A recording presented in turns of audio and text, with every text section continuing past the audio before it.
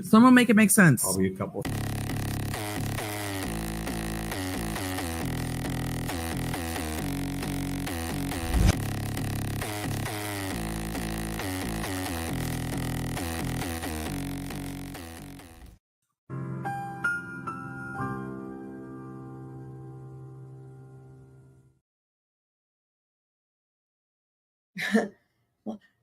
It says, okay. Okay, you guys ready? See you later, Richard. Thank you. I don't know if I gave you one of my cards. There it is. I think you did. Oh, it's friendly there. Give him one of those cards. Great.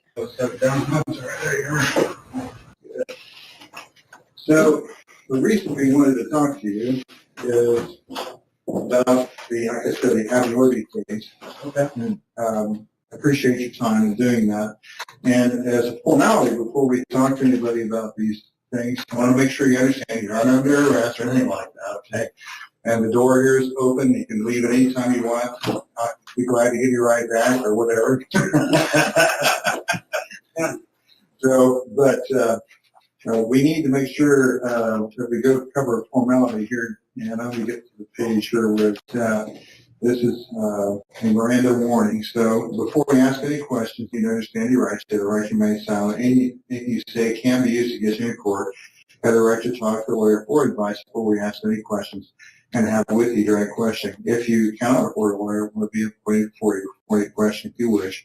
If you decide to answer questions now without a lawyer present, you have the right to stop answering any time.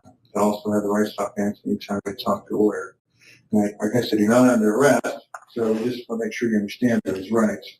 Down here at the bottom, it says, I read the statement of our rights and understand our rights. I do not want a lawyer at this time, and I understand what I am doing. No promises or threats have been made to me, and the pressure occurs many times been used against me. If you'd be willing to talk with us, or just if you understand your rights, we just need your signature that we chart. Okay? Okay. Well, this is a formality we take care of whenever we talk to anyone. We're just going back to the beginning of the case, and we know you had talked to Lieutenant Doolin. We just want to figure out what you saw when you were out there before. That's weird. That's weird. You guys think that's weird? Like, literally, look, he was about to sign it. I mean, if you're these two cops, you want him to sign this, right? Going back. You understand your rights. We just need your signature that we chart. Okay? Okay. He's literally about to sign it. Well, this is a formality we take care of whenever we stops because this dude interjects. talk to anyone. We're just going back to the beginning of the case, and we know you had talked to Lieutenant Doolin. We just want to figure out. It's like you're at. It's like if you're saying so and so. Mom, will you buy me some ice cream? And she's like, okay. And then she's like about to go buy some ice cream, and then it's like, I don't know. Your sibling jumps in and is like, we just really feel like we deserve some. I don't know. I can't think. That's not a good example. I don't know. It's just weird. It's like he was already doing it, and then it's overkill. It's overkill. You know what I mean? It's overkill. Figure out what you saw when you were out there before. It's like he already had this planned just in case he wasn't willing to sign it, but he was already willing to sign it. So.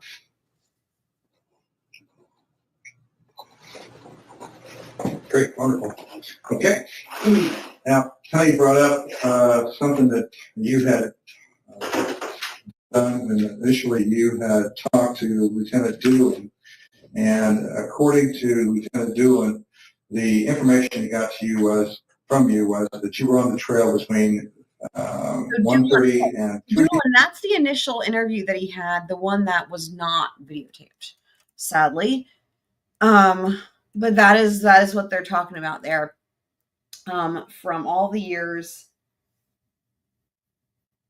prior, 5 years prior, which is just insane, right? Absolutely insane to think about. I love that they don't even mention that. It's like, dude, they're acting like no time has elapsed. It's like, yeah, you were talking to Lieutenant Doolin as this was like just the other day, which is pretty insane. No.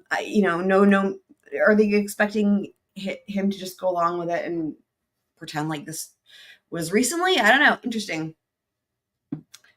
30. Does it make any sense?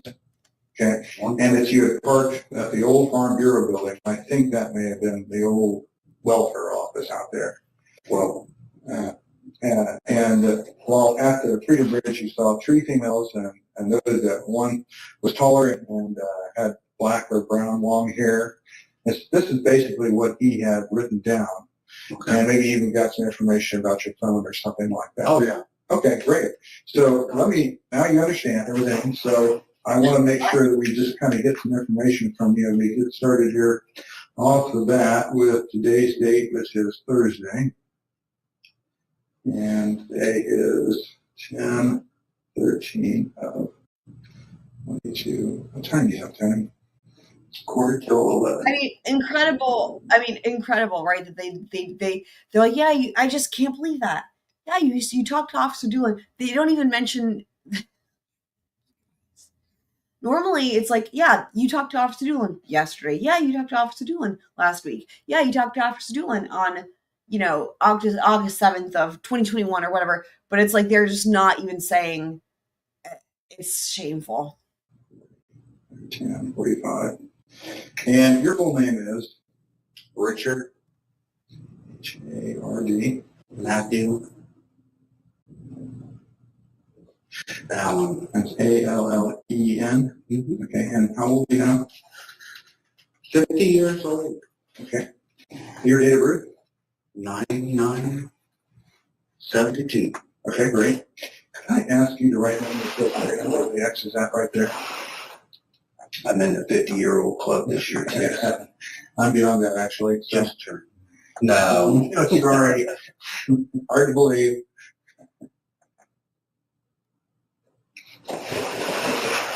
And do you know your driver's license number off the top of your head? No. Don't worry about it. The home address, I didn't get it when I was out there. What is it? 1967. 67. White Man Drive. Okay. And the phone number you can be contacted at? 317-612-4533. Oh. Did you have water? I got one right here, John. Oh, okay, sure. I'll be right back. What an idiot. I mean, there's only 50 billion bottles of water. And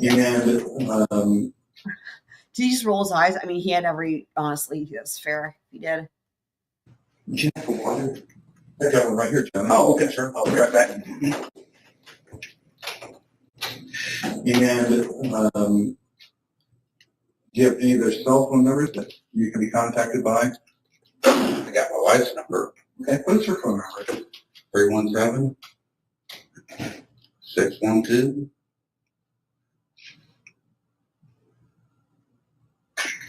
4753. Never dial numbers anymore. You don't. I know exactly what you're talking about. Yeah. Okay. And how long have you had that phone number? That's your 317 number. I believe I got it when I worked at Indy, so it would have been prior to 2006. Okay. Because it's an Indy number. Okay. Okay. So let's see. And can I ask what kind of phone you have? It's an Android, a dual. Who's under immense pressure? Okay. Yeah. What's your email address? RICK 2045 Nobody email him. at frontier.com. Do you have any other email addresses? I have a couple myself, so I asked.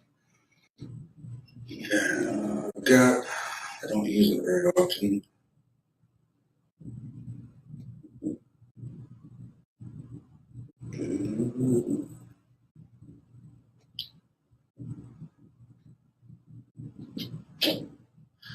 It's Foojaka, Foojacka 0 at gmail.com. And I had one at Yahoo at some point too, but I don't remember what it was. Yahoo. Wow. Okay, great. What kind of social media did you do applications you use, like Facebook, No, at all. Do you have a Facebook account? Well, my wife does. I don't. Facebook. Sounds so familiar. Okay. Sounds very familiar. Weird. I feel like they're almost acting, they're not even able to keep their cool that he's talking to them or something. I mean, this is just odd. Okay. And does she post often? Things like She's, Does she post often? on her all the time? What? yeah, she does. Okay, all right. Great. So what is your marital status? He just said his wife, dude. Married. Married, okay. And have you been married before? No. Okay. Number of children you were talking about. So these are from October 13th of 2020. Well, there's two. This one's from October 13th of 2022. The other one is from October 26th of 2022, but they just got released. So never have I ever seen these before. You were not alone. I did not watch these on purpose. I wanted to watch them for the first time here. But they just got released. So yes, they are pretty recent in terms of being available, but they're from 2022. Daughter. What's your name again? Rick. Oh, my daughter. Rick Jr. No, BRITTANY. That's funny. Okay.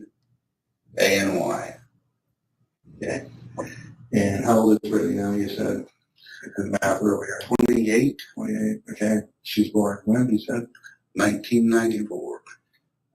4. Okay. And what's her last name now? Zapanta. ZAPANTA. Okay. And any grandkids? No. Okay. And what's her husband's name? Is he from around here? He's originally from the Philippines, Oh, okay. but lived in Canada, Got it. and he's been here shortly before they got married, so around 16, maybe 15, 16, I don't know. They got married in 17. What's his name?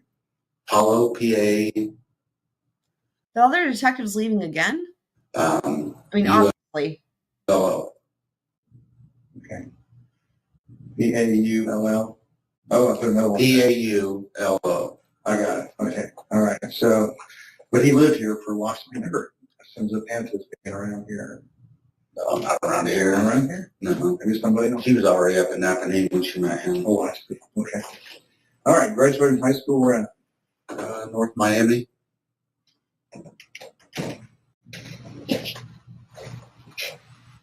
what year? For anyone who's like Miami, it's Miami, North Miami. There's a Miami, Indiana, as I did not know until this case when Miami started coming up. I think it was mentioned in trial, and anyway, it's Miami, Indiana. 91. Okay.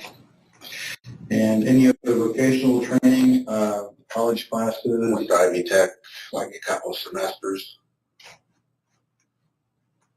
What'd you study there? Accounting. Okay. Any other vocational training or? Okay. Well, I was in the military, but Oh, okay. That's the question coming up here. Were you involved in any fraternal organizations, clubs, or athletics, or anything like that in school? I did some track here and there. I did football for like a year, but nothing serious. Okay. Any clubs or National Honor Society or something like that? Oh, no. Sorry. Military service. So what branch? National Guard, Army National Guard.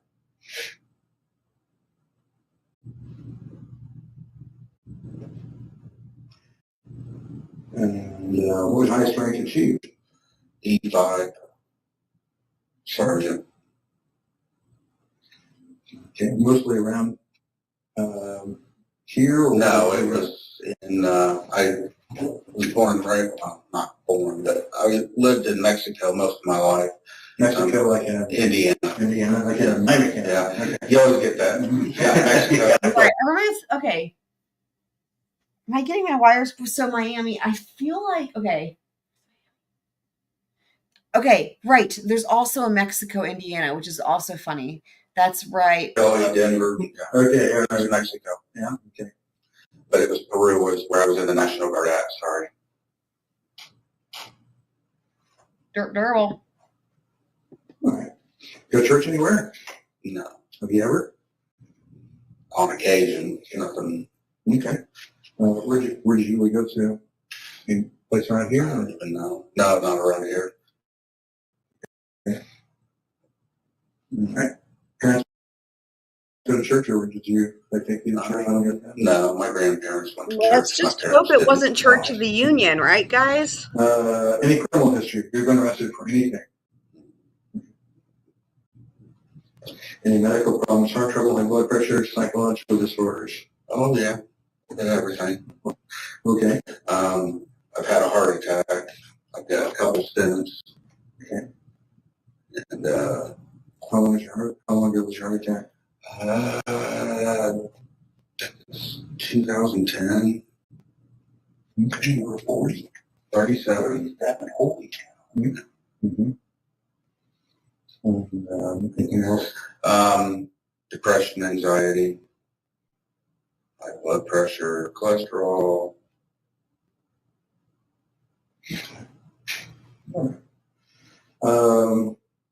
And you're working at CVS. So you said you've been there how many years? Since, well, not the one here, but with CBS since 2013. Okay. So you worked at another CVS somewhere? Yeah, I worked in training in Marion. I worked in Peru, and then I came to Delphi. I'm thinking 16, 17, 16. I've been there a while now. But you said you were living at your house out there since 2000. So you drive back and forth with other CVS? Yeah, I was leaving Walmart. Like I said, I spent 10 years with Walmart. I was actually a store manager at one point with Walmart. Chose to leave the company and do something different, and interviewed with CVS, and Peru was the district manager that I interviewed with. Peru was the furthest western store that he had, or closest to me. Mm-hmm. So that's where I was. And there's also working. a Peru. And right, there's also a Peru. A state that has a Miami, Peru, and Mexico. Just didn't work out the way that I thought it was long term. I mean, I was there several years. But, I wanted to, they had a training position, a managerial training position. I told them I didn't want to do that anymore. Mm-hmm. Long story short, and put in the transfer back, and like I said, I hit 16, I'm going to say around 16, 17, somewhere.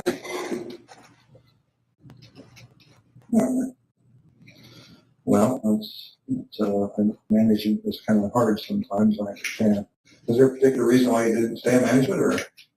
Tired of it, the bureaucracy, not really being about taking care of the customer. It's more about hitting this number on this spreadsheet and that number on that spreadsheet. And then you get the call every 15 minutes. You didn't hit this number on this spreadsheet. None of them really help you take better care of the customer. I mean, you spend your time managing scorecards, and I just had enough of it. Sure. I was just tired of it. Sure. Okay.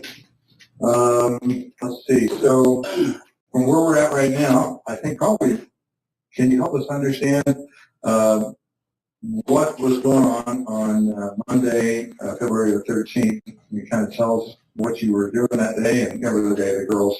Okay. I'm sure. Okay. Yeah. I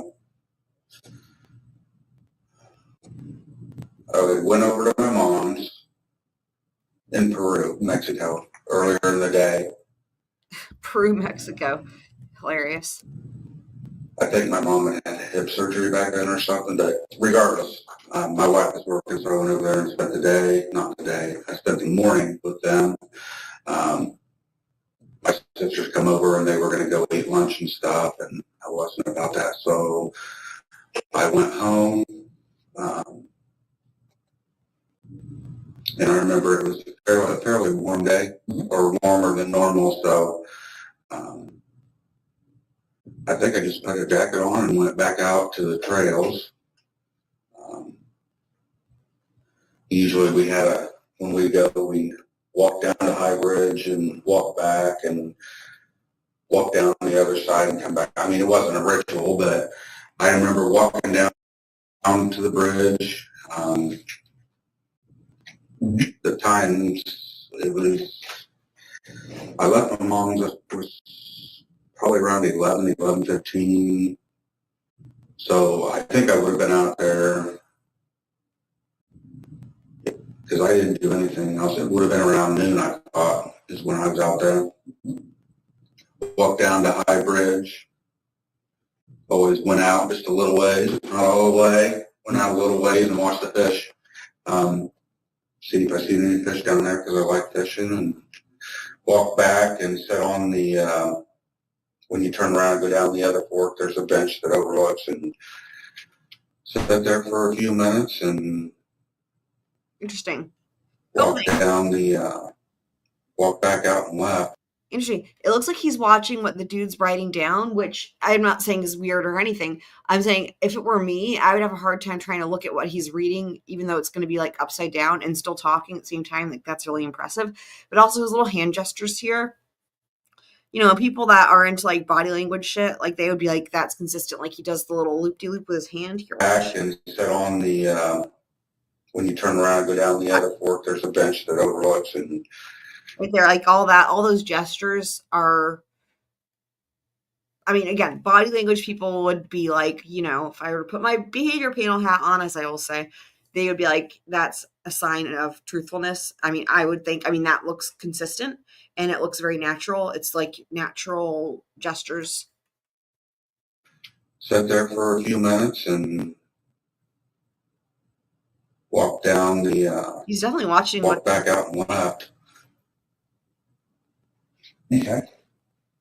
Anything else you remember? Where was you parking coming? Said there was, the big parking lot wasn't there at the time, right? Oh, you mean which one was? Like where the bridge is at, I don't think it was there. So there's if you went over behind, You know, another thing, there's a back road that went up, and it, correct me if I'm wrong, I think they still have not mentioned the year that the murders happened, which would also be the year he was first interviewed, right? Like they have not said 2017. They said we need to talk about the day that and I thought they were going to say the date. They didn't. They're like the girls went missing, and they still have not said the date. It's interesting.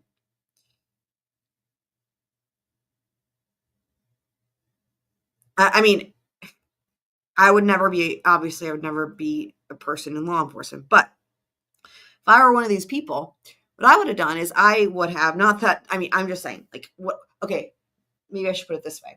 What would seem normal if I was the person being interviewed, let me just put it that way. What would be more normal if I was the person being interviewed, I would expect the officers to be like, get it out of the, like right off the bat. Like first thing when you come in, like, hey, I know this was 5 fucking years ago, insert joke here. But we got, like, in other words, it's weird. It's like, now it's like the elephant in the room for me. I'm like, why are they've not acknowledged that it's been 5 years. And I feel like that is necessary because one, people's memories, obviously. B, the fact that it's been 5 years and they've not followed up with him, right? And like, if they wanted to just double check some of this information, they didn't do it, right? And C, they don't have any leads. This juncture, there's no other, there's like, they don't have anybody.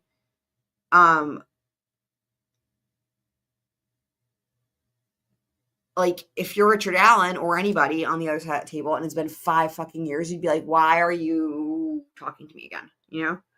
Like if you're going to talk to me again, why didn't you make it sooner? So there's a lot of questions that I would have.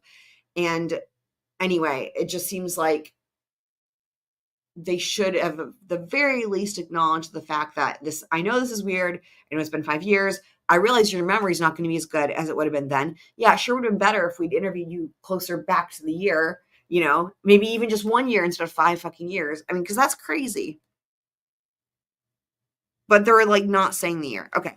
There was a bridge, not the main bridge. There was a smaller bridge where you could park there, or you could park over on the other side. He did say, and I remember I didn't park over there where it's a farmer's entrance or something. I remember I didn't park there because I had told him something about there were a couple vehicles there when I left, so I parked somewhere, either parked over on the bridge side or there used to be a little building there. I could have parked there. There was a trail until they got the whole thing done. I mean, from the trial, here's what I remember. He has not talked to them before. He talked to Officer Doolin 5 years prior.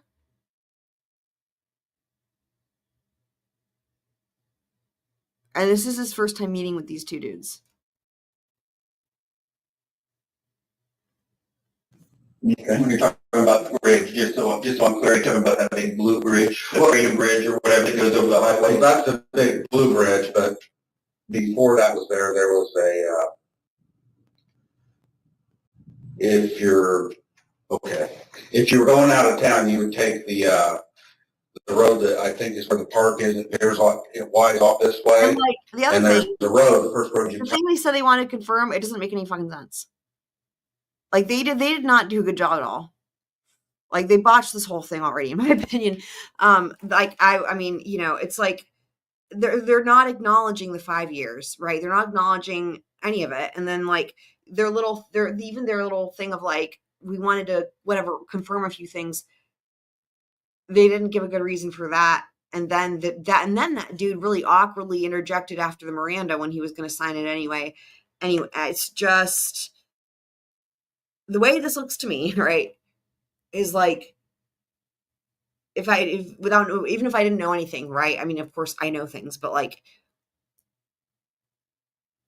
I watch a lot of these interrogations, so I think they're fascinating. And like sometimes when they come on, like, so if it just comes on YouTube, if it's like an autoplay or whatever, I don't know anything about the case, right? And so I'm trying to imagine, like, if this just came on, I didn't know what case it was, and you're just watching it, you know no information. That's how I usually watch these things, right? When they come on, I know nothing about these cases. They're whatever. And like this to me would be like weird, that especially if I saw like in the description that this person was first interviewed 5 years prior, right? Like I would be like, this is weird, this is weird, this is weird, this is weird. And like, because sometimes you see these things and law enforcement does better than others. Now when I say better, I mean better in terms of conducting an interrogation in the ways that tend to be more successful. Y'all know how I feel. I should don't talk. Have an attorney present. Don't talk. Counsel.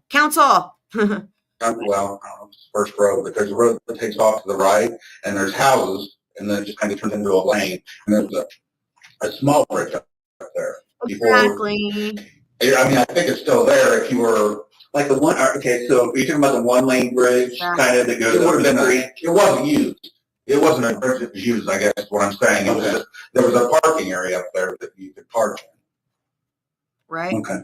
And that's where that's where quite a few people would park before now there's a nice parking space, but before it was either you parked there or you parked over in the farmer's thing. And I mean, at one point they had it marked that they didn't want you parking there. So and I know it wasn't over there because I told them something about some cars that were there. So I would have been parked up on the bridge side of things, I guess is what I'm saying. There's never... So this is kind of an overview of the area. So like, even if it's like they wanted to confirm what he said to Doolin, why after 5 years, right? But also never mind twisting your words or using your words against you. Here's the thing. There is never anything that you can gain as the person sitting there talking. Ever. They might try to tell you that you can gain something, that it's for your benefit. That this is to help you out. Lies. Don't listen. It's only for them. So there's never anything that you can gain from doing it. This is the Blue Bridge here over the Houston Heartland Highway. Okay. Yeah, and so yeah, can you mark on where you think you parked at? Good. Show me the Blue Bridge again. Blue Bridge, here's the Houston Heartland Highway. Here's Main Street. The road that comes out from downtown goes out onto Heartland. And here's the Andersons. I think that's going to be their fertilizer plant. And down there's the, Oh, that's the Blue Bridge. I mean, it's right there. It would have been over in here somewhere probably. well, that's one of the parking areas. Okay, and then Or it would have been, there was a old building somewhere over, this map was taken back when the building was still there. And this is the building that was on the bridge, the trail side of the bridge. okay. So down at, You went this way, I think you went down this way and like it was an underpass or something? Yep, that's right. And then there's a building right there, if you can see it. Okay. So it would either have been there or there. Okay, all right, very good. Which way do you think you would have traveled to get to this building that particular day? Do you remember? Just that way that loops around. Okay. I don't know the names of the roads or anything. I could show you where I drove, but it just, on the way, the road that goes out, it's basically the same way that you get to this one, except, no, it's further up. And you go down and it like comes down and goes around somewhere and comes over on the other side. Okay, very good. Okay. Was it ever an occasion where you might have gone to the park another way? Did you go out here very often, I should ask? Not like I would say often. I mean, we go out, we may go once a month, we may go twice in 1 week. I mean, it was just kind of one of those where when we felt like walking the trail, we go. I mean, I could say we visited it regularly. During the summer months, we didn't really go out there much in the winter. We may have gone out a time or two. But. Right, okay. So was it ever something, was there ever a time that you guys took another path to get out there besides going around this way, or do you remember anything like that? I think there's a way if you go past where you park the farmer's entrance that I was telling you about. I think it's down here. There's an entrance across from a residence that's a farmhouse. Does that make any sense? Okay, yeah. Okay. I mean, I know that there's a way that winds around, and you can eventually get back to 200 or whatever road it is. We're off of 200 North, I think it is. It comes out somewhere down there, but we only did that. I think we found that by accident one time. We thought we'd go that way and try to get back, and it was we eventually came out that way somewhere. Okay. But no, I wouldn't. If we were going to go there, we would go down through town and. Okay. Good enough. All right. So let's talk more about what you remember doing that day, remember seeing that day. Okay. You gave an account to the officer who talked to you. The elephant in the room for me that they are not acknowledging it was 5 years ago. And if you felt like there are times when I'm sure law enforcement has to do that, right? They have to talk to somebody after X number of years, maybe even if it's been more than 5 years. But I feel like you got to give a good reason and acknowledge it, right? Acknowledge the time and give a reason. And it's just so weird to me that they're not doing that. And do you remember how that was prompted, how that happened, that you happened to talk to the officer? I don't remember if it was the next day or a couple days, but shortly after they were asking for anybody that was there to come in. So I went down. I got home from work and my wife said, they want to talk, because I had obviously told her that I was there. And she said they want to talk to anybody who's down there, may have any information on how much, but obviously will go down. So we went down to the sheriff's station, and I don't remember who it was, came out and talked to me and said that he would get my name and information. And then I was driving downtown for something, and I know that I remember he called me when I was in the car because I pulled over and talked to him. It was a DNR officer, and he asked me if I could That's come awesome. down and talk there, or if I want to meet somewhere. And I don't remember how or why. I think they were really busy, obviously, crowded probably. So I was heading down to, it was the Stable lot parking lot down there, and I told him I would just meet him there if that was okay. So Okay, so I just want to, so for anyone who's seeing, so I just, in the chat, we've got some new emojis. So we've got Dylan's mask, it's inverted so that you guys can see it, because that was a whole thing the other night. That's literally the mask drawing inverted. And then also Judge Hippler with his hand over his face. and he asked me if I could come down and talk there, or if I want to meet somewhere. And I don't remember how or why. I think they were really busy, obviously, crowded probably. So I was heading down to, it was the Stable lot parking lot down there, and I told him I would just meet him there if that was okay. So he came down, we talked. He looked at my phone, took my phone information, and I think he got some, we took the battery out and everything, and he got information off of it. So that's pretty much it. And, what do you guys remember from the trial? From everybody that was reporting from the trial, what do you guys remember about Officer Doolin? I remember this. This is my recollection, right? That he seemed like a decent enough dude who, wasn't a scumbag, basically. And I don't remember there being anything funny about him. And correct me if I'm wrong also, if you guys remember, but like the fact that it wasn't recorded, I think that what it really wasn't it like everything was recorded, but then the videos disappeared, kind of like Lolliport style, right? Not that it was chosen not to be recorded. That's my recollection. Let me know what you guys remember. I hate that we can't see. Normally it's like, obviously we can verify this for ourselves, and I hate that we can't do that. It just sucks. I mean, I gave him the account. Forgive me, I mean, it's been years, and I thought about it a lot. As time goes on, it's, like I said, I think I was there probably around noon. It could have been a little before noon or a little after noon. Walked down, back an hour, so probably 1:30, 1:45, depending on exactly what time it was that I got there that day.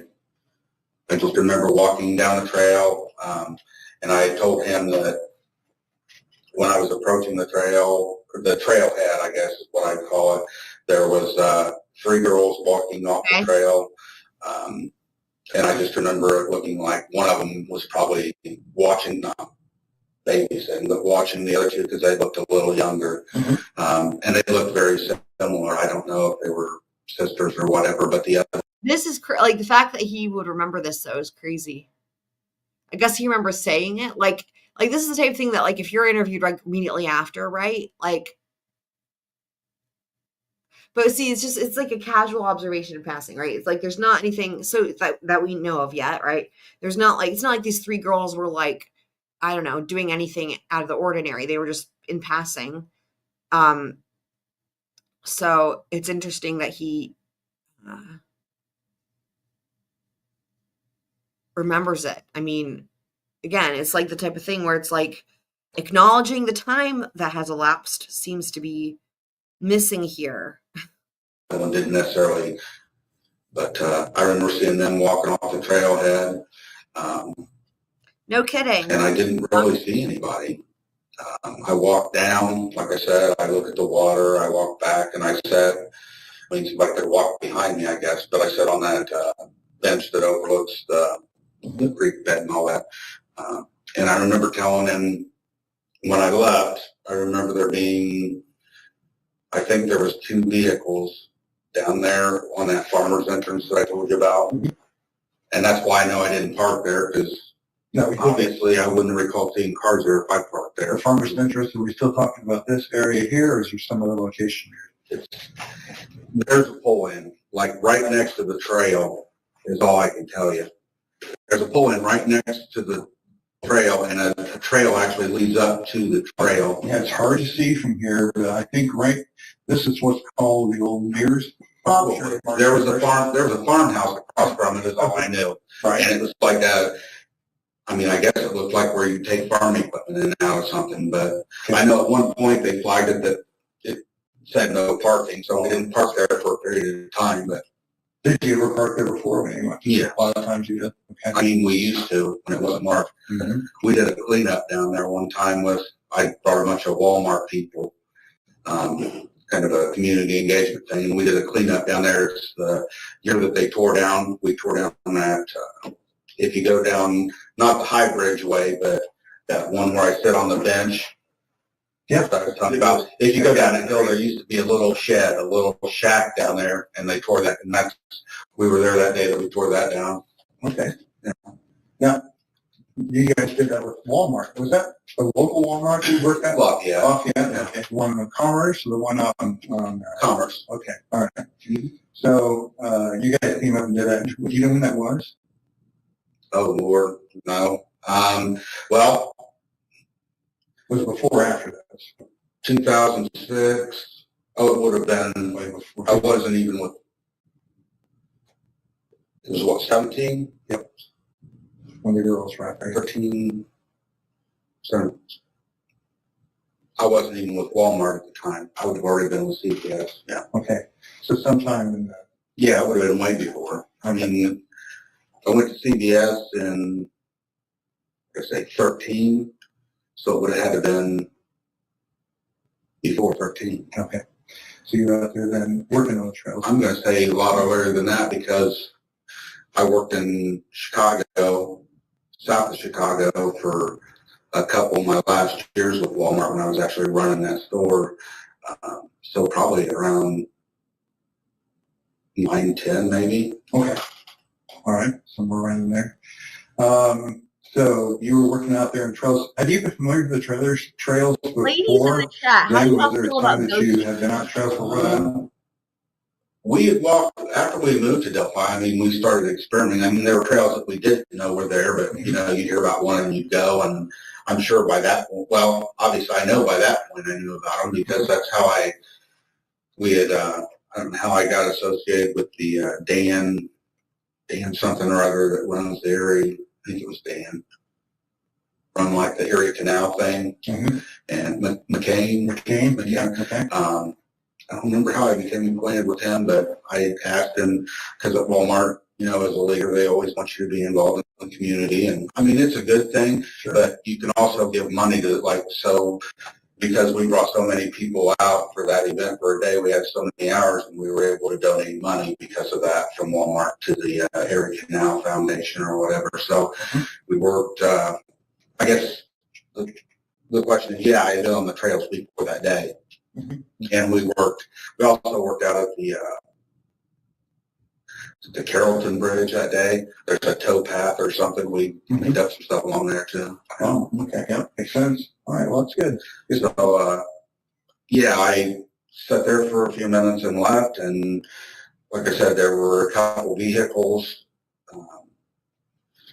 I may have told him the exact makes. I'm not sure. I just remember one was like a sedan, and I think maybe one was an SUV. I'm not sure. Mm-hmm.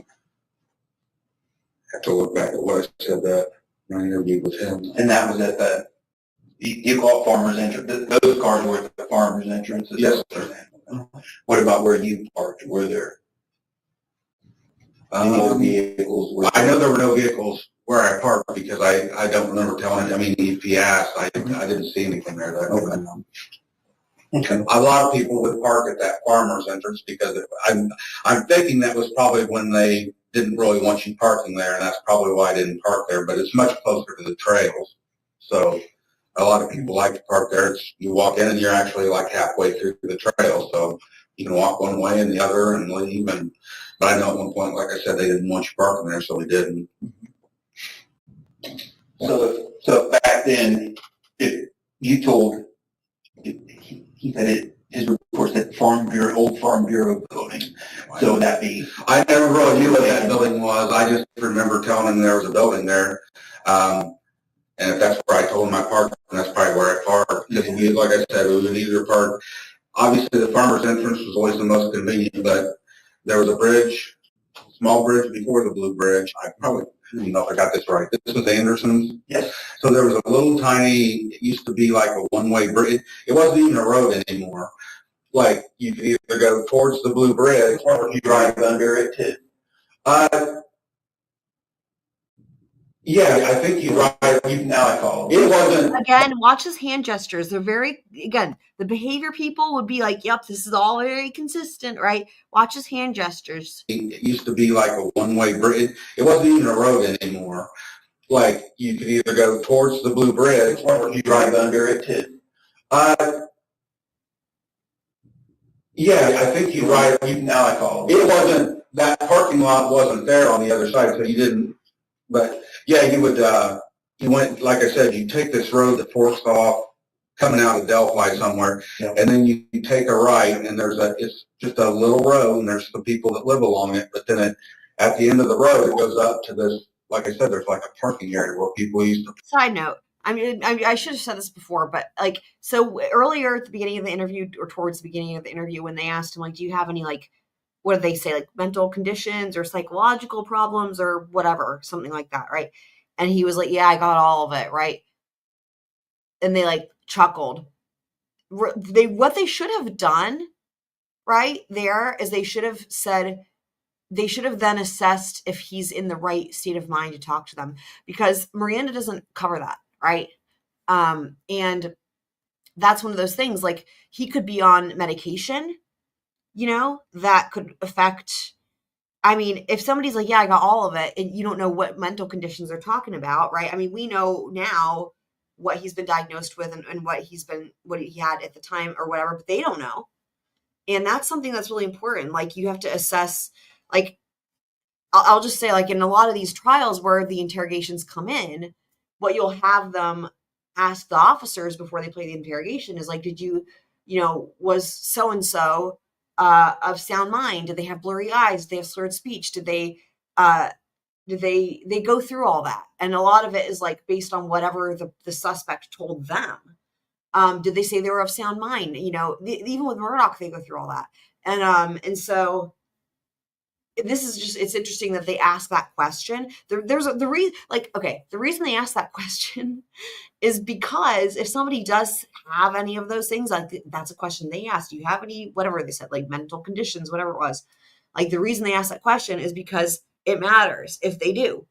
If the answer is no, come on, okay, carry on. If the answer is yes, you're supposed to follow up on that and do other things. And they completely ignored all of that, which is something that I don't know that, well, we don't know what happened in the trial, but I mean, I don't know that anybody made it as big a stink about that as they probably could have, because that's a huge issue. I mean, just thinking about that. They completely ignored his answer and just plowed right on ahead. So, you know, because again, the mental condition can affect what they say, but so can medication or lack of medication when you should be taking it. So just saying. Hard. I think I know where you're talking I about. think you can't see it on here, but what you're describing Probably. is the road that leads up to this parking area that you're talking. It's out of the side of that. Side of the Sure, road. probably, yeah. Are you saying my volume seems low? So, how far out of the bridge did you go that day when you were out there? Do you remember? How far what? How far out onto the high bridge? Yeah, I'm usually I have no idea how many feet it is. The way I always know is there's one of those platform things that stick off the side, Mhm. and I usually, years past, like 9, 10, 6, 7, between 6 and 10 probably. I've actually been across the high bridge back when it was in a little bit better shape, but somewhere in there, 8, 9, 10, somewhere it started getting pretty rugged and stopped going across it. But For the most part, I didn't go past that one, whatever the thing is that sticks out. I'd go out there and kind of look. I said, fisherman, I'd look and see if I see any fish or anything, and then I went back the other way. I think those were back in the day, if the train was coming and you were out there, that you could possibly at least get out of the train's way. Exactly. I think I would still want to be on it when the train came. Exactly, yes. Yep. So yeah, that day, I don't remember what year it was, but it was well before 16, 17. I don't know, just decay. Sure, absolutely, yeah. So if you were parked there, and correct me if I say anything. The bridge? Over here, in that building, I'm sorry. So if you're parked there, how did you get on the trail? Where did you walk?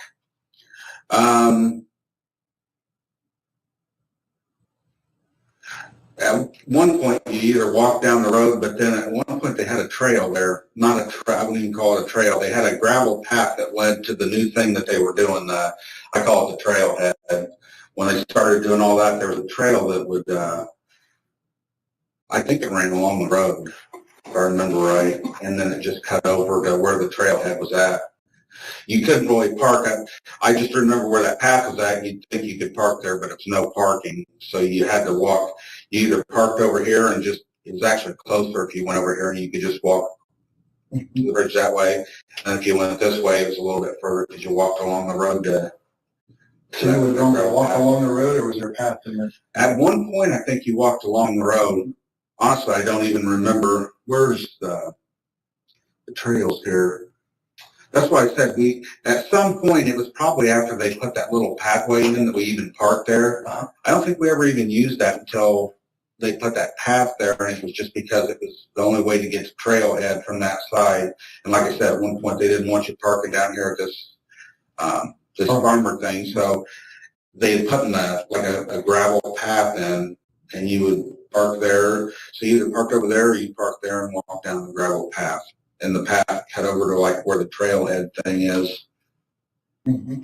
So I guess what I'm saying is I don't know that we ever parked at that little building, whatever it was, until they laid that gravel path to it. I think we thought that was a new, I guess, designated parking area, and that's when we parked there once in a while. We'd still park over here once in a while. It just depended on which. And like I said, there was times when we parked there on and off whenever they didn't have it posted. They didn't want you parking there. And we probably did a time or two when they did have it posted, but we didn't make a habit of it. So that car that was in your garage, would that have been what you drove out there that day? Let me think here. It would have either been that one or our great Ford 500. We kind of switch vehicles back and forth. It's kind of because I've oftentimes worked further away from home, and when I was working in Peru, the car's what do I say? It's a 16. So prior to that, I'd had a little red Ford Focus, and our trucks we get our truck at 4 o'clock in the morning. So on truck day, I'd be driving over to Peru at 3 o'clock in the morning. And one day I was driving, I was tired. I mean, there's oftentimes you'd be tired, but this day I was just so tired. Okay, I want to hear the beginning of this truck day story. So I don't know why I sound quiet to some of you guys. It might be because this video is loud, but I don't know why my sound will be any different. I always have my sound on all my sound settings exactly the same for every live stream, unless there's the occasional time where it's where the sound is really, really, really quiet on the video. And so I have to automatically turn myself down. But other than that, it's always the same. So I don't know why I seem quiet. But also, Twiz, if you want to come on, feel free and let us know your thoughts on this interview. And what else was I going to say? Oh, yes. Speaking of interviews, I am stockpiling a whole collection of interviews related to Lori Vallow, guys. We're going to do a live stream here over the weekend with all these different interviews. We're going to do Melanie Gibb. We're going to do Serena Sharp, who just testified on day 4. That was one of Lori's friends. Her interview. Oh, there's just a bunch. I'm collecting a whole bunch, and then we're gonna do like the 911 call, and the list goes on. I'm stockpiling all this stuff. It's gonna be awesome. So so yeah, that as well. Meg says I sound the same. Excellent. I'm very glad I sound the same to you.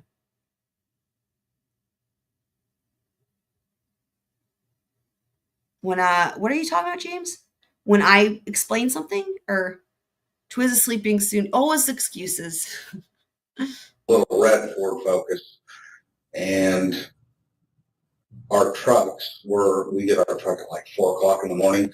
So on truck day, I'd be driving over to Peru at like 3 o'clock in the morning.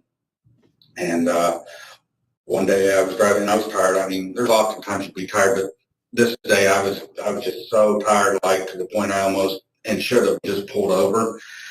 But I made it over there and I turned off, didn't take the highway all the way up. I took the turn off that takes you into the back way to Peru and made it all the way in town, and literally I fell asleep. And I woke up when my airbag went off. I veered off the road and hit a SUV parked on the side of the road. And literally that's when I woke up. Like I didn't even know. It took me several seconds, if not a minute, to get my bearings and even figure out what had happened. I still didn't know because when it hit the SUV, it threw it clear up over the sidewalk into somebody's front porch. Like I literally didn't brake at all. I was asleep, so I hit at full speed. So anyway, I get out and there's not even anything there. I'm like, what did I hit? And there was a person stopped on the other side of the road. Anyway, long story short, they called the police, blah, blah, blah, and I had to that's when I bought that black car. The black car being the 16? The one in the garage. Okay. And so I got that car because I have to drive back and forth and something gets good gas mileage. So my point is I was driving the black car, and then maybe I need to hold auditions for a new co-host. What do you guys think? When I transferred and came back to Delphi, I didn't need the gas mileage anymore, and it was a nicer car, so I gave it to my wife. And from that time until earlier this year, I drove the gray car and she drove the black car. Now, if I was going somewhere out of town, a lot of times I would use the black car, depending on how far we're going. The gray car was dependable, but it's just one of those where the longer, I guess, more recently, I started driving, if I was going to go to Lafayette or something for an appointment or whatever, I'd take the black car just because it's more dependable. And she works at her. But anyway, and then from during that time period, I drove the gray Ford 500, and she would drive the black car, had her little cat license plate and all that on it. And then when I got her a van, the gray car pretty much had it. And it was either I had that and a truck as well. I had a truck for 3-4 years. If I bought it used, and we didn't drive it hardly ever. And it was one of those where get rid of them while they're still worth something. So we traded them both, and I got the van that she drives now. And then I went back to driving black car. So now, I remember you said you were down to Miami County to see Mexico. Would you have planned to drive the black car because that was a trip out of town?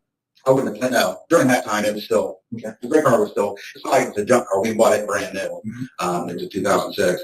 But I just say in the last 3-4 years, it's not the car didn't run well. It's just one of those where it's old enough that you don't want to get over somewhere. Because usually if I am driving it, it's because she's at work and I don't want to end up having to get stranded somewhere. But that was more recently, so that's why I don't know which. It was either the gray or the black one that day.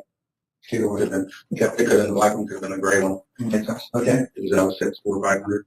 So then you get on the trails and you say you saw 3 girls. Where was it? You saw the 3 girls? They were up around the trail. I mean, that's funny. The 3 girls earlier. We had the 3 knee fights for in watching Lori Vallow.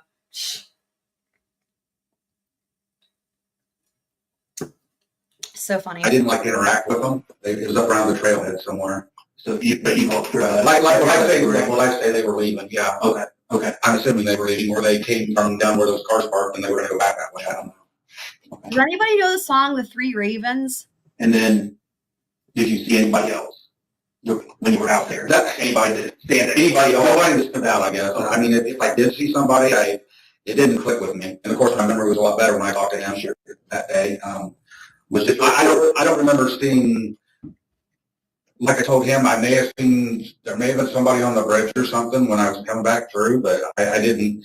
The only ones that I really noticed seeing were the 3 girls. Okay. As I was walking towards them, and I mean, they obviously stood out. And like I said, I remember it being, it looked like an older girl. Sorry, I just have to say, I love chocolate covered almonds. I haven't had those in forever. And I love popcorn. I love popcorn. Homemade brownies, sure. Bring it all. Yeah, we'll talk more about the plan for tomorrow night, maybe in between these 2 interrogations, but it's gonna be super fun. Yeah, I don't blame you on that one there, Meg. 2 younger girls. Okay. Just walking the trail. Okay. And I guess I just assumed that she was probably watching them or in charge of them or whatever. Was And kind of what I felt like. Okay. If you thought you saw somebody when you were coming back through from the bridge, where they were on the bridge? I don't really remember seeing anybody that day, but I don't know. So if I did see somebody else, they didn't jump out to me or anything else. Like I said, it could have been people down around the cars, but I don't remember. I just remember seeing a couple cars parked over there. And see, another thing right there too, like, he could have done the whole thing of like, okay, if somebody were guilty of a crime, right? Now's your chance. Alternative perpetrator. Now's your fucking chance. Yeah, I saw a dude. You could even, I mean, at this juncture, right? This has been 5 years. There's been the sketches that were on the media were a complete fucking mess, right? But there was that initial sketch, right? That had been out for 5 fucking years. If you were the person that did this crime, the thing to do here would be to say you saw somebody and make it sound like that dude, right? Describe the person, obviously, or a different person. Either way, but honestly, you've already got a sketch out there. Yeah, I saw somebody, I just that day, but I don't know. So if I did see somebody else, they didn't jump out to me or anything else. Like I said, it could have been people down around the cars, but I don't remember. I just remember seeing a couple cars parked over there. Mm-hmm. Yeah, bring your swimsuits and a toothbrush. It's an Office reference. Million squirrel points to whoever can name the Office episode that's a reference to. Bring your swimsuits and a toothbrush. Sedan and SUV or something like that. Okay. And then when you got back to your car, were there any other cars when you got back to your car? I don't think so. Well, no, because I would have thought through that now. Okay. Or just been mine. Do you know where you went afterwards when you left there? I went home that day. I always watch the stock market and Leslie and Billy. trade the stocks. That was something else that they remember the officer recorded something about the stock market. Tell us about that. So I just had a individual trading account with Daytech originally, and I think it was TD Ameritrade. I trade stocks, try to get rich.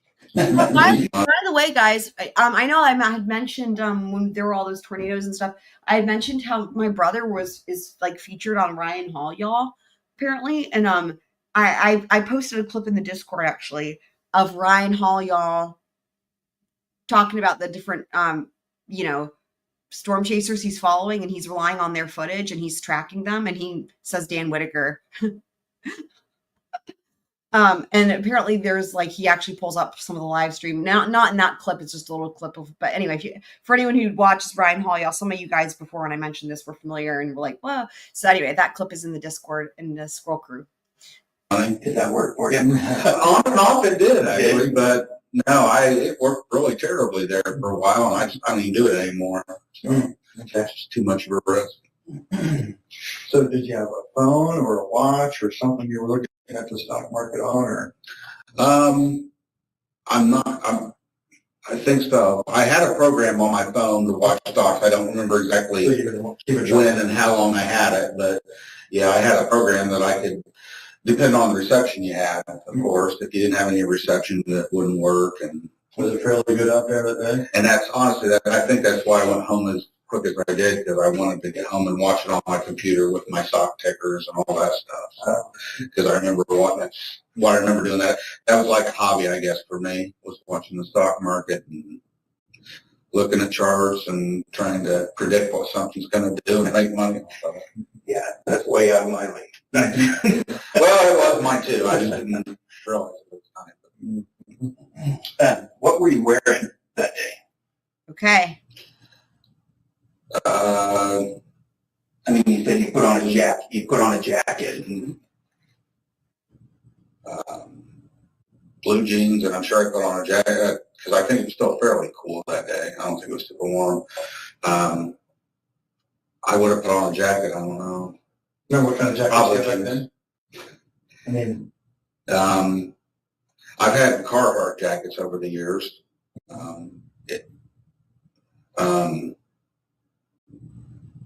colors your jacket. The one was blue, the one was black. Probably back then it would have been a black one. Had a hood built into it.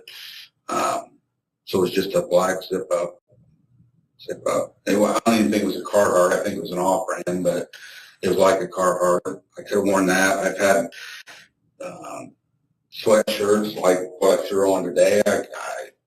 Hoodies, jackets. I mean, I've got a little bit of everything. Fleece. Anything else you maybe headgear? Again, there's not even, they still have yet to acknowledge it's been 5 years. It blows my mind.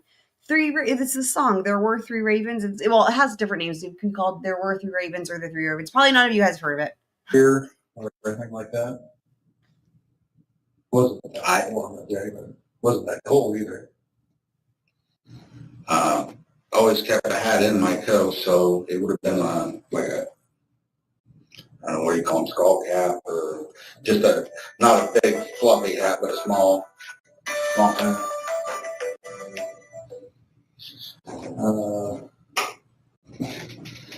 So Did they both get a call at the same time? Watch. Always kept a hat in my coat, so it would have been like a, I don't know what you call them, skull cap, or Yeah, that dude's on his phone. First, dude number one's on his phone. just not a I forget his name. Dude number one's on his phone. big fluffy hat, but a small. Is he calling that guy? That's odd. What the fuck do you guys make of this? What the fuck? Hold on. wasn't that cold either. Is he calling that dude? Always kept a hat in my coat, so it would have been like a, I don't know what you call them, skull cap, or just not a big fluffy hat, but a small thing.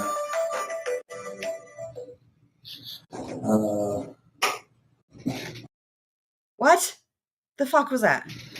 So,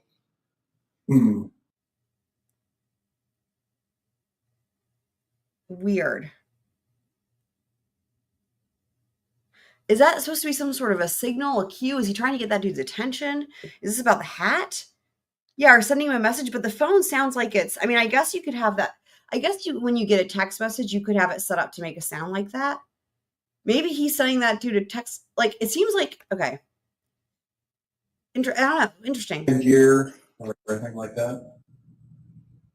Wasn't that warm that day, but wasn't that cold either. Always kept a hat in my coat, so it would have been like a, I don't know what you call them, skull cap, or just not a big fluffy hat, but a small thing.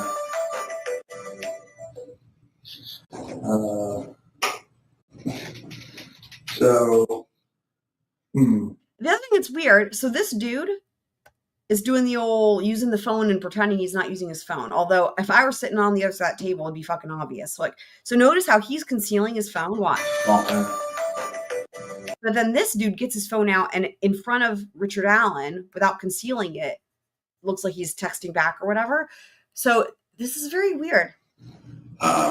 Always kept a hat in my coat, so it would have been like a, I don't know what you call them, skull cap, or just not a big fluffy hat, but a small thing.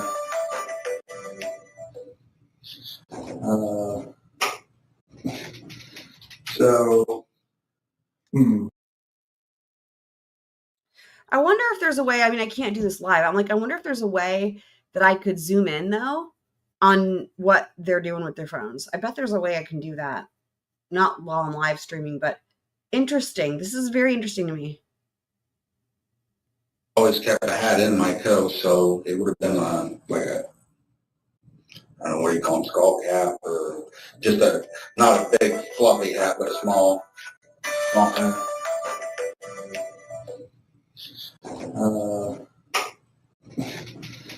So,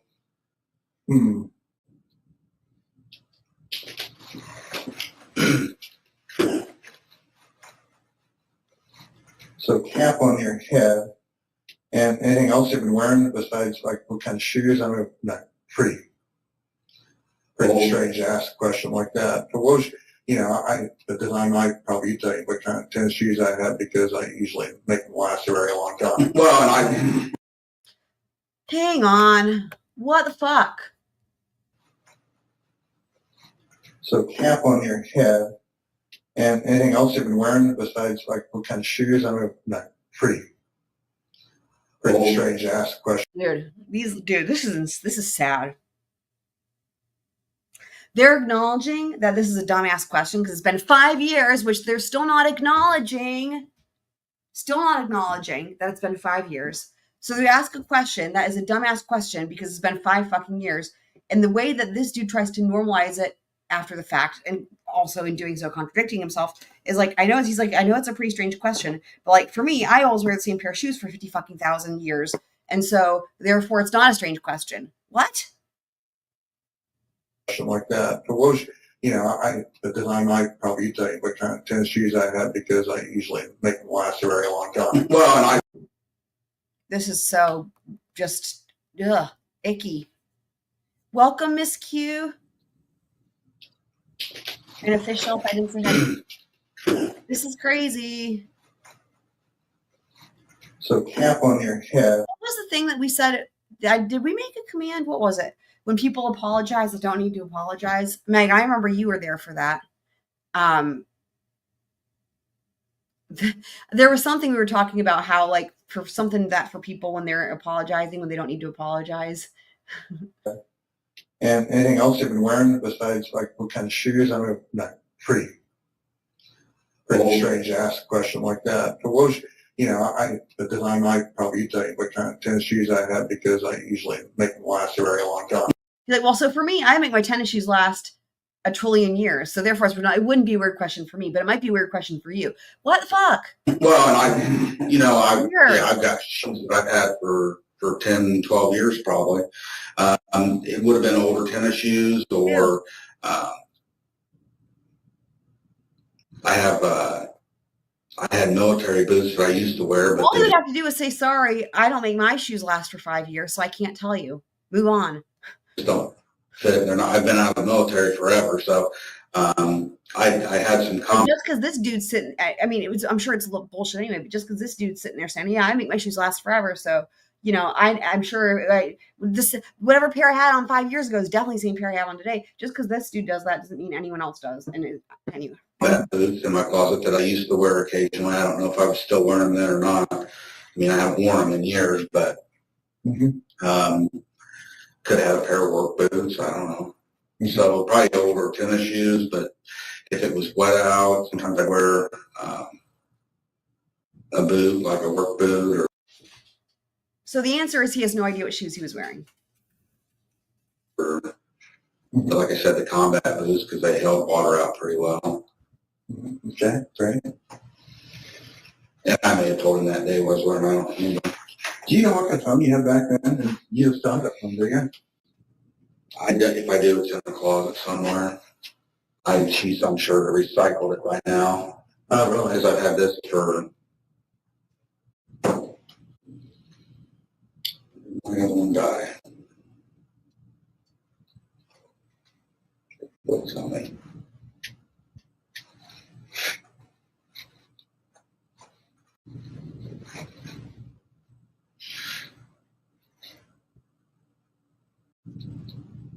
Well,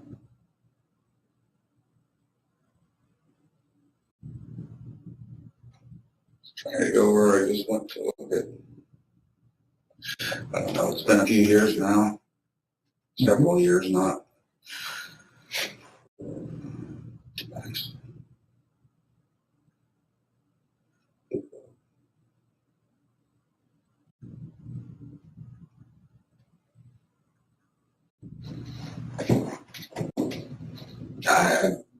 It wasn't, I know that since that time, I know I've gotten this phone. I don't remember when. It's not been a super long time, but it wasn't. I've had it long enough that I don't remember when I got it.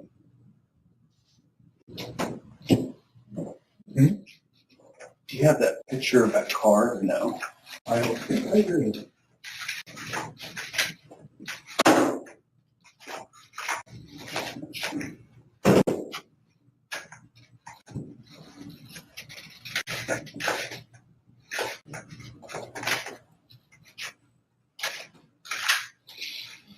Picture of the car on the road. Here we have that. Likely. Anyway.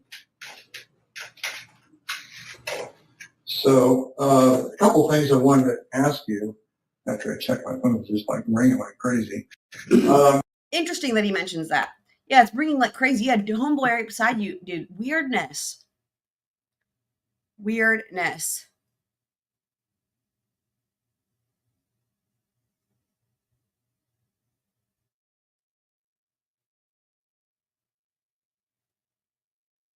I 100% think he's innocent, factually innocent. Yeah, the whole conversation is odd. Agreed. However, having said that, I, as always, try to approach things. Okay, let me just say this. It's hard because we couldn't watch the trial. I wish we could have watched the trial. But I try to approach things the same way I would with any new information, right? What I will say is what I'd heard from people at the trial that watched these interviews, right, was part of what made me think he was innocent. I haven't watched these yet, as y'all know. I'm watching them for the first time. But if something happens in here that it changes my mind, it changes my mind. But as of right now, that's what I'm going to say is like, I try to be objective, right? I try to be objective and keep an open mind because I think it's important. Likely. Anyway. So, a couple things I wanted to ask you after I checked my phone. It's just like ringing like crazy. What we would like to do is to be able to confirm some of the information that you've given us so far, to be able to examine your phone. As you're well aware, phones go everywhere with everybody, and they tell a story about a lot of what people do. And sometimes the information on a phone can confirm or, All right. So at this juncture, it sounds like this would be my guess. I don't know. My guess would be this. They're going to ask him for his phone. Out of the goodness of his heart, will you turn your phone over? That's what I think is happening here. Maybe not necessarily confirm information about what somebody is saying. Okay. I will say this much. I wouldn't do anything for these people until they fucking acknowledge it's been 5 years. I'm not over it. I will never be over it. We have the ability to be able to extract the data from a phone and be able to look at it and be able to tell where somebody was at. Yeah, I know that. Okay. Would that be something you would allow us to take care of, do today, and get it done? How long are you going to have my phone? Well, we ideally would like to have a phone that you have. When you got that phone, did you take the data from the old phone and move it to the I new have phone? no idea. I mean, I know. I always try to save contacts. Right. So So if you had the phone, like, where'd you get the phone at? What services? I go through Team. It's an online service, and a lot of people don't know about it. It's really inexpensive, and I've had it for years now. What's it called? Huh? What was it called? Team. Ting, like Ting. T-I-N-G. Never heard of it. It's online. You So you didn't really go to a store somewhere. I used to, Okay. but I for years now we've been with Ting. Uh-huh. You pay full price for your phone, and they have discounted ones, and so usually you'll pay a couple $100 for a phone, Mm-hmm. or you can pay $600-700, whichever. But So they know as far as the service, I mean, I only pay What? around $40 a month for 2 phones, and that's pretty much everything. Your service provider, is that Ting themselves, or is it another? They, like, I think right now it's probably Verizon. It's one of those deals they use. Of course, all of them do that anymore. They use each other's The big towers. corporate towers. And, yeah. But I think it's like my phone. Some of it depends on what type of phone you have too. Mine is based off of, pretty sure it's off of Verizon right now. Okay. I don't remember. Do you remember what you had back then? 2017. Well, at least this is the first time they've said the year 2017, guys. This is the first time they've acknowledged 2017. They still have not said 5 years have elapsed. I mean, they're too embarrassed to say it. Ah! I know I didn't have this one yet. I don't even know if they were making those yet. I mean, as far as service provider. Well, I've had Ting. God, I've had Ting for several years now. So they may, I probably would have had Ting. okay. They may have changed service providers on you. Ting may have used a different service provider. I don't like, since I've had this phone, I've never had them come out and say, hey, we're changing your provider. Right, like, they don't tell me if they change service providers. Oh my God. Like, so I've only ever had Verizon. So for me, that question would be easy. Doesn't matter what year it is. I've only ever had Verizon. But if someone was like, what phone did you have in 2017? I'd be like, fuck if I know. I mean, I've only ever had iPhones, but I don't know which one it was, you know? But I can imagine how, like, if I were someone who did change service providers, that would, then I wouldn't be able to tell you which one. But also, this is so stupid. He's like, I have this thing called Ting. They use different service providers. It changes. It just varies. And they don't let you know ahead of time. So, well, I don't know what to fucking tell you. It's just I guess kind of the home system that it works off of. Like I said, it's Verizon. Google, interesting. I'm trying to think if it's ever been, you don't even hear about AT&T anymore, but it could have been that at one point. Mm-hmm. Okay. I never had it before we lived in Delphi though, so I know, I'm pretty sure because I always got my phone. I work at Walmart, so I get my service plans through them because I got discounts there on. So I know it's been. I haven't been to a Walmart in for fucking ever, man. Since I left Walmart, so.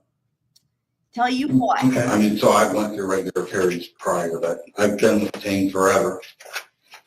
Well, so then what I would like to do, if it's okay with you, would be to have an opportunity to look at the phone and There it is. examine some of the data on it. Call that one. We'd like to have an opportunity to look at your phone. There it Really is. would like to get to the phone that you had back then. If you think it's in a closet, I turn it up. Actually, I don't have to. My wife comes home. She'll know. If we have it, she'll know exactly where it's at. Okay, all right. So if it's okay with I thought you, she recycled them, but she may not. we could start with this phone. We'll be able to extract the data from that if that's okay with you. And I have a form that I read to folks before we get started on doing something like that. And it goes basically like this: you have the right to require that a search warrant be obtained before. See what he says, what they say there about this? She recycled. Exactly where it's at. Okay, all right. So if it's okay I with thought you, she recycled them, but she may not. we could start with this phone. We'll be able to extract.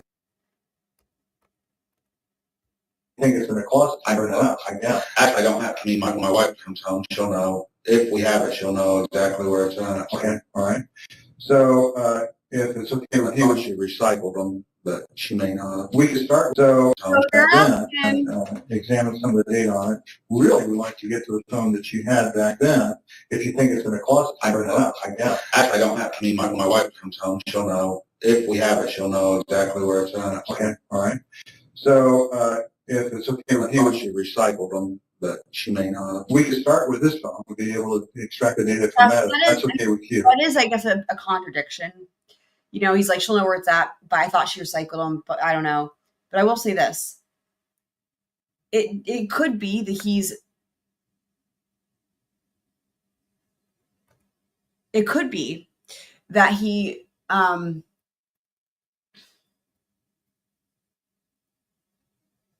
it could be that he doesn't want to. Okay. So if you're talking to law enforcement and you're like making statements about your spouse, right? That your spouse definitely will know where something is, or your spouse definitely fill in the blank, right? I could see how that you might then walk that back, because now you've just what's the word? Put an onus on them, as it were, right? As to like if something is or isn't. Like if he says, yeah, my wife will definitely know where it is, and then they go and talk to the wife, she's like, I don't know where it is. It's like it could fall back on the wife, right? Just as an example. Like, so I don't know if he's just thinking better of it, that he should have just left that more vague, or if he's just rethinking it. I don't know. But what I will say though is that so far that I can see is the first walk back, if you will, of a statement or anything like that in an interview where everything has been incredibly, you know, in my view, truthful, what looks like truthful behavior and, you know, everything like that. So, you know, as again, I also say, put my behavior panel hat on, right? You know, they always say you know, you can't just take one isolated statement, but you have to put it all, you know, into context, right? And look at it like in the big picture. And it's sort of like if you were to just take that one isolated statement, it could seem suspicious. But when you put it into context with the way everything else is and how it seems very truthful, I think that could change how you might look at how one could look at that. But I do see that is the first thing I'm seeing that could seem like a contradiction. So I don't have, I mean, my wife comes home, she'll know. Right. If we have it, she'll know exactly where it's at. Okay, all right. So, if it's okay with I you, thought she recycled them, but she may not. we could start with this phone. We'll be able to extract the data from that. If that's okay with yeah, the recycled is different than the destroyed. The recycled thing is like, so the thing is, you're not supposed to throw out old technology, right?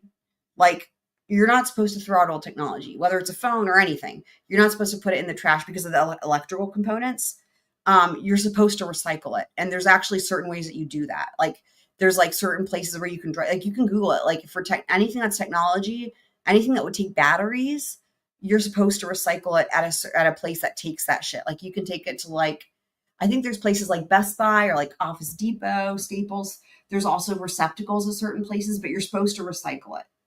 And so that's actually the correct lawful thing to do if you're going to get rid of, if you're not trading it in, right? Then recycling it is the correct thing to do. you. And I have a form that I read to folks before we get started on doing something like that. And it goes basically like this: you have the right to require that a search warrant be obtained before they search your property. You have the right to refuse consent to a warrantless search. You have the right to talk to a lawyer before you give consent to search. If you cannot afford a lawyer, one will be appointed for you. I've read the statement rights. I understand what rights are. I do not want a lawyer at this time. I consent to a warrantless search by the officers of the police department following described property, and be your cell phone and a motor carrier, and authorize these officers to seize any item of data which they consider as evidence. I understand and know what I am doing. Right. I mean, that's a great point. I mean, compare that, like, yeah, right. The military base of it all. I mean, there's a lot of people who do a lot worse. That's in make me, and the pressure version of any kind has been used against me. And I would need to have the passcode. Is your phone open, or is it just a passcode, or is it a pattern, face, or what? There's a finger thing, and then there's a code override. Don't I get guess go ahead. Any questions? Yeah, we'll try to answer. Just, I don't know, it's sounding more like you're like, I'm not going to be somebody's fall guy. okay. Here's what I thought we were talking. I want to help you. Things are changing. This is a big turning point, right? They definitely did this too fast. Honestly, for me, sorry, until you acknowledge the 5 years, I'm not giving you shit. Not that one should anyway. But They're good. They've got another form for him to sign. They're asking for his fucking passcode. This took a turn real quick. There's a pattern, face, or what? There's a finger thing, and then there's a code override. Mm-hmm. I guess Go ahead. Any questions you have, I'll try to answer. just, I don't know, it's sounding more like you're, like I'm not gonna be somebody's fall guy. I thought we were talking, I want to help you. I thought you were trying to find So what I everybody might have that'd be helpful, but everybody, that's absolutely what we're doing. I mean, right there. And he's so relaxed and nonchalant. I mean, listen. Be somebody's fall guy. I thought we were talking, I want to help you. I thought you were trying to find So what I everybody might have that'd be helpful, but I thought we were trying to find something I might have that might be helpful. So he's like, I'm here to help. And I thought, you're just wasting your time. Everything that I'm seeing and hearing from him is very much, he's not even, I mean, anyone sitting in that room would have every right to be nervous, right? And he's prone to anxiety and whatnot, but he seems not even nervous at all. He just seems normal and relaxed, He's drinking the water. Make sure you take that water bottle when you go. Otherwise, they can keep it for DNA. That's why they provide you with that shit.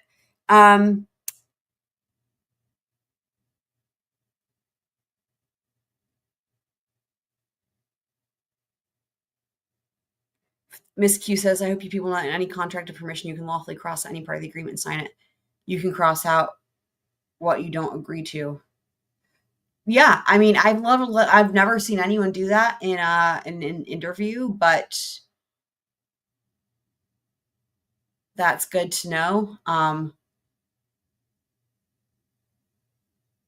wouldn't be surprised if it depends on the jurisdiction and the type of contract, but I mean, technically a contract is an agreement between two parties, and if you don't agree, then you don't sign it, and then that's where negotiations would come in, and then I guess editing it, crossing things out could be part of that.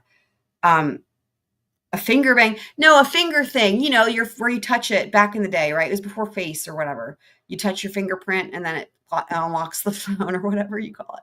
that's absolutely what we're doing. Everyone we talk to, we're trying to eliminate them from any suspicion of being involved in this case. Sure. So this is the whole thing. Help us help you type of thing. But again, they're not getting anywhere with me until they acknowledge the 5 years. I'm not letting it go. I'm not letting it go. And also, I want to know who else are they fucking talking to right now? Because this is bullshit. Just saying. Sure. So I get that. What we want to try to do is get as much information together to be able to show, okay, we've looked and didn't find anything. So you understand what I'm saying? Sure, I get that. I just, like I said, honestly, it amazes me that we're even talking. I mean, it's been so long. And thank you, for fuck's sake. Thank you. Yes. He's like, basically, this is ridiculous. And like, this is exactly what I was saying earlier. That the fact that they're talking to him out of the blue, it seems fishy. And they did not acknowledge that. They could have gone out ahead of this, and they should have. But thank God he's saying what I've been saying. Sure, I get that. I just, like I said, honestly, it amazes me that we're even talking. I mean, It's been so long, and I haven't thought about this much, and it's just like I don't want to be somebody's fall guy. And he's smart. He gets it, because out of the blue, here they go. They did not explain it very well. Like I pointed out, they didn't give a good reason for talking to him out of the blue. They didn't acknowledge the 5 years. And like literally, they jumped in way too quickly with this. And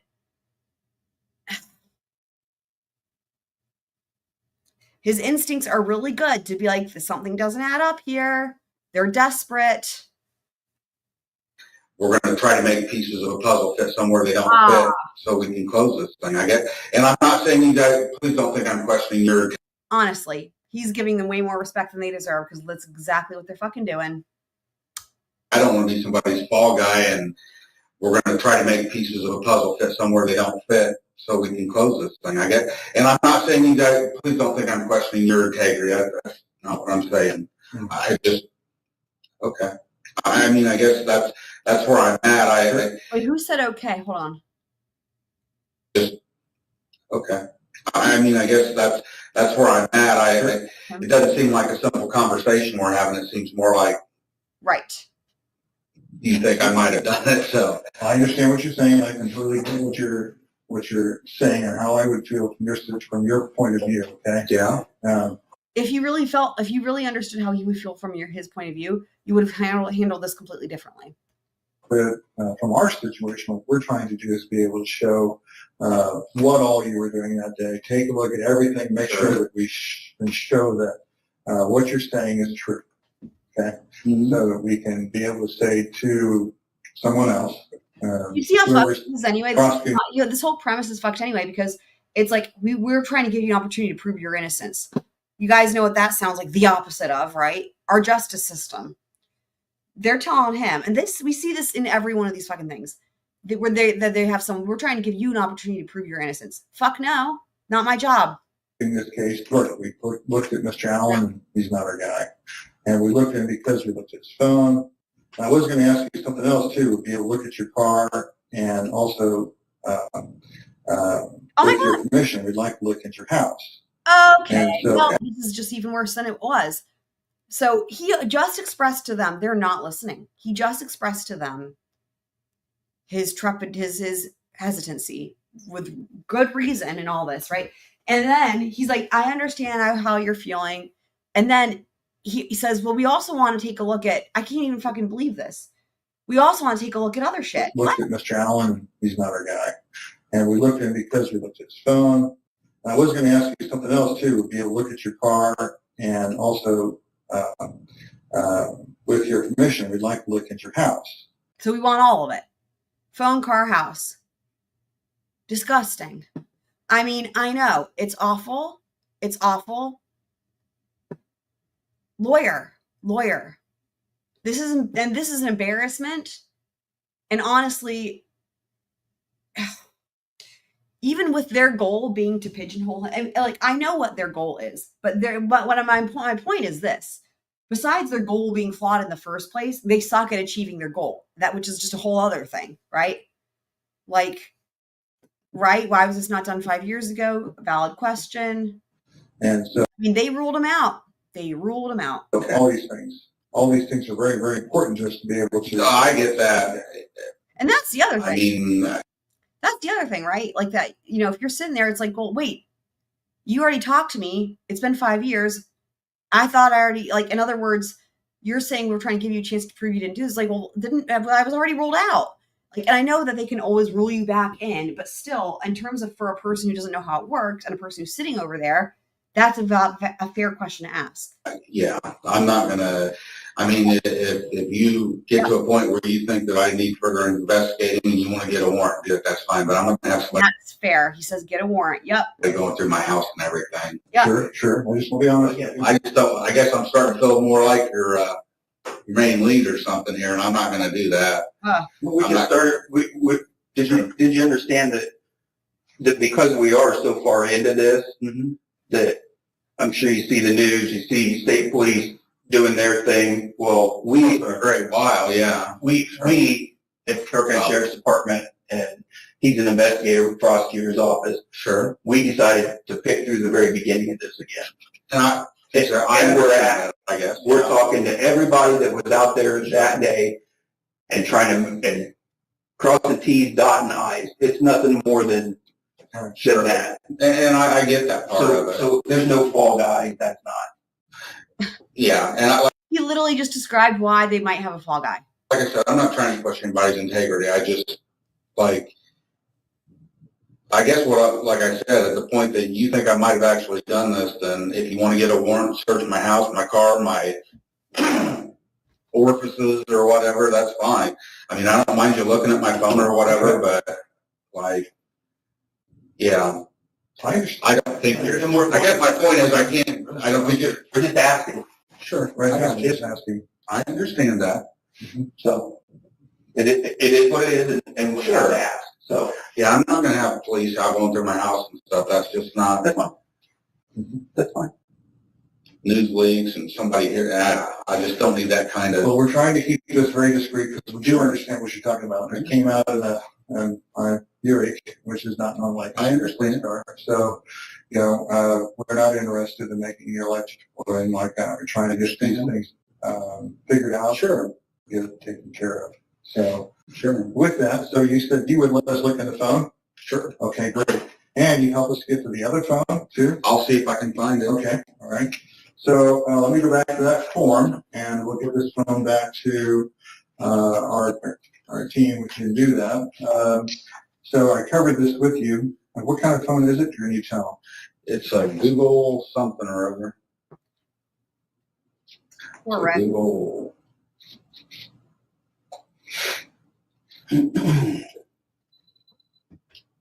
Moving on. Pixel.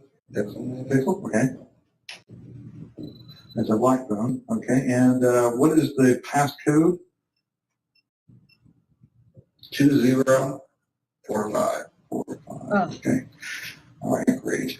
So I read this to you, so if you have any questions, do you have any questions about your rights about being able to do this? Or we just need your signature to verify that you understood everything?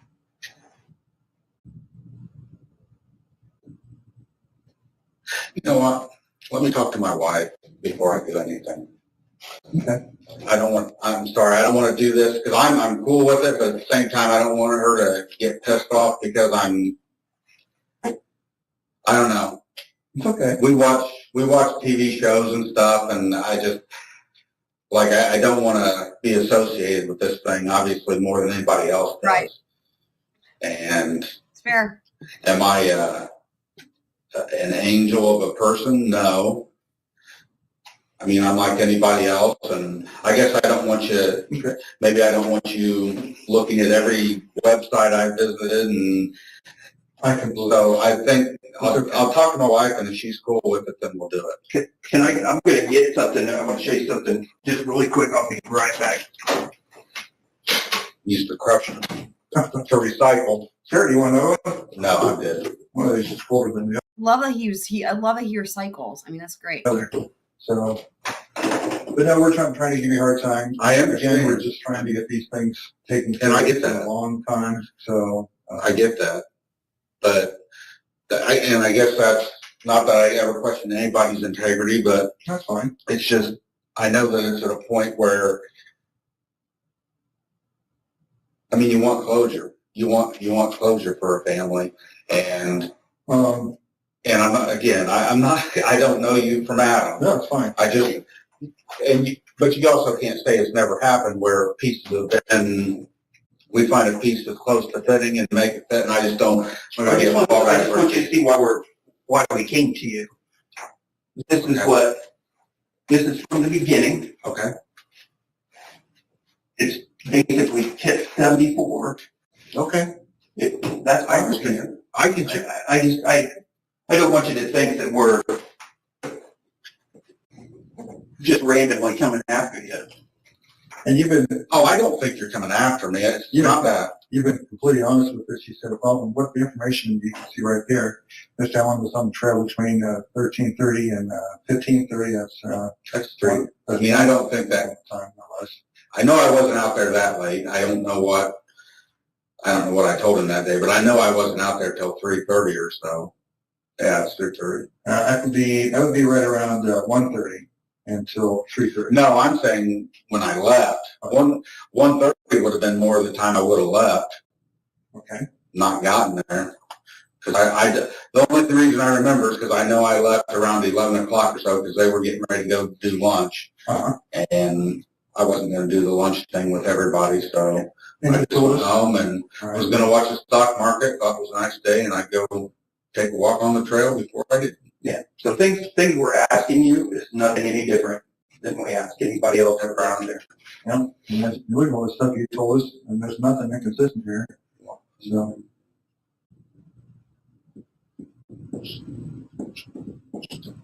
I guess I was actually watching my stock, so it must have been working. You asked me about that.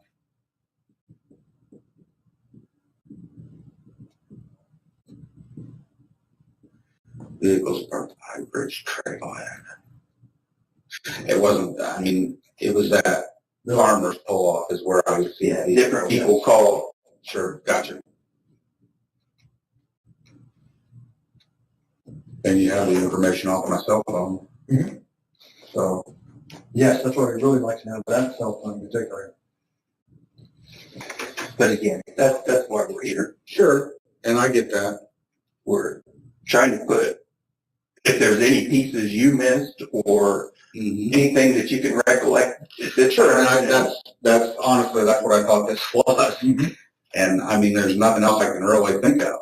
But as far as searching my house and my phones and like, Well, let me say, I haven't even got to that yet. I just want to let you know, those things have been very helpful for us, okay? I'm not necessarily asking right how now. have they been helpful? eliminating people. What we do is we can say for sure, okay, Sure. and we didn't find anything. Okay, that's how we estimate the successfulness. And I guess I see that. So, Yeah. I guess when you say progress, it's like we're still where we were. And I'm not saying you haven't made progress. No. You obviously have. I'm just saying, like, we're here because we haven't found the guy that did this. And I'm not going to turn into that guy. I'm not going to, I don't want to become the target of something because, like I said, we watch a Dateline every week. We watch everything, and it's one of those, I mean, there's nothing that's going to tie me to it, and I'm not worried about that. To have people come and start searching my house and stuff. I mean, my wife doesn't even know I'm here talking to people. So, but I mean, I can look for the phone. I'll talk to her, and I mean, obviously, anytime that you feel that you need that information quicker, I know you can get it. It's not like you can't get it if you want it. I'm not an idiot. What information would that be? Searching my house, searching my Oh, okay. phone, searching my... Well, and again, the reason I said search your house and your car would be to be able to say to someone, look, we did actually take care of this information. We know for sure, okay, what was there, what we found, and that gives us the answer we need for a particular situation that we're dealing with. Sure. Okay, it doesn't mean that we're trying to put anybody in a box, Sure. anything like that. I know you brought up several times wanting to be able to resolve a case. No, what we want to do is be able to find the person who. Absolutely. That's what I mean. Not try to put anybody in that box that wasn't responsible for what happened. I understand that. So, I'm not saying you just want to label somebody, but, I had nothing to do with it. I haven't been a part of this investigation. I mean, I have with what I get, and now I'm obviously you question me further, and that's fine. But sure, it's a horrible thing, and I mean,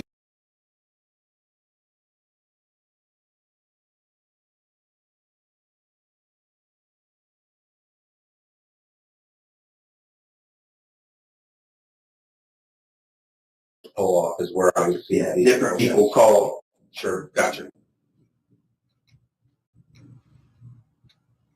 And you have the information off my cell phone. Mhm.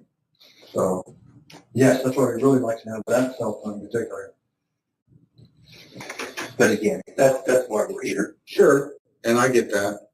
We're trying to put, if there's any pieces you missed or anything that you can recollect, it's Sure, and that's honestly, that's what I thought this was.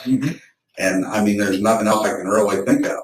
But as far as searching my house and my phones and like, Well, let me say, I haven't even got to that yet. I just want to let you know, those things have been very helpful for us, okay? I'm not necessarily asking right how now. have they been helpful? eliminating people. What we do is we can say for sure, okay, Sure. and we didn't find anything. Okay, that's how we estimate the successfulness. And I guess I see that. So, Yeah. I guess when you say progress, it's like we're still where we were. And I'm not saying you haven't made progress.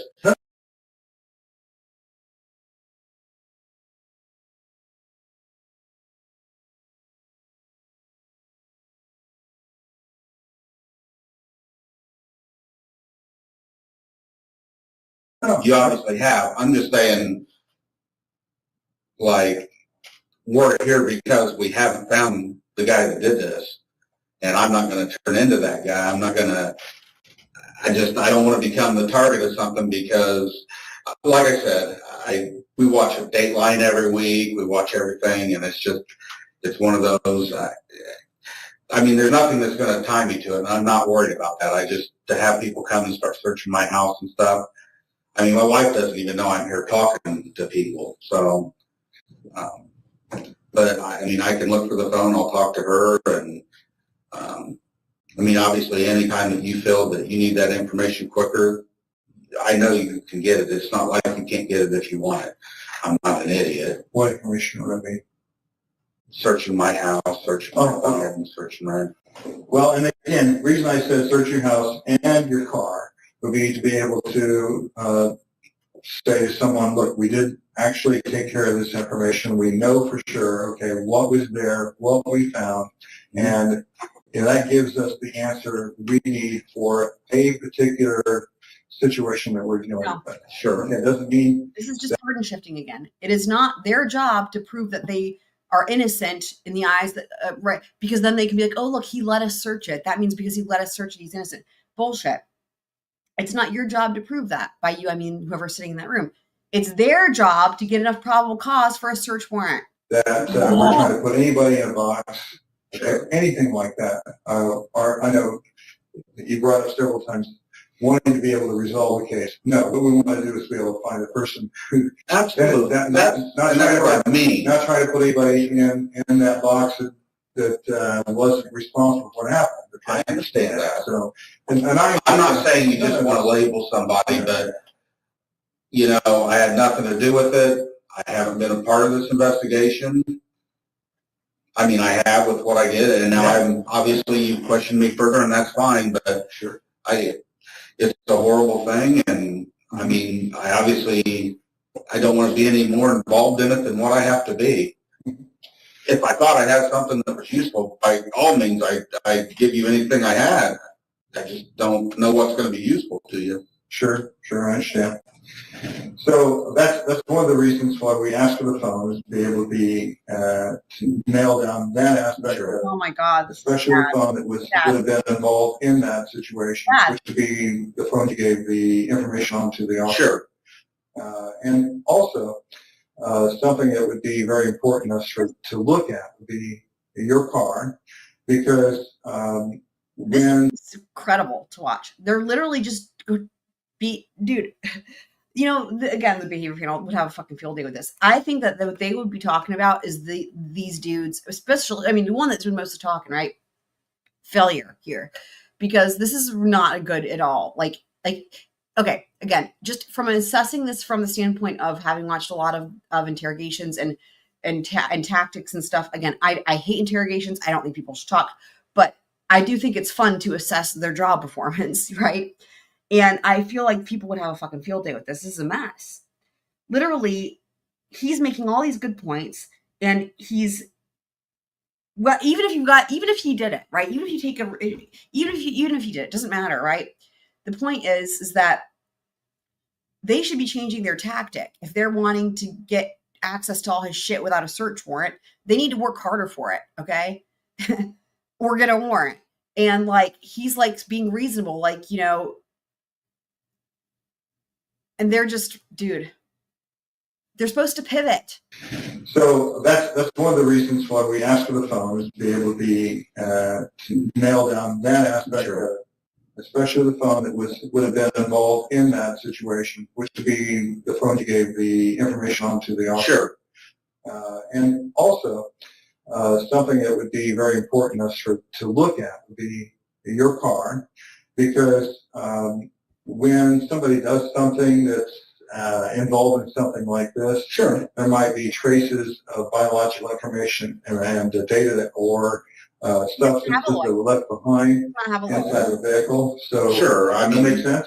So, would it be helpful for us to be able to look at your car to be able to determine if there be anything like that inside of it? Obviously, you don't need to explain to him why you want to see his car. I mean, why does he think this is going to help? Forensically, okay? Forensically means that we have a close examination of the car. I know that.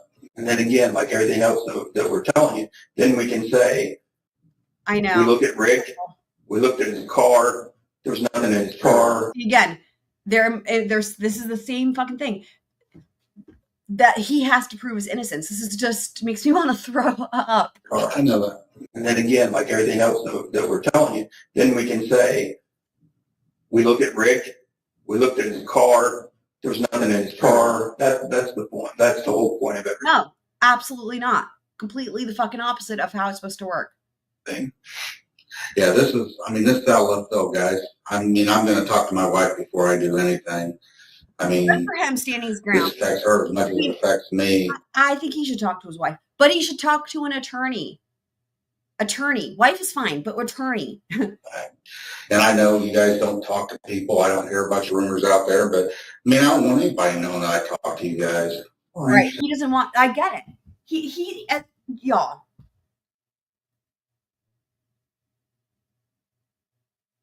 I have to just say, I've watched a lot of these things, and I've seen interrogations where people are clearly worried about being a suspect, or clearly worried about them finding something, I've literally never watched an interrogation where the thing that the person is worried about is it getting out into the public or the media, just that he talked to them.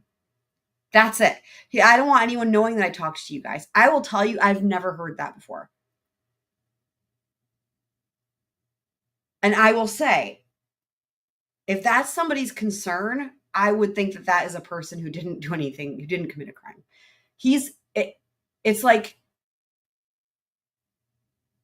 you guys see what I'm saying? That is just staggering to witness. I'm going to talk to my wife before I do anything. This affects her as much as it affects me. And I know you guys don't talk to people. I don't hear a bunch of rumors out there, but I don't want anybody knowing that I talk to you guys. Oh, I understand. Exactly. It's just not something we would. Exactly. Innocently ignorant. Yep. 100%. That's We what don't do that. Sure. That's not something we want to do at all. So, yeah. So I don't know if it was after this one. I think it was after the second one, Meg. I'm pretty sure it was after the second one. But either way, he did not have an attorney for this interview. I don't think for the second one either, or they would have been in that room. I'm pretty sure it was after the second interview. we don't just go out and randomly talk to people or stuff like this. Sure, I understand. So with the phone, you say you want to take some time, more time to think about it. A couple things that I wanted to ask you about. Would you mind, sir, if we stepped out for a little bit and Sure. came back? That'd be okay with you?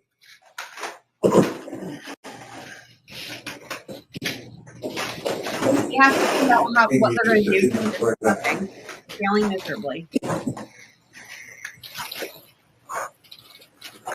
Hey, official. Hey, so I have not seen these yet, including the second one, and so no spoilers, please, in the chat for me, for my sake. I don't want any. Even though I've heard some things from the trial, it's different because it was just people trying to report what they saw. Anyway, so he's just chilling on his phone. I'm not going to look in the chat because I don't want any spoilers.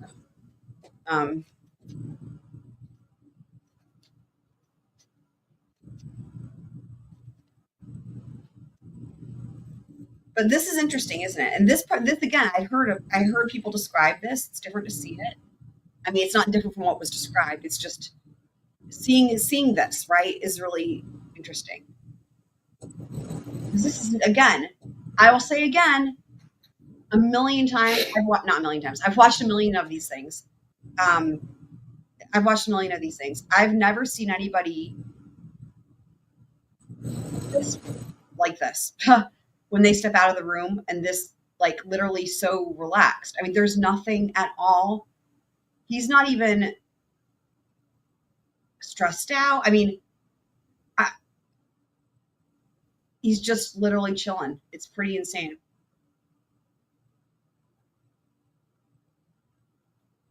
Yeah, official, these videos just came out. So I'm watching these for the first time here. And I think there's a lot of us that are probably watching them.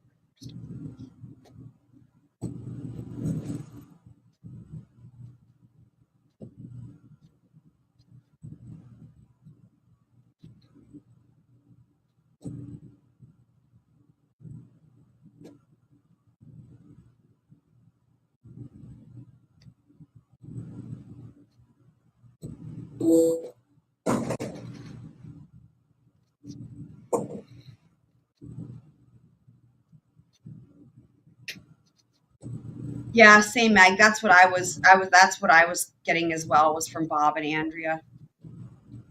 And Lawyerly.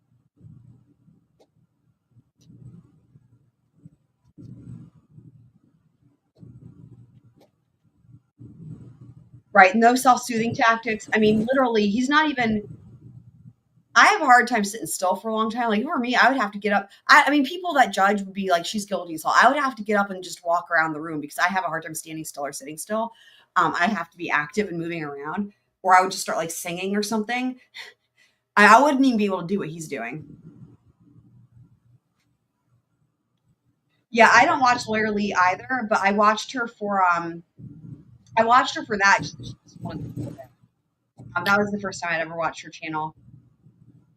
And I will say, like, she did have some good things that were helpful in addition to like Bob and Andrea. Like Andrea had obviously, like, in my opinion, like the most details, right?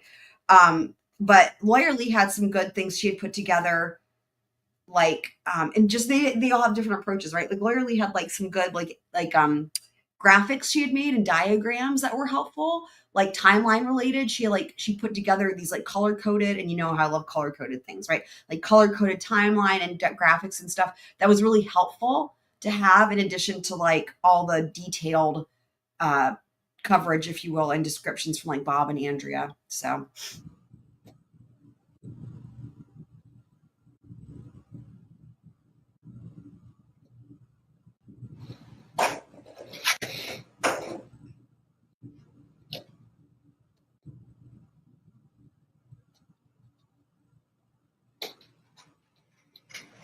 who's Gabby?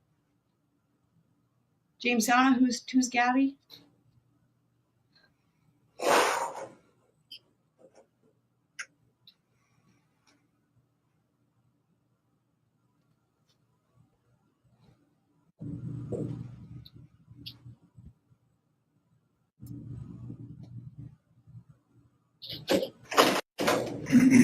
Hey, how you doing?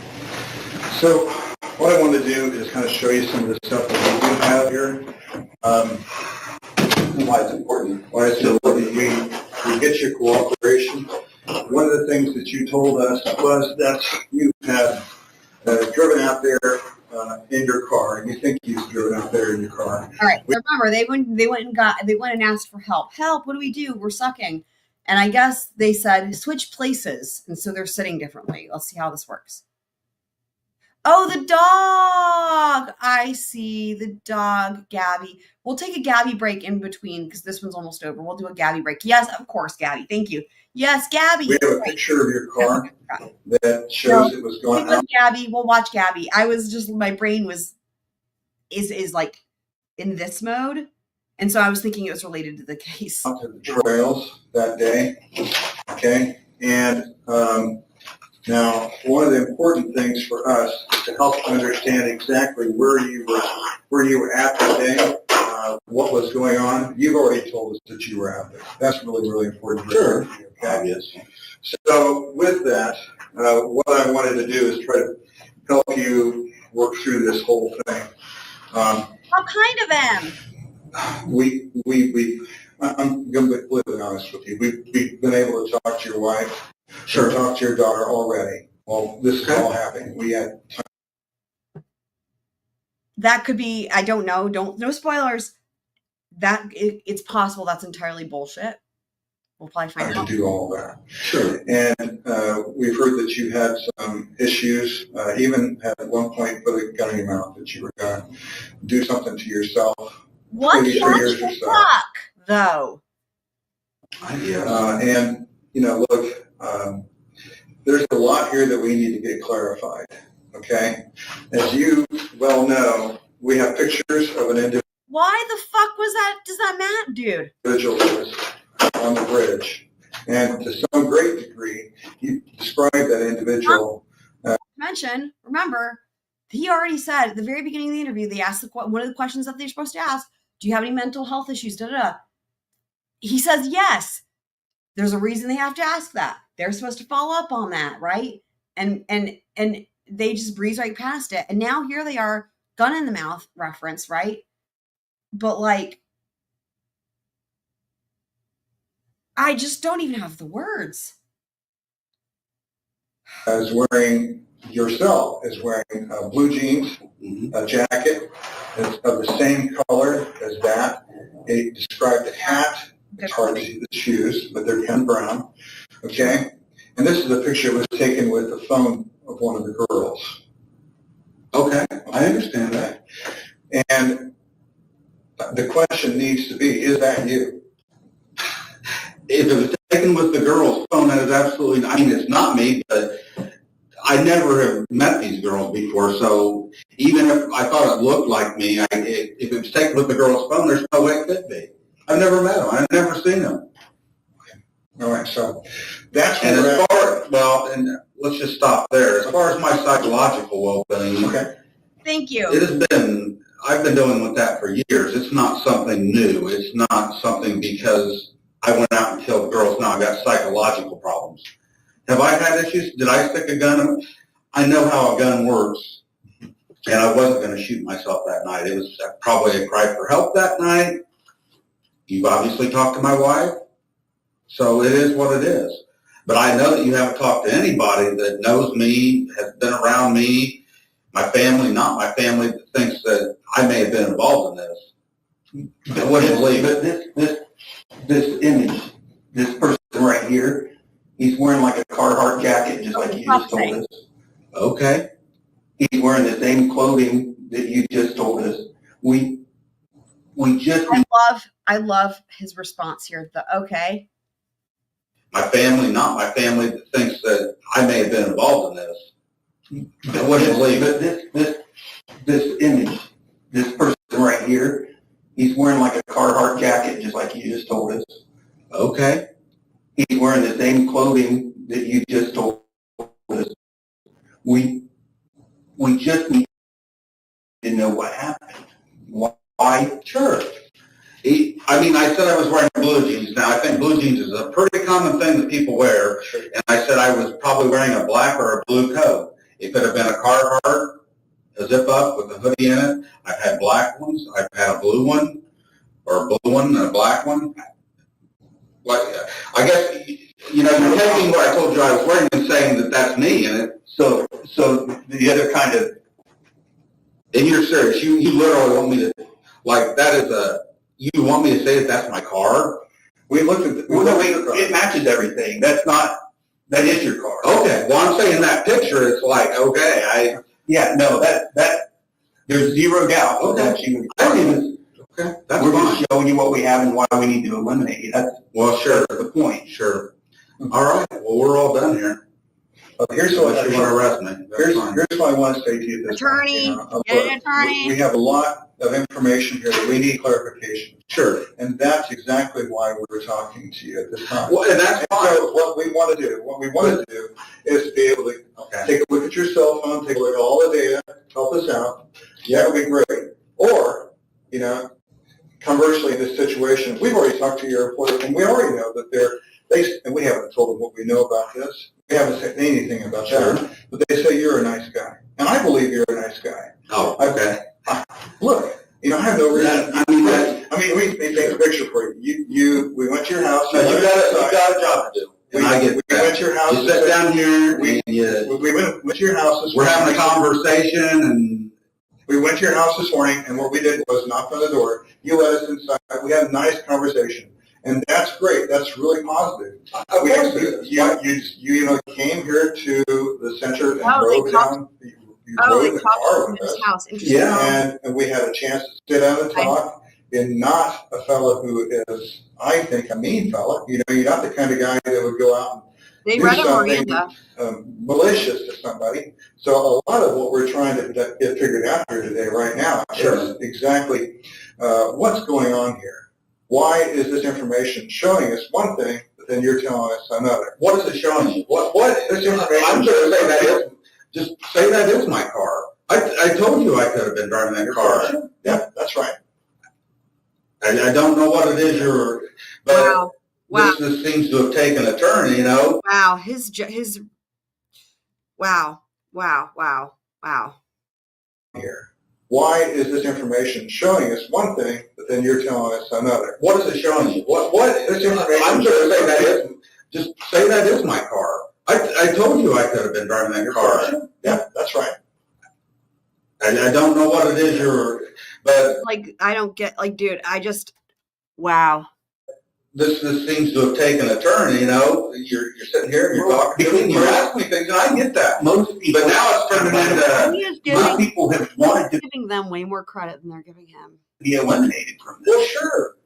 That's I don't want to be included to begin with. So until Right. the point that Yes. you have something that tells you that I did this, Point.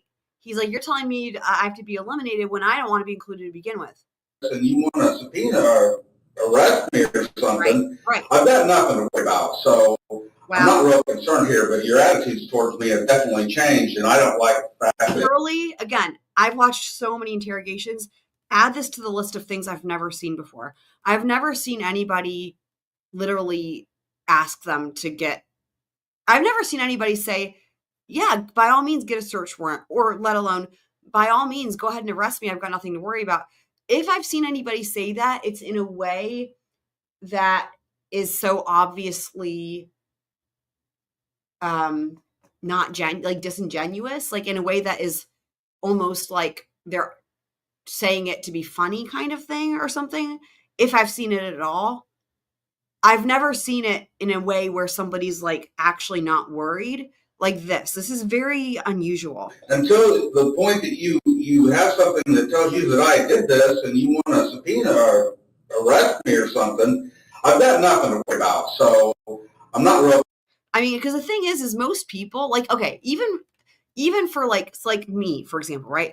If I did not do a crime, I would still feel very scared to say that because I would be like so worried. I would be like, I know that they could easily, I know how easy it is, right? I know how it goes. I know how how easy it is to get probable cause, and I know how things can get messed around or whatever. And so I guess my point is like, even for people who know they're innocent, it would be tough, I feel like, to say that and genuinely mean it and to genuinely not be concerned. And so it's just really impressive. Like he's genuinely not concerned. I don't want to be included to begin with. So until the point that you have something that tells you that I did this and you want to subpoena or arrest me or something, I've got nothing to worry about. So I'm not real concerned here, but your attitudes towards me have definitely changed, and I don't like the fact that, you know, it feels more like I'm being interrogated, and I'm That's right. so then you're going to tell me that you've already talked to my wife and my daughter and stuff. Like, how straightforward is that? Yep. You know? Well, what would you? Okay, let's turn everything around. Tell me what. It really is exactly. You're exactly right, official, that he manifested. I mean, the fact that he turned himself in. I mean, it's just the thing that gets me of all of it with this is like, had he not turned himself in and done the right thing, had he not done the right thing, he would be a free person right now. And that's the thing. There's no other way. There's no other way. Were it not for him turning himself in just to say I was there, and by doing the right thing, they would never have gotten to him. And what a message that sends, right? So the point that you have something that tells you that I did this and you want to subpoena or arrest me or something, I've got nothing to worry about. So I'm not real concerned here, but your attitudes towards me have definitely changed, and I don't like the fact that, you know, it feels more like I'm being interrogated, and so then you're going to tell me that you've already talked to my wife and my daughter and stuff. Like, how straightforward is that? You know? Well, what would you? Sure she Okay, let's turn everything around. Tell me what you would do differently if you were in our situation. You had this information. How would you react? What would you do? You do the same thing that we're doing right now. What information is it that you have? We have. You have that I was out there, and I told you from the very beginning that I was out there. Yes, you did. I didn't hide it. Did you see this guy? Yeah, he came in on. I didn't know. Okay. I told you. I see the only person that I clearly remember seeing that, and this isn't from the day. I mean, this is the next day. The only people or person that came into my mind were those three girls that I seen. we're not upset with you, not mad at you, anything like that. We're just Sure. trying to get to the bottom of this, okay? No, I'm not, I'm not here to give you a hard time. I'm just here to try to get the situation straightened out. Mm-hmm. And what we want to do is simply get to the truth. What would help us get to the truth is being able to look inside of some of the things you're talking about, okay? And I get that. Okay? And then on the other side of things, happen here. Sure. And on the other side of things, if I thought I had something that was going to help you, that would, what do I have that's going to help you? Okay. Well, I have some questions we can go through here, if you don't mind. And I think we're done. we have some other questions here that we could go through here. And what I could do, Want to get questions? what does that hurt?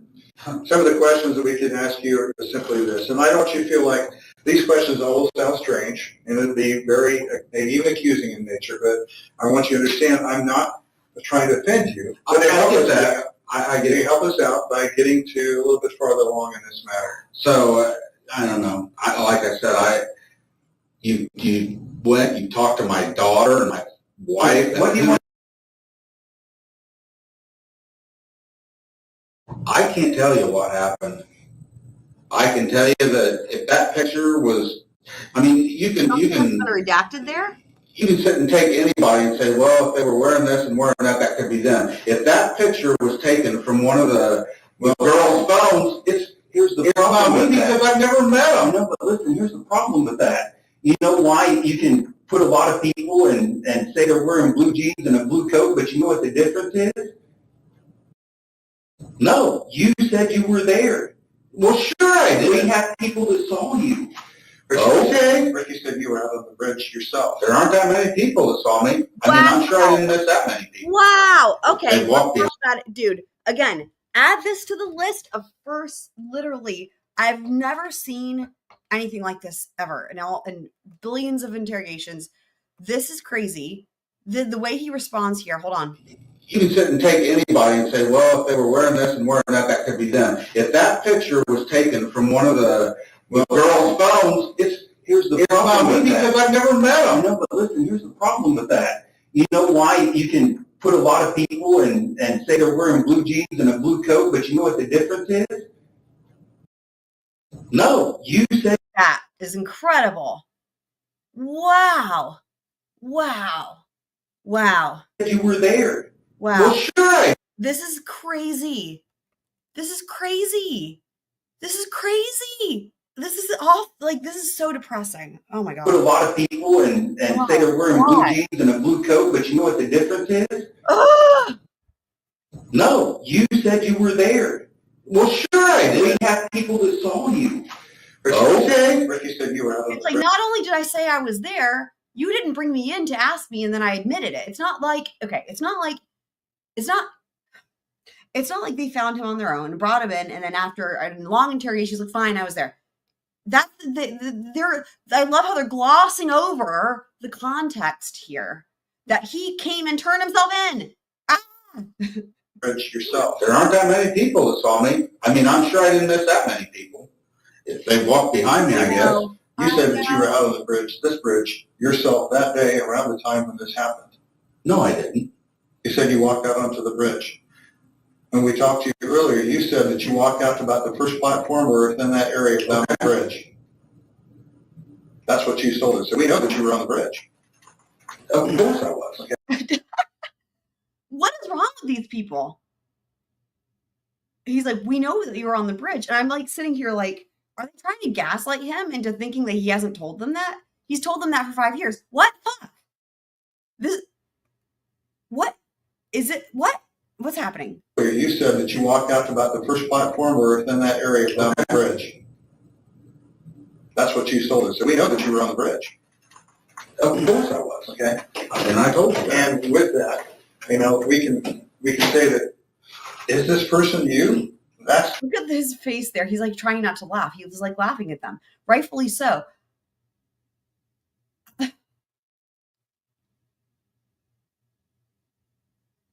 Now, Happy Andy, that is correct, but that is correct after you have maintained your right, invoked Miranda, right? He hasn't done that. He said we are done, but he waived his Miranda rights initially. Now I think I see what you're saying. The thing is that technically speaking, while in a lot of interviews and a lot of police officers, like, okay, we are done should mean it's the end, right? And I've seen interrogations where somebody says that and they end it, right? But the problem is there's a gray area, because really, unless and until you say like attorney or lawyer, that's what I always recommend, because they can't get around that, right? And so by saying we are done, or I think we are done, or anything like that, they have the wiggle room of plausible deniability that they didn't do anything wrong. Although, again, in some interviews, you will see them stop when somebody says that, but they're pushing it, right?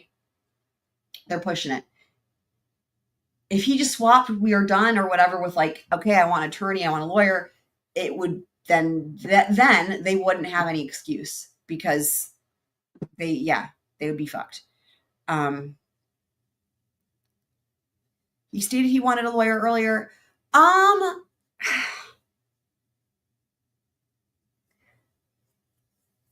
Again, this is my first time watching this. I don't remember lawyer came up, but I did not hear him say that. I did not hear him say, I want to speak to a lawyer.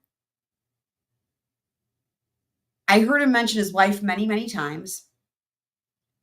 If you remember where it is, I can go looking for it, but I don't remember him saying that point blank. I feel like I would have noticed that. I mean, because that's, I'm paying really close attention. However, there's a lot to take in on the first time watching it, but I did not hear him say that. I think I heard him mention lawyer, but it wasn't like him saying he wasn't maintaining his right to counsel.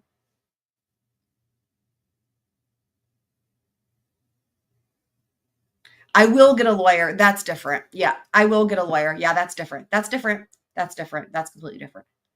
That's completely different. I will get a lawyer is completely different. Former within that area down the bridge. That's what you told us. So we know that you were on the bridge.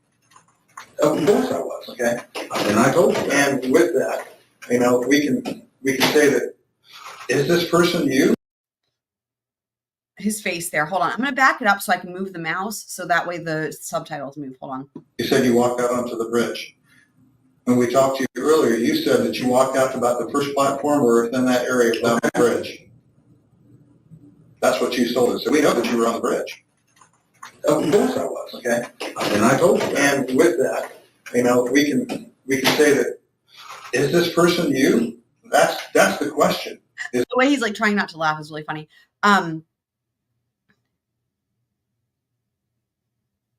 Yeah, he just referenced, I can go looking for it. He just referenced something like he would get a lawyer in the future for something. It wasn't and yes, he was read his Miranda rights.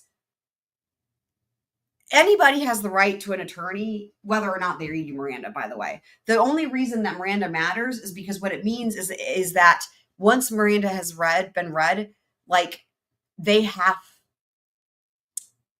to stop questioning. And remember, Miranda has to be read. Well, okay. In my view, Miranda should always be read to everybody, because I think that's the better way to do it, because that way everybody understands that they have their rights. Because me, as I stand here, I have those rights. You, as you sit there, you have those rights. We all have those rights. We all have the rights. The rights that are read in Miranda, we all have those rights. So they don't only kick in when at a certain threshold, right? The threshold is really more on law enforcement as to when it's they have to read it to protect themselves if a suspect is charged with a crime. So that the whole point is that the interrogation doesn't get thrown out. So it's not for us, it's for them. And so it's better for them, and I think it's better for us, the people, for it just to be read always to everybody, right? Just because that way it also reduces the stigma. So what else was I going to say about that?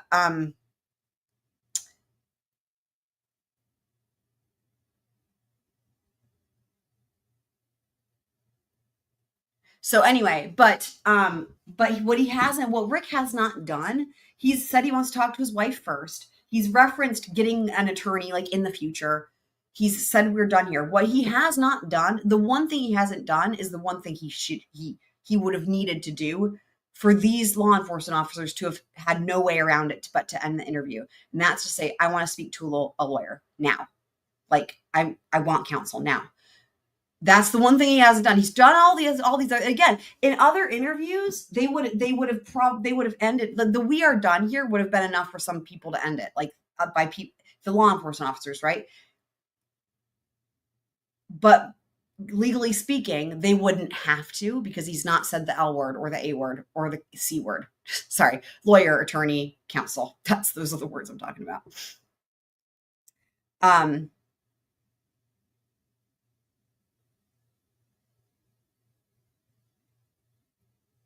Yeah, you can request an attorney before they read you Miranda. Of course you can. Of course you can. Absolutely can. Yep.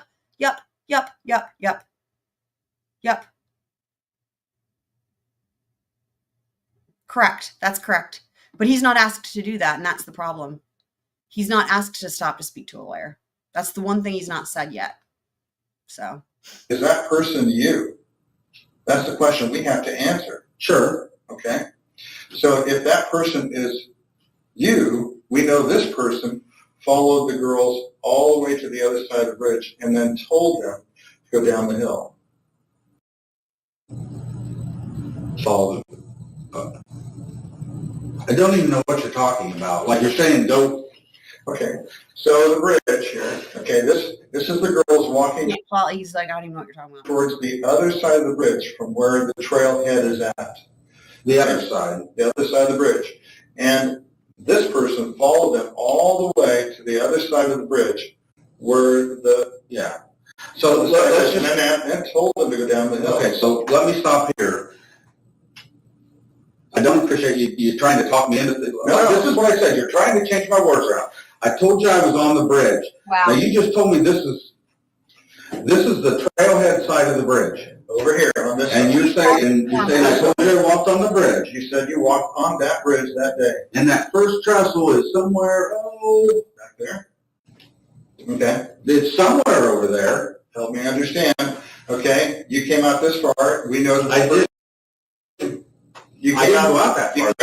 You came out that far. Is what you told us. I'm not going to tell you how. I can't tell by that how far out I was. Okay. I'm just telling you. Goes out saying.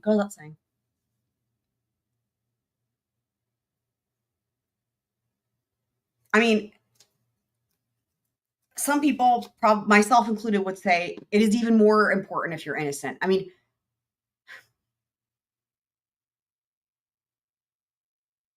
I feel like I don't want to repeat because I've told this story a lot of times, but if you guys haven't heard the story, let me know and I will tell it. The most horrifying interview I ever saw was with somebody who was a victim and a witness of a crime who was innocent, but they weren't even thinking she was a suspect, right? She was a witness and a victim of a crime.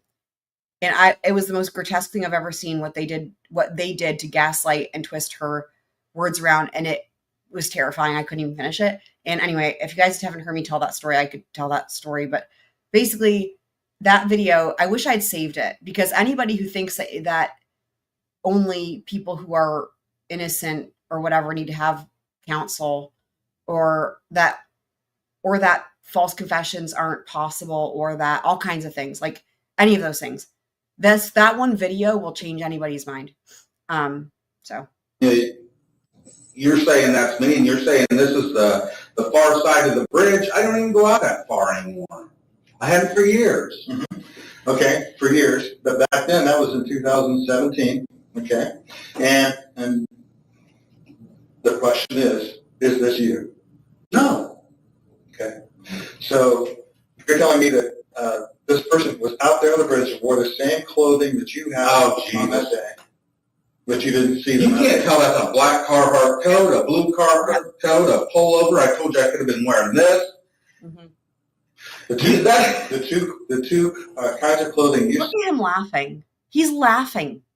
He's like, oh my God. Add that to the list. I've literally never seen anything. I've never seen this ever. He's laughing at them because it's that dumb. Holy fuck. Or the same clothing that you have on that day, but you didn't see them. You can't tell that's a black Carhartt coat, a blue Carhartt coat, a pullover. I told you I could have been wearing this. The two kinds of clothing you said you Unbelievable. Never seen that before in an interview. wore that day was either a black Carhartt coat or a blue Carhartt coat.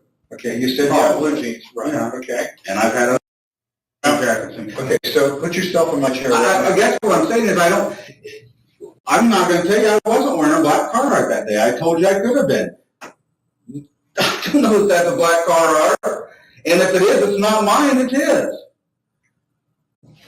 And you said you have a hat. You normally wear a skull cap, which covers. I said I carry one. So if I was wearing one, it would be like a skull cap or a smaller type of hat or something.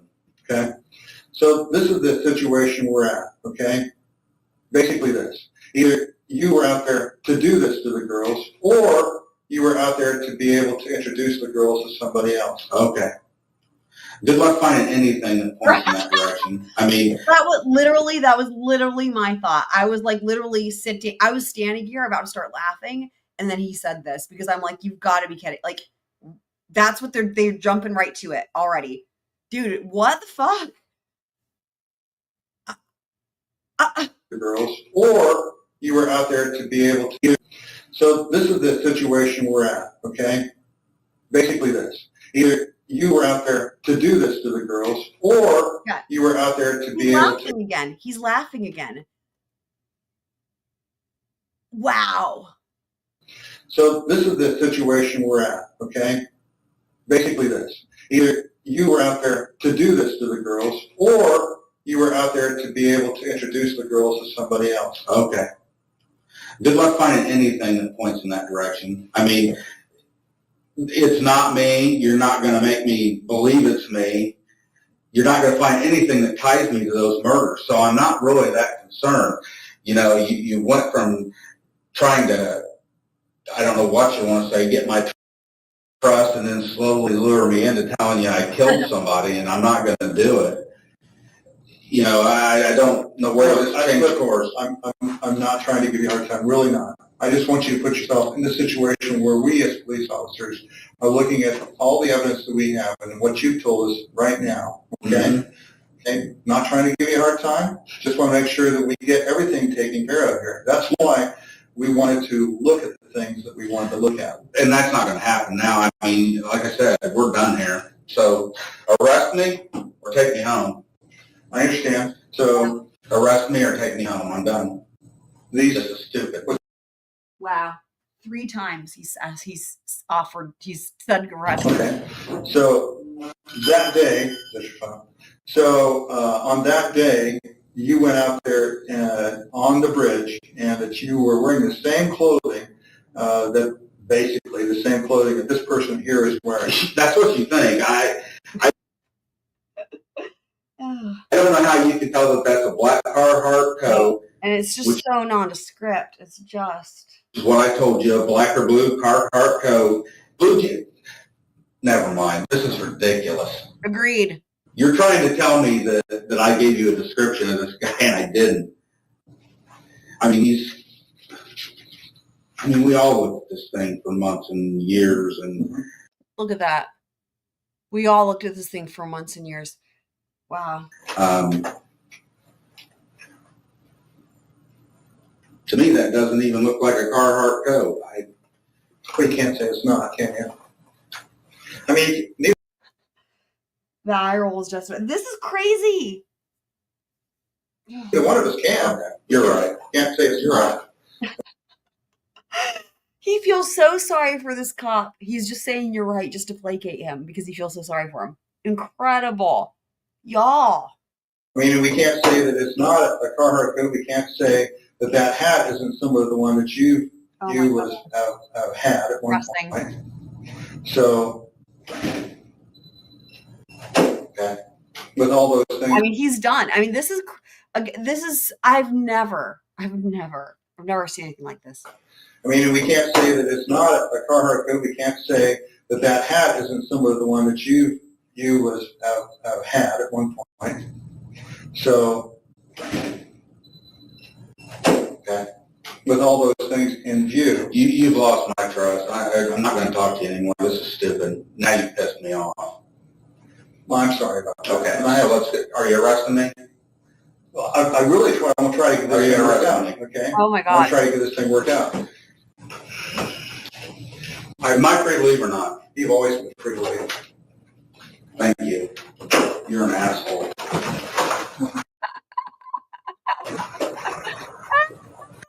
Happy Annie. Jeff. Oh, Actually, I Oh wow, that's I didn't. Sorry. Happy Annie. What do you? Okay, the redactions, right? So, what do you think the redactions mean? There they are with their freaking quiet angel. What do you think the redactions mean? So I promised y'all a Gabby. If hopefully James is still here, look at her little face. We need Gabby. We will probably need Gabby again. So I'm right. He's not even flustered. It is. Speaking of assholes, thank you. Yes, accurate. Look at Gabby's little face. I can't. This dog is so cute. I could die. It's so cute.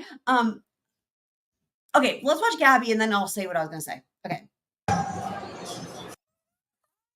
Next in the Oh my God. I cannot. I can't. I literally can't.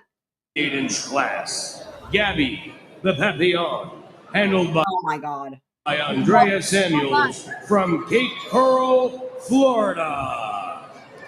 And Andrea is also the handler of Fortune. So these are two dogs, same breed, same handler, duking it out here head to head right at the end of the class. And this dog is also a national agility champion. Look at her drive that dog I walk. think we can see why. Spectacular. That was absolutely spectacular. Same thing with these weed pulls. Look here, Joe. Oh my God. We can't hear Andrea at all, but she is definitely talking to her while they're running this. Wow. Wow. That was spectacular. Absolutely breathtaking.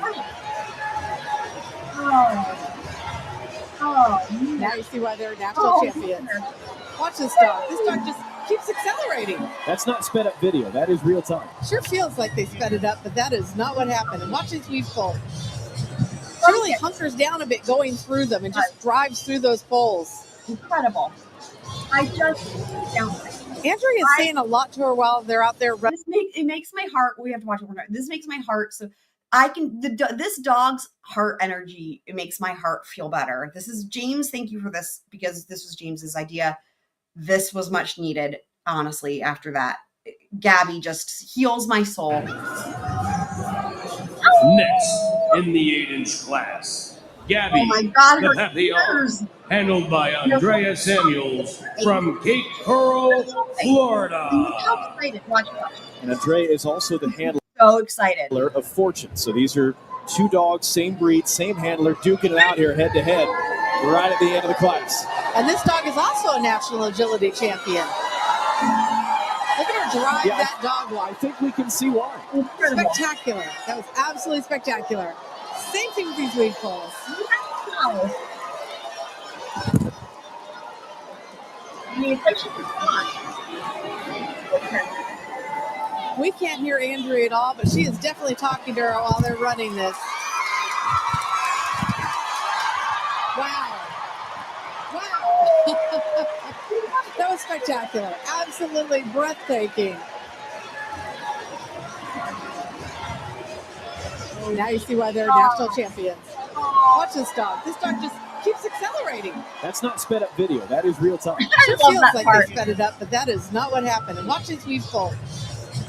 She really hunkers down a bit going through them and just drives through those poles. Andrea is saying a lot to her while they're out there running, but a lot of her body language. In the 12-inch class, I love also the collar thing that they have, the boingy collar thing that they put on her. Let me see if I want one of these things for Frodo. The boingy collar thing is pretty cool. Just Gabby is just amazing. Jump for joy. I know, right? It is. It's just great. So, okay. So one thing I wanted to note also is that now, interestingly, this is the different detective, right? Detective Holbrook. I'm really excited to see this because I've heard so much about this detective and I don't even know that I've seen a picture, maybe seen a picture, but it's just really funny. I mean, I've not seen a single second of this, but I've had, from all the descriptions of this and this detective, I've had this idea in my head, and I'm so excited to see what it's like. It's like when you read a book and then they make a movie or something. Oh yeah, Gabby won for her class. She won.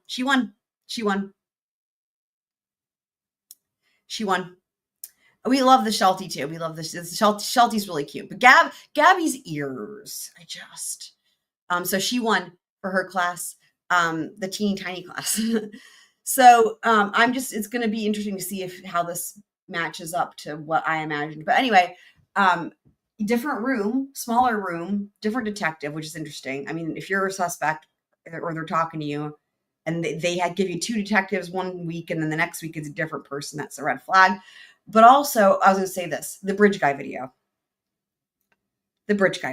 So when that first got released, right, I had it from the get-go, from the directly from the, what is it, like the Justice for Richard Allen site or whatever it is, you know what I mean?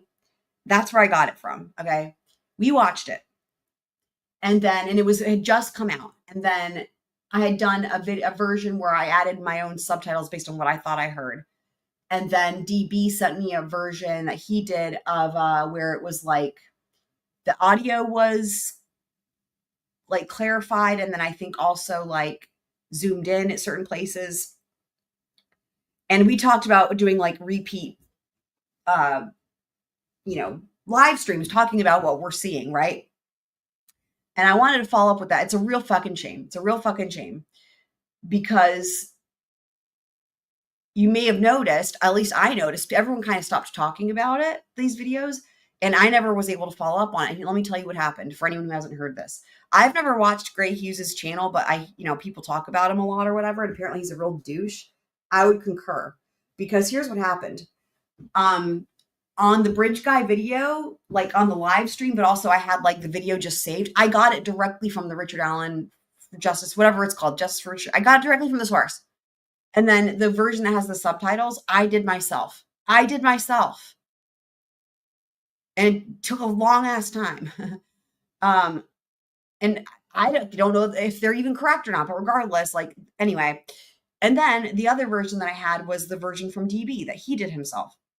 I just have to tell you guys that I was shocked when, right before we were going to watch the version with DB's version, and I was going to go live again, I had all these fucking they have different words on YouTube, and it's easy to get confused. There's like copyright strike and then content claim, and I don't know which thing it was, but it was the thing where it's like looks bad, right? It was like took the video down or whatever it is. It's because sometimes they tell you where it's like you can leave it up, it's just not monetized. It was like not like that. It was like a more serious one, and I was like, what? And then I clicked on it, and it said Gray Hughes. I was like, what? How? He somehow copyrighted. It blows my mind. And I don't know if that's still the case, but I would assume so. And that's probably why, I haven't seen anything about it in a long time. And so I wanted to, Beth, welcome back. Happy to see you. We have, by the way, if you haven't been here in a while, we do have memberships now as well. So in case any of you guys hadn't heard that from anyone else, or in case anyone was wondering why we hadn't followed up with that video, or there's been literally, I haven't seen anything about it. It's like the videos got released and there's a lot of talk about it, and then it just went silent. And I will say that you can blame Gray Hughes specifically for that, because somehow he got ownership to that, even though he doesn't own it, which is fucked up.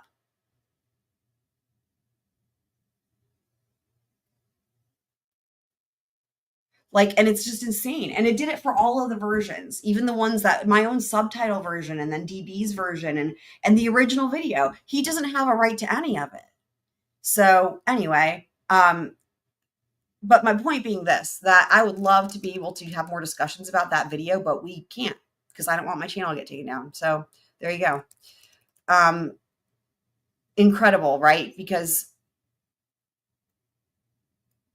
he's just made it so that no one can watch it. Like, he's just made it so that no one can watch the video. I mean, what the fuck? So, he's a slime bag. Yeah, clearly. I mean, that, I couldn't fucking believe it. And he did it so quickly. I mean, it was within like 24 hours of that video getting released. It's like now no one can watch it. So, with that, let's start watching this October 26th interview. And I have Gabby ready in case we need her again. But you'll see. So we seal everything. So seal paper bag containing 1 pair of dirty Thor good boot size 7.5 mins. And then on down. So we took the clothing that you had mentioned that you possibly could have been wearing the day you're on the bridge. Okay. And then we also took some knives. Okay. We took your car, and then we also took some weapon, a SIG 40, right? Okay. Right there. I used to be a Beretta guy. I was in the Marine Corps. Yeah. Stopped at Berettas. And then when I first got on the state police, He's like, I don't give a we shit. had Berettas as well. And then we went to Yeah. Glocks for a little bit. Sure. And then we went to SIGs. I was trying to think of what we even had. I think What the fuck is this dude even talking about? Who gives a shit? Ew. 40, right? okay. Right there. I used to be a Beretta guy. I was in the Marine Corps. Yeah. Stopped at Berettas. And then when I first got on the state police, we had Berettas as well. And then we went to Yeah. Glocks for a little bit. Sure. And then we went to SIGs. I was trying to think of what we even had. I think the Berettas were probably coming out before I got out. Because they used to have the old 45s. Beretta? No, they were, Springfield? I have no idea, honestly. They were the one government issued 45s. Yeah. Yeah, we had I think there were 40 Berettas. And I think when I came on in 2001 in the state police, we had Berettas, but we went to Glocks, not a huge fan of Glocks, but SIGs. Mm-hmm. If I could build an indoor range and afford the ammo, I'd shoot that thing every day. Yeah. You shoot yours? I've not had a lot of experience, no. No? I mean, target practice here and there. It's probably been, I don't even remember. I haven't shot them in a long time. I know that. Do they have like an indoor range in Delphi? No, not that I know of. Honestly, I don't even know where. Why I haven't don't you looked. just There Google used to be one in Kokomo.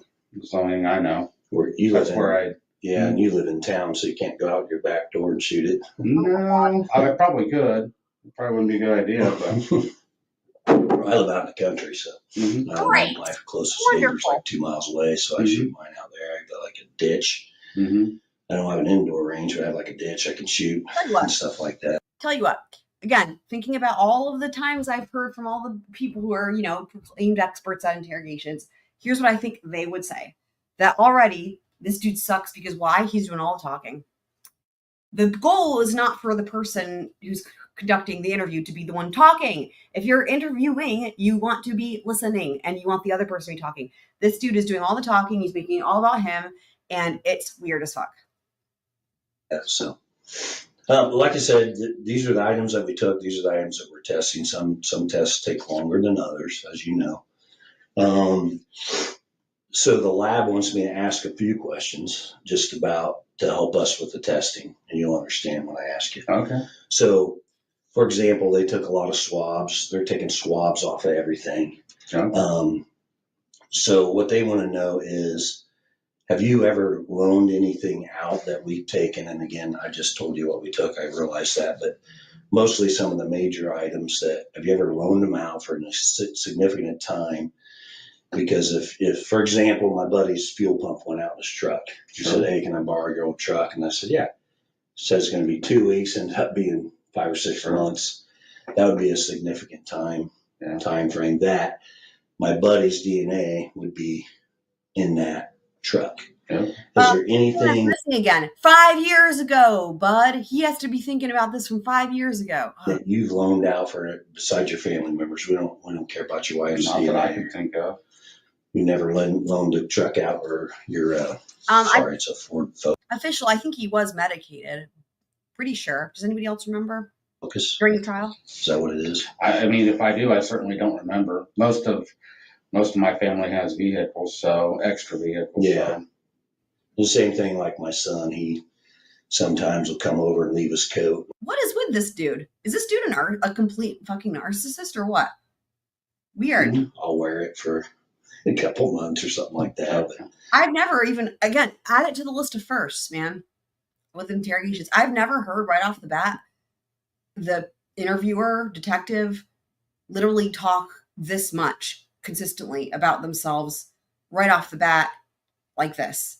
Like, this is alarm. Like, this is crazy. Or my son-in-law, he'll spend money on guns. He's a gun freak. He likes to buy guns, and then he'll be like, "Hey, can I borrow $500?" And then he'll give me one of his guns as collateral. And then when he gets the money back, anything like that you know of? Okay. So I'll let the lab know that. That's one of the big things. And then, like I said, some of the tests are already back. I do want to talk to you about one of the tests that we got the results back. The other thing is, any of these knives, what the fuck, or the gun, did you have that the day that you recall having that with you on the day of the fuck's sake 13th when you were out there on the bridge? No. You don't remember if you did or you didn't? I did. It's not enough that he 5 years ago came in and told them he was there. It's like, please just do our entire job for us. Even if you didn't commit the crime, please just do this entire job for us, please. And I just went out for a short walk that day. Okay. Yeah. Okay. Well, we'll get to the meat and potatoes of this, Rick. Great. I appreciate you being cooperative with me. I want to talk about the result. 5 years, right? The murders were in 2017. It's 5 years. 5 years they had nothing, right? I mean, honestly, my money, if you want my 2 cents, is Ron Logan, right? And then what happened was he died. And what happens is when somebody dies, you can't charge them with a crime. So anyway, in other words, they had no official suspect for 5 years, and they had no arrests for 5 years until Richard Allen, 5 years after the homicides. Of your handgun, okay? So handguns, as you know, probably, you may know more about them than I do. I don't know a lot, but they're very specific as far as the characteristics of the gun. So the firing pin is different from your firing pin. The extraction device is different from. He just said, I don't know a lot about guns, but let me tell you about guns. I want to talk about the results of your handgun, okay? So handguns, as you know, probably, you may know more about them than I do. I don't know a lot, but they're very specific as far as the characteristics of the gun. So the firing pin is different from your firing pin. The extraction device is different from my extraction device. And they're basically what the lab has told me. I will tell you guys, I remember when it was coming up on the 5-year anniversary. So it was actually more than 5 years. This is October, right? The murders were, March or April, I believe? It was springtime, right? Early springtime of 2017. I just don't remember off the top of my head. Don't hate me. Guys, there's a lot of cases with a lot of dates. It was early springtime of 2017. And so it's been more than 5 years. And I remember when the 5-year anniversary was coming up, and I remember seeing on like Court TV or whatever, like that, the 5-year anniversary. And I think that like the sheriff or somebody came and spoke out, right? They did like a press conference. Do you guys remember that? I wonder if we can find that press conference. The press conference might have been once they had a suspect, once they had an arrest. But basically there was a lot of buzz around the 5-year thing. I guess that's what it was. There was a lot of buzz around the 5-year mark. And like, I guess like Court TV was talking about it and other things, right? Was talking about it, like still unsolved, but whatever the case may be. There was no mention of any, there was no Richard Allen, right? The pictures of Bridge guy, whatever. And I remember that whole thing. And I remember that very well. And I remember this. And this is again before they had an arrest. Like once that there was all this once it was in the media, all this in the media about the 5-year anniversary, I had a pit in my stomach. And I said, oh no. I'll never forget it. I remember it so well. I was like, this is not good. This is not good. I could see exactly where this was going to go because you had so much pressure in a small town and they had nothing. And it's like, if you've gone for 5 years and you don't have anything yet, right? Like at this day and age, you know, it's not good. Now, if this was a long time ago, if this was 20 years ago, there's a big difference because why? Well, DNA, right? Cold cases. But at this day and age, if it's from 5 years ago and you don't have anything, and then the 5 years pass to now, like, from 2017 to 2022, right? Like, in other words, yeah, it's not like you're waiting on the newest technology or whatever. It's not good. And like, I just had this pit in my stomach. And then I forget when exactly. Ron Logan died somewhere in there.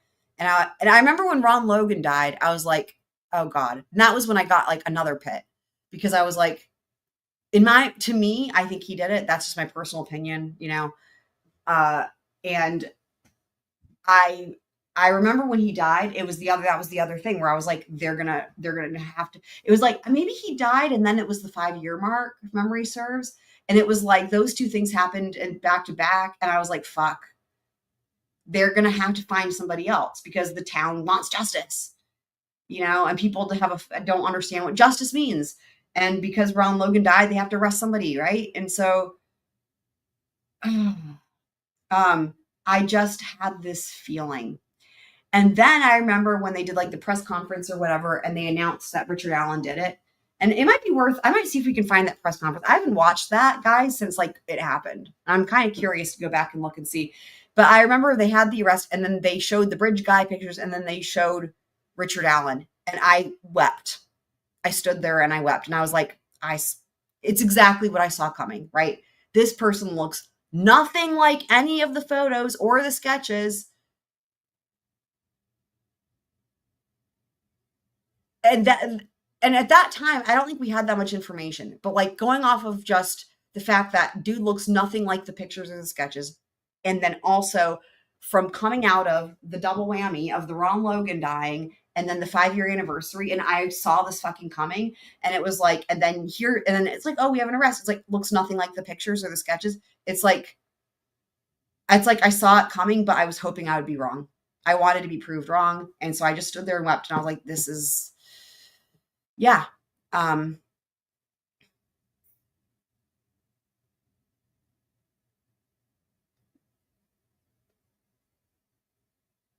When they mentioned the shack, I know this is from 4 minutes ago. I don't know what you're referencing though, Beth. I'm sorry.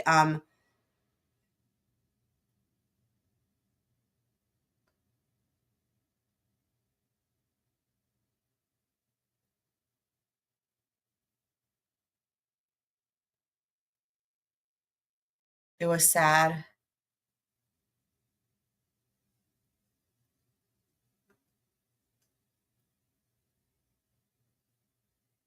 So, so I figured somebody in the chat would have maybe corrected me on that. Let me pull up the dates then. So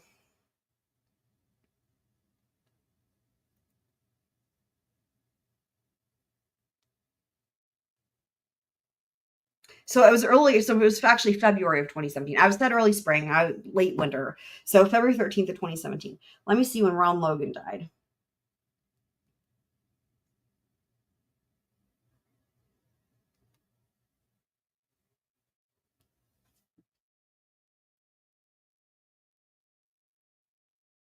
January of 2022. So I was exactly right. So I was exactly right. Sometimes I can't believe my memory. Listen, guys. So here we go. Ron Logan died in January of 2022. The 5-year mark, February of 2022. This is back-to-backers, right? Dude, that set the whole thing in motion. No wonder it impacted me so much at the time because that was the thing. The 5-year mark, and Ron Logan had just died a month prior before the 5-year anniversary.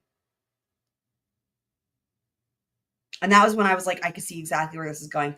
That's crazy.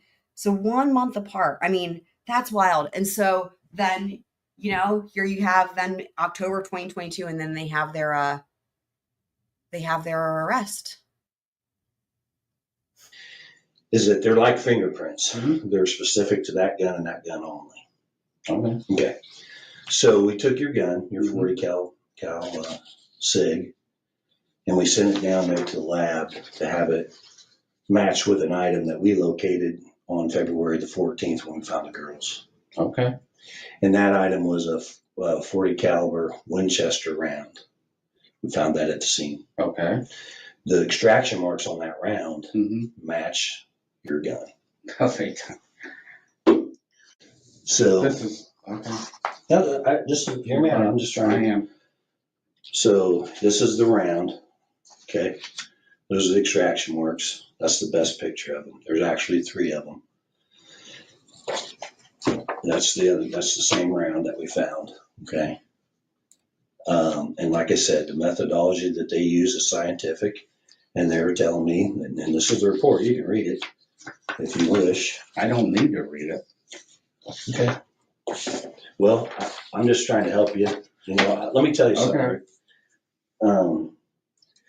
You know, the prosecutor and the other investigators, they want to see you lock you up, throw away the key. I don't think you're ridiculous. Just listen to me for 2 minutes. Let me explain this to you.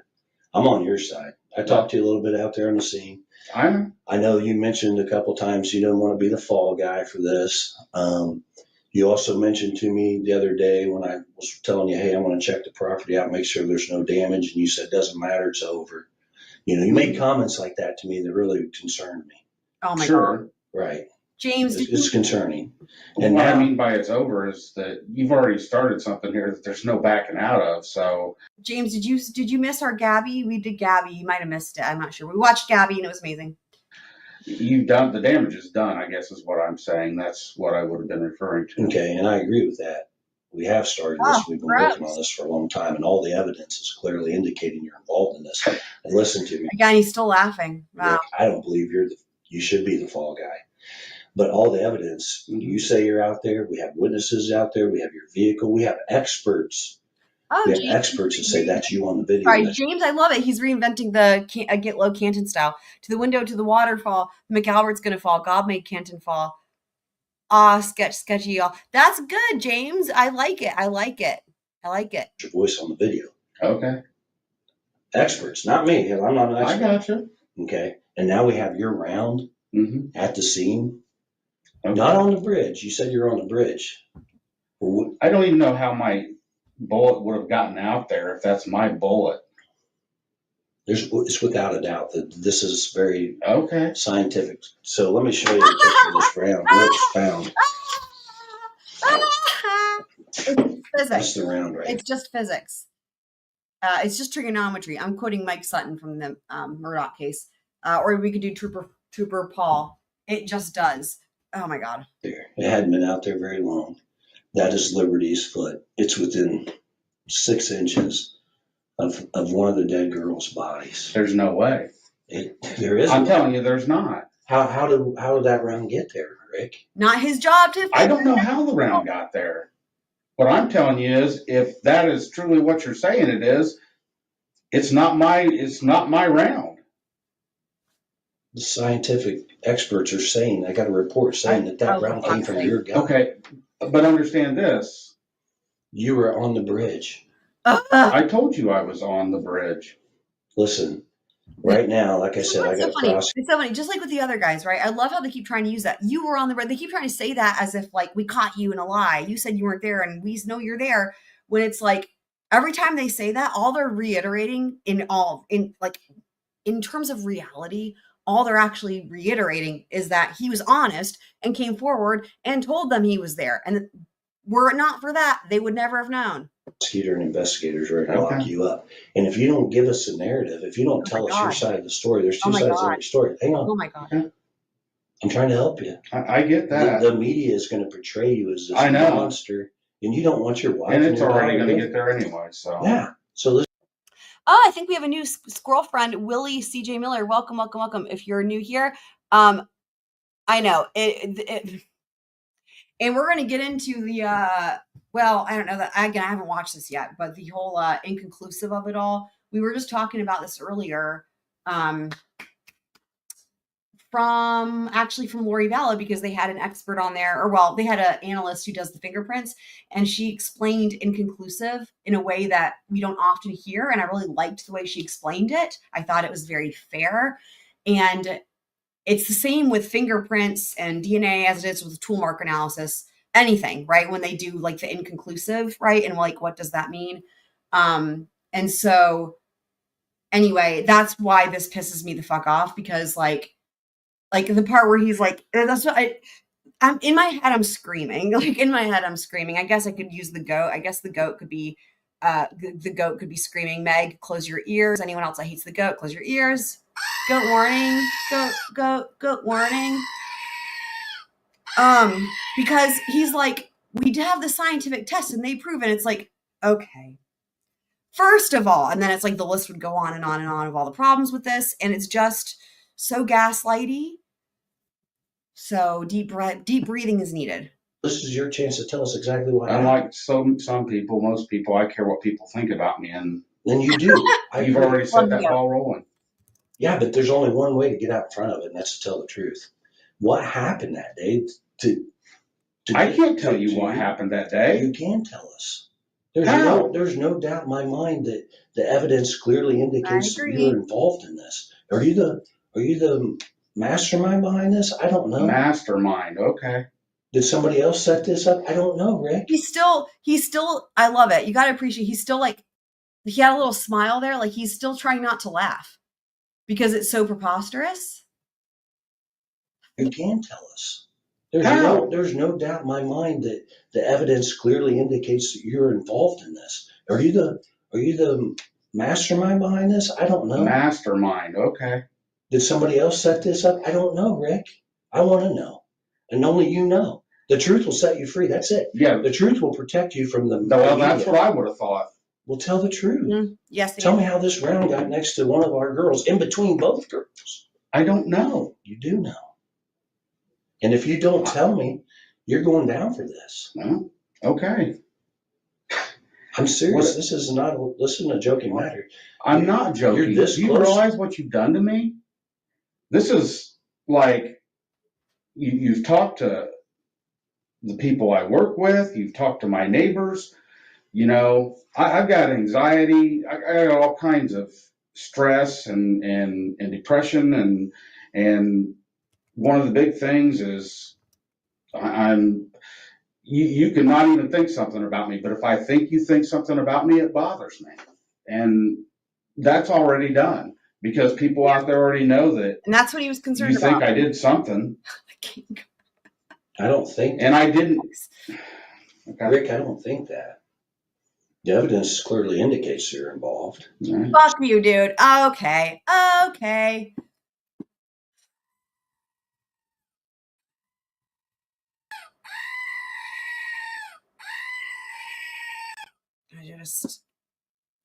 already know where this is going. I just like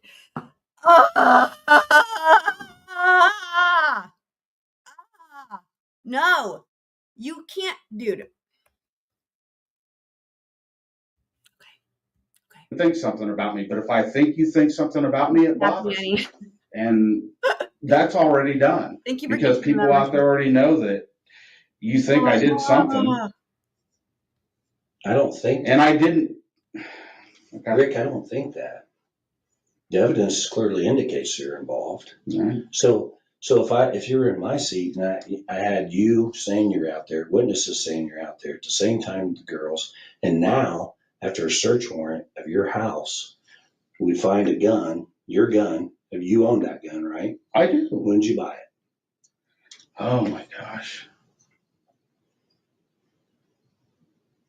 I don't even remember. 2001. I'll check for you. I know a lot of the answers to the questions I'm going to ask you. What? He's like, I don't remember, dude. Oh God. Your gun. You own that gun, right? I do. When did you buy it? Oh my gosh. He's trying to remember. Can't blame him for not remembering. It wasn't recently. I don't even remember. I mean, it was 2001. I okay. This fucking idiot right here, okay, Detective Holbrook, just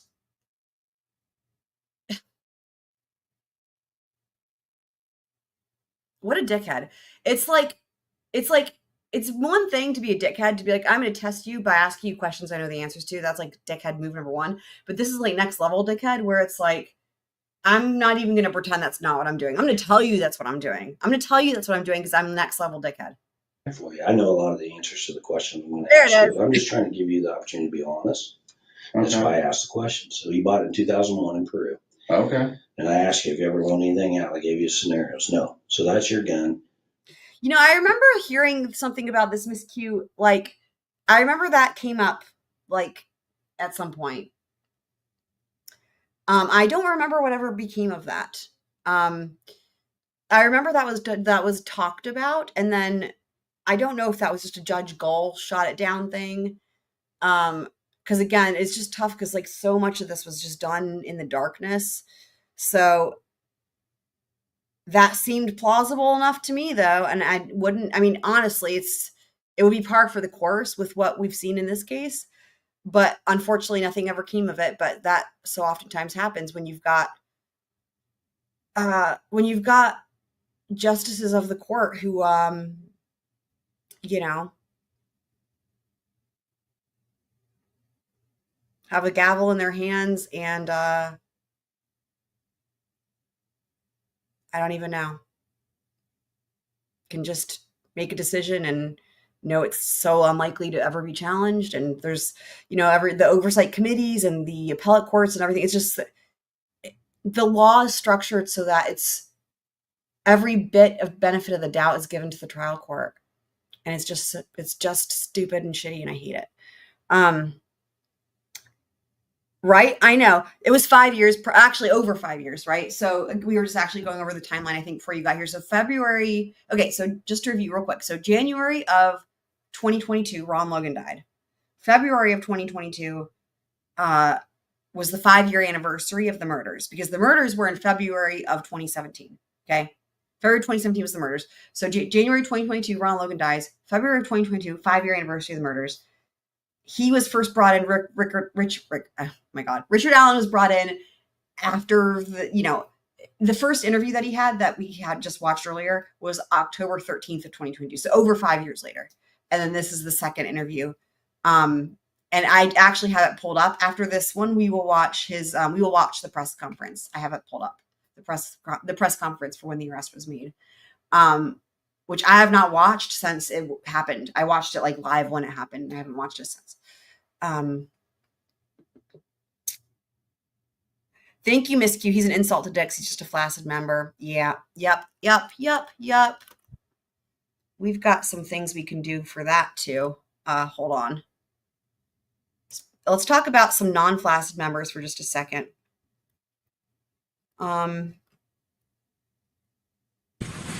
Hard as a rock, freeze thaw effects on penetrometer resistance. You know, his head's as hard as a rock.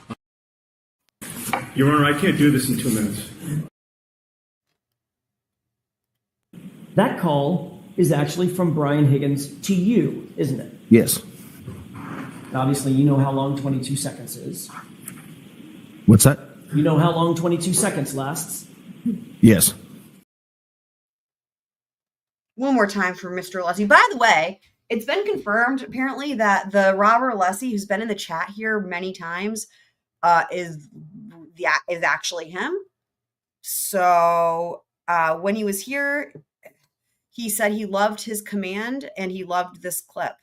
And he also loved the waterfall music video, Get Low Canton Style. Hard as a rock, freeze thaw effects on penetrometer resistance. You know, his head's as hard as a rock. So, like, literally, when I thought it wasn't really him, I thought it was, like, just someone being funny, I was like, oh, do you like your command? And I was like, do you like your clips? And like, oh, let's watch the waterfall music video. And he was like, I love it. And then I wrote down his favorite musical artist, John Lee Hooker. He's been here many times. and it was confirmed. I think you were here, Happy Annie, when it was confirmed, because it was really funny. It happened on accident. Like Miss Mandy, who's a producer for Uncivil, she did not know that he'd been here, or that someone with like, okay. And then she was watching EDB, and he was in the EDB stream, and EDB was like, had said that she confirmed it was him. And then, and so basically the way it happened was Miss Mandy was like telling me like, oh, guess what? Robert Alessi was an EDB stream, and like she confirmed it was him. And I was like, wait, is this the same one that's been here? And she's like, wait, he's been here. And then like the back and forth, and basically she didn't even know that. So it seems like maybe he's moved on to ED. I don't know. Anyway, I'm making a joke, but I think it was also Happy Annie that you pointed out astutely that probably he's trying to keep his finger on the pulse for what people are thinking about the case, because like they're definitely like super up on like what's going on and whatnot. But anyway, he was here for a number of streams, and what's really funny is he joined. He was here in the chat for an Idaho v. Koberger stream, and he'd never heard of the case, so he was like TLDR, like TLDR. I don't know anything about this case, and I was like, excellent. Let's give you the rundown. And yeah. So anyway, pretty interesting.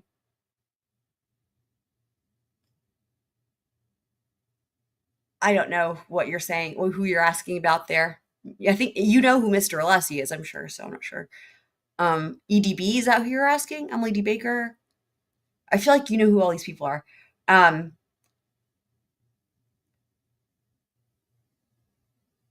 So, I mean, the only thing would be barring, unless there's more than one, like, but,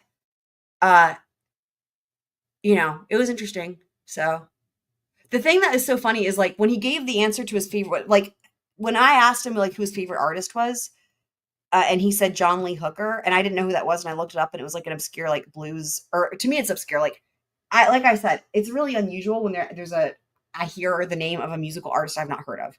Like it does not happen ever. Really unusual. And so when he said this name, I was like, whoa. And then I looked up, and it was like a blues artist from like a long ass time ago. And that's when it was like, huh, because that resonated as being pretty fucking legit. But I still took it with a grain of salt, and then, well, more than a grain. I still assumed it wasn't really him, right? But anyway.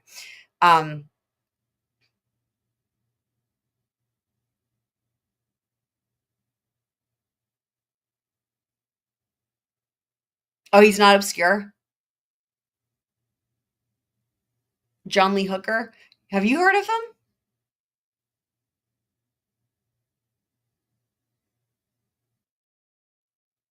Oh, so he was asking about Mr. Alessi. I figured he knew who that was. Thank you, Happy Annie, for answering that question. I figured he knew who I was talking about. Okay.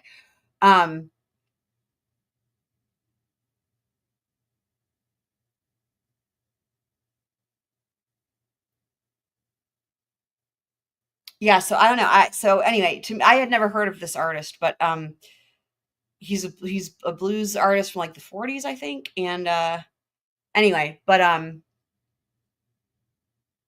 yeah. So I don't know. I don't remember how I got talking about this. I guess because I don't know, justice. We were talking about Judge Gull. Oh, and about the whole thing with the bullet, right? If they took a bullet from his house and planted it, right? That whole thing. Yeah, I mean, is also considering it was unspent. I mean, you know, yeah. Does anyone remember that was where we were? Okay. Does anyone remember whatever came of that? Right. Whatever came of that whole thing. How did that get shut down? Does anybody know?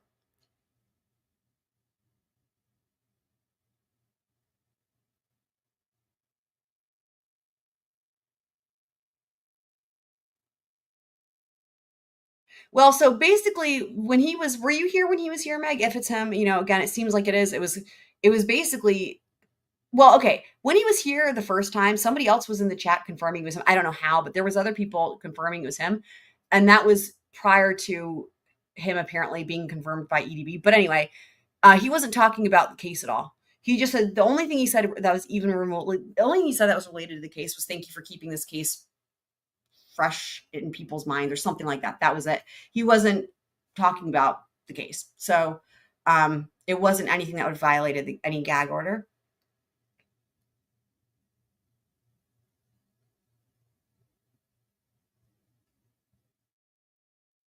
he really just interacted with the chat, like about whatever, like, you know, random stuff. Thought the jokes were funny. Okay, yeah. I've been meaning to listen to him actually.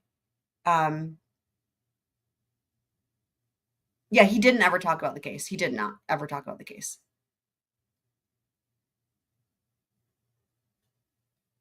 So, right. That's right. That's right. Happy Annie. Yeah. He talked about the jokes and the music. Yep. No. Not John. I'm just kidding. No. Mr. Alessi, Robert Alessi from the Karen Reed case, her attorney. No. Let me clarify, people. I'm saying that Robert Alessi, there's been a Robert Alessi who's been here for you in the live chat here. And then apparently it's actually him from what it seems like, but his favorite artist is John Lee Hooker. That's what I'm saying. It's all good. It is all good. No squirrel left behind, I will say. I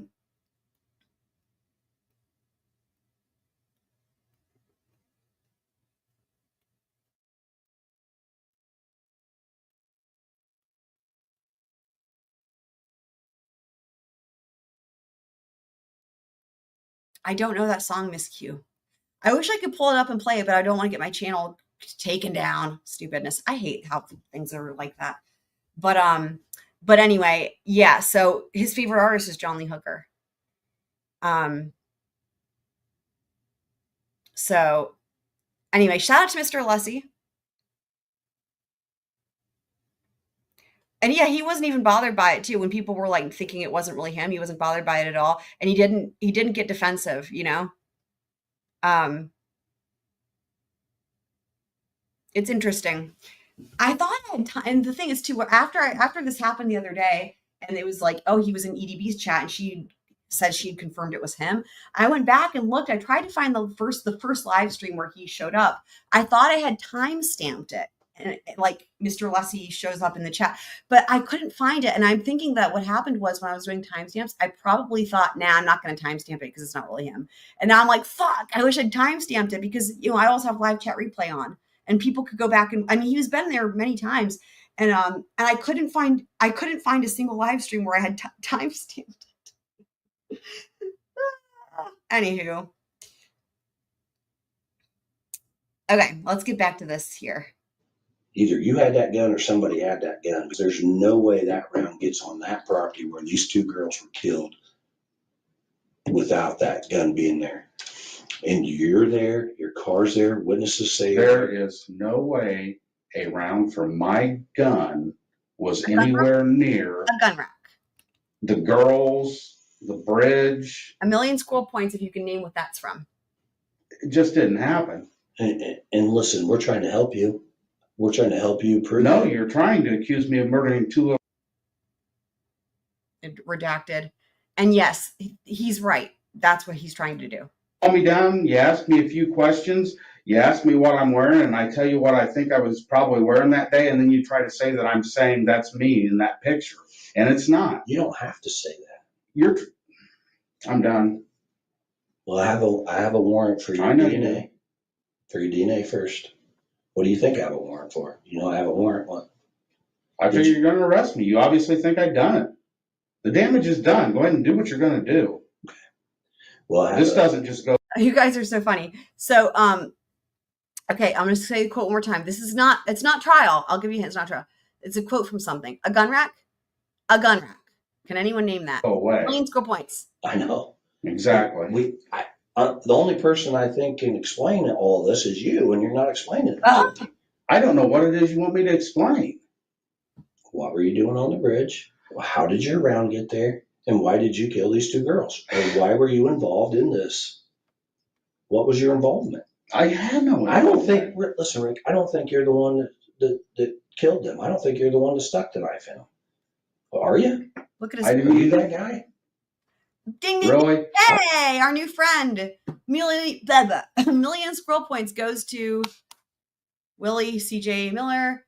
Do you go by Willie or CJ? Anyway, 1,000,000 scroll points. Don't spend them all at once. Congrats. Too late. for anyone, we always have the different like little quizzes and whatnot. By the way, tomorrow night is members only.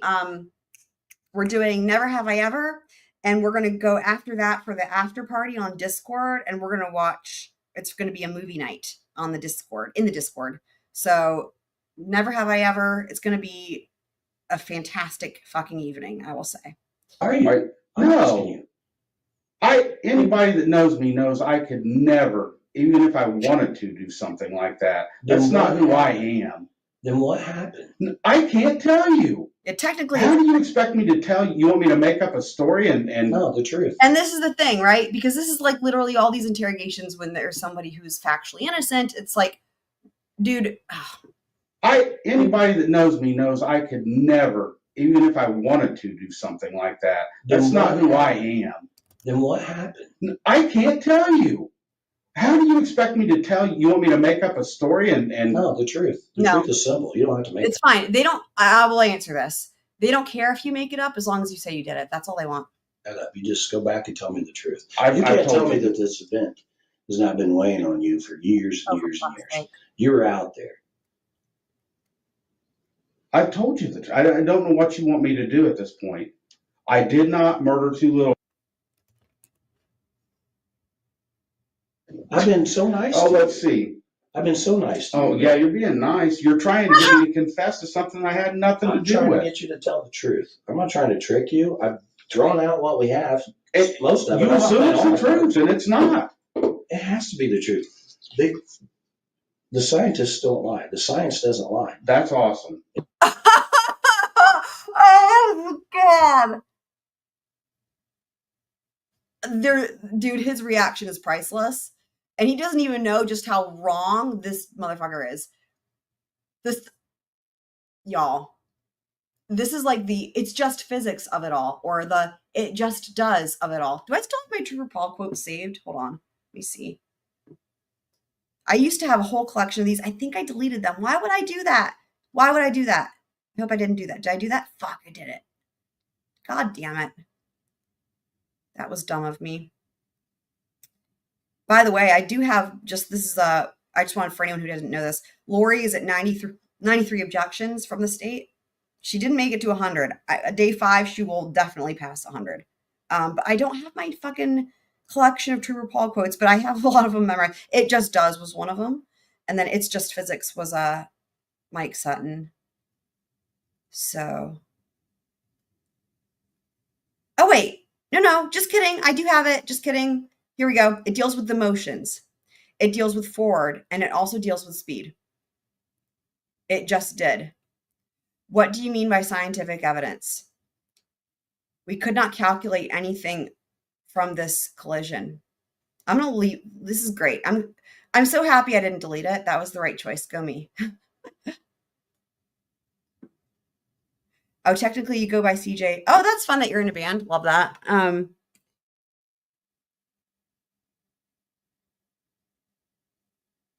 Short for we make. Oh, okay. Okay, gotcha. Well, I don't know. CJ is fewer letters to type and less likely to result in a typo, so I might just go with CJ. I don't know. Let us know what you want us to call you, basically. Never seen that movie. Miss Cute, that's fucking funny. So yeah, enjoy these Trooper Paul quotes here, guys. Something I had nothing to do with. I'm trying to get you to tell the truth. I'm not trying to trick you. I've drawn out what we have. Most of it. You assume it's the truth, and it's not. It has to be the truth.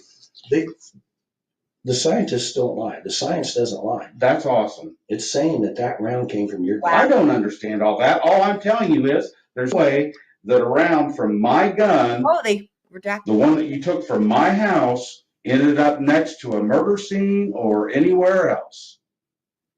I don't know where you got that bullet. If it came out of my gun. Right there. That's the round. Then it didn't come out of my gun. That round was collected. Then it didn't come out of my gun. Rick, that round was collected on the 14th of February in 2017. Okay. It's been in evidence ever since. Okay. All right, and we've compared other weapons to that. I understand what you're saying, but I can't explain it. I'm just telling you that if that was next to a murder site or anywhere near it, it didn't come out of my gun. And I don't know where you would have got one that did come out of my gun. Right there. It was there. It was found. Okay. And I don't think you realize the severity of this. You realize the death penalty is on the table for Oh, this? fucking hell. You know what? I don't really care about living at this point. I've dealt with not wanting to live for 7, 8 years now. It's been a long fucking battle.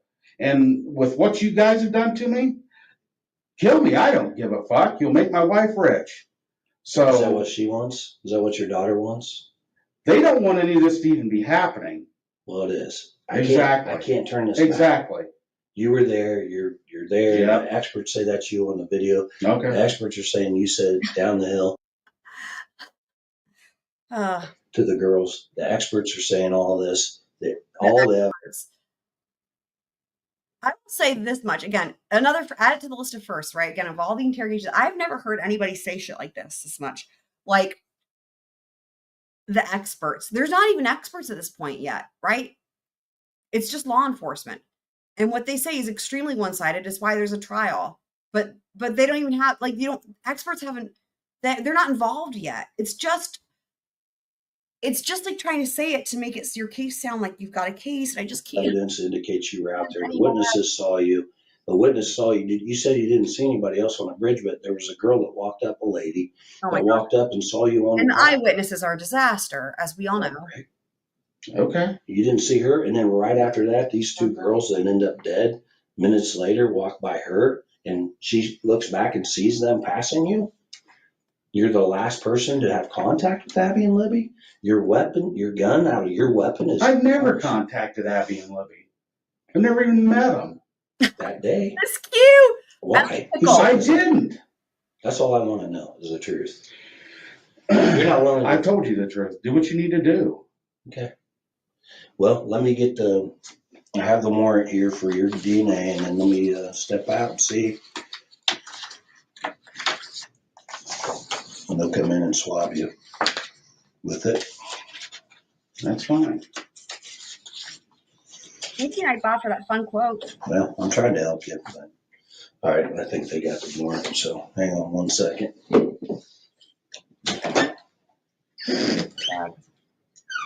Wow.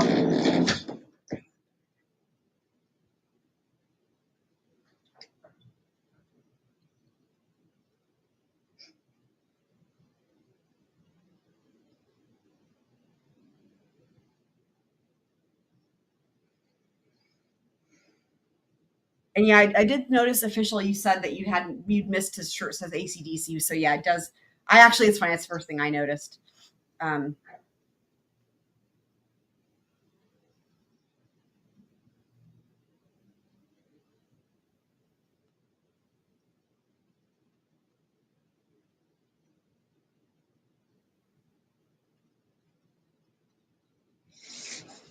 mean, he's got to feel like he's probably getting arrested at this point, but like, this is just so shitty. I just can't even fathom being in this position. And I mean, what he should be thinking about starts with an L and it ends with an R and in the middle, it's yeah. Spell it out, lawyer. I mean, really, because it's like, this is just,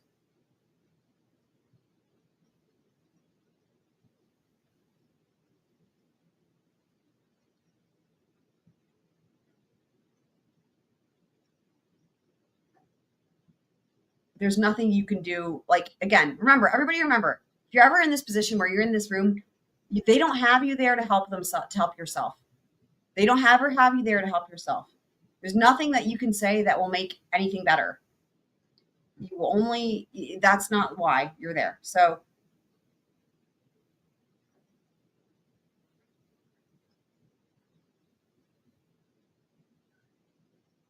there's never any point. You only need to know one word, and that word is lawyer, or you can use attorney, or you can use counsel. Those are your options. That's it. I just reiterate this because it's so easy. in that situation, in a situation like that where you're maybe if you're ever under arrest or whatever, it's so hard. I feel like for me personally, this is just me personally, I would have a really hard time, even though I know this 100%. That's why I like beat it into my own head. I would want to sit there and explain myself. I just would. And I'm a talker.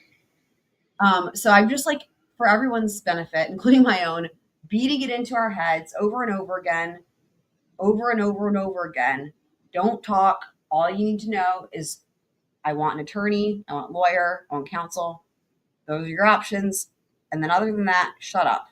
No matter how tempting it is to talk and explain yourself. Even, especially if you didn't do anything wrong. So, solicitor, yep. And that's the word. You probably learned that from Murdoch because I don't ever hear it anywhere else except for South Carolina. That's the only place I've heard it is in South Carolina. So that's what they call their prosecutors. They call them solicitors.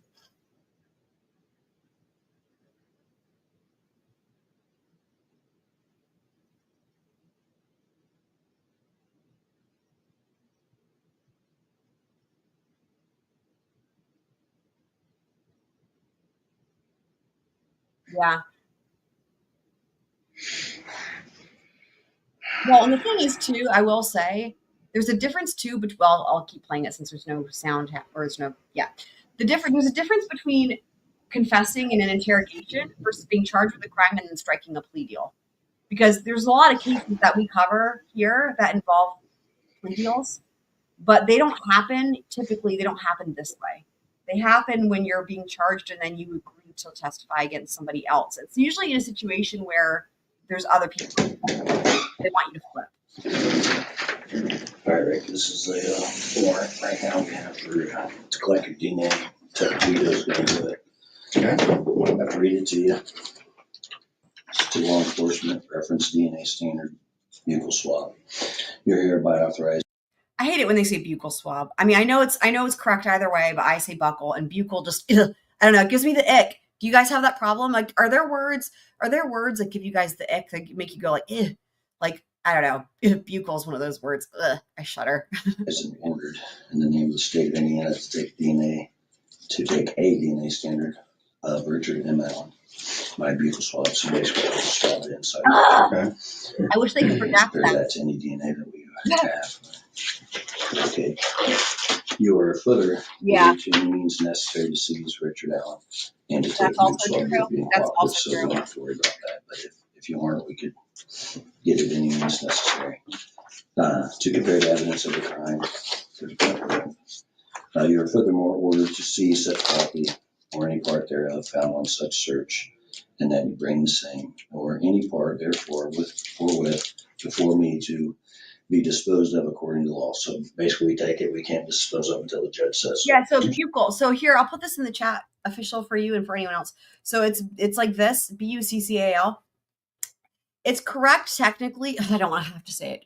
It's correct technically to say buccal. God, I can't help, like, it's a physical reaction involuntarily, obviously. Or you can say buccal. So either way, I say buccal, and I'm not going to say the other one again. Penetrant?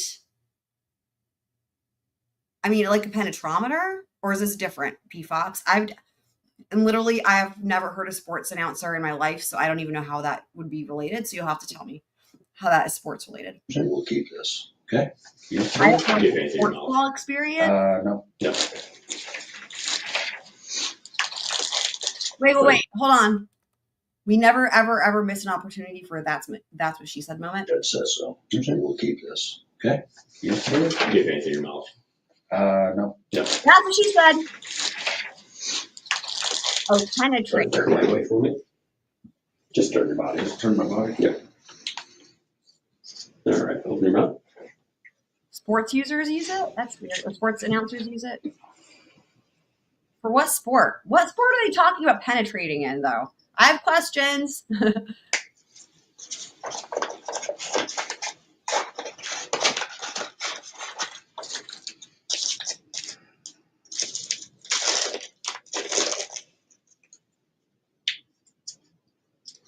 Other side.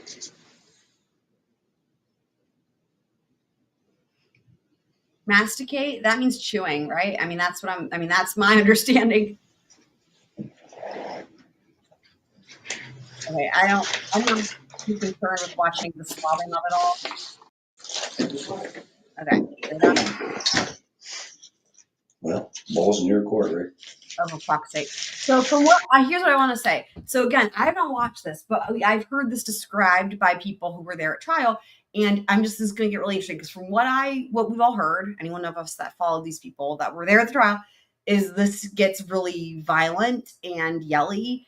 And apparently this is being redacted. I don't know if all the versions are redacted, but it looks like they're redacting the curse words, which is a real shame. If that happens to be the case, I might see if there's another version that's unredacted, because God forbid, like that's going to ruin it.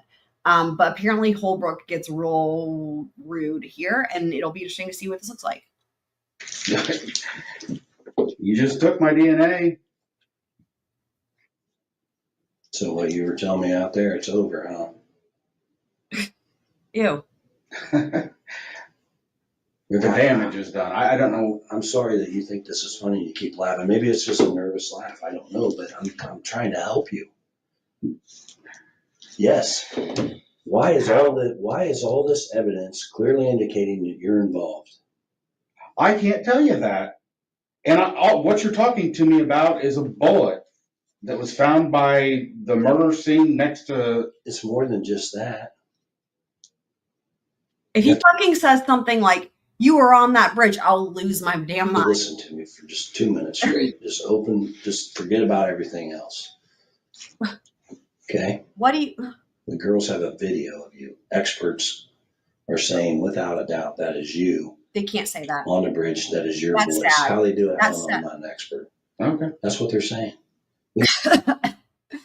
I don't know which is worse. The fact that he says he's got experts that can say it's him, or that he then follows it up with, how they do it, I don't even know.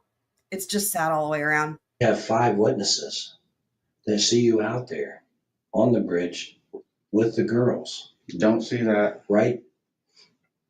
Why don't you see that? I'm not lying to you. Because it didn't happen. It did happen. There could have been somebody that seen me that I didn't see. What I'm telling you is they didn't see me anywhere near the girls or anybody else because I wasn't around anybody that day.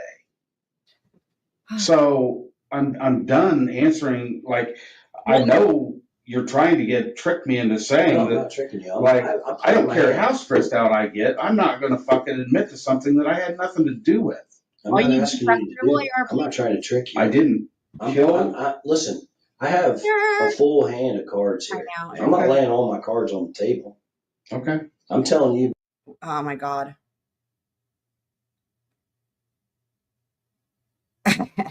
I hate this dude. Bits and pieces, hoping that you will realize that. Like he's a douchebag, a tool, but he's also terrible. Like, again, just in terms of assessing the job performance of this, if, from what we all know is how you are successful at this, like he sucks as well. Like he sucks in all the ways. He sucks in all the ways, including at this job. And he sucks as a person. Without a doubt, we have you out there at the time of the merger. It clearly indicates that you're involved in this. Clearly. It does not. There is nothing that you could have that's going to indicate me. Again, if I put my behavior panel hat on, the way he says clearly, they would have a field day with that. It's like he doesn't believe his own bullshit. Listen. Without a doubt, we have you out there at the time of the merger. It clearly indicates that you're involved in this. Clearly. It does not. They would have a field day with that. If it'll be interesting that I wish we could see him. I bet he's doing a fucking single shoulder shrug. I'd guess. There is nothing that you could have that's going to indicate me because I wasn't out there. And you don't think that you're around like 6 inches away? I know that a round from my gun did not end up at a murder scene. You're wrong. Okay. And the proof is right here. I don't believe it. I mean, well, you're going to. I'm not. Wow. You said you. Is that like you saying you're going to gaslight him? Is that what you're saying? Are you just like, yeah, I'm going to gaslight you? Didn't want to be the fall guy. You're being the fall guy. Oh, yeah. So literally. Okay. Because you won't give us your side of the story. Wow. True. I don't care. You should care. You're not going to prove I did something I didn't do. You're exactly right. We're not. We're going to prove what you did. Your involvement in this. involvement. What was my involvement? You tell me. You were there. And I told you there. I had nothing to do with it. I told you I never even seen it. I wasn't there. I'm not on video. 4 Neither witnesses am I. didn't see me. 4 or 5 witnesses didn't see me out there, and I can. Me either. And my round wasn't out of my gun wasn't 6 inches away from a dead girl's foot. Mine either. I'm telling you, you're living in this world. He's maintaining this, and he's not. The fact, dude, that Holbrook is like saying that all these witnesses saw him is just blows my mind. I mean, all of it does, but God damn it, I wish we could have seen that fucking trial. I wish we could have seen it. It's like from what it seems like from the people that were reporting on it, as disastrous as we think these witnesses were, it was worse than what we thought, and and it's just. Eyewitnesses are so problematic anyway.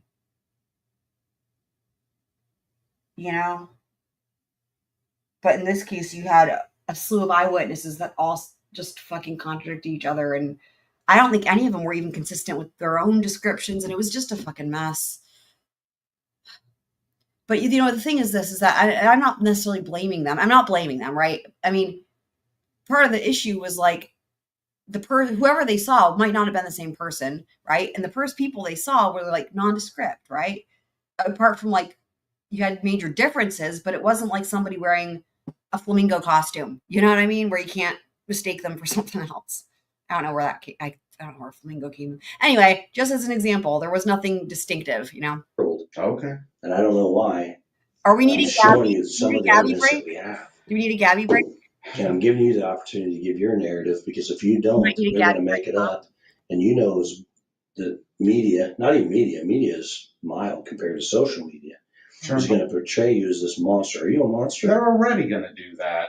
You've already talked. When you get arrested for this? It doesn't even matter, because I actually care about what people think. Yeah, you do. I said I do. I actually care about what people think. That's why. So do I. That's you've why already done the damage. How am I supposed to? Never mind. No, please talk to me. No, I just cleared this up in my head. I just don't know how I'm supposed to act like this never happened. You can't. You can't. I'm not saying murder. I'm saying that's exactly what you're saying. Your conscience is trying to tell you this is the day. This is the time.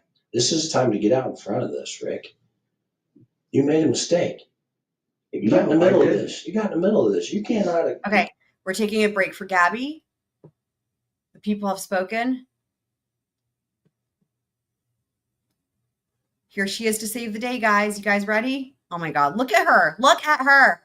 Next, in the 8-inch class, Gabby, the Papillon, handled by Andrea Samuels from Cape Coral, Florida. Guys, we're gonna have a moment. This is great.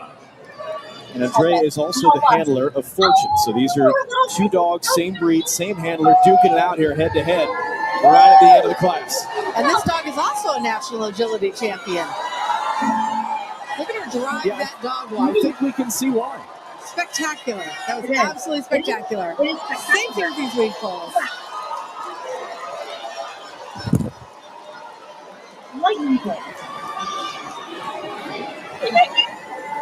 We can't hear Andrea at all, but she is definitely talking to her while they're running this. Wow. That was spectacular. Absolutely breathtaking. Now you see why they're national champions. Watch this dog. This dog just keeps accelerating. That's not sped up video. That is real time. It feels like they sped it up, but that is not what happened. And watch these weed poles. She really hunkers down a bit going through them and just drives through those poles. Amazing. Andrea is saying a lot to her while they're out there running, but a lot of her body language. In the 12.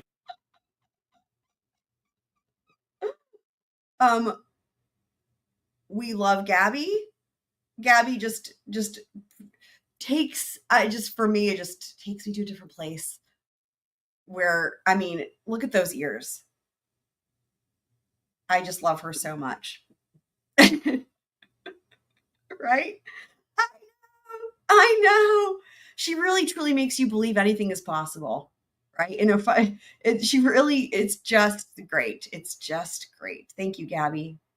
Thank you for giving us hope. Okay.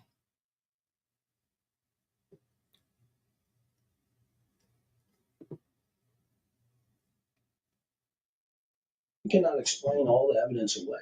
And you're saying, oh, that's not me. I'm just telling you what we have, some of what we have. What? Are you mocking him now? Oh dear. This is the time to get out in front of this, Rick. You made a mistake. You got in the middle of this.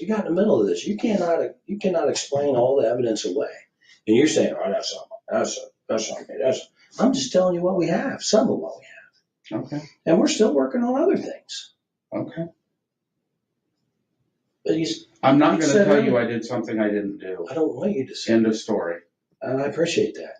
What did you do? What is your involvement? Who else? I have 100 different questions, but if you're not willing to tell the truth, it's a waste of your time and mine. And you're going down for something that you have maybe some involvement in. Maybe this is all you. Where's this guy that's saying that I helped him? You tell me. I'm not saying that. Did I say today that you're saying that I was involved? Well, if I didn't do it, but I'm involved, right? What are you saying? If you got wow, well done. I mean, did I say today that you're saying that I was involved? Well, if I didn't do it, but I'm involved, what are you saying? If you got somebody saying I helped them do it, they're fucking crazy. Okay. I never said that. Did I? I just said you're involved. What is your involvement? Is that a theory that some people may have that I don't know? I just want you to tell me all the truth. I just want you to be just completely honest with me. If you're going to arrest me, arrest me. I'm not talking anymore. This is ridiculous. I just thought maybe you would appreciate my effort to help you. I mean, apparently you don't, because after today, I can't help you. I understand that. You do understand that. I don't need your help. You need help. So one of the things that's interesting, again, it's such a shame that Gray Hughes has to ruin everything because I wanted to watch those Bridge Guy videos again, but I mean, I watched them after we were watching them and after Gray Hughes ruined everything. And it seems like there has to be more than one person there. And it seems like whoever's on the bridge can't be the person who says guys down the hill. Now, I know that there had been talk of that being the case potentially from I guess it was people's impressions from trial, but it's really clear, when you watch the videos that you can't watch anymore on YouTube, I don't think, because Gray Hughes has fucked it for everybody, but that the amount of time that elapses from where the person on the bridge guy is, and then that happening, the way it works out is there's a lot of funniness about that whole video in a lot of ways. There's a lot of weirdness.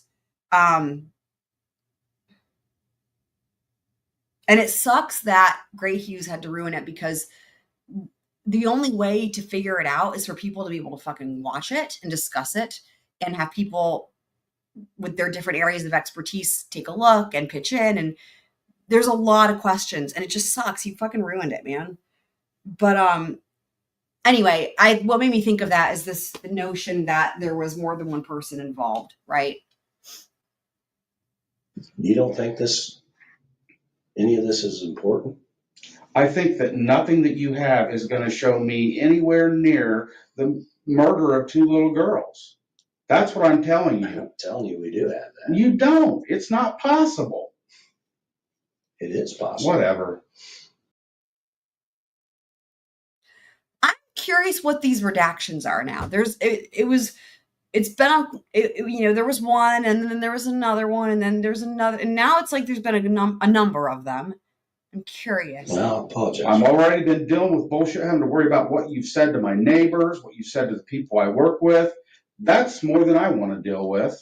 I'm not going to sit here and do this. Okay. All right, sit tight.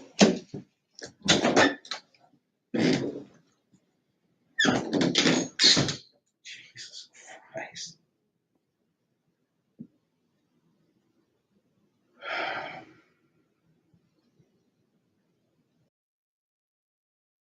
Another redaction. Don't worry, guys. Story. I know I wasn't in there. Could you just give Okay. me? You don't want to talk about So he's back. Okay.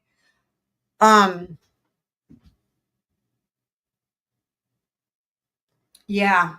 None of it matches up. And then there's like the whole thing with like Abby where she's like, it seems like she's saying something, but her mouth is moving and it's not what the words are. And there's just a lot of weirdness. I wish we could watch it, but we can't. Okay, what about any of it? Okay, what I failed to tell you too is the witnesses saw a gun in your pocket. That I believe is an actual well, we know they're allowed to lie. I'm just saying, I don't think that anyone testified to that at trial. I think that he's making that up. Lie. No, they didn't. You're saying you didn't have a gun? I'm saying I did not have a gun when you were out there. And you told me earlier no one borrowed that gun?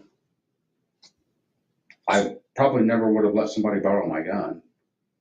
Probably wouldn't have, but I'm asking you, did you? No. That's a good question. I think honestly, I will be honest, Discord changed the file size to what you're allowed to upload and they made it really small. I don't know that I would be able to upload it there. I will see if I can upload it there, and if not, what I can do is post the link for where the original was. But I'll see what I can do, or maybe if I have to split it. Let me just think. I bet if I compress it, it might work. I'll see what I can do. That's a good thought, though. Happy Annie, thank you for that. Okay. And again, I tried to clarify this earlier. You and I both know I'm not a scientist, and you're not a scientist. Great. But what the scientists are telling me is this extraction mark is like a fingerprint. It's unique to the gun. I told you that earlier. You understand that? It's not unique to that type of gun. It's unique to that specific gun. Just like your fingerprint. If I have a fingerprint, my fingerprint, your fingerprint, and I got a fingerprint at the scene, we match that fingerprint. It's significant to one person. No fingerprints are alike. And what I'm telling you is there is no way that a bullet from my gun ended up at a murder scene. And we've been working on this for over 5.5 years. We get a search warrant for your house, find your gun, because we were told when we found that round that it had 3 extraction marks on it. And without a doubt, they would be able to match that extraction mark to the gun.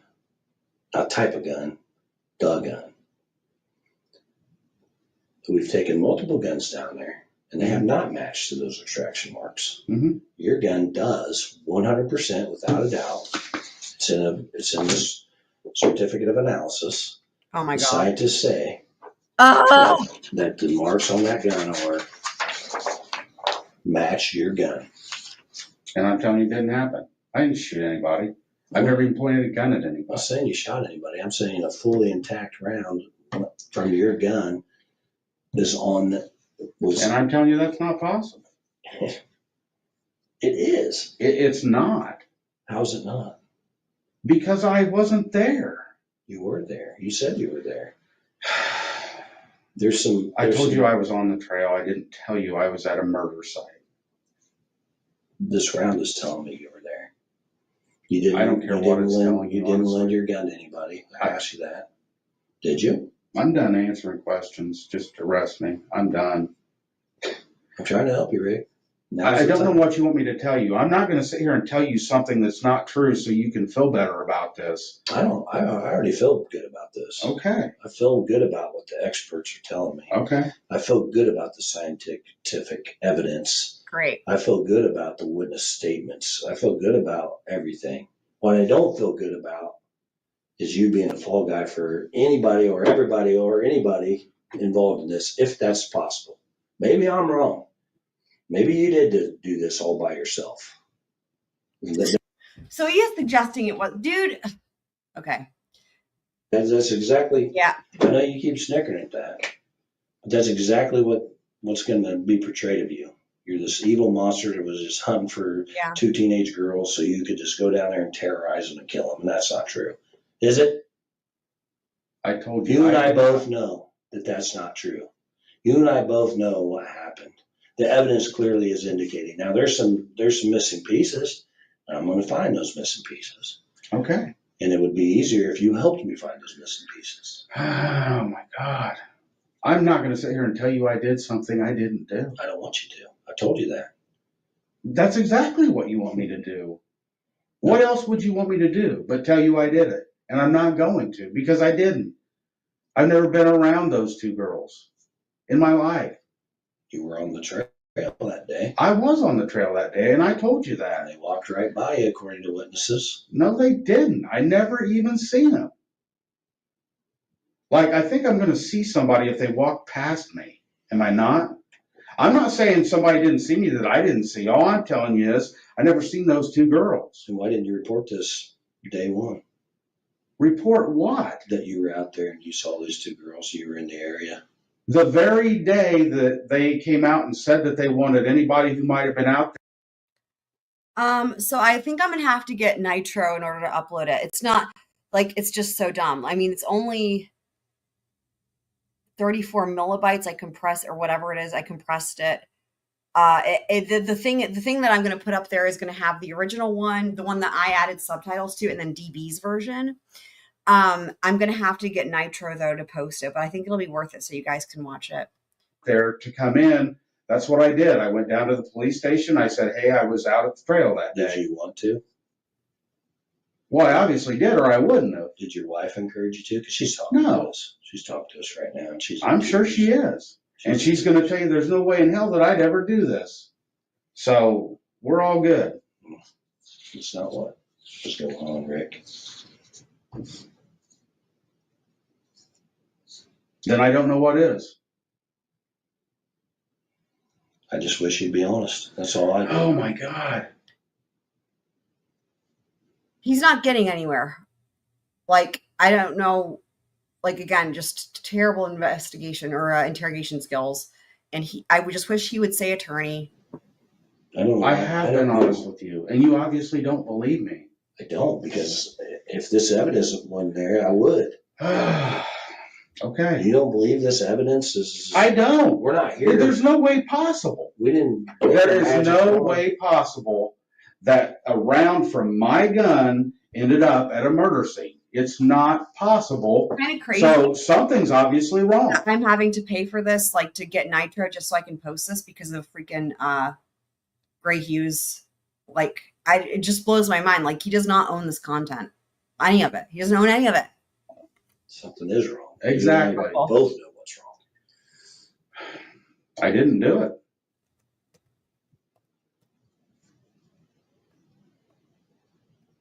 And I'm not going to sit here all day trying to convince you that I didn't do it. You obviously think that I did. I'm not going to sit here all day and convince you that I think that you did do it, Rick. I'm just laying down some of the evidence that we have. Okay. And we're going to get more. I don't think so. We're only giving you the opportunity to get out in front of this. This is your opportunity.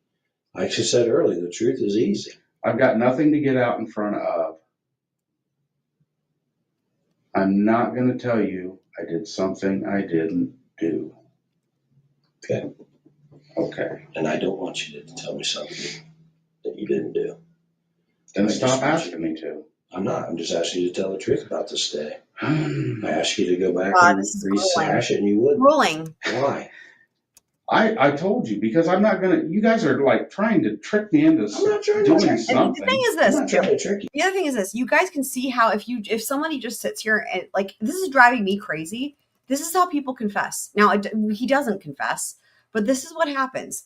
They just wear you down, and it's hard enough to listen to it when you're not the suspect. I told you what happened. You've already got it. There's no need for me to tell you again. Story. Whatever. There aren't any. I don't know how I can make this any clearer. I'm not going to tell you that I had something to do with this. Okay. And I don't know how I can make this any clearer. We have evidence indicating that you're clearly involved in this. And that's sad that you won't help. Okay. Because if that was your daughter out there, you would help some people out. You're damn right I would. You're right. But you don't, so. Okay, well, guys, I'm posting the video right now. It'll be in the Delphi thread. I'll post it in Squirrel Crew also. And then I'm going to cancel Nitro. Should be uploading right meow.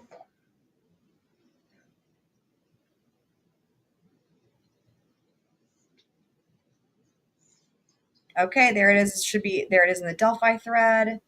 And you guys, I will say, y'all should be able to download it also from the Discord. Like, I think you can just download it too if you want to have it just available or whatever. But again, it's going to have the 3 versions and they're labeled.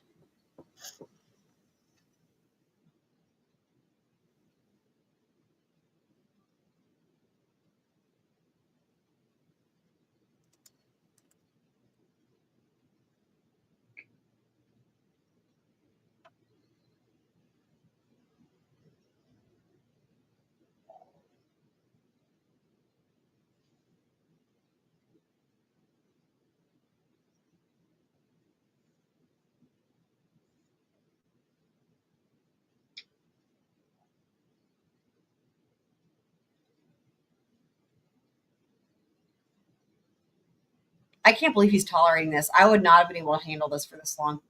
Because it's like, like the definition of insanity or whatever, or being a lunatic. What is it? No, it's insanity. It's like doing the same thing over and over again and expecting different results. And what's so funny is like, that's literally what this Detective Holbrook is doing. And while that's true, it's like with law enforcement officers, they do it enough times to where they can sometimes get a different result because people just give up and confess, which is just fucked up. But yeah, that video is in there, guys, for y'all.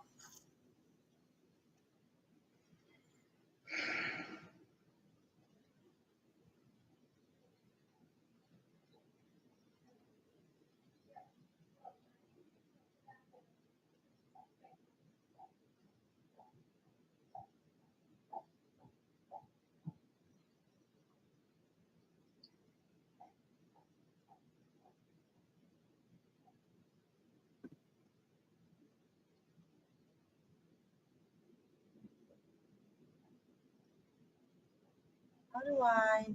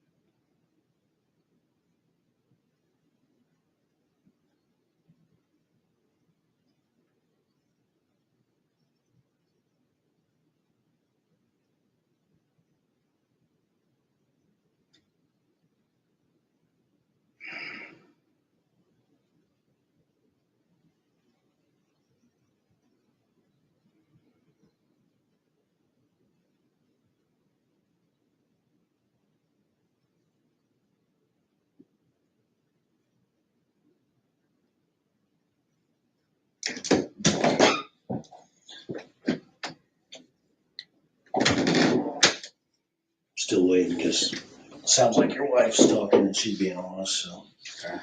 So, she basically said you can't believe you lied to her, so you're lying to us too. But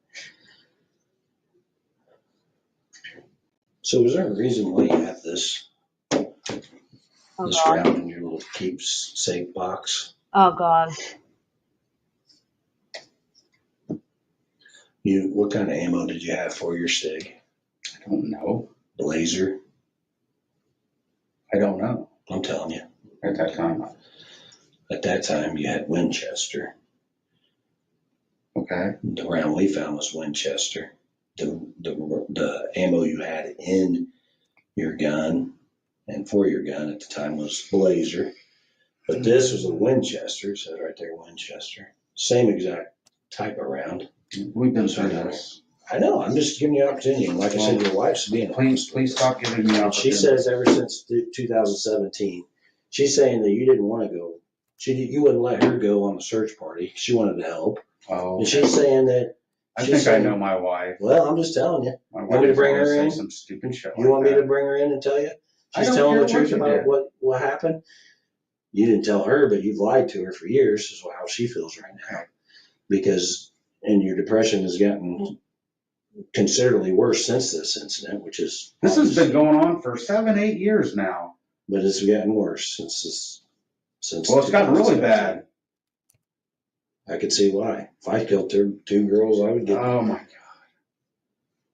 I would have depression too. Well, I would have mental issues too. I'm sure you would. Living with this. I'm sure you would. And that's why you are. Here's what I think, Rick. I don't know. Only you know, but here's my theory. You're out there. Maybe somebody set this up. Maybe they didn't. Maybe you're out there. Maybe we know you're out there. But that's not. Here's the thing. Just to clarify, that it does matter, right, if somebody else is involved, right? Like, let's just review this real quick. For any case, like, this is, I actually meant to do this anyway. Like, when it comes to more than one suspect, right?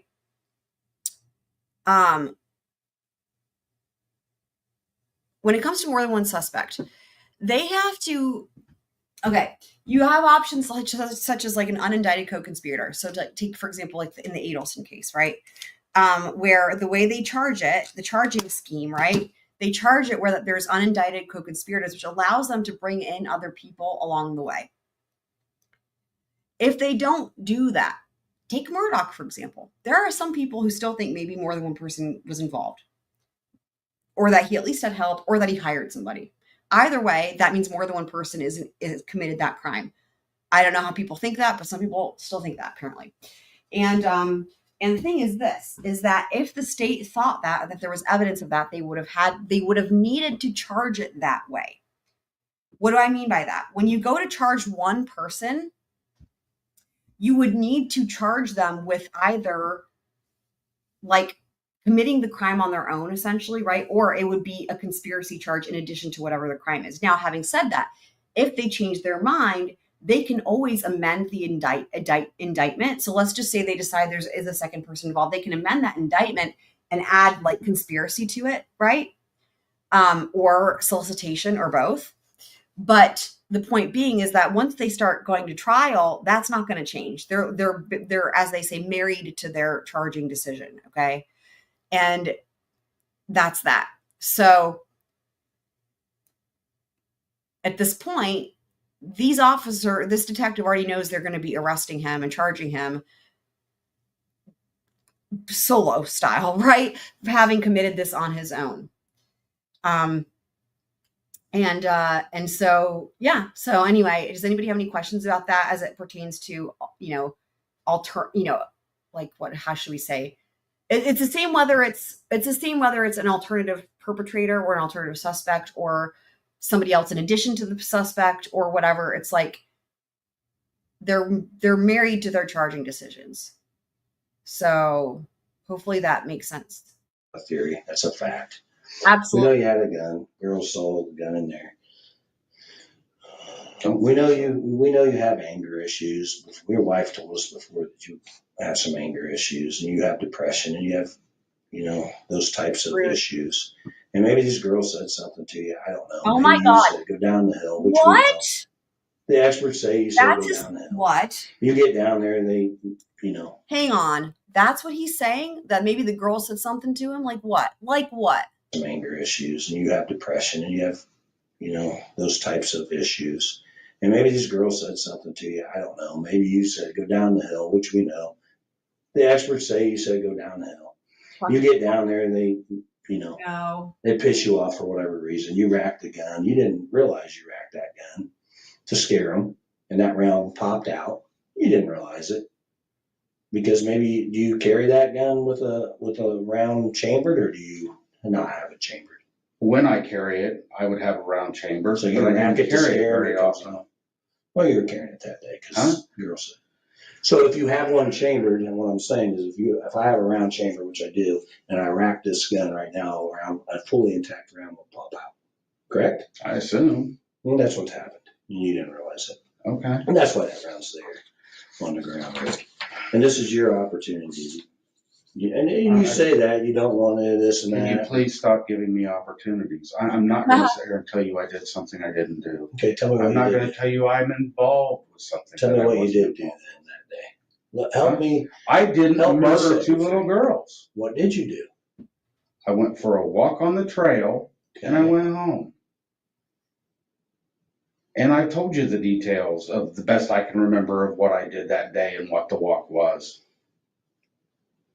I'm not going to. This is ridiculous. I'm not going to just keep repeating myself. Okay. So.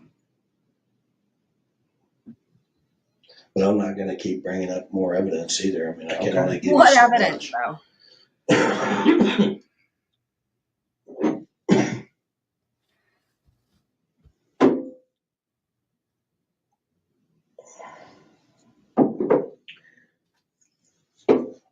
What about Ron Logan? Do you know Ron Logan? Mm-hmm. You ever been on his property? Mm-hmm. You don't, Not that I know of. You don't hunt. You say you fish? We mushroom hunt. Yeah, I fish. Okay. I'm just trying to figure out why that round from your gun would be out there. I'm giving you the Not. I know you don't want me to give you opportunities, but I'm giving you the opportunity. You never mushroom hunt on that side of that ditch? On 2000, where you weren't mushrooming, it was too early for mushrooms. A little bit. It was just a seasonably warm day. So I went for a walk. Okay.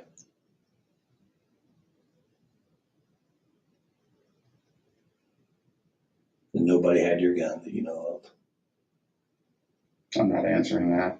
I've answered it 15 times. I mean, obviously, you would tell me if somebody did, Lawyer. because then that would put them there, not Come you. on, lawyer. Because right now, you are already out there by witnesses, and you and I both know that realistically, the evidence doesn't lie. So It obviously does, if if you that's did what it's know, saying. I think I know you well enough, maybe I don't, that if you did know somebody borrowed your gun or had your gun, you would tell us. Of course I would. Okay. So it's realistic for me to believe that you were the only one to have your gun. Excuse me. I've answered that 15 times. Okay. And you said 15 times. That's true.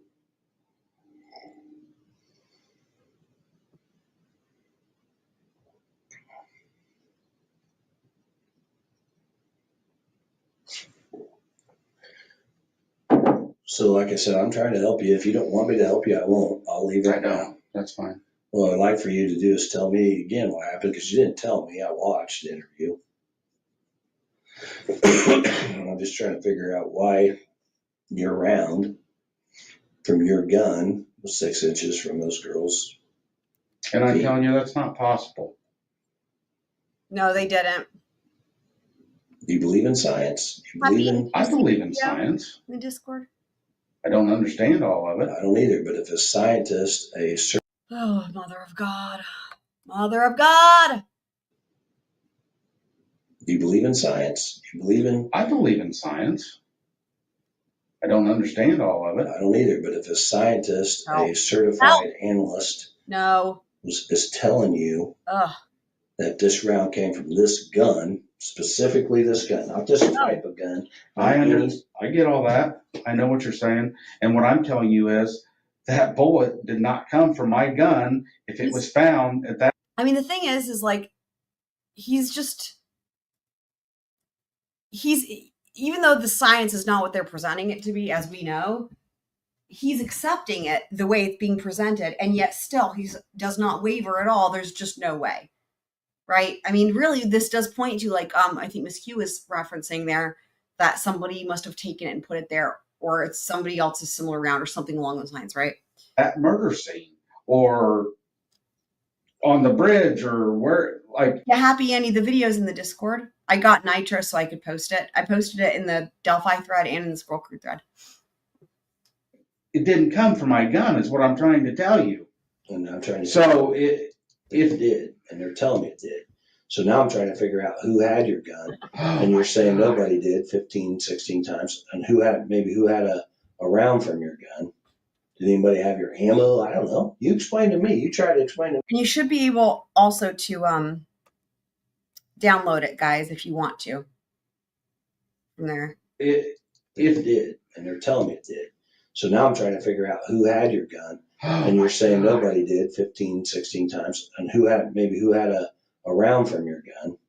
Did anybody have your ammo? I don't know. You explain to me. You try to explain to me why. I'm not going to try to explain. I told you that. You can't. You can't explain why your round is by this dead girl's foot. Because it's not. But it is. You believe in science. You believe in that analysis. You believe that our lab, that round's been in storage since the 14th of 2017. I am telling you that any round involved in this whole thing did not come from my gun. And I'm telling you, you're lying. Okay. Because I have evidence I'm amazed by it. that it is. You don't. That's not evidence? I'm telling you. Never mind. Please, tell me. I'm all ears.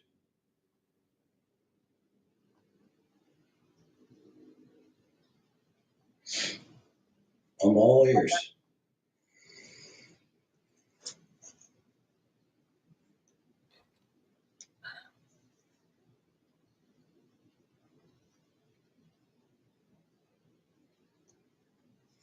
I'm all ears.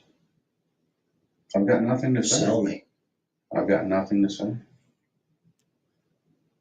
This is ridiculous.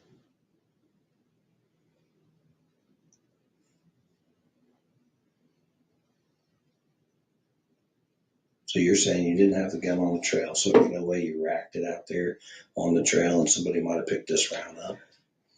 What I'm telling you is I don't carry my gun. I carry my gun if we go fishing along the river, like night fishing. I carry my gun if we're going to go out and tromp through the woods mushroom hunting somewhere. That's about the only times I even carry my gun. And you weren't mushroom hunting and you weren't fishing that day. It was like February or something. February 13th, Okay. 2017. You realize mushrooms don't grow that early, right? Yeah, it's about May, right? April, Probably May. around there. Yeah. That's what I'm saying. Why would I be mushroom hunting? I'm just saying, you weren't mushroom hunting and you weren't fishing. I mean, I think that what he's trying to say is that the reason he had his gun is because this was premeditated. It wasn't just happenstance. You're just walking on the trail. There's no way you would. I'm trying to figure out how that round got out there. If you're adamant that it is your round, I mean, you can't deny that. It's a round from your gun. Did you rack it on the trail? And I didn't. I didn't have my gun that day. Never racked it on the trail. I didn't have my gun that day. Ever. Any day. This reminds You me, ever remember I have the documents with the Ron Logan confession or whatever to that roommate or a jailmate dude. I don't think we covered that yet because it came out during a lot of other trial stuff. But I have a hard time because it makes me so mad. But we still need to do that. I'm just remembering now that we have that. Your gun on that trail. No, I don't. You ever remember racking your gun while you're mushroom hunting out there in the years prior? Do you ever remember racking your gun when you were fishing? Did you ever go fishing there? Not usually, no. Okay. Where do you usually go fishing? Down at the dam. Oakdale? No, in town, the little creek. Oh, Deer okay. Creek. Yeah, Deer Creek. And you said earlier you don't shoot it a lot, so you weren't out there target practicing. No. Okay.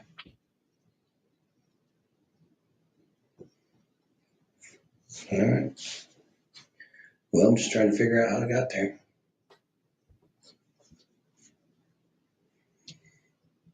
When you said you carry it when you're mushroom hunting and fishing, and obviously I know when mushrooms grow, and I know probably, you could go be fishing in February. Why do you carry it? Why would you carry your gun? I'm not a fisherman or a hunter. But why would you carry your gun if you're out mushroom hunting? Just because you're going to be out in the boondocks, you just never know who you're going to run into. Personal protection. Okay. Or snakes or something like that, I guess. I probably wouldn't shoot a snake. No, I would. What the fuck? What the fuck? Oh my God. You just never know who you're going to run into. This is funny. Personal protection. Okay. Or snakes or something like that, I guess. I probably wouldn't shoot a snake. You wouldn't? No. I would.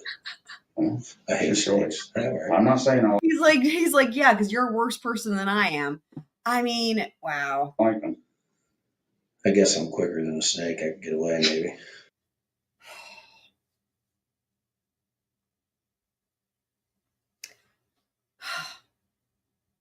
Guys, this dude.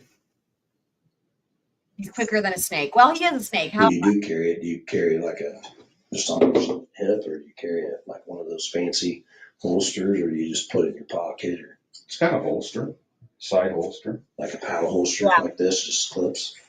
Or does it go through the belt? It goes through the belt. Well, Mine just slides on. it goes through the belt or clips. I don't know. I'd have to look.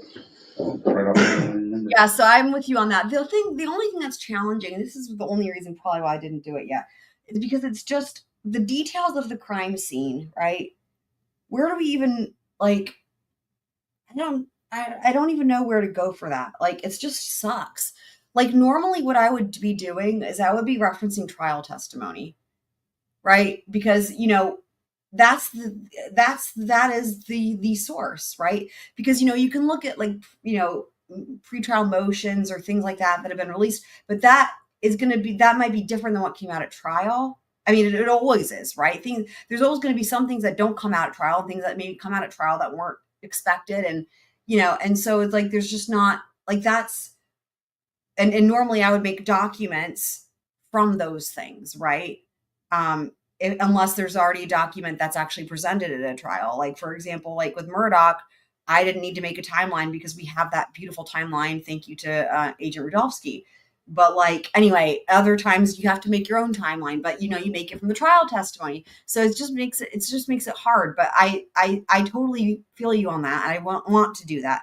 And I'm just thinking it through logistically in terms of where to go to verify that, because what the best thing we got is like what people reported from the courtroom. I don't know.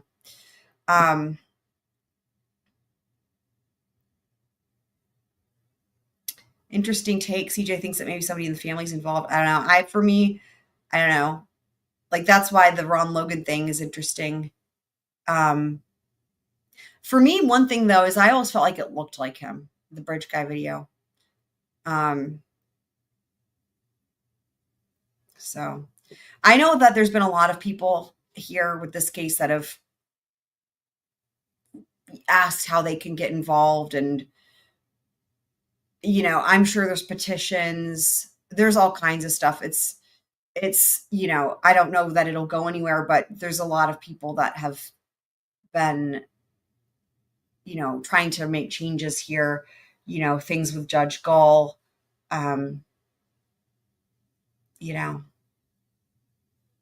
Yeah, I watched Andrea throughout the trial. I think we already talked about that, actually. There was a picture.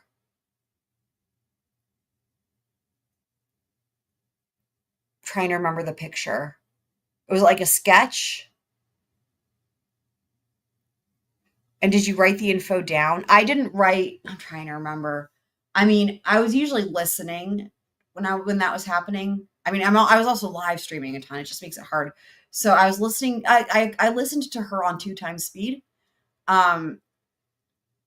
So I don't remember. I think I had a document where I was keeping a lot of that information. I don't know if I still have that. Anyway, basically, I'd have to figure out a way to verify and the details from the crime scene, and make a thing. Yeah, a sketch. I think there's a sketch, but I don't know where that is either.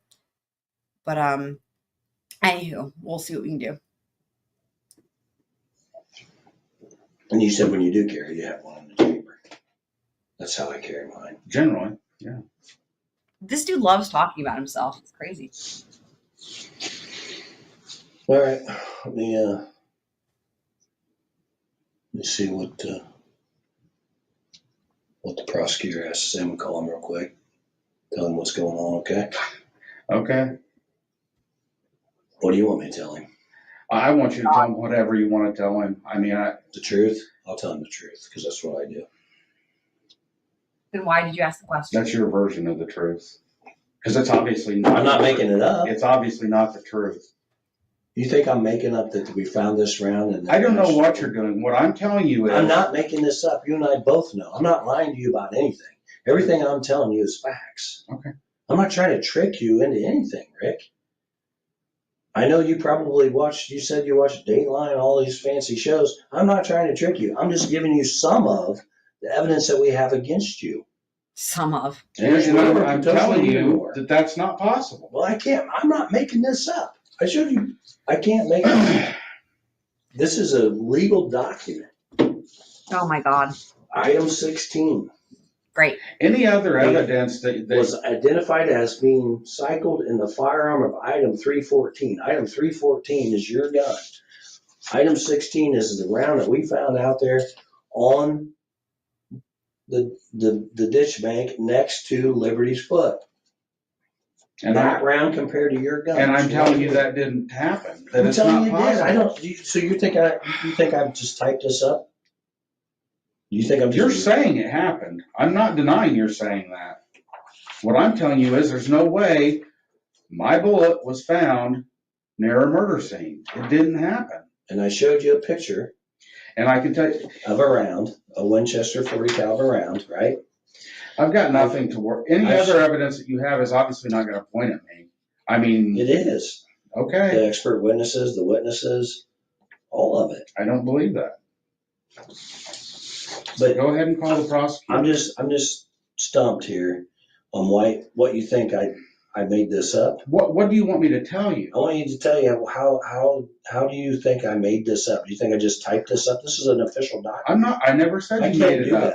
I never said you made it up. I can't lie to you and say, hey, I have an official document right here saying that this exam was done on this round that we found at the scene. I can't make any of that up. That's what you're telling me. Well, no. Okay. I've not once said that you're lying. I've not once said that you're making that up. You're just saying what I'm telling you is that there's no way that a bullet from my gun ended up anywhere near a murder scene. Right? It just didn't happen. He's being so much more fair to the detective. Even the detective doesn't deserve it. And that's all I can tell you. I can't tell you any more than that. And all I can tell you is we found this round. I have a timeline, Miss Q. What we're talking about, though, is details of the crime scene, like the crime scene layout. That's the thing that's hard to have, right? Like the details of the crime scene. I have a timeline. Back in 2017. Okay. Collected it. Have compared other guns to it. Other guns have not matched. We've had it for over 5.5 years. Right? We get information. You're on the trail. We want to talk to you and say, hey, what's going on? Who'd you see? What'd you do? You kind of cooperate, but then we say, hey, we're looking for this and that. Would you let us look? Nope. Get a search warrant. We did. We got a search warrant. Sure. And we found this gun in your house that you bought in 2001, that the extraction marks, which is the analogy I got from the lab, is it's compared to a fingerprint. It's unlike anybody else's. Okay. So these extraction marks, if they got my SIG 40, if I had a SIG 40, I have a 45 and a 9, but if I had a 40, it wouldn't match to my gun. And we've had multiple 40 caliber guns down there testing on other people that cooperated with us. Okay. And it doesn't match to their gun. So that's why I'm telling you why we're here. Sure. One reason why we're here today is because your gun matches to this round that was found out there. And I can't make that up. I'm not lying to you, Rick. I can't. That's unethical. I can't go to It's obviously what you think. What I'm telling you is it's not what I think. It's what the evidence is telling me. If I just thought, I'm gonna make this story up about somebody was out there and jacked around out of their gun, I can't make that up without the evidence that indicates it. Did they say anything to you about this round and about your gun the day they talked to you a couple weeks ago? No. No, because we didn't know. Okay. And then we collected all the evidence that we thought would match to the evidence that we have and run the test on it. And the test says, ding. And what I'm telling you is, and I guess I can't deny this. What I'm I telling know you what you're is, telling me. You're telling me that your gun and that round was nowhere near. And I'm telling you that the evidence indicates it is. Right? We're on the same sheet? That's what you're telling me, yes. And that's what you're telling me? No. What are you telling me? I'm telling you that... There's no way in hell that my gun and rounds out there. Go ahead, say it. Sorry, I won't interrupt you. You already did. Oh my God. I'm not saying anything. Because you know it's a lie. Wow. I can't make this up. That's what I'm saying. You and I both know I can't make this up. I can't. This is a certified official document. I can't just type this shit up and say, oh, look at me. I'm lying to you, Rick. Okay. I'm trying to trick you into confessing Well, they're something allowed you to didn't do that. That's bullshit. You and I both know I can't do that. Okay. So tell me. You tell me. Tell me. I think you're involved in this double homicide. That's what I'm telling you because of the facts that we have. I get that you think that. And I'm telling you I wasn't. Okay. And if that's all it was, your word against my word, I would be like, okay, Rick, we'll see you later. But I got all this evidence that we can present to a jury of your peers that's going to say, wow, Rick did this. He won't talk to us, though, so we don't know what he is. He's just some crazy monster that chases around teenage girls and wants to torture them and do whatever. That's what they're going to say. And now your wife and your daughter That is so and your friends and absolutely your family have to disgusting and offensive. Exactly. They already have to. You've already done the damage. I didn't do the damage. You certainly did. My You round and isn't- everybody else. A round from my gun isn't down there. I can't explain to you something that I don't understand. Okay. I wish you could. I wish somebody could. I certainly wish I could. Well, sit tight. I'm going to find out what your wife's been telling the other detective. And we'll go from there. Okay. I can bring her in here too. Let her tell you. Maybe she can convince you to tell the truth.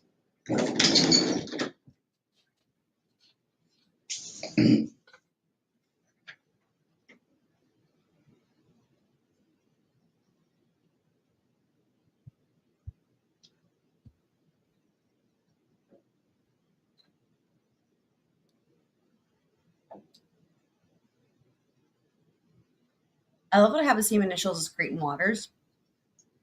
I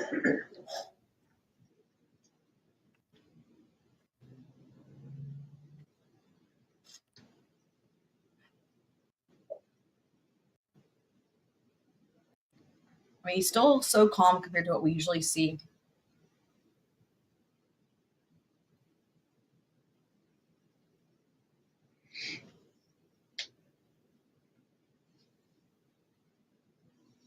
I mean, again, just to the thinking about the crime scene, that's the thing that I'll tell you, like, that's the thing that sucks because even though we never get like the full pictures, which is fine, I don't need that. The testimony, right? We usually get the testimony. And like, I will say that there's been some of these cases where, at least for me specifically, really paying attention to the crime scene has filled in a lot. Like, for example, the Ezra McCandless trial. There were details that weren't necessarily needed to prove the case, right? And to get a guilty verdict and whatever, right? But there were details that were driving me nuts, just like with other cases, just like with Murdoch and all the other ones where it's like, I can't not try to solve it, right? Even though it's not necessary to solve the crime, it's like, I want to figure it all out, what happened. Like the little pieces that are just like, this doesn't make sense. And like, it's true with both cases, right? Murdoch and Ezra McCandless, like where it just goes back to the crime scene and like the surrounding events. And by really just studying the crime scenes, even though don't have like all of the pictures or whatever, but you have the testimony, you have the autopsy report, you have all this information, and you break it down little by little, and you can figure it out. And that's the thing that sucks about this case, because I feel like the crime scene here is a big question mark. Like, I know generally what was there, but that is not even remotely good enough, not even close. And that's what sucks, because it's like, again, it's like, even without the pictures, had we been able to hear the testimony of the crime scene investigators and the medical examiners and everything else, like, could be, then we would have things to work with. And I just hate it. So shout out to Kat Randall. Welcome. Happy to see you again. Good morning.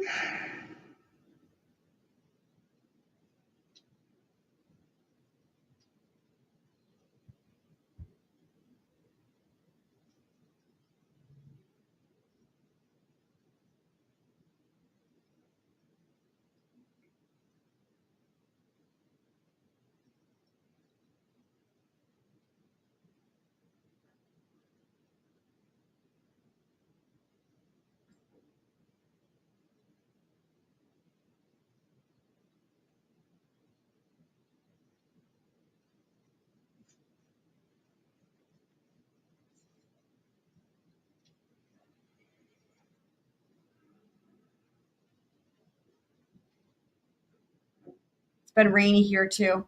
I know you're close by, so the scene spoke to me. Love it.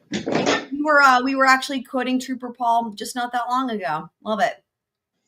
Your wife wants to come in and talk to you, so she's Oh gonna boy. come and talk to you for Here a we minute, go, okay? guys. Okay. Anything else? Need a smoke break? Another smoke? You want to step out back and smoke before you talk to your wife? If you'll let me, I will. Do you But have a cigarette? they're in my jacket.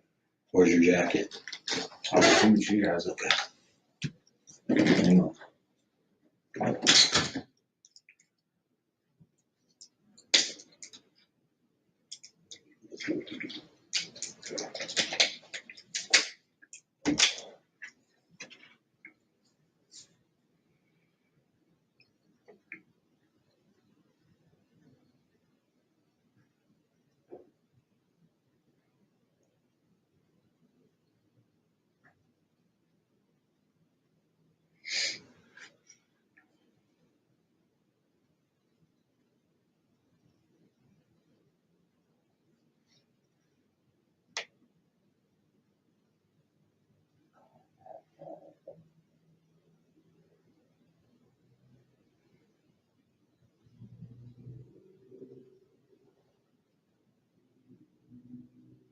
Kat Randall just gifted 5 memberships. Thank you so much, Kat Randall. We love it. And by the way, we have a new members only live happening here shortly tonight, depending on how you look at things, in like 15 hours. Anyway, it'll be Never Have I Ever, the extreme version. I think you should already be able to see it anyway if you go to the upcoming live streams. And that's going to segue into the after party. So that's going to be movie night in this week. So bring your snacks. Is there a restroom I can use? Thank you so much, Kat Randall, because now we're going to have some more friends be able to join us.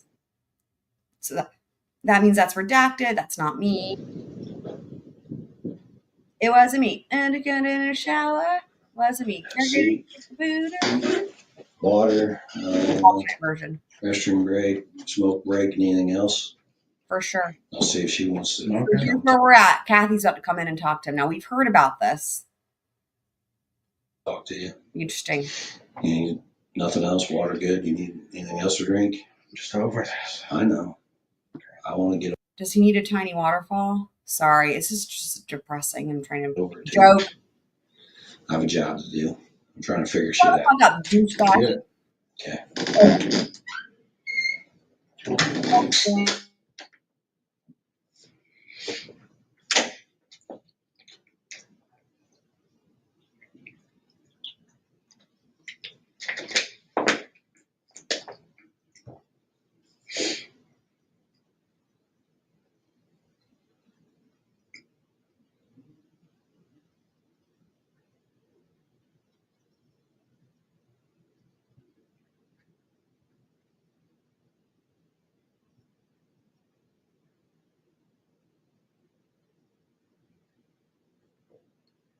For anyone who missed it, by the way, Kat Randall, I know you love looking at body language. This has been a really interesting one for the body language tonight.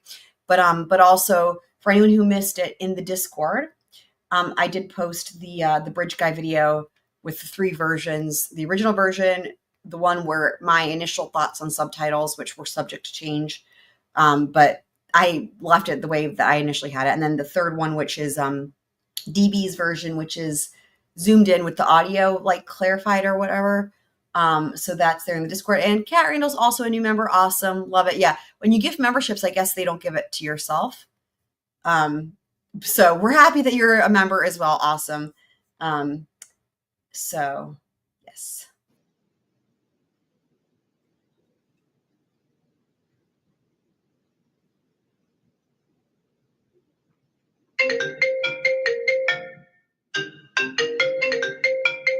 Interesting. That must be one of the detectives' phones ringing. They just left it in the room. Wow. Was that, interesting. That's something like a test to see if you'll answer it or what?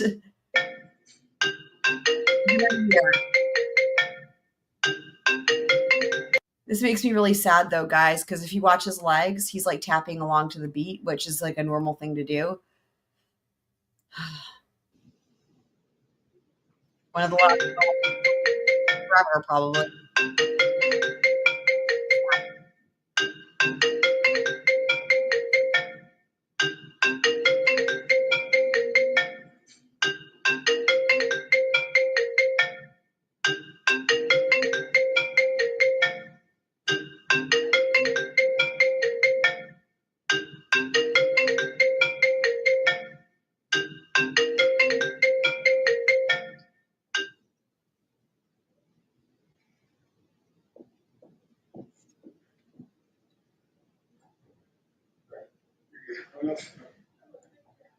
It still blows my mind for anyone that thinks that he looks like Bridge Guy. I'll never figure that out for the life of me. I don't know if that's just one of those things where people are just seeing what they want to see or what. Because, I mean, just looking at it's just no way.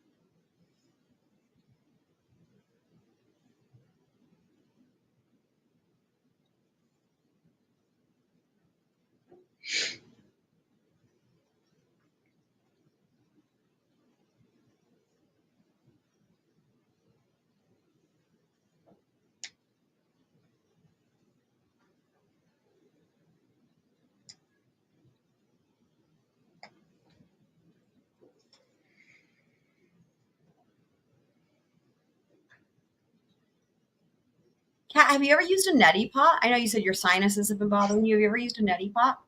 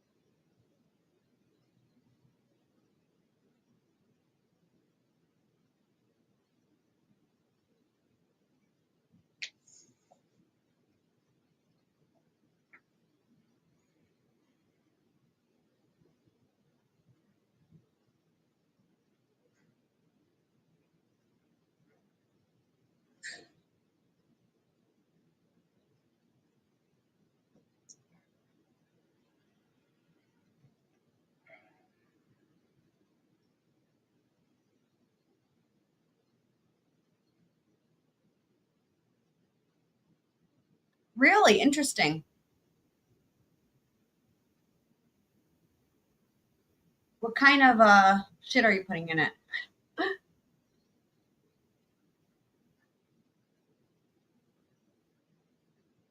Because I use this stuff called Xlear. It's like a powder, and it's awesome. I'll put the name of it in the chat. You can get it on Amazon.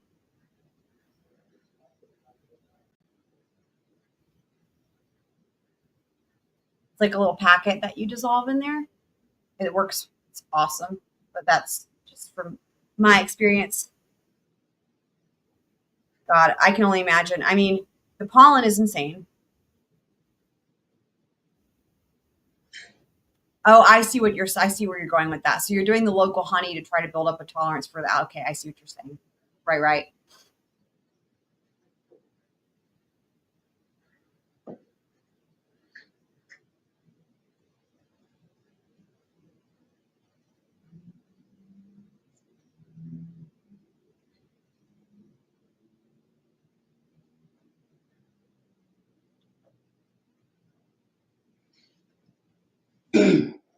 That makes sense, Cat Randall.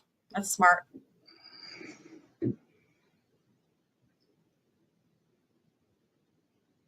Yeah, I mean, I don't eat honey.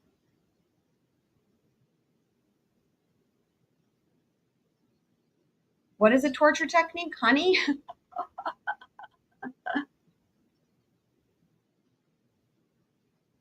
Pollen? Oh God, I could imagine that one.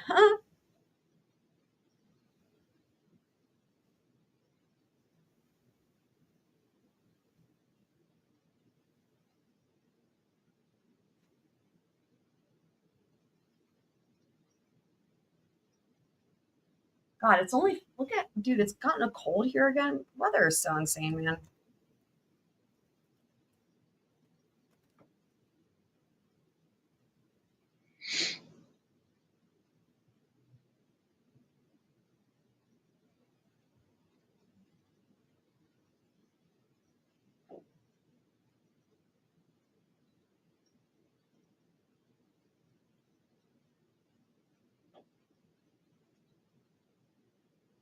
You have to do weather first, Willie.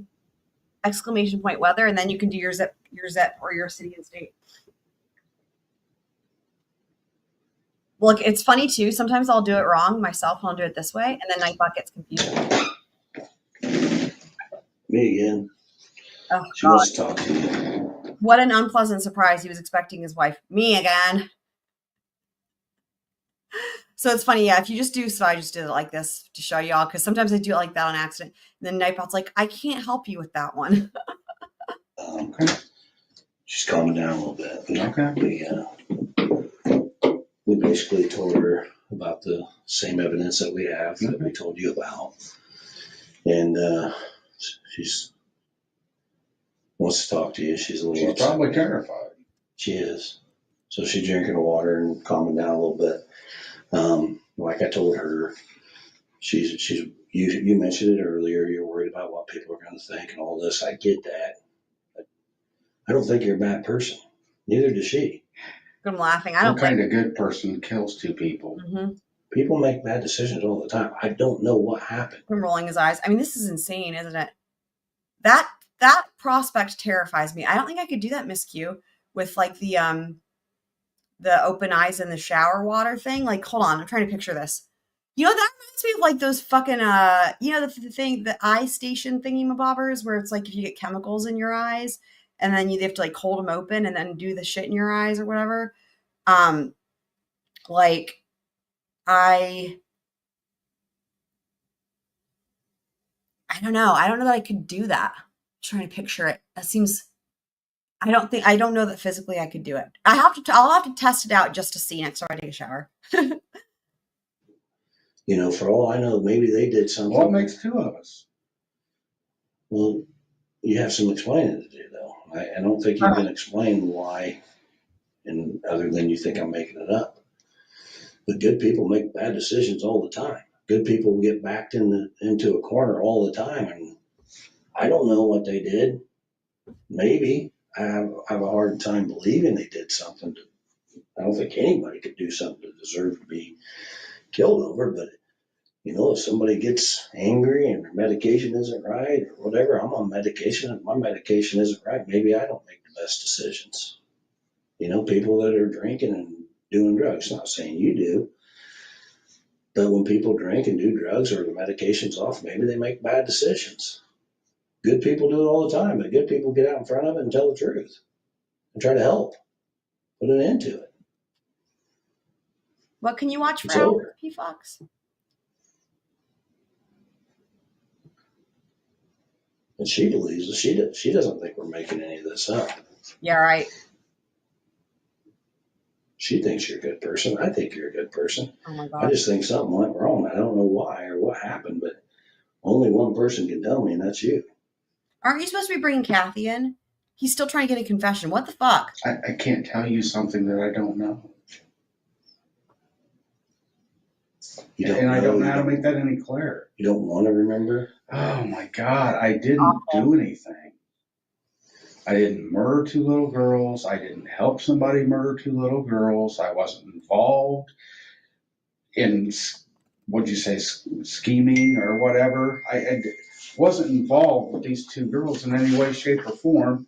Never even seen them before.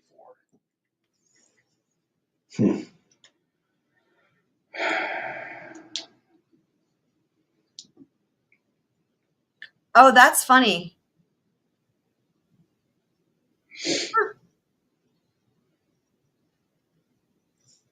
You can watch people doing it for hours. I mean, that's interesting. I mean, it only takes like 30 seconds to do. Tanya, welcome. Blair talk to you a little bit. He has a question. Hosslong. So this one was, if I pull this comment down, 1 hour and 34 minutes and 18 seconds. Now, having said that, there's some redactions, and I don't know how long the redactions are for. And then there was a previous one that we already watched from like 10 days prior. Yeah, I mean, I agree. I think that, again, it's like the timing of it all, right? You've got Ron Logan's death. You've got the 5-year anniversary of the murders and like all the pressure and whatnot. And like, you know, they had to find somebody. Or, you know, they just, yeah. Okay. You guys can try to sort this out. Let me know whatever I can do to help. If you need more water or anything. Okay. Need another smoke break.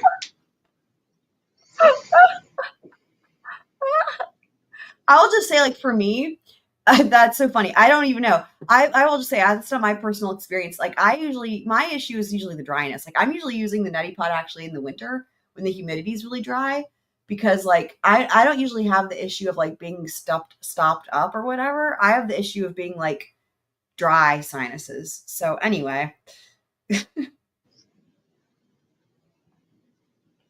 I just feel like you're. Y'all are funny. Y'all are so funny.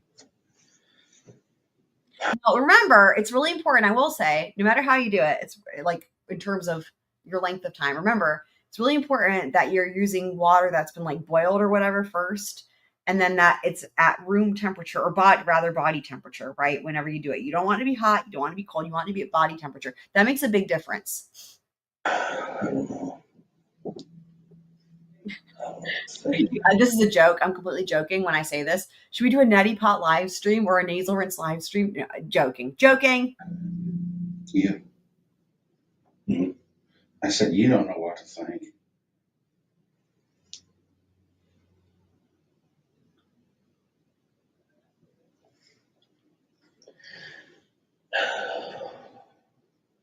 It's tough.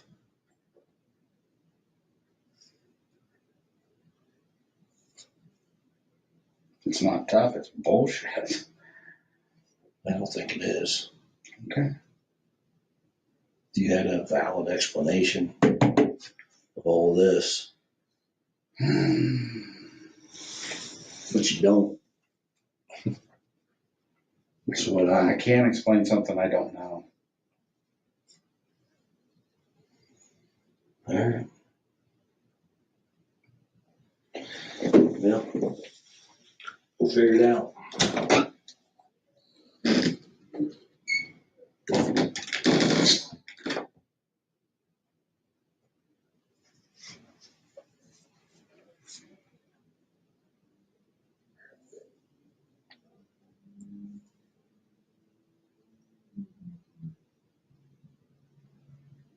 Carla, welcome. Welcome, Carla. Woo! It's a trend on TikTok. Interesting. Yeah, I'm not on the TikTokeries. That is Y'all are only doing that is so funny. I always just do mine over the sink. It would never even occur to me to do it in the shower. Do it in the shower. Wasn't me. That song has come up a lot lately, I feel like. That's really funny. Yeah, I do mine over the sink. What are you guys doing that it's so messy?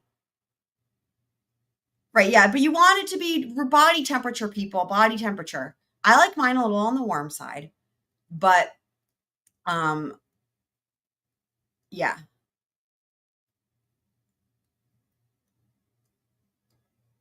Well, great question, Tonka. I would love to answer that for you. Get ready to be outraged. He did the right thing because you were supposed to, the whole thing was like back in 2017, right? It was like, well, for anyone who was out there on the bridge, on this day at this time or whatever, like, please come and let us know.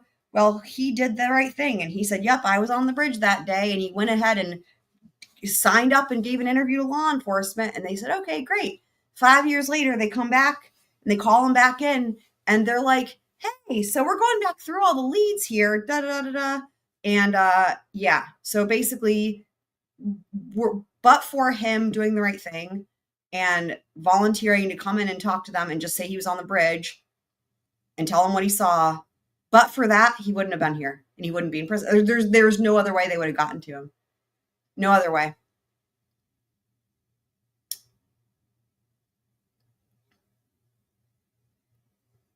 That's hilarious. Like you're trying to pick up. You flood the sink. Wow. What size? Do y'all have like crazy size neti pots or something?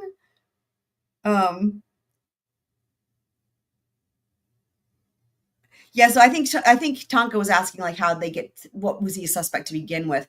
Yeah, so I guess, so I didn't really answer that. Okay, he wasn't initially a suspect, but the way that they got his name was because he volunteered himself, essentially, right? And then yes, he was not a suspect until 2020, until now, 2022. Now, as in now when these interviews are happening, 2022. So 5 years later.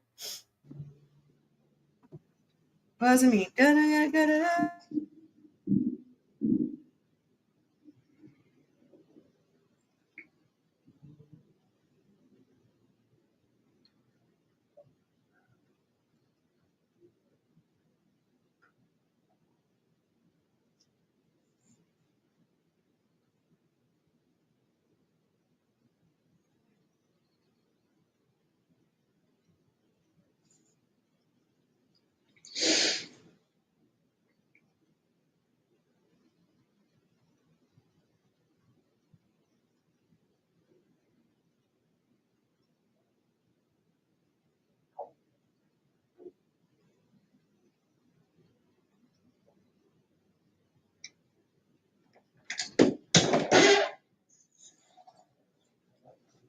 Hey, baby.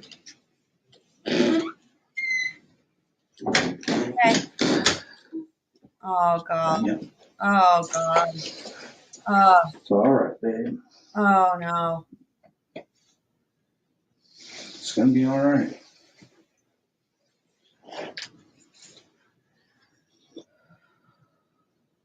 They're trying to tell me that you actually believe that I did it. I just can't believe that. Trying to figure out where there's a bullet out there. I know. Do you think I'm not? And that's what I told them. Interesting. So those theses are not correct. Let me answer a couple of these questions. So it wasn't until, right, the confessions are debatable. It wasn't until he was taken away and put in like that crazy facility where they gave him all these, medications and they were torturing him and oh God, I always forget the name of the fucking prison that he was in. They put him in a maximum security prison, even though he was supposed to be in a jail, right? Because he's not been convicted of a crime. So they put him in this terrible max security prison. Oh my God, I always forget the name. And then when I don't try to think of it, I remember it. But anyway, and he was in solitary confinement for like forever. And it was like basically, he was like basically being tortured. And it was after that there were the confession phone calls, which we are going to listen to after this. I almost forgot we have those. We are going to listen to those confession phone calls after this. I have not heard them yet. We've heard only about them from people who were in court. I'm really excited to to listen to those. So there's 8 of those, and we're going to listen to those after this interview. And let me just go ahead and make sure I have that queued up actually while I'm at it. And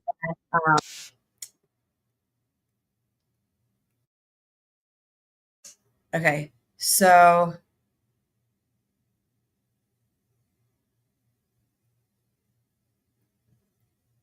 okay, let me just pull this over here and have this ready to go. And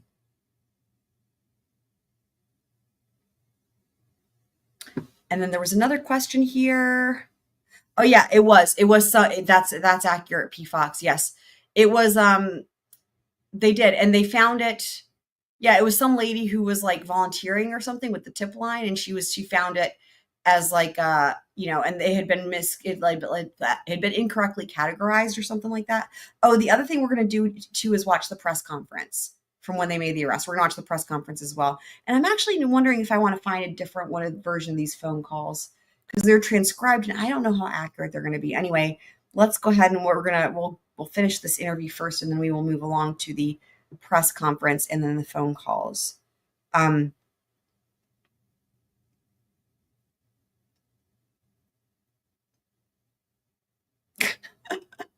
Still talking about the nutty pot. Love it. I can't explain something I don't understand. Oh, okay. I wanted to back this up actually here because I believe that I did it. I just can't believe that. Trying to figure out where there's a bullet out there. I know. Do you think I'm not? And that's what I told him. I can't explain something I don't understand. I tried to explain to him that there's no way that a bullet from my gun was at a murder scene, because it didn't happen. I didn't even have my gun that day I went out.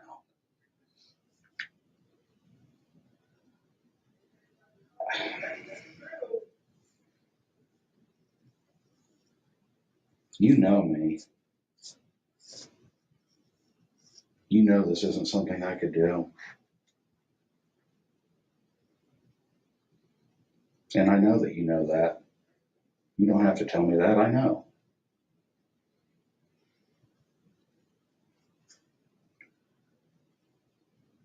They really think I did this. And they want me to believe that I know you know I didn't do this. I guess that's what I'm saying. I don't know what they're trying to do here, but I'm not going to say something that's not true, and I can't explain something that I don't understand. The only way for me to explain it is that I don't know, because I'm saying it's not possible. There's no way that a bullet from my gun ended up at a murder scene. I didn't murder anybody. I didn't help somebody murder anybody. You know, I'm not going to sit here and try to convince you. I know you know me. I know you know that I didn't do this. Had anything to do with it. I talk about scheming or something. Yeah, I don't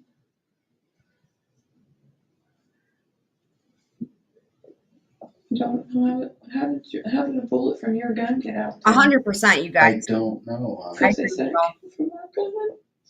I know that's what they believe me. That's what they're telling me.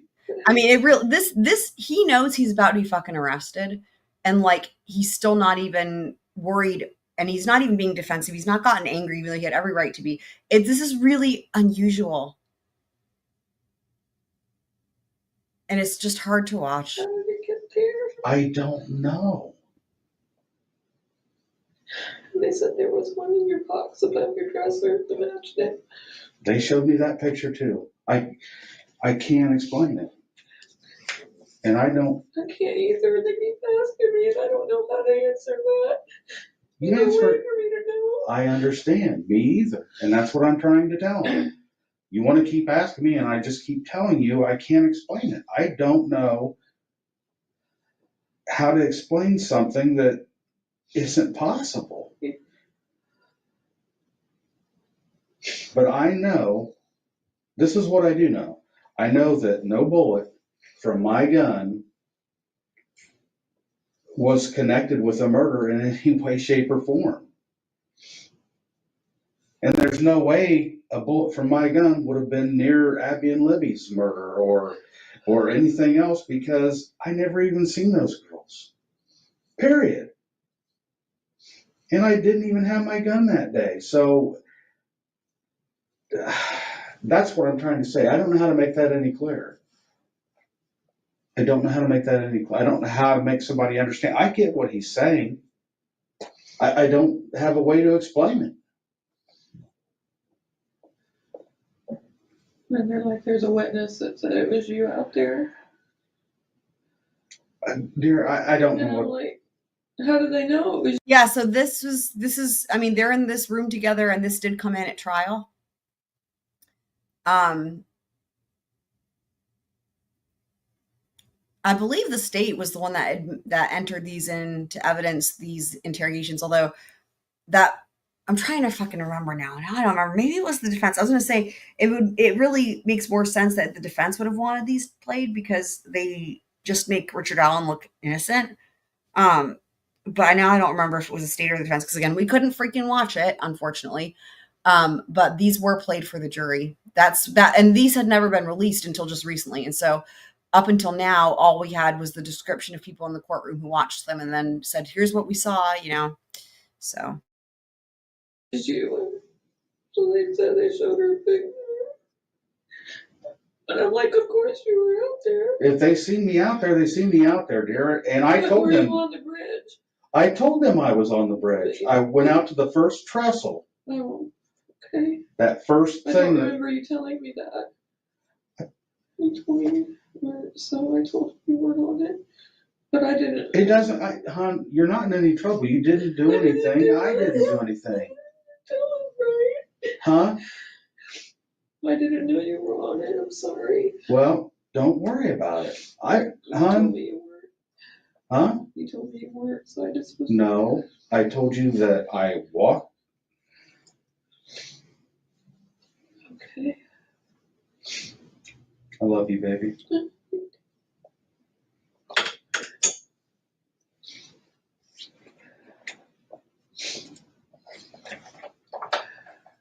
I don't know what they're trying to do, but I know that that's not what I told you. I love you.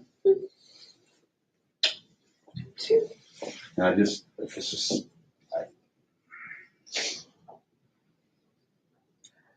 they're not going to get away with this.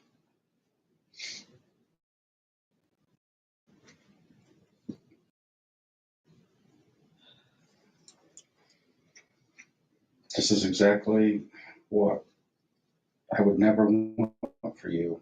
And there's nothing I can do about it. I'm not going to say I did something I didn't do. I'm not.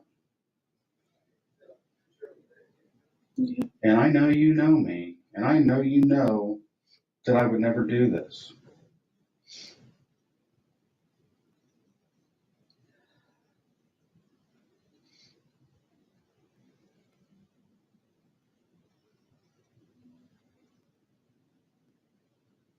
All I can say, hon, is you know me. I know, and I know you know me, and I know you.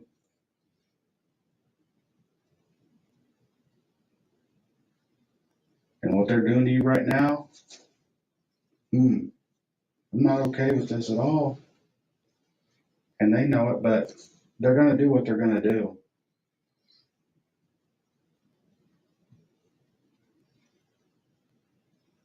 I'm just sorry you're having to hurt. I'm sorry I'm having to go through it. I mean, how? It's like I told them, the damage is already done. You've already talked to people I work with. You talk to neighbors of mine. And I care about what people think.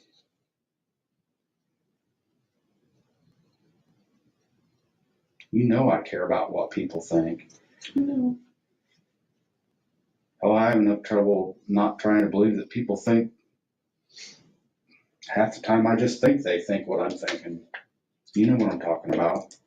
Always worried about what Jory thinks or And they're trying to, talk about my anxiety and depression and shit. And, I tried to explain to them it's been going on for 7-8 years. Hell, I've had it my whole life.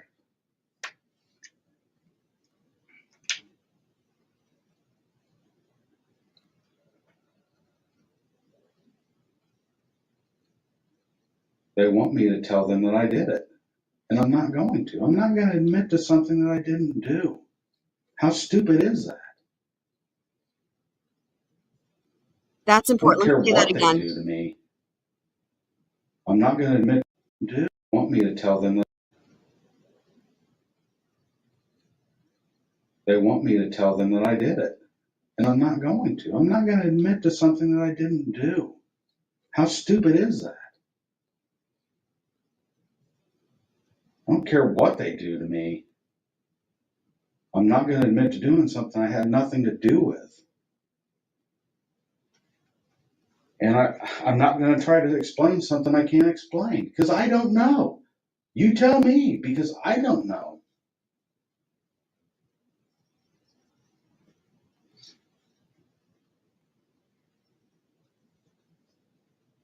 I just know that I never even carried the gun unless we were going mushroom hunting, tromping through the woods, or fishing along the river. That's the only time I even carried it for the most part. I never even would have, hell, I haven't carried my gun and I don't even remember a time when I used to carry it. I mean, other than going fishing, like if we were going night fishing.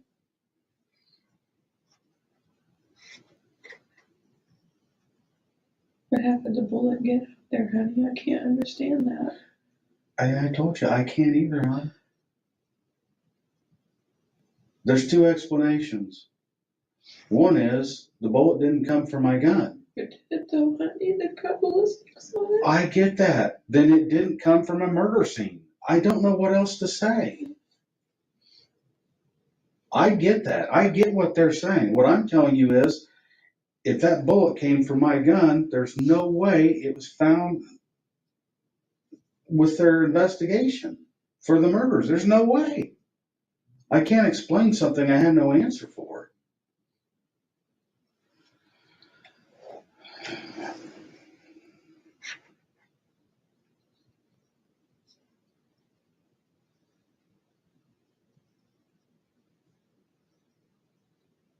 They want you to think that I done it.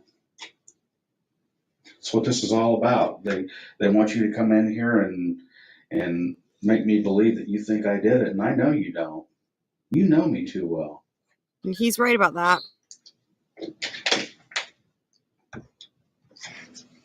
You know I'd never do something like this, or even be involved with something like this.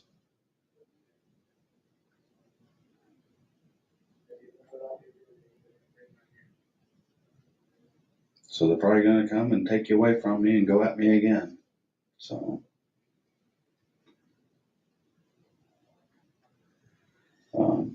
just tell them you want an attorney, and they'll have to let you leave. Don't worry about me. Why don't you do that? I'm trying to. I don't know what they're doing.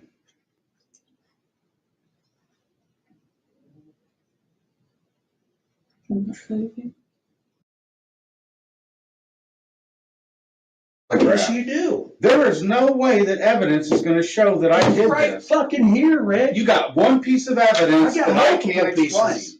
Multiple. I'm not showing you my whole fucking hand here. I don't care. I'm telling you, I'm done talking. And now you're going to drag your fucking wife and your daughter through this because you're too fucking bullheaded to get out in front of this and admit that you made a mistake. And whatever the fuck happened out there, we'll never fucking know because you're too big of a fucking bullheaded. Go ahead. So tell you I did something. Tell me that I didn't do. The truth, Rick. I don't want to know. I've told you the truth, and you don't want to hear it. The evidence tells me otherwise. The evidence clearly indicates you're involved in this. No, it doesn't. It fucking does. It doesn't. I'm telling you that there is no way that a bullet from my gun was used in these murders. And I'm telling you that we had this fucking round on February the 14th, 2017. It's been secured in a fucking laboratory And we've tested other guns I understand I'm what you're telling her. saying. I want her to hear this. I understand Rick. what you're saying. What I'm telling you is, I can't explain something I don't understand. Oh, the scientists That's not explained it possible. for you. The lab analysts have explained that for you. They're saying that this round, without a doubt, came from your gun. Then And you've told me taken it from somewhere else then. Because it's not possible. I did not take it from somewhere else. It was logged in. It was taken as photograph. You think we fucking went and stole your fucking round and threw it down by a fucking dead girl's foot? This ain't fucking TV. This is realistic. I understand. We collected that fucking item on February the 14th. We didn't take it from anywhere else but that fucking scene. And we didn't take your gun from anywhere else. We took it from your fucking house. I'm telling you, I can't explain something. And I'm telling you, the fucking analysts explain it. You can't get past this. Can you please let my wife out? Absolutely. Come on, Kathy. I love you, baby. Can I kiss her? Yeah, kiss her. Do the right thing, Kathy. Tell him to do the right thing. She knows I will. Yeah, do the right thing. You're going to put your family through this for no reason.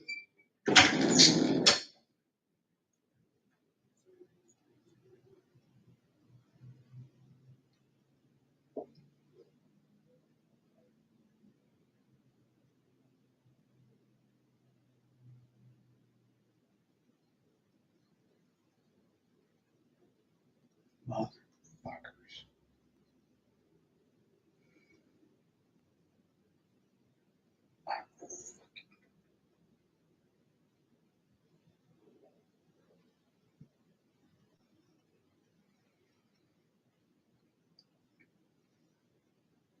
So they did read a Miranda.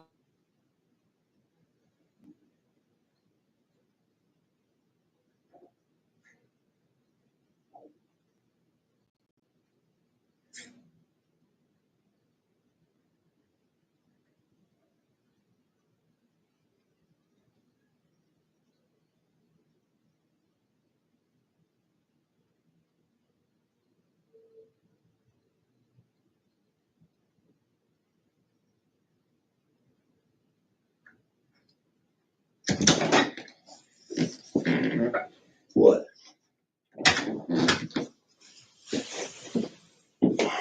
You're going to pay for what you've done to my wife. What am I If doing? you want to What? fuck with me, but you leave my wife out of this. Fuck, leave me out of it. No, you're involved in this. You're fucking rounds there, Rick. No, it's I can not. see you're getting pissed off. I I understand. am pissed off. Did you not see my wife? Did you not see these fucking two girls dead? No, That's what happened. You got fucking pissed off, Adam. You fucking dragged them down a fucking hill and you fucking killed them. Don't fucking tell me you didn't. I didn't kill anyone. Bullshit. Fucking upset for a reason, not because You of guys us. are trying to Because of you. kill somebody. You're trying to tell me that I'm not making this fucking round shit up, Rick. It is what it is. I'm done talking. Arrest me. Happy to. Be fucking happy to, because I tried to fucking help you and you wouldn't fucking do it. Oh, you're helping me. Guilty, and I know it, and I'm gonna fucking prove it. Okay. And I'm not paying for any of this shit. You're paying. This is on you. This ain't on me. It's fucking on you, Rick. You had your fucking opportunity.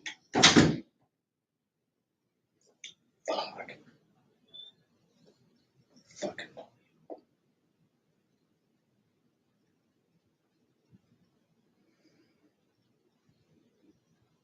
I think Rick. Oh.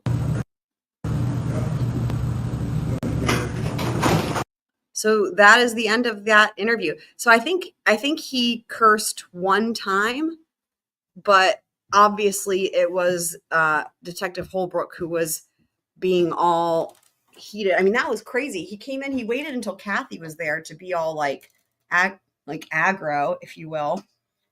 That is insane. Couldn't agree more. P Fox there. Okay, so next we're going to watch the press conference where they announce the arrest. And I have not watched this again since it happened. So, all right. Okay, here we go. Okay.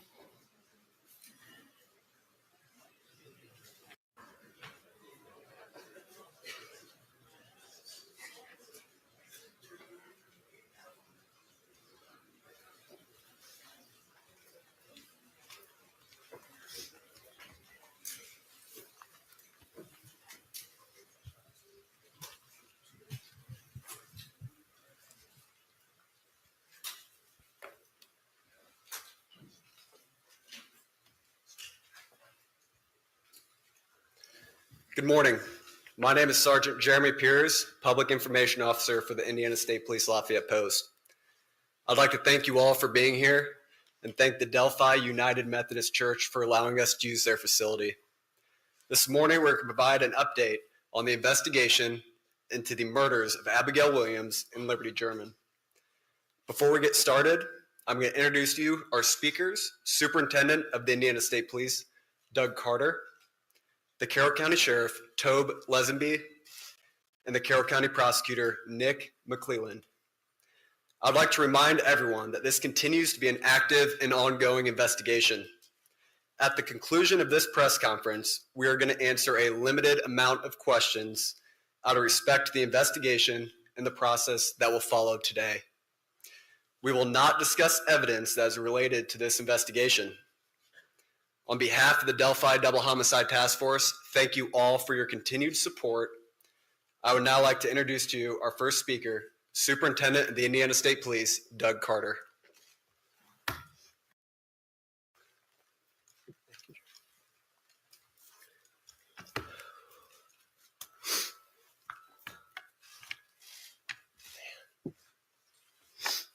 Give me just a second here.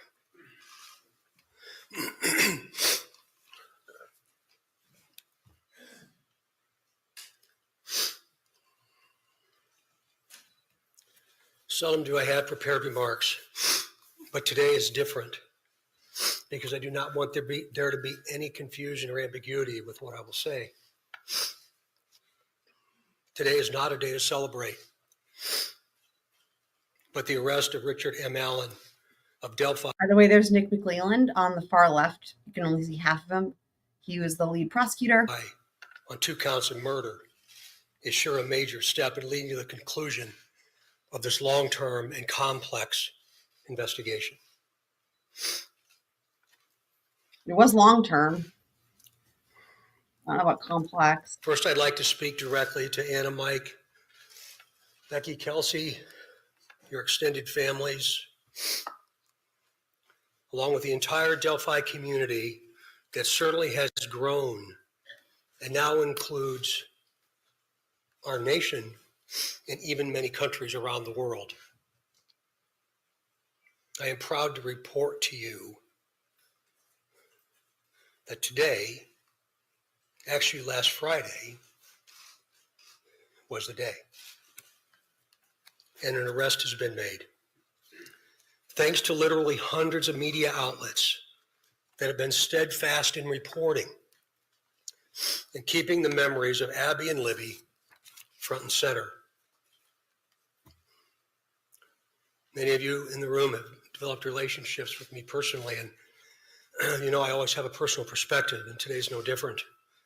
But from a very personal perspective, you all have provided inspiration and support, even while oftentimes frustrated with us and me.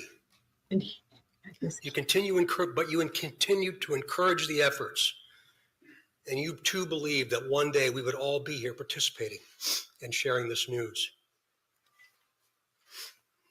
To the entire law enforcement community, which includes all local, state, and federal agencies, which are far too many to specifically mention today, thank you, thank you, thank you. We are going to continue a very methodical and committed approach to ensure that if any other person had any involvement in these murders in any way, that person or persons will be held accountable. Since the murders of Abby and Libby 2,086 days ago, The daily investigative team has worked tirelessly and is certainly worthy of mention today. Specifically, Sheriff Linsonby, the Sheriff of Carroll County, Detectives Tony Liggett, Detective retired Kevin Hammond, former Delphi chief and now the prosecutor's investigator Steve Mullins, State Police First Sergeant Jerry Holman, Detectives Jay Harper, Dave Vito, and Brian Harshman, along with members of the United States Marshal Service, specifically Agent Jeremy Clinton and Agent Bill Colfers. With them today is Dan McClain, the U.S. Marshal, appointed U.S. Marshal. Our state police analyst, our scientist from many different disciplines within our laboratory division, Mrs. Kathy Shank, for your incredible dedication to detail and to so many others that I know I've missed. I really believe that Abby and Libby would be proud of you for standing strong, even in the face of immense pressure and perpetual criticism. Some of these individuals have postponed retirement, passed on promotional opportunity, have dedicated personal time away from their families, given up nights, weekends, and holidays, all while in the pursuit of accountability for Abby and Libby. I know that today's announcement will not diminish your resolve, and I hope you have found just a bit of peace in this most complicated world. This is really important. While I know you are all expecting final details today concerning this arrest, today is not that day. Today is not that day. This investigation is far from complete, and we will not jeopardize its integrity by releasing or discussing documents or information before the appropriate time. Prosecutor Nick McClellan, of course, will share additional information about what we can and cannot say, and also explain to you why the probable cause affidavit is temporarily sealed by the court and not available. And by the way, he has been a tremendous, Did that ever become available? asset to this team. I don't know if that ever became available, or I feel like that would have that. I'm yet again asking you for your patience and please your understanding while our system of due process works. Yeah, right. Due process. Also remember that all persons arrested are presumed innocent. All persons arrested are presumed innocent. You all will have an innate desire to subjectively interpret and then report what you think. Of course you can. We in the law enforcement realm cannot, and you should never allow us to, talk about what we think concerning facts, but rather discuss and share at the right time what it is we know. The time will come when additional details can be released. But again, today is not that day. I mean, about Abby and Libby, their families, and this it's community. Disgusting because, like, details being released. I mean, everything has still been really under wraps, and the fact that the trial wasn't, dude. Community, this nation, and even our planet. I mean, that's the thing is, like, of all the cases, the lack of transparency is the worst in this one. The prosecutor has been very clear with law enforcement about what his expectations are, about what can and cannot be released. Thank you, Happy Annie. Shared or discussed. So we will, of course, comply. If you choose to be critical of our silence, be critical of me. Well, we will. We are. I mean, you suck. Not the front line. These are the folks that have committed their entire lives to a successful conclusion. I wonder if there might be some crime scene details in there, huh? In other words, a guilty verdict. As we move to the next phase of this investigation, I will continue to offer all resources that's that not the correct ISP either. has. That's not correct either. A guilty verdict is not the successful conclusion. Dude, does he not understand? to not only the investigative team I anticipate growing, but also to Prosecutor McClellan as we prepare for the coming months. Again, Nick has been very resolute and very clear, and I'm most grateful for his leadership. And it's going to be really important as we move forward. Please continue offering tips that you would like to share. The many avenues to report will remain open and will be available to all. Please continue doing that. What? Lies. In closing, I stand before you in this church and very place where we held our first briefing nearly 6 years ago, and just hours after the murders of Abby and Libby. Right here.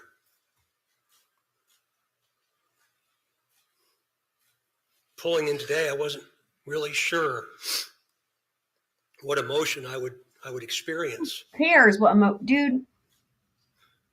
But peace came over me. Great. I didn't expect that to happen. Wonderful. And I hope all of you, with all the different responsibilities you have from around the planet today, have felt some of that as well. But remember, we're not done. I think what we all have experienced proves that together there's nothing we cannot do. I mean, he says that, like, again, they would never have had a suspect, whether it's the right person or not, were it not for Richard Allen doing the right thing and volunteering to come in and tell him he was there. So, more importantly, is this normal? Nothing about this case. Giving of ourselves, all of us. This is very weird. Giving of ourselves matters more than what we could ever receive.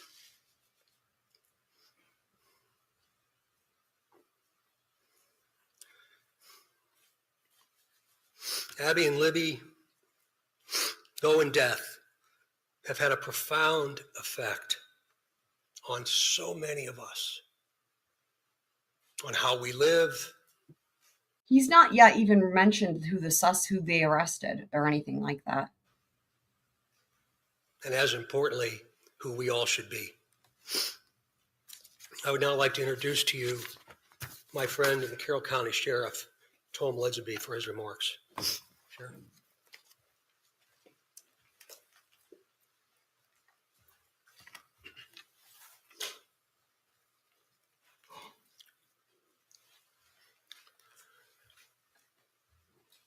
I believe in a God of Oh my justice and righteousness. What the actual fuck?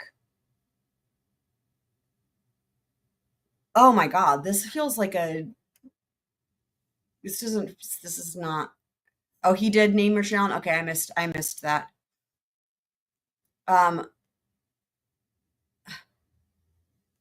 What?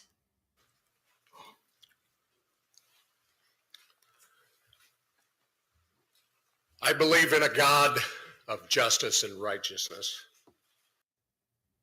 What?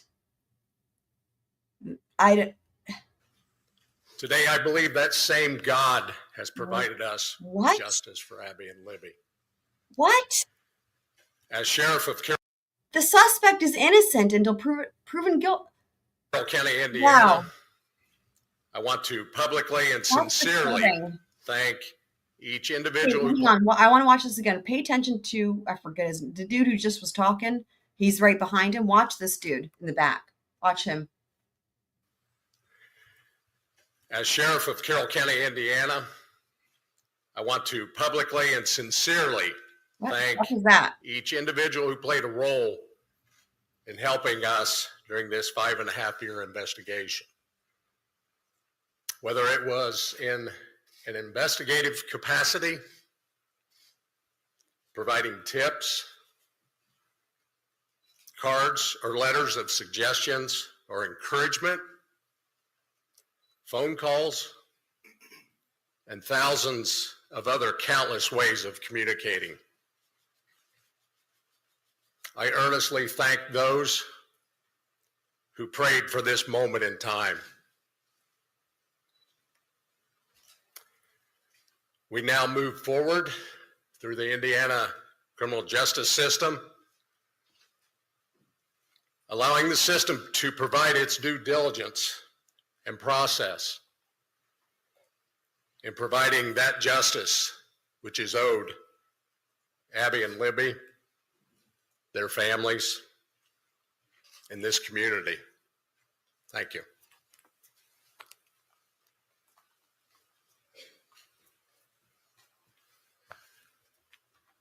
Welcome, everybody. My name is Nicholas McClellan. I'm the Carroll County prosecutor. There he is. Before we get started, I want to reiterate some of the things that Sheriff Lesenby and Superintendent Carter stated. I first want to thank both of them. They've been a great support to What type of grease do y'all think he puts in his hair? I'm thinking some weasel grease. my office throughout this investigation. They've always been there for a phone call and always been willing to help a hand or a line of assistance to me and my office during this investigation. I want to thank the team behind me. This is the Homicide Task Force team that we've put together. Thank them and thank their families for being so understanding for the many nights they've worked away from their families, away from their children. There are many dates in a lifetime that you're going to remember. The date your children are born, the date you're married, the date you buy a first house, the date Abby and Libby went missing. One of those dates was last Friday, October 28, 2022. At that time, we had gathered evidence to formulate a PC that we submitted to the court, and the judge did find probable cause for an arrest of Richard Allen. He's been charged with 2 counts of murder for the murder of Abigail Williams and Liberty German. This investigation is still very ongoing. We're keeping the tip line open, the tip email open. We encourage everybody to continue to call in tips, not only about Richard Allen, but about any other person that you may have. This is so reminiscent, though, isn't it, of the press conference after Brian Koberger was arrested? For that reason and for the nature of this case, the probable cause and the charging information has been sealed by the court. I've been very clear to everybody that per the court order, we cannot talk about the evidence that's in the probable cause or the evidence that's in the charging information. That will become evident to you at some point and it'll be released, but right now is not years that later, day. apparently. Today's about Abby and Libby, focusing on them. Mr. Allen has had his initial hearing. He's entered a preliminary plea of not guilty. The matter's been set for a pretrial on January 13th at 9 a.m., 2023, and a trial date of March 20th, 2023 at 9 a.m. He is presumed innocent. We will have our opportunity and day in court when we can present the evidence that we have against him. But until that day, he is presumed innocent. I want to open it up to a few limited questions from the audience. But again, keep in mind, we are not going to talk about the evidence that we have in this case or about the charging information. We cannot. So literally all they have is the name, and that's all they're saying. Those things have been sealed by the court. That is, wow. And so I want to open up a few questions. Wow. Wow. Wow. Again, that's part of the investigation, so I'm not going to talk about those things. Wow. What I can say is that we have probable cause established by the court for his arrest, and he is in custody. He's being held currently without bond. I'm sorry? Again, that gets into the evidence we have of the investigation, and I know from everybody it's frustrating. I know everybody, not only reporters, but the family, everybody wants to know more information. I understand it's frustrating, but more information. My goal is to maintain all you had is the name, any information, dude. the integrity of this case.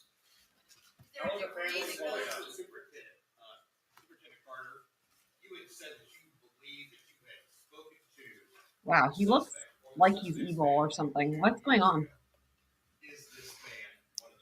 Again, I appreciate the question, but we're getting into the timeline of events, and today's not the time to do that. Oh. Wow. Wow.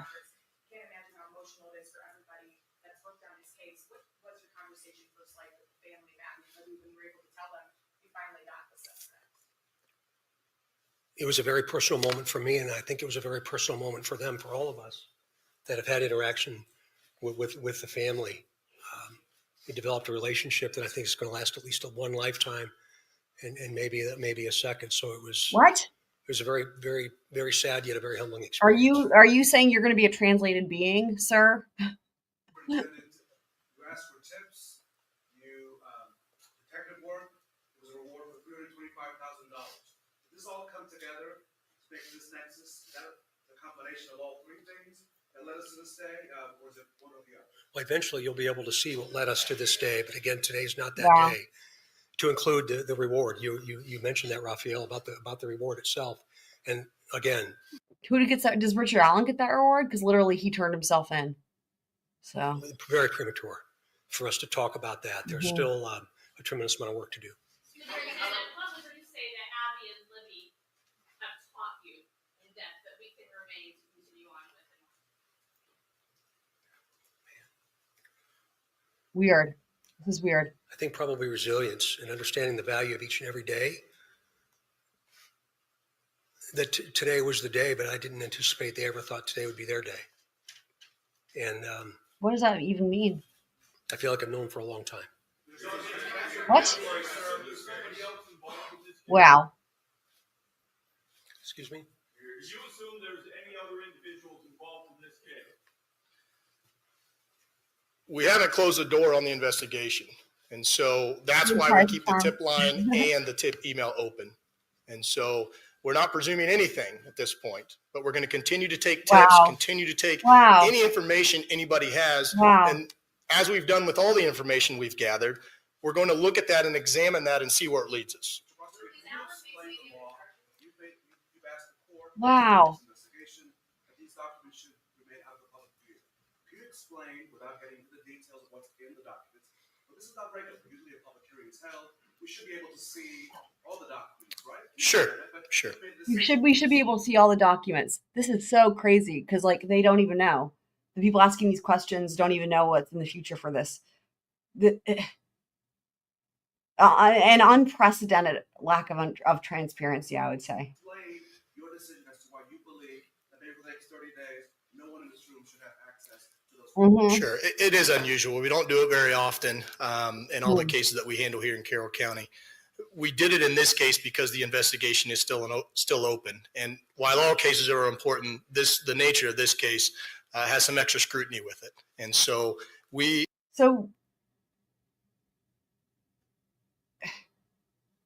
if there must have been some reason why they thought someone else was involved, right? But the thing is like we'll never know that because they only ended up charging one person like that never, right? I mean, that was it. So like when they tried this case, he was the only person. So that sucks. I mean, maybe something will be in that document dump. I want to see if I can get my paws on that because this is, yeah. I mean, maybe Ron Logan, right? Maybe. My office, felt it was important to seal those records. Right. There will be a public hearing on whether or not those records are going to remain sealed or not. There'll be public notice for that hearing so that everyone can attend, but there will be a hearing to determine whether or not they're going to stay sealed. But for now, to me, it's about protecting the integrity of this case.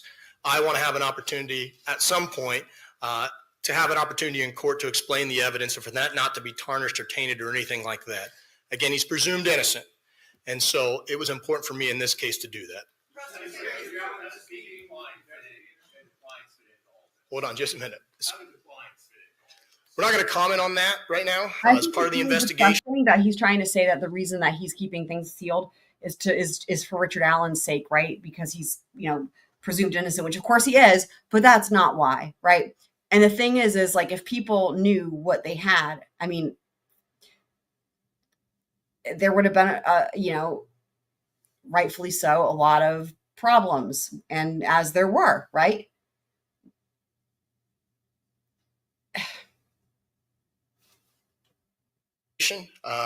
Again, we just encourage everybody to continue to call in tips if they have them about anybody, and we'll examine those tips. Wow. Wow.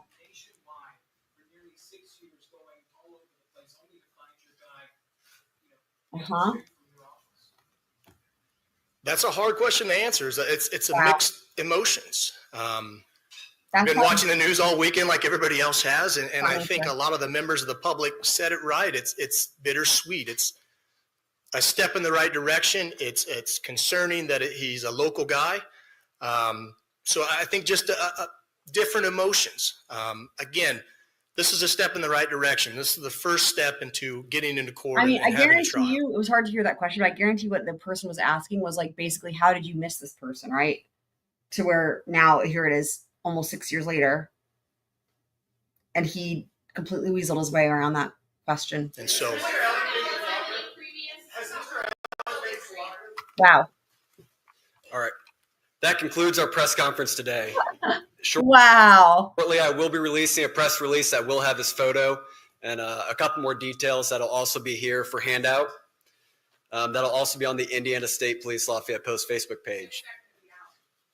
Right after this press conference, I'm going to send it out. There's also hard documents in the back. Thank you all for taking the time to be here today, and be safe as you travel home. I have to say that's even worse than the Koberger press conference. At least there was some information there. And then this had the whole fire and brimstone tone to it. This was creepy and disturbing. All right, so now we're going to listen to the so-called confession calls. We're going to try it with this one that has the transcript, and if it seems to be not accurate, then we'll switch to one that doesn't have a transcript. Because this was transcribed by, what's his face, Tom Weber, I think. Okay. I wonder if we should do CC as well, just to see what this generates. All right. Please hold. Hello. This is a free call from Ricky. Right. An inmate at the Indiana Department of Corrections, Westville Correctional Facility. Hey, are you there? Hey, yeah. Hey, okay. I'm sorry, hon. I'm trying to keep this together. Oh, hon. I don't want to upset you anymore. All I want to do is be able to help you. Okay? Yeah, yeah. So, Say something real quick. So I just to set the scene. So when these calls happened, right, he'd been in solitary confinement at Westville Correctional Institution, which is a maximum security prison. And, you know, he'd been basically tortured.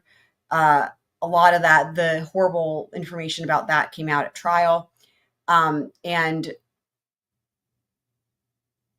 there's also the potential that he was being threatened by the prison guards. And then you have the whole Odinist thing coming in, you know, that wasn't allowed at trial, but so there's a lot going on and like leading up to this. And the thing that was really clear, again, from what came at trial, was he was really having like a mental breakdown. I mean, the things that he was doing were not normal. And that is like the context for these phone calls, right? You've got somebody who's basically losing his lost touch with reality and is literally sitting there in solitary confinement, being essentially tortured. And, you know, it came out too at some point that like if he confessed, they would move him to a different facility where he would be closer to his wife and where he would be out of solitary. And I think, I'm trying to remember, I think there were some other reasons that he would have been motivated to say this, even on top of just having a break from reality. So I'm not saying anything, but if it gets to a point that it's too much, you just need to call the investigators and tell them to come and get me and bring me to you, and I'll tell them whatever they want me to tell them, because whatever it is they want me to say, I'll just say it. No. So I want to be able to make this stand for you. And for everybody else concerned because of this.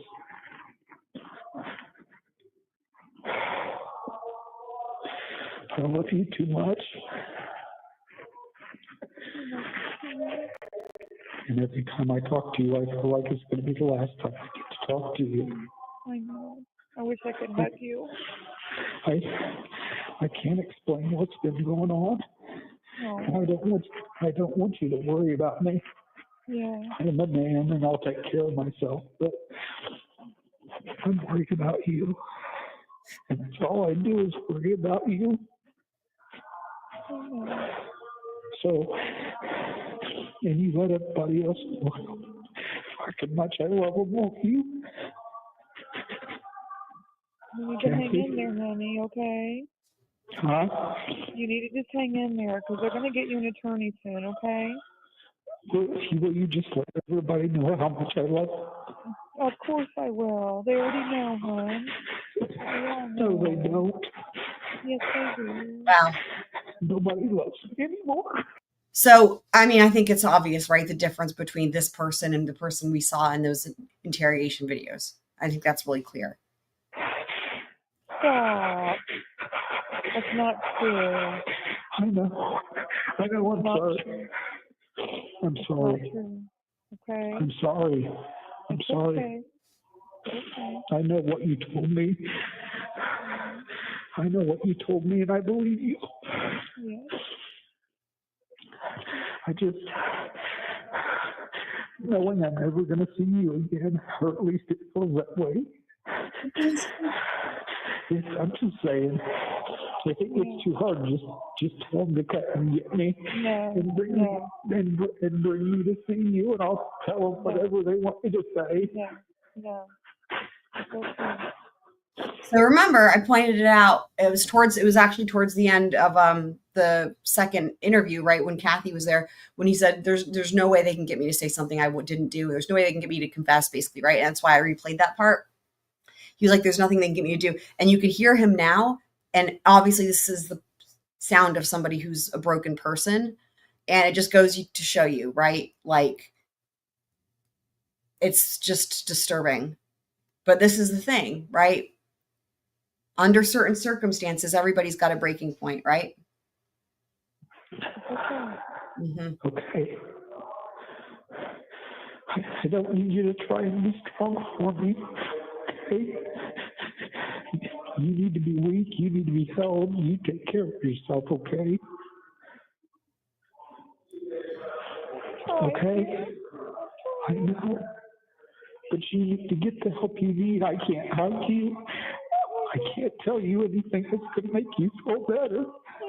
Oh, God. So please just make sure if you need Mom or Brett or anybody that you're going to them, don't wait. Okay, I know. Did you go back to work?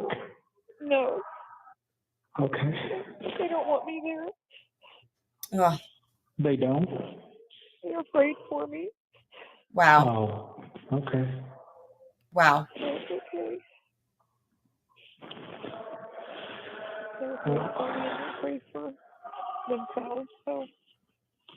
Okay. Just do the best I can. understand. Yeah. I'm sorry, baby. You have 1 minute remaining. I'm sorry, baby. Just one more thing. I fucked up for you. God. Ugh. I just love you so much, babe. I love you too, honey. Okay. I'm not gonna keep calling. No, I wish I could see you, babe. You don't know what I'd give to see you just one more time. Because I don't know that I'm gonna make it. But you just know that if anything happens, I'll see you in the next lifetime. I swear I will, okay? Okay. You take care of the family for me. I love you all. I love you too, sweetheart. Okay. Bye-bye. It's good to hear your voice. I love you too, Bye. sweetie. Okay. It's going to cut us off here. Okay, I love you. Okay. I love you. I love you, honey. I love you. I'll hold on. Thank you for using GTL. This is a prepaid debit call from Ricky. Hey. Hello? Good morning. Yeah. How are Good you? to hear from you. Yeah. Been trying to get a hold of Kathy all morning, but the stupid phone system doesn't seem to be working right about half the time. It cut us off Friday, didn't it? Yeah, I'm sure it did. So Janice, I believe this is his mom. Yeah, I got a hold of her once today, and then it cut us off before I had a chance to really talk to her, and I haven't been able to get her back since. So. Okay. Oh. I was just curious to see if it would let me through to you. So that's good. They had a lot of real bad storms. Oh, in Delphi or? Well, in all of Indiana. Does anybody remember if Janice is his mom? I think it's his mom. With tornadoes and everything. I thought I heard something about tornadoes. I know we had a little bit of hail at one point, but I haven't slept all night.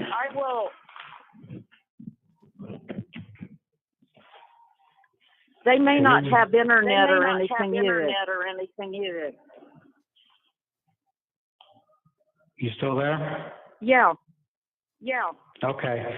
Hey, if you talk to Kathy today and I haven't yet, just tell her I'm okay, and I'll talk to her as soon as I'm able to get through to her. Oh, okay. I will. All right. Hey, are you going to church today? Yeah. Good. Where are you going to church at? I didn't even know you were. It's Story Church. It's there at the Roxy Theater in Peru. Really? Why there? What made you decide to go there? Colleen, my friend, who started going, and I started going after I wrecked the van. When did you wreck the van? Oh, it was in February of last year. Oh my God, you've been going to church that long? Well, I've been going probably for I'd say since last summer. How did I not know you were going to church? Well, I just started going, and then I decided I needed to get back with God again. And I figured He's been sparing my life for a reason all these years.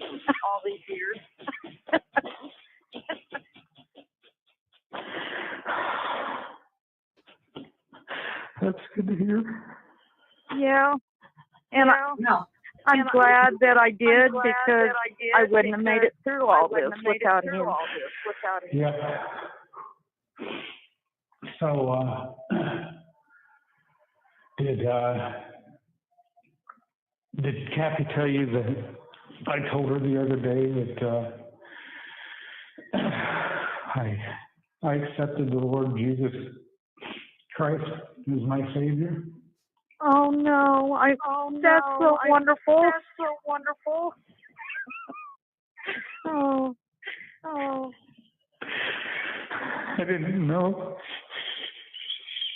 She told you or not?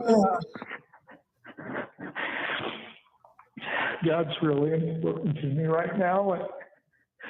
I just, to hear you say that you've been going to church for that long again just makes me happy.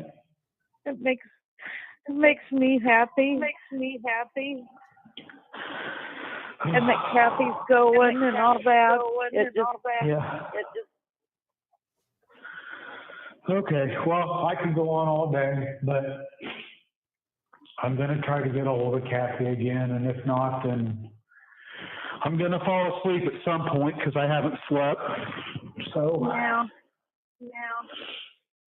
hopefully I can get a hold of her before I fall asleep, but if not, I know that I've talked to you and that you'll let her know that I'm okay now. I will.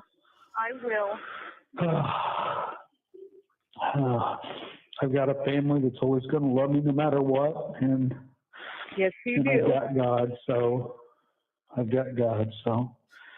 and I know that Kathy's got God, and you've got God, and that's good enough for me. So I know that He is not going to let this last forever, and no, He's not. We're all going to be back together eventually. He'll make that happen. It may be today, it may be tomorrow, it may be 6 months from now, it may be when we're together again in heaven that it's going to happen. And I just think God's just going to keep work the a faith miracle and- through all this. Yeah, I think he already has. I mean, Kathy sent me a Bible. I didn't accept God into my life until March 21st of 2023. So I think this is the same Bible he ends up like eating pages of. I'm sure one of you guys will remember. a week ago, week and a half. Yeah. And I never would have done it if I hadn't started reading the Bible. And I wouldn't have read the Bible if Kathy hadn't sent it to me. And I just remember something happened with this Bible. I feel like it was eating the pages of the Bible. But yeah, something. This Bible came up in the trial. She's been trying for a long time to get one to you. And maybe that's what it was. And I questioned, when I called her and tried to tell her that I had accepted God.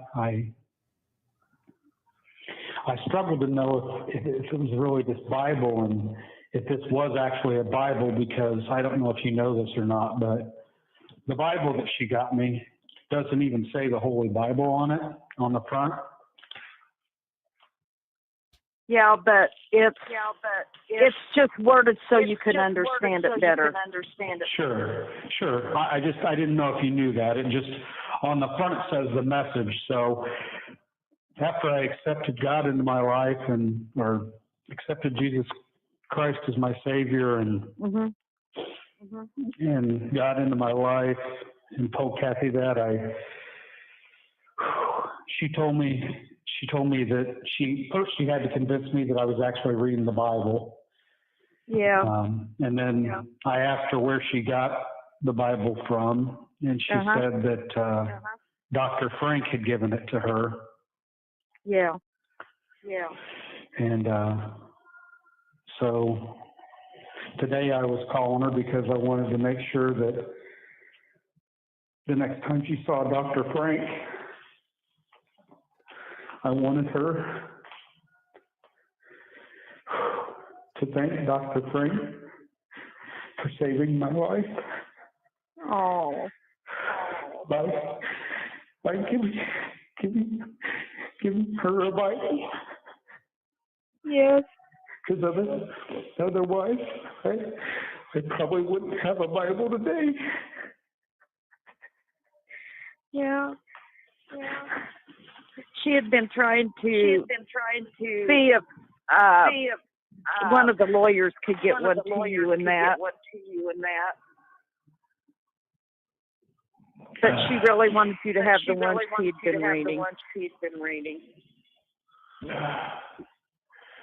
Okay, well, I'm going to go now and try to get hold of Kathy. And if not, hopefully I can get a hold of her tonight, because I'm probably going to fall asleep at some point. Okay. I love you. I love you too, Mom. Bye. Bye. So this is the next day? Honey, Yeah. are you there? Yes, Okay. babe. All right. Babe. So this is the first one where he's saying I did it, okay? What's going on? I just wanted to apologize to you. What's going on, sweetheart? I did it. You did No, what? I did it. What? I killed Abby and Libby. No, you didn't. Yes, I did. No, you didn't, Darren. Yes, I did. Don't say I don't know why. No, you didn't. No, you didn't, Darren. You're not feeling well. There's something wrong. They've messed up your meds or something there. No, I evidently did it. No, you didn't. Why would you say that? Because maybe I did. Because maybe I did. No, you didn't, dear. This is depressing. I think I did. I think I did. I mean, this is why when people talk about like this being a confession, it blows my mind. Because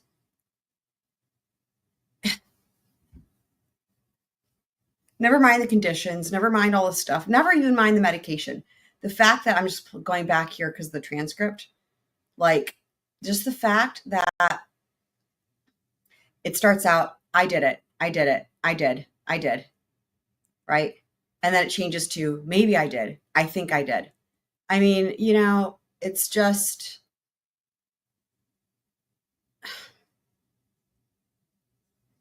Up your meds or something there. No, I mean, I evidently did it. No, I evidently did it. didn't. Why would you say that? Because maybe I did. No, you didn't, dear. I know. I think I did. It's horrifying. No, you didn't. They are screwing with you there, and I'm trying to get to the bottom of it. There's something wrong. I mean, notice she's not even, clearly she's not even phased, right? She's not even second guessing it. Like, clearly there's something wrong. They're screwing with you. They mess with your meds. She's not like you. I mean, that is huge. Her reaction to this is huge, I think, among other things. They're messing with your mind. Wow. Did Dad tell you I called? Yeah. What did I say to him? I don't know. I talked to your mom, but she called me in, and we're just worried about you because something's not right. Is there a way to talk to Dad? No, honey, I'm not with them right now. It is. And there's something wrong. They're screwing with you there. Like, it just blows my mind. It just blows my mind that anybody can listen to this and think it's like a confession. I don't know. What do they say? There's some people, I remember when this trial was going on, that were saying that they had an open mind and they were staying objective and they weren't sure. And like, I think that, okay. And then what happened was like the day that these calls were played, and then there's that one mention of the van or whatever. And it was like, and I thought it was sad and pathetic that anybody would even, like, it didn't even occur. I didn't even catch it because it didn't even occur to me that would count. Remember when everyone was, making such a fuss about the detail, the crime scene detail or whatever. I was like, kept waiting for it. And then people were talking about the van. I'm like, wait, what? Is this a joke? Am I being punked right now? That's what they're talking about? And all these people, I would just see it like, you know, in the chats or whatever on different channels on LawTube and whatnot, like, oh, well, that was it for me. Now, all of a sudden, they were like, guilty, guilty, guilty. And I was like, it was a phenomenon to me. I thought about this for a while. I thought about this, and I thought, you know, there's nothing that makes any sense about this. The only thing that I could come to is that these people thought he was guilty the whole time, but there was no evidence to support it. They just were being biased, and they didn't want to admit it because in the LawTube sphere, right, looking at evidence is appreciated and being objective is appreciated, right? And I would imagine they probably were afraid of being, you know, of how their peers would respond. This is just my personal opinion, right, on how this went down, because they didn't want to be the odd man out, because a lot of people were like, look, either he's factually innocent or the evidence isn't there. That's like the vast majority of people you would come in contact with. And then I noticed that shift. I mean, it wasn't a lot of people, but some people, you know, the freaking van was mentioned in these calls, you know, and no one heard them. Of course, they were just discussed as what people heard in court, and people all of a sudden, and it was like so quickly the shift that I was like, that's what I pondered on it. Right. And I'm like, they were just waiting for the one thing that they could then use as an excuse to be like, oh, he's guilty, because it doesn't make any sense otherwise. Yeah, Happy Annie points out, what did I say to him? He isn't even remembering entire conversations. And Meg Peak says an estimated 1% to 6% of individuals are estimated to be innocent in prison. That is about 20,000 to 100,000 people. Other sources suggest a range of 4 to 6%. I wouldn't be surprised if it's higher than that even. So anyway, it's just, but my point is like these phone calls here are the calls. This is the day. This is the day in court, right, when these were played, where people after this, some people felt like they could be like, well, I was staying open-minded, right? But now I'm like, he's guilty. And it's like, bullshit, dude. I'm calling bullshit on that because there's no way. There's no way that some person can be objective and take a look at these and find a confession. And we're going to talk about it. They have done something to your food or they've done something to your meds. And I'm happy any people need someone to blame. Yep. As soon as they heard there was a confession, they were able to grab onto that and justify it. Yep. That's something wrong. Don't you ever say you did anything, because I know you didn't. I think I did. No, you didn't. Why would you say that? Because I think I did. No, remember, this is a day after he says he found Jesus and whatnot. And remember, that's another thing to think about, right? If he's in solitary confinement, he's got nothing but his freaking legal papers and his Bible, right?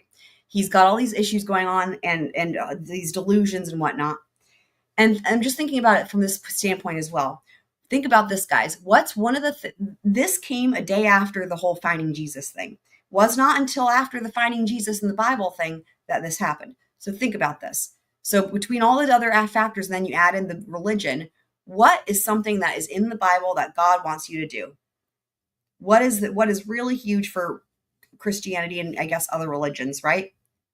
What is it that they want you to do? Put it in the chat. You know you didn't. I wish I could say I didn't. I don't know. You don't know. See, exactly. There's something wrong.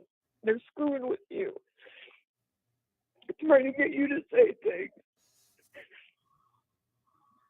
They're trying to mess with your mind. Now, there's a reason they allow Bibles in the prison system. No, I deserve it, I guess. There's something wrong. No, you don't. I just wish they would kill me or let me apologize to the families at least.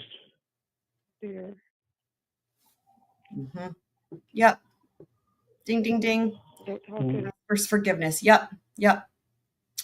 Repent. And if you're going along lines of Catholicism, it's actually the word they use is confess. Confession, right? You go to confession. It's like a thing you do every week or whatever.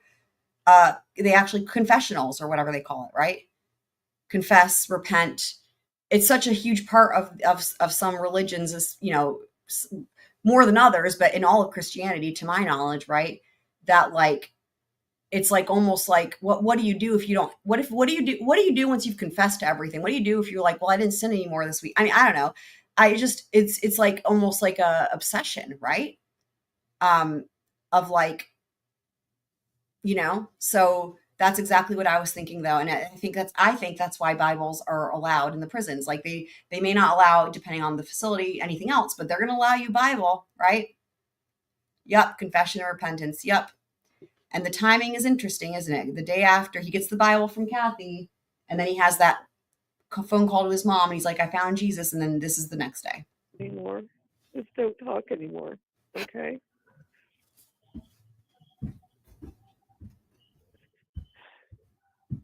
I'm sure. Don't talk anymore. I need to get a hold of somebody there.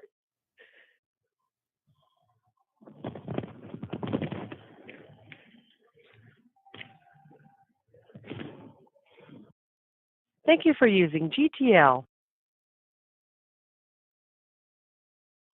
Hello? Hello? Hello? Are you there? I am. Hi, honey. How are you? Oh, good to hear your voice. It's good to hear your voice, baby. Oh, you doing okay, hon? Oh, I might be now. That's Okay. really funny, Meg. Well, I'm supposed to be meeting Brad here at a gas station to sign something, so I didn't know. I know. Will CJ says, "What do you do when your mind's a mess? Everyone's blaming you for something you didn't do." I know, and you've got mental health issues, and you're in solitary confinement, and the only things that you have to occupy your time are reading your legal papers or your Bible. The legal papers saying, "Here's what you did," and the Bible saying, "Confess to what you did." Right? I mean, it's That was about. But are they going to move you? I don't know. Okay. I think maybe I'm losing my mind, but I'm not sure. Oh no, no. So they allowed you to call, or have you been able to and just couldn't? Oh, great. This is the part where it gets weird. Yeah. I'm right here. Oh. Are you okay? Yeah. no.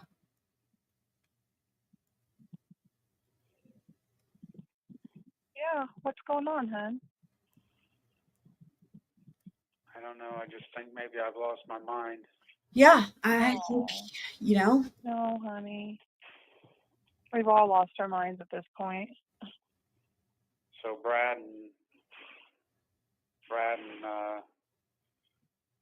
so I can trust Brad and Andy then? Yes, you can, sweetheart. Yes.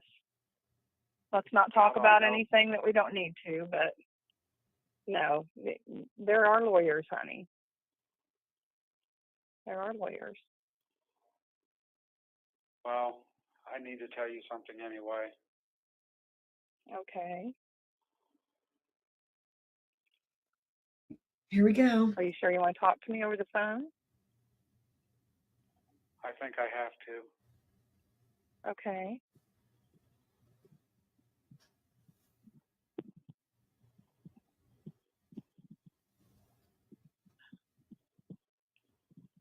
I need you to know that I did this. I mean, and just do people just? I just don't understand. Like, do people just ignore the fact that this came directly after I think I've lost my mind? It's like selective reading / listening to the people that were in that courtroom that drew conclusions from this. No. No, you didn't, dear. There's no way. There's no way, dear. Love me. Dear, there's no way. Okay. I hope you still love me. I always will go love you, honey, but no, you have not done anything.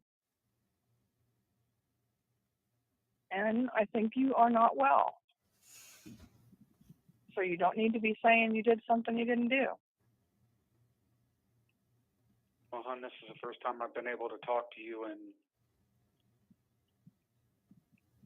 I've been trying forever. Were you just not allowed to call me, or? I don't know what's going on, hon. Okay. I think they were given this because I remember Andrea reporting something along these lines, right? That he had said something along these lines. So I think this is what they heard. I mean, they heard even more than what we're hearing, because these are just there's just 8 of them here, but they at least heard this. That would be my thoughts on that. Yeah, the isolation syndrome, 100%. Yeah, there's definitely some paranoia here, like he mentioned about not trusting his lawyers or not sure if he could. Welcome, Trisha. How long has our system been this screwed up? Probably always, I would think, unfortunately. I mean, I think it's less screwed up in certain places, but I mean, I think the transparency is really crucial because that's the only way to know, right? And that's the way, that's what holds people accountable. I'm definitely going to lose my mind now, though. Don't.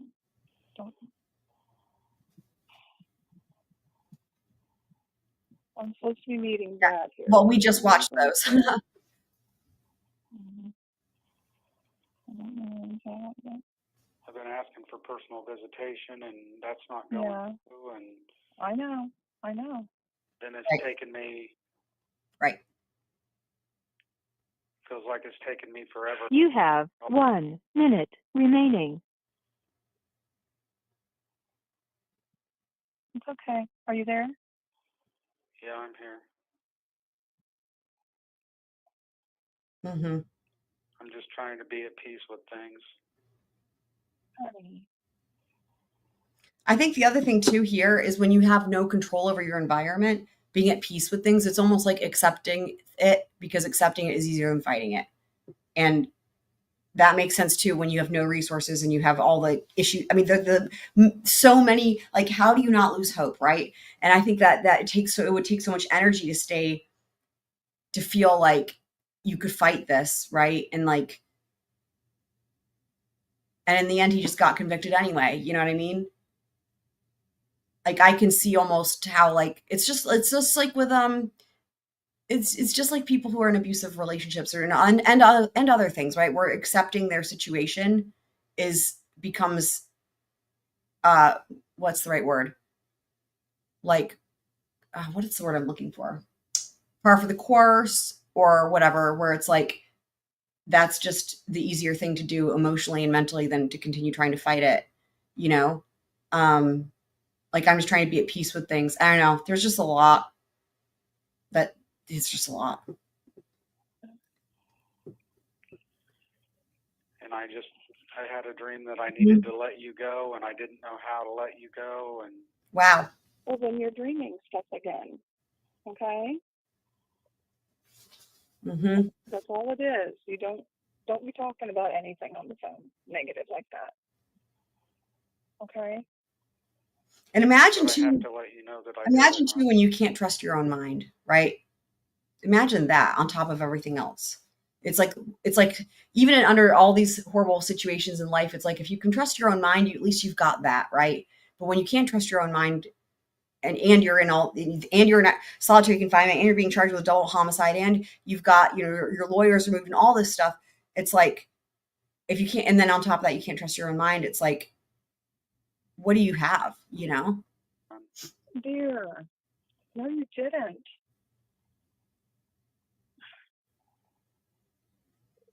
There's no way.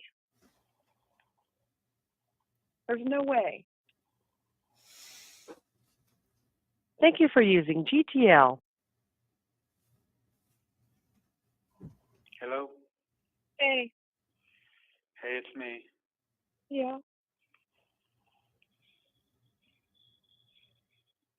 I need to know if you still love me, baby. Yes, dear. Okay. I don't like that Indiana in the jury instructions does not define reasonable doubt. Everybody else will as well?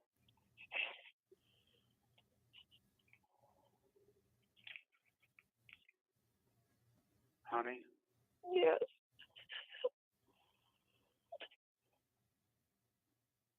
Because I may have to spend the rest of my life here, or... Stop talking about it, please. That's not true. Okay.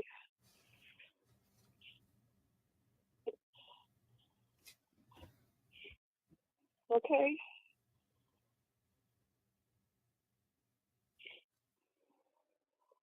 I don't understand.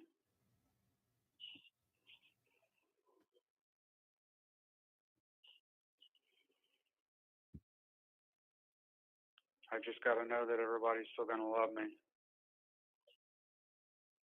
I love you. Because I may only be able to see you one last time. Do you understand what I'm saying? No, thank you. It's not true. It's crazy. I know it's crazy. I have no idea. Honey. No, it's not. It's true, honey. No, it's not. You're not lost, Hunter. I'm well. No. No, you're not. Yes, I am, honey.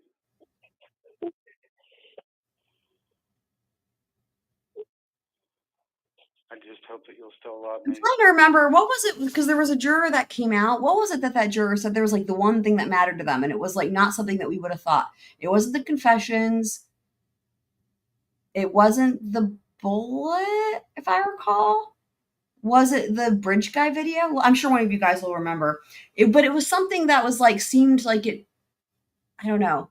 I guess a lot of people thought it was going to be the confessions, and it seems like it wasn't from what that one juror said. Let me know what you guys remember. Because I may only, if I get the electric chair, or if I get the death penalty, No. No, honey, that's not gonna happen. No. if it does, will you be there for me? No.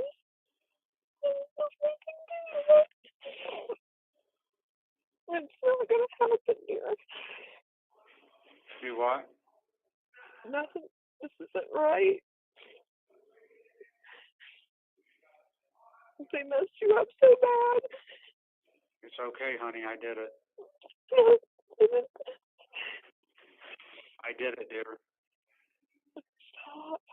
And that's the other thing that I think too could have played into this. Additionally, with these confessions, is that potentially just so like was maybe hoping that they would speed things along and give him the death penalty and be the only way to end this misery. You know what I mean? Again, the lack of control and being in this environment, and like, you know what I mean? Like he would rather die than have to stay like this. Another thing that could have played into it. Cannot stop. I've got somebody here listening to me right now, dear. No. I did it. Okay. Right. I don't. Oh, you did it, dear. There's no way.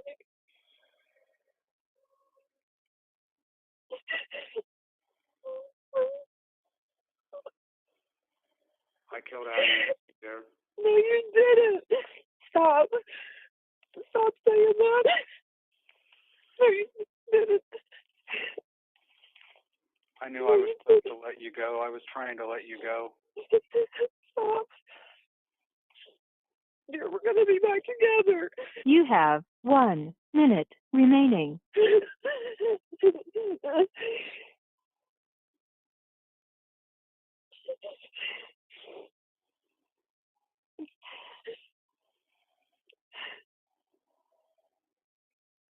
I hope you're always going to love me.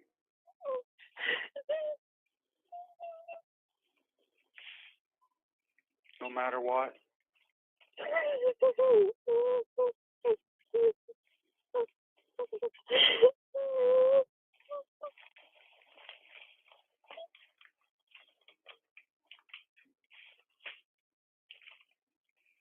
Will you always love me, baby? Who's with you? Who's with you? Who's with you? Who's with you? You need to stop talking. If your lawyer's not there, you need to stop talking. Who's with you, honey? Who's with you? Thank you for using GT.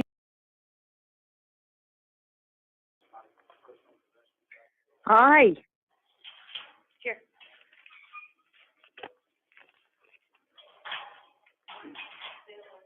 Hello? Hello? Hi, are you there? Yeah, I'm here. Oh, how you doing? Oh, I'm all right, I guess. Yeah. It's good to hear your voice. So did Kathy tell you that I did it? We're not going to discuss this, okay?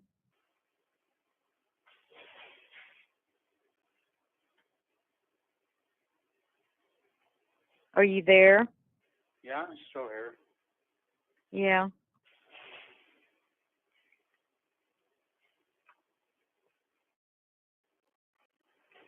We love you. You know that, don't you? Regardless? Yes. And do you know if Kathy's okay? Kathy's doing okay. We've been holding each other up.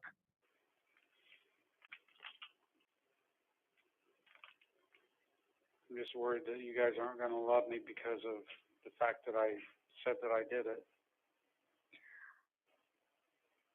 Ricky, I just know you're not in a good place right now. And I'm praying for you, and we will always love you. No matter what.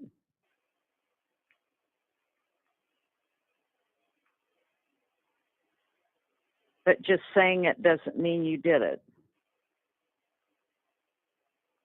Well, it does when I did. Rick, don't talk like this.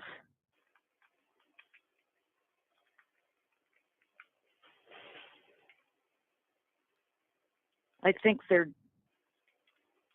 just messing with you. No, Mom, they're not.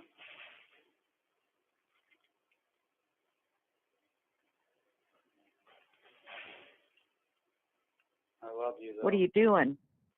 I love you too, hon.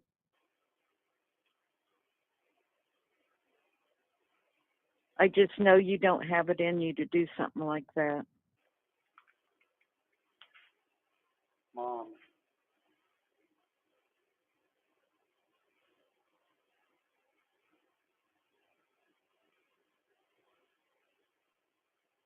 I wouldn't sit here and tell you I did it if I didn't. Well, if they're messing with your meds and all that, yeah, you would.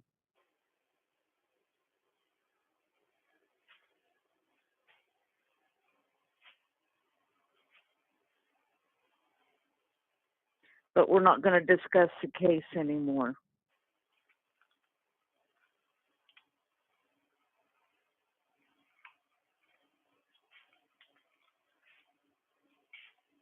So if I did do it, then you guys don't love me anymore? I will always love you no matter what. Okay. And that you can count on that. Okay. There's nothing that would make me ever stop loving you. It's good to know.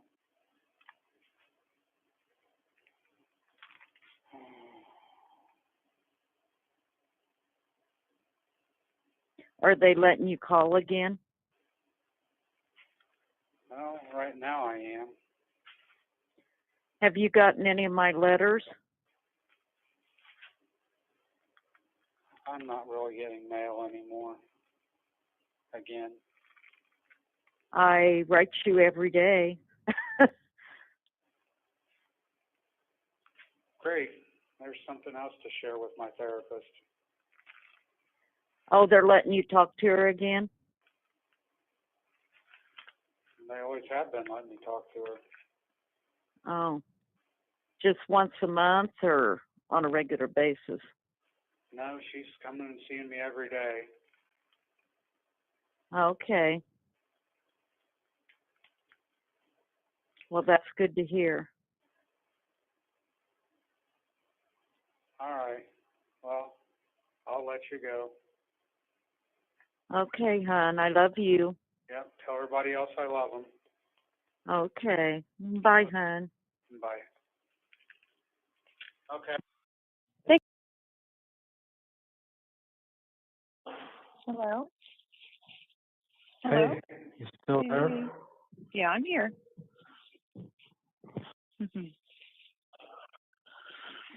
Oh. Need to get you some coffee. Yeah. Get your coffee or snacks or whatever you need, babe. Oh, I hate spending that money when I don't even know where it came from. It doesn't matter. It's in there. I wouldn't worry about it. Somebody's thinking of you, so I wouldn't question it. Hmm.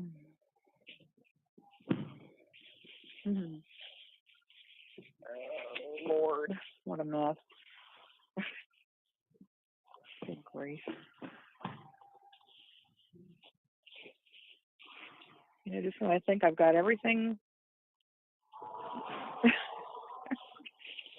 I don't understand my thought process on clothing. I really don't. Stupid. It's stupid. Trying to get better about that.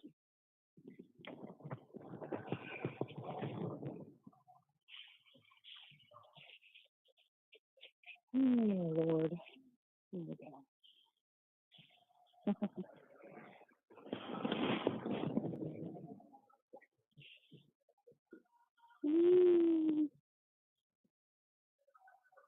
What did you have for breakfast or lunch today? Oh, had some kind of eggs this morning. It looked like Yeah. something fairly normal.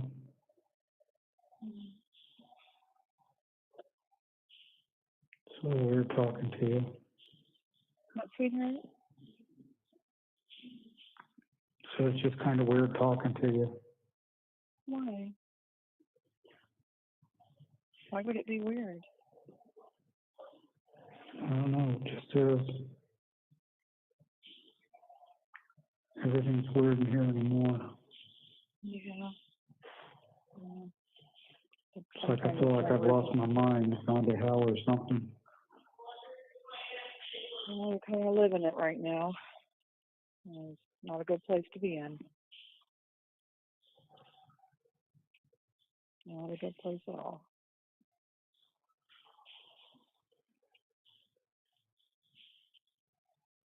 And I don't have much say in anything, I'm sure. But you know that I done it, right? Dear, I don't want to talk about that. Okay? Want to have a good conversation between us?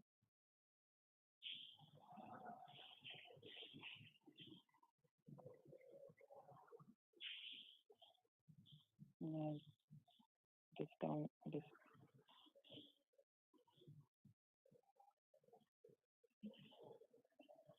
guess it doesn't matter what I think, but Of course it does. Just in a really frustrating spot right now. right. I said I'm just in a really frustrating spot right now. And I know that that's nothing compared to where you're at, so I'm not trying to. No. No, your side is a lot worse than mine. I have freedoms that you don't have, so I'm not going to go there.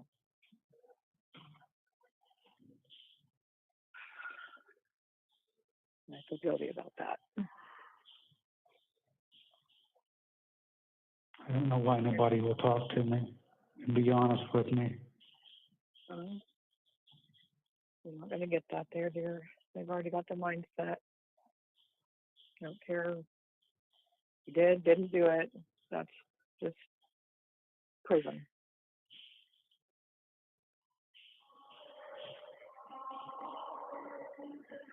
You're just another number.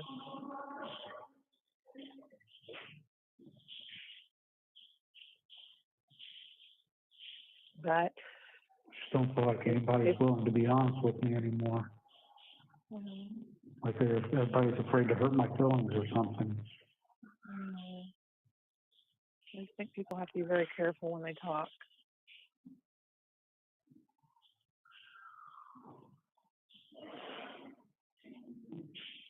And we all do.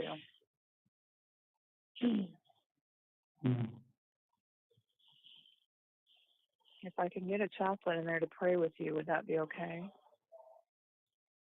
I mean, I've been trying to get a hold of somebody, but of course nobody ever answers. You have to go to voicemail, then it's full. So, but if I could get, I had a chaplain pray with me once, but it just doesn't seem to help me any. Well, and it's okay because, I mean, praying to yourself is going to be very helpful. It's helped me immensely. Yeah. And there's plenty of people out there praying for you. So you just got to pray the bad thoughts away, hon, and try. And the demons are fighting hard to get you. I know, I feel like they've already gotten me. I'm already in hell. No. Well, you're kind of in physical hell right now, but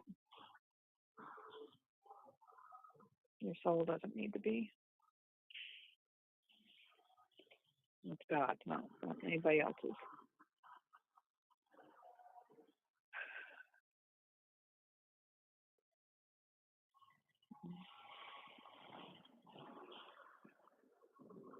I hope you understand that.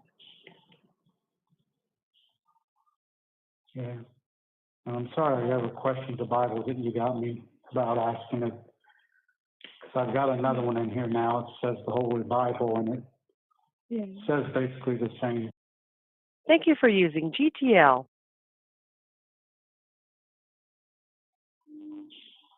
Hello? Hello? Hey. Hey, What's it? Hi. I did it.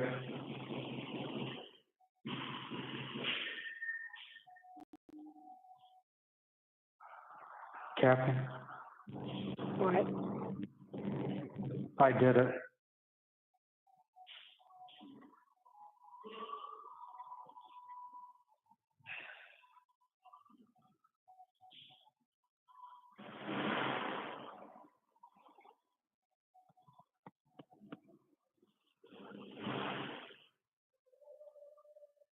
Do you still love me?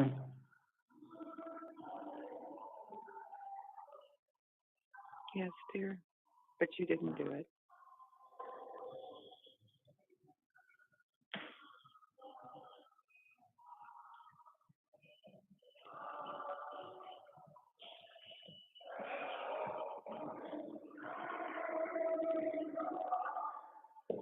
Why do you say that? Why do you say it?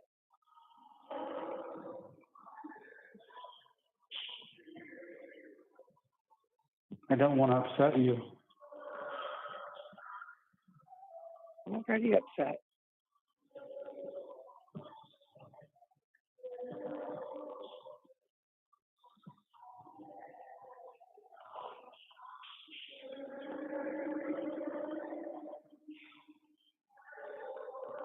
I'm sorry.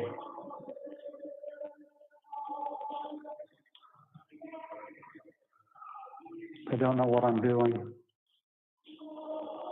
I feel like I've lost my mind. Honey, you can't call me and talk like this, okay? I know. I mean, he's literally just saying, lost his mind. It's crazy.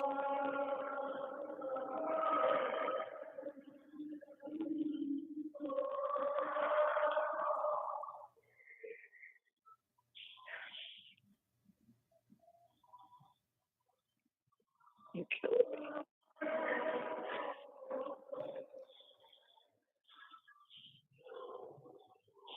I'm so sorry, baby. I can't talk to you right now.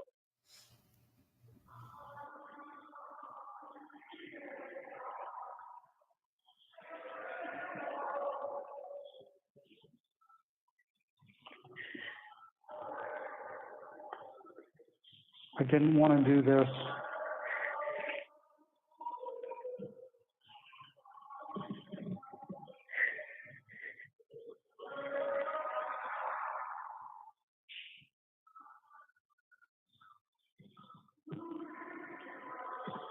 God, the background noise, though. I mean, listening to that background noise, God, it's just eerie. Ugh. Honey, I'm sorry.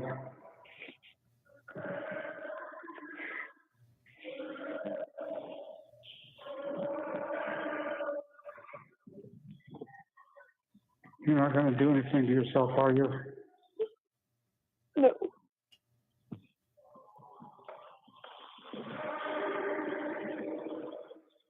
Probably going to have to Probably going to have to kill myself now. Wow. Stop. You can't be calling me and talking like this.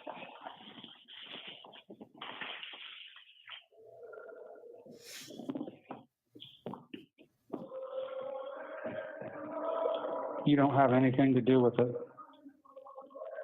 It doesn't matter.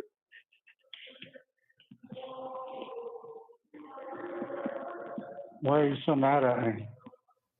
Wow. I'm not mad. I'm upset. I'm heartbroken.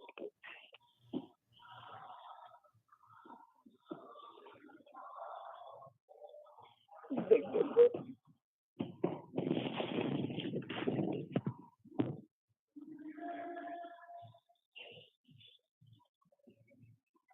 I can't tell you what's been going through my mind. I don't think he was allowed to see her.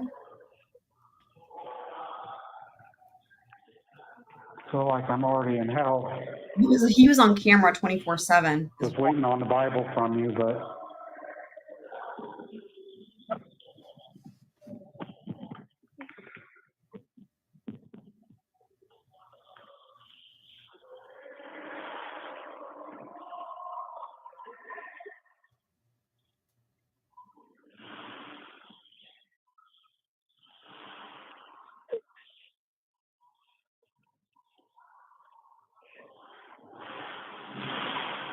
I don't understand what's going on.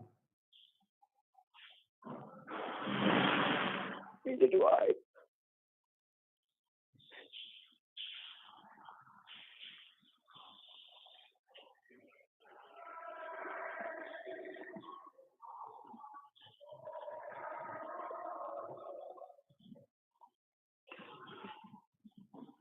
I guess I'm just going to have to stop calling. Wow. I'm sorry.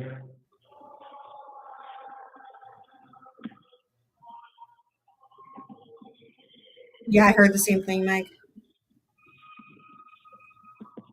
Okay. You can't call me honey if you're going to talk like that. I'm going to talk like what? I can't be talking. Thank you for using GTL.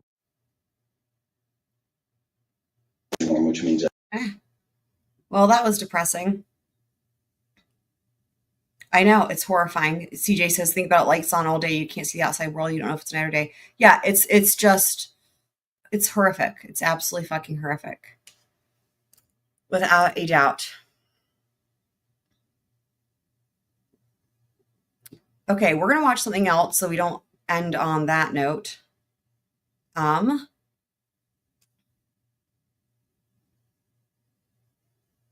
me just a second.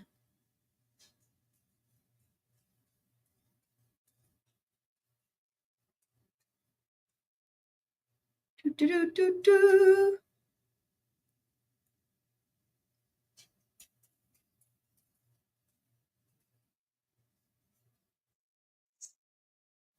Okay, we're going to watch this. So time for some twin flaming.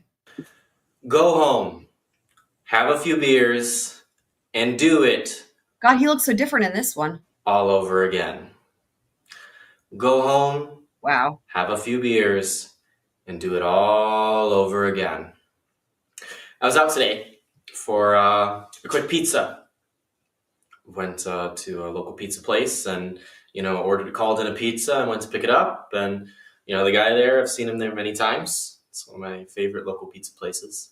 And he's always really, confident and jovial and, really takes care of the customers. He's friendly too. And he sees me and Try to get him to join your cult. he says, "Oh, it's Jeff. Hi, my man." I'm like, "Oh, how Is that what he says? you doing?" He's like, "Oh, go home, have a few beers, and do it all over again." And that's the kind of life that this man lives. Now, he's not an incompetent man. He's probably managing the pizza parlor. And he's doing a really good job at it. He's flying colors. CJ and anyone else who's new to this, welcome to a whole new world. This is this is what we discovered this like maybe 2 or 3 weeks ago, and it's the Twin Flames cult, and there's a wealth of hilarious / disturbing, but mostly hilarious videos. Yeah. And yeah, So what happened was, so I made it a verb, like, so we used to say like Twin Flames, like deep dive or deep diving, and then it morphed in for me, and like when I'm time stamping it into twin flaming, it's just easier. And most people on this channel know what that means. So we're twin flaming. So that means they're twin flamers. Now this video looks like it's just him, but he's got his wife Shalia, who's the other cult leader. his life is cyclical. Maybe he gets some weekends, maybe he gets some holidays, but sure enough, he's gonna go back to work all day, go home, have a few beers. Who thinks he's Jesus? And do it all over again. By the way. Is this what your life is like? No. You might think, well, he did this to himself. You know, he didn't get a college degree or an education, you might think. I don't personally know his circumstance. I don't know him that well. He's working at a pizza parlor, and he's got a lot of piss and vinegar in his veins, in a good way. What? Hardworking guy. And yet, he's working at a pizza parlor. CJ, you're in for a whole new world here. Trust me. You might say, well, he didn't get a college degree. Okay, well, imagine that a man like this got a college degree. And now he goes to work, comes home, has a few beers, and does it all over again. Except he's driving a little bit nicer car, living in a little bit nicer neighborhood, kids go to a little bit nicer school, has a little bit nicer clothes, you know, works in a little bit nicer environment. You got a college education. Still, goes home, has a few beers, does it all over again. What? Why are you talking in circles? Hang on now. You know, it's about being an entrepreneur. It's about starting your own business. You know, imagine that instead of working at the pizza parlor or getting his own degree, he started his own business. That's a landscaping company. And maybe he manages to work that's only, better than a pyramid scheme like you did. you know, the same amount of hours. The same thing happens. What's the difference? Works for himself, still goes home, Oh, I don't know what you heard, Meg. I don't think that was me, though. has a few beers, and does it all over again. Is this you? No. Is this how you're living life? It's not how I'm living life. Oh, I probably. It's not because I'm sort of a special person or I got lucky, right? It's not because I'm not living on the street. I got a really nice house. I drive a $100,000 Porsche. I get another $100,000 Corvette Z06 coming in a few weeks here. I'll show Oh my God! Now we're getting into the true Jeff. it to you on the. We'll make a video about that. It'll be fun. It'll be fun. But it's not my wealth that makes me so happy. It's because I don't live that life where I go home, I think have a we few gotta beers, watch. and do it all over again. we In gotta fact, watch some house tour. you know, it's not even because I work from home that because it'd be the same cycle. It's the same energy. It's the same point. This constant boredom of life, doing the same thing over and over and over again just to get by or make a living. And believe me, you make a lot more money, you're going to spend a lot more money, and you're going to keep doing the same thing. It's not about how much money you make. That's the answer. It's about how you feel about what you're doing with your life. And a lot of people don't know how to support themselves in living life like I live. Let me give you an idea of how I live. Oh my God. This morning was actually an interesting morning. Shelly and I woke up like 5:30 in the morning. I wake up next to my beautiful wife. We have an amazing relationship. She My cries ultimate all the time perfect after partner ever. sex. Woke up at 5:30 in the morning, you know, and I'm just laying there. And we normally wake up like 9:30, 10 in the morning, you know, Right. sleep at night. And she's, you know, I'm laying there, and she looks over at me, and she's like, "Are you up?" And I'm like, "Yeah, I'm up." You know, I'm up. She's like, "Why are you up?" I'm like, "I don't know." And so we talked about our dreams, and we're like, "Well, let's go out for breakfast." So we went out for breakfast. We're the only people at the breakfast What place is in he Monday talking evening. about? And people saw a Porsche, and they saw us. We're really young. We're dressed pretty nice. Our car. I just want us to note the title of this video is "Are You Living a Meaningless, Empty, and Shallow Life?" And meanwhile, what's he talking about? His freaking cars. It was really nice, and you know, they think we're gonna treat them like a dick or something. But that's not how we got all of our good. not by being rude or cutting people down or taking from people or dominating people. That's not how we created our wealth. We created our wealth through loving our lives and loving what we do. Everything that we do to make money, and it's not just to make money, is criminal activity. Literally, they're being investigated by the feds. the purpose of it is to express our joy and share that with others. Criminal And joy. that's the secret. Criminal joy. That's the secret. Don't worry, you don't have to pay for that. There's the secret. There you go. Lies. You have to pay a lot of money for it. Share your joy with others. But there's a totally different life between the one I live and the one that Shalia and I teach and the one that this man at the pizza parlor was living. And it just really hit my heart because he's such an alive man. And he deserves What if a really the dude sees this video? I wonder if he's like super offended, probably. joyful life. And he puts his whole self into his work. And yet it's the same thing over and over again. And it's clear that it's draining him. Is it though? Is it draining you? Are you living a life like that in any way? Get up, live your life, go to work, come home, have a few beers, do it all over again. Are you stuck on a cycle of not enjoying life, of just working to make a living, instead of living a life of your dreams? You might say, oh, that's hullabaloo, I got a family to support. That's any nonsense excuse you can come up with for why what I'm doing is not possible for you. It's just hogwash. It's hogwash, guys. You can say, well, Jeff, you just have some veneer of a life, but that's just hogwash. Wow. I don't share with you the majority of the juiciness that's going on in my life. Why would I need to? I'm going to show you every little thing I get, every little happy moment I have. It's private. It's my life.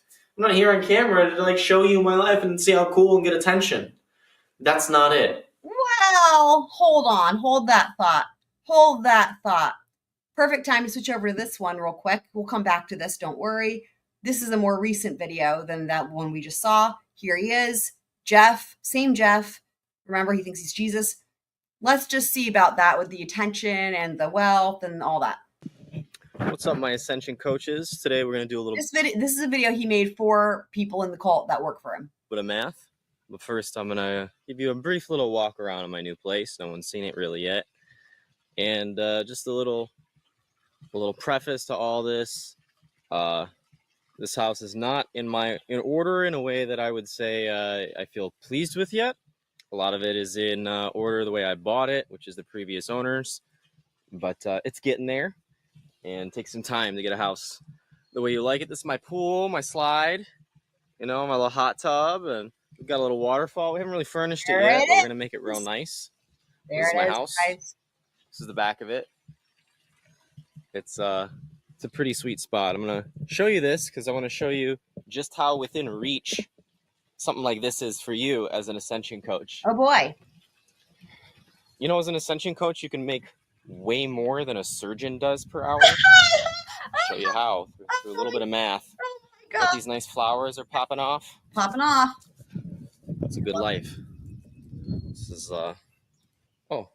my garage is open. Shouldn't be, but it is.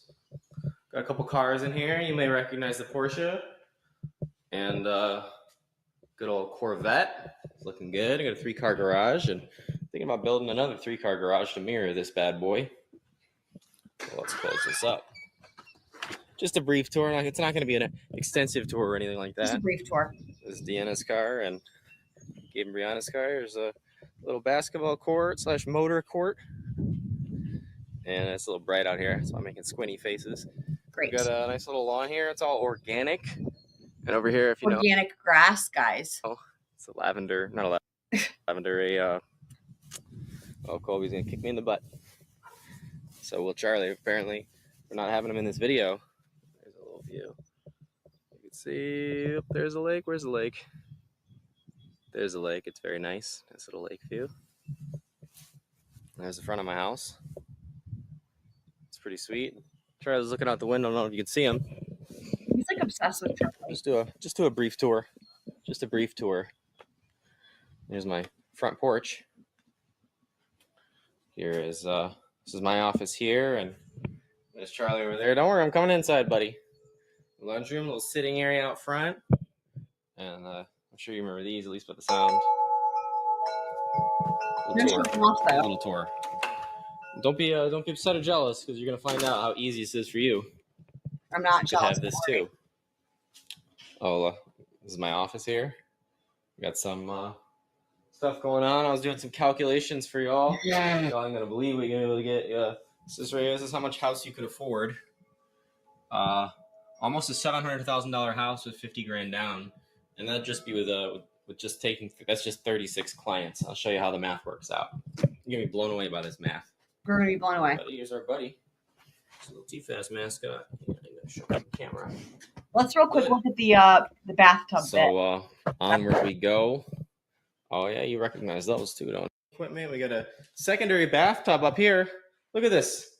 You can fit like 15 children in here. It's Okay. 15 children in the bathtub. Okay, so now we have an idea of him saying he doesn't show off and whatever the fuck. Now we'll go back to this one where we were about the meaningless, empty, and shallow life. What I teach is transcendental to this boring cyclical life. Is there any aspect of your life that's like that? Is your whole life like that? Are you doing it for a purpose to support your kids or to support your family? Are you doing it to support your parents? Are you doing it to, buy a nicer house or buy a nicer car?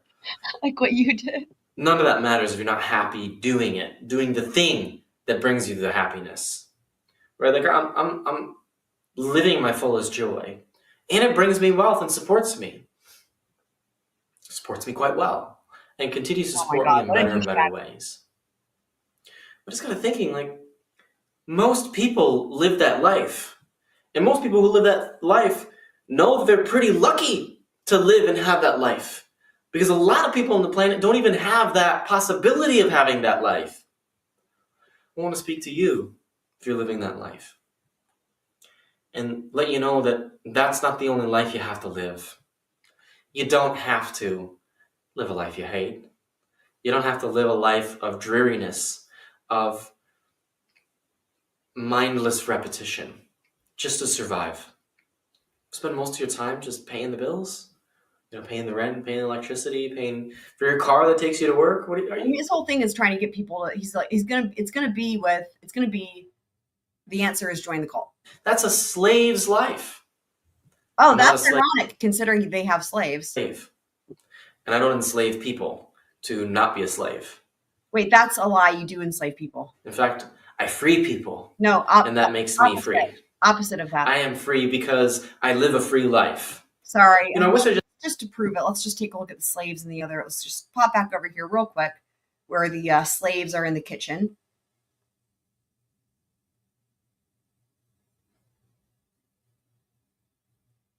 There they are.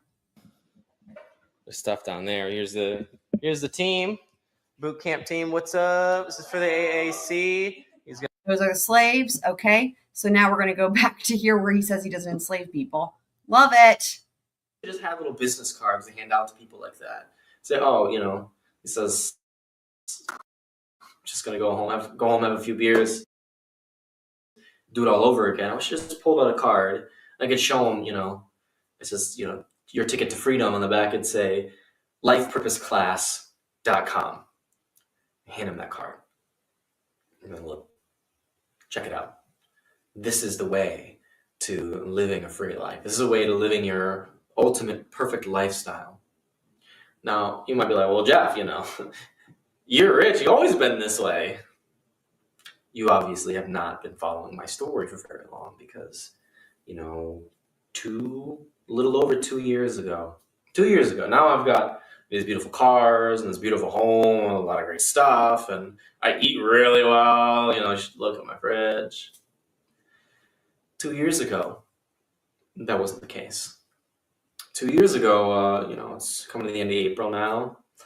We had just gotten kicked out early April, right around my birthday. I was 28 years old. We just got kicked out of our house. We were living with a roommate. We're staying in a room in a house we rented. That's all we could afford. And we were there because we got kicked out of several previous houses. Not for being jerks, but, life. Yeah, it We doesn't got kicked out sound of these houses. Nothing we could do about it. Just well, this Probably paying your life of bills. constantly running to survive. Constant You know, sorrow. just like fighting for survival. That's it. 2 years ago. One day, Shelly and I came home to our house and all the doors were locked and all of our stuff was out on the porch. No warning, nothing. You know, that's not what our lease agreement was. We've been paying all our bills on time. It's just our roommate didn't like us for some reason. All our stuff's on the porch. Called the I police. wonder Said, "What why." do you do about it? Sorry. What do you gotta go. You don't own the house. Bye. You sorted it out in court. We don't have a lawyer. There's no way it's gonna happen. We just had to leave. And we went and stayed in a Motel 6 for a week while we got ourselves sorted out. And then we lived in the ghetto for over a year. The ghetto of ghettos. People, we got, someone shot a hole in our wall with their gun. I don't Right blame through the them. wall, right near Julia's computer. They were probably trying to get And you. someone also stabbed a knife in their, in a Tupperware container on our front porch. They didn't like the color of our skin, threatening us. What? So eventually, Hang on. we worked our way out of this. This is new. This is a new set of stories from him. Hold on. Let's listen to this part from starting with the shooting of the wall. In the ghetto for over a year. The ghetto of ghettos. People, we got someone shot a hole in our wall with their gun, right through the wall, right near Julia's computer. And someone also stabbed a knife in their, in a Tupperware container on our front porch. They didn't like the color of our skin, threatening us. He's being discriminated against. So eventually, crimes. we worked our way out of this. And we used a very specific process to work our way from that. And we're living in the ghetto, less than a year ago. Still A living very in that specific ghetto. process? You mean a pyramid scheme? Not a Porsche, $100,000 Porsche. Not having a, $100,000 Corvette Z06, brand new, custom designed for us. That's on the way. We didn't have that. We had very little, in fact. But we had something. Dude. We had a seed. We had a knowing. And that knowing was our ticket to freedom. That knowing is all we had. And we trusted that knowing. We planted that knowing like a seed in our consciousness. And we nurtured that knowing. And we went anywhere we were required to nurture that knowing. And we did. And that knowing is something we share willingly and gladly and joyfully with you. In our magnum opus of life purpose work. It's called lifepurposeclass.com. Said it before. There should be a link below. And you can check out the first 3 classes for free. It's 100+ classes, 90 minutes long, that you can watch anytime you want. And you can watch people get coached by us and get taught by us over, almost a 2-year period. And you can watch their lives transform. And we have students, really wealthy students who are taking our course. And we have really poor students who couldn't afford the course taking our course. And you can watch them all transform. We have very unhappy people who are very wealthy. We have very unhappy people who are very poor. And now we're developing very, very happy people. Wow. Who are on their way to being very, very, very well. We have a lawyer from Hong Kong who quit her job. And she said she works, a sixth as much of the time. And she makes twice as much per month. Now, being a lawyer, she was a lawyer, and now she's living her life purpose. In just, a couple months, she made this transformation, this transition. Now, she put the work in. And that's key. This isn't just like buy my stuff and take this magical pill and then you won't be bald anymore or whatever. This is not snake oil. Well. It's not a magic pill. It is a magic seed, however. And the seed is yours. It's not a magic pill, but it's a magic seed. Oh my God. As a result of our work. We guarantee you will come to have your seed too. Wow. And the seed is who you really are inside. Because you're created for a specific purpose. You're designed consciously by your creative source for a specific purpose that only you can fulfill. No one else could possibly fulfill it because they're not you.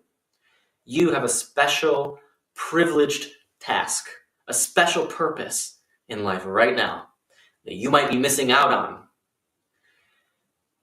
if you don't discover it within yourself. And if you join Life Purpose Class, in the first 3 classes, 90-minute classes are free. You can check it out, see if you like it. We have very, very affordable payment plans. People have said that they've been unable to afford life purpose class. They invested anyway, and they found that it was one of the best investments they'd ever made. It was so easy.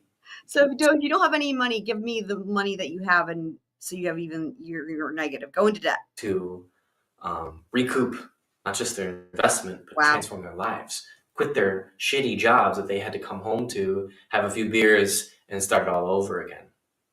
If that's you, this is your ticket. Couldn't give him a ticket and hadn't designed a little business card, but this is your ticket. Why can't you do And that now? I lovingly and joyfully share it with you so that you don't have to live a miserable, stinking life. I mean, basically, the long and short of it is he wants to share his seed with the world, and he thinks he's Jesus. Okay, next up, we've got another one. Are twin flames toxic? Let's find out and watch together. And today we're going to talk about whether twin flames Oh my God. are toxic. Hold on. I know. He's wearing a Divine Dish t-shirt. Oh my God. Oh my God. Oh my God. He's wearing a Divine Dish t-shirt. Oh, wow. Hi, I'm Jeff. Everyone. And today we're going to talk about whether twin flames are toxic. I know you. I know you've been looking around on the internet, searching twin flame videos. This is most certainly not the first twin flame video you've ever seen. He's right And if about it that, is, sadly. Congratulations, bravo. Welcome to the twin flame journey. And there's a reason why people are talking about whether twin flames are toxic. And I'm here to set it straight once and for all whether twin flames are toxic. Now, the answer that you've come for is yes. Twin flames are most certainly toxic. And I know some of you on your twin flame journey who have been studying this work or following the twin flame path for many years are going to throw your fists up in rage and say, no, they're not toxic, they're wonderful. I certainly did not expect that answer, but let's see what bullshit he spins from this. Don't worry, we'll get to you soon. Twin flames are most certainly toxic if you approach it in a specific way. I had a feeling he was going to say this. Hold on, we got some special guests here. This is my soul pet Bay and his twin flame soul cat. God. My other soul pet, Opal over there. And the soul pets. He's just a cutie. He's the cat. We had Bay in a past life. We'll actually do a video on this guy. Yeah, they're ham. And they love to be on camera. They want the video to be about them. Yeah. But you're here to learn about you said that before. twin flames and whether they're toxic. And these cats are here to help us all relax a little bit and cause a show and be cute. So somewhere in the middle, we're going to weave together a great video. Are you, though? Twin flames do get a bad reputation for being very toxic, and here's why. Well, I think that if that happens, it could be potentially because of you and the cult. Forcing people to change gender. Believing someone is your twin flame and you don't understand the fundamentals of this work, and you're still holding on to a Divine Dish t-shirt is what killing me.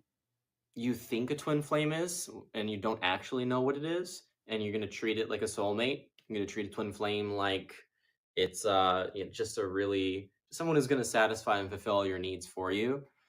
A lot of people take that as an excuse to be in a really toxic situation with people. Oh, he's my twin flame. She's my twin flame. People stalk other people like that. First of all, that's illegal. Don't do that. You encourage people that. Smash over other people's boundaries. That is really interesting because literally they encourage stalking and ignoring boundaries. That's interesting. People do all kinds of crazy, messed up, socially inappropriate, ridiculously terrible things in the name of twin flames. And I gotta say, that's really toxic. Don't do that. Don't be the one who stalks someone because you believe they're your twin flame. Don't be the person who allows yourself to remain in a really unhealthy, toxic situation with someone because you believe they're your twin flame. That's all very toxic. Don't do that.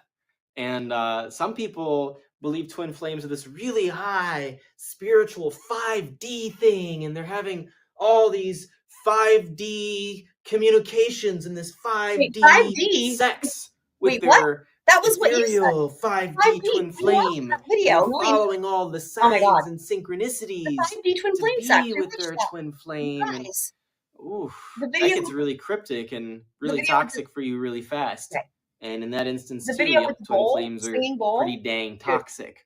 Or you think that your twin flame is someone that is just there to have a toxic relationship with and change things, stir up things for you, and then move on and just help you with your life.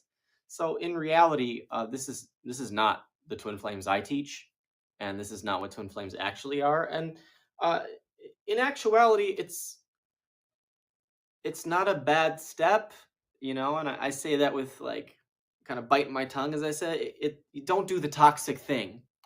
And I say it's not a bad step, not in the way that you should stalk your twin flame or any of this toxic stuff, in the way that you're starting to catch on to what twin flames are. You're completely off base in what twin flames actually are, but you're starting to catch on. Look at this guy. Oh, I was going to grab the cat. He was doing the hiney wind up before he followed his honey boo boo over there. Off they go. If you start to follow the twin flame journey, and cats, what are you guys doing? They're having a saucing of a good time. If you start to follow your twin flame journey, and you understand that your twin flame is a very spiritual romantic love, that's a great step. If you're using that spiritual romantic love as a tool to be crazy and be really toxic, this is not what twin flames really are.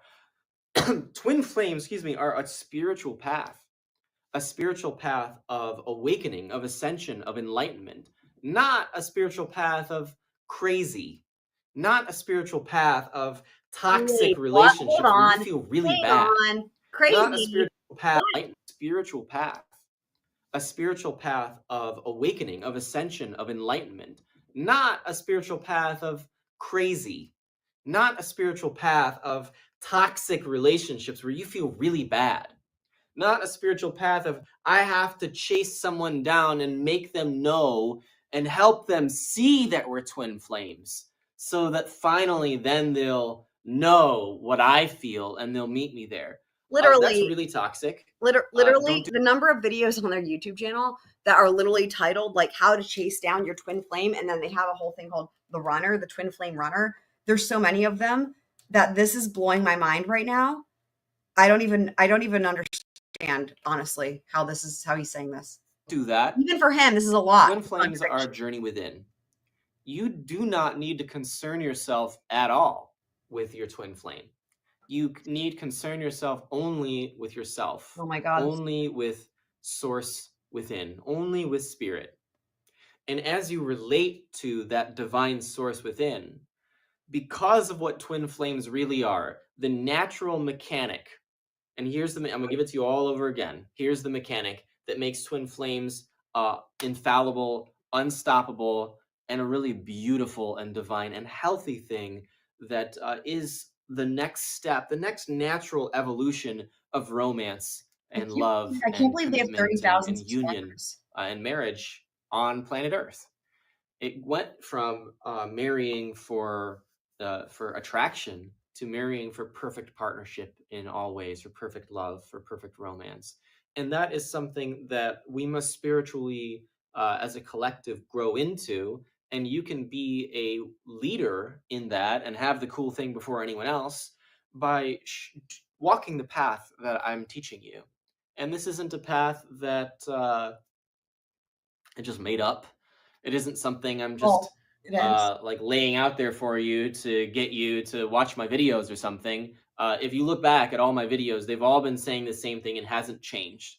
The essence of the teaching has always remained the same. The dialogue around it continues to evolve and develop as people have new questions and new experiences that they're encountering. And so my work has to evolve to meet the needs of these new experiences and these people. But at the core, it's the exact same thing. And it's this, that you are created with a twin flame, a divine complement, a perfect counterpart, your person. And you are either the masculine or the feminine polarity of that union, and the your person is the opposite polarity, and this leads to great sex, great romance, great relationship, a beautiful life. These opposite polarities are perfect complements. So the this mechanic is really important if you understand that you are created as one with your twin flame, and you can never, in truth, be separated from your twin flame. And this illusion of separation that you're experiencing is not resolved by clinging to a person, which is insanely toxic and not what twin flames are about. That's actually soulmate relationships that are really toxic like that, because this is Trying to what they find this teach one you video here. is to cling to a person, to make them see what you know, and then once they see, but it doesn't work with twin flame love, because they're not your twin flame. And it doesn't work with your twin flame, even if it's your true twin flame, because you're Now remember, you're trying to do there's a something false that's twin flame impossible. and You're a trying to real grab twin to something flame. outside of yourself, which is actually within. So the way to your harmonious twin flame union is inner. And there's nothing you can do to stop your twin flame from coming to you. You must only remove the blocks to love, remove the fear from within yourself. And when you do that, removing the blocks of love magnetizes your twin flame to you. It's literally just, he's just spewing BS. Okay, so we're going to switch over. There's so many of these. It's just hard to even choose. Here's one about why the twin flame runner runs. I haven't watched this yet. I'm imagining this is going to be about pursuing them no matter what. So welcome back to our channel. I am Shalia. I am Jeff. Oh my God. Right, and they've Jeff. got new crazy music. I love it. The music is always a fun surprise with these two. So That's right, Shalia. oh my God. Okay, so hold on. Dude, what is happening? Welcome back to our my channel. God. I am Shalia. I am Jeff. That's right, Jeff. That's right, Shalia. Okay, so we're talking about runner chaser, and we did a video about how to heal the runner chaser dynamic, but this is a follow-up video to that video, and we're actually going to go even deeper into runner chaser, because there's one thing that what even is this music? I don't understand. Came to our immediate attention recently when we were both talking and we've been meditating about this for a while, because pretty much everyone we know is in separation. And so this is a thought that preoccupies our mind a lot, because we're not in separation, and one other couple that is in harmonious union, and that's such a relief on our I think they manipulate brains. heart. And we were thinking about this whole runner chaser, and how that is the reason why most people are in separation with their twin flame. But this is what we really want to talk about, is how can someone be running your twin flame? Candles in this one. Or the candles are there. I guess they're just not lit. How can your twin flame be running and you're chasing? Like, there's something that doesn't quite make sense here. Well, so let's go deeper into that, because for instance, if Jeff all of a sudden was the runner, okay, he's divine masculine running from his divine feminine twin, okay, and then there's me that's chasing. It's saying, hey, the chaser has a desire to be with their twin flame, like completely be with their twin flame, versus the runner who has absolutely no desire to be with their twin flame, or else they wouldn't be running. What's there to freaking run from? That sounds like a false twin flame union to me. Only with your false twin flame can one run and the other. And I will say they've yet to explain ever. And we've watched a lot of these videos. They have yet to explain what a false twin flame is, but one of these days maybe. Right, exactly. So this brings us to our other big secret. The big secret of runner chaser What is it? that there is absolutely no such thing as a chaser. There is only the runner. And the runner is you. And the runner is you. There it is. Wow, let's listen to that again. This reminds me so much of the mirror exercise. Wow. Secret. The big secret of runner chaser What is it? that there is absolutely no such thing as a chaser. There is only the runner. And the runner is you. And the runner is you. Boom! I don't know how to clap. I'm like, ah. So. No, we got you. We caught you. You are running. I mean, I do the mirror exercise and find out where. Right.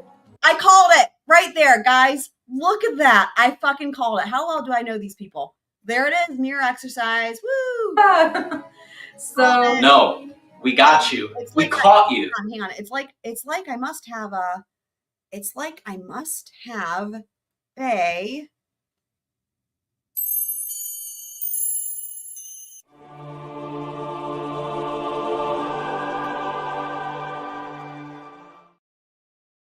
Squirrely crystal ball moment. You are running. Do the mirror exercise and find out where. Right. Our work here is done. Here he goes. But we'll give you more anyway. No, we're gonna. It's so interesting. He had back in the early days. He had this really theatrical side, right? That is very. He's like just a completely different. Both of these two are like completely different people in the different videos. Her personality is pretty consistent, but her looks change a lot. He is a completely different character altogether in the different videos in every way. And I really enjoy more this theatrical, version of him. I go into it because everyone's like gasping, like, "What? I'm not the runner. I'm not running. Fuck Jeff and Julia. Just like this shit. I'm chasing." No. Okay, so we're gonna go deeper into it because everyone's wondering, like, why would we just say something like this? Why? Of course, we need Tell to me why. talk about it. So, aside from what I was just saying about, the core desire of a runner and the core desire of a chaser, that's what that is, and it's typically that's a false union. Is that if it appears like you are chasing your twin flame and they're running away, well, the truth is that your twin flame is as you're running away from yourself. And then it's like, well, that doesn't make sense. It's like, well, go do the mirror exercise. reflecting you running away from yourself. Oh my God. So sure, and again, holy shit, I'm 2 for 2, guys. Did y'all hear what? I thought that as a joke. I didn't even think they would literally, wow. Is that if it appears like you are chasing your twin flame and they're running away, well, the truth is that your twin flame is reflecting you running away from yourself. Incredible. So sure, in some respects, it might appear like you're chasing, but the truth is that you're afraid to be in your union and you're equally pushing them away from you. And that's precisely what they're mirroring. Because we said in other videos, and I said this recently in a blog post, that you do not choose differently from your twin flame at the core. So for instance, like coming to Earth is a core choice that your soul made. And so your twin flame makes that same core choice. Mm-hmm. You make a core choice to be with your twin flame. Guess what? They're going to make that same choice. You make a core choice to be healthy and feel good. They're going to make that same core choice. Do you see the pattern there? There's a pattern. It's not like a pattern. I agree. There's a pattern. That's why.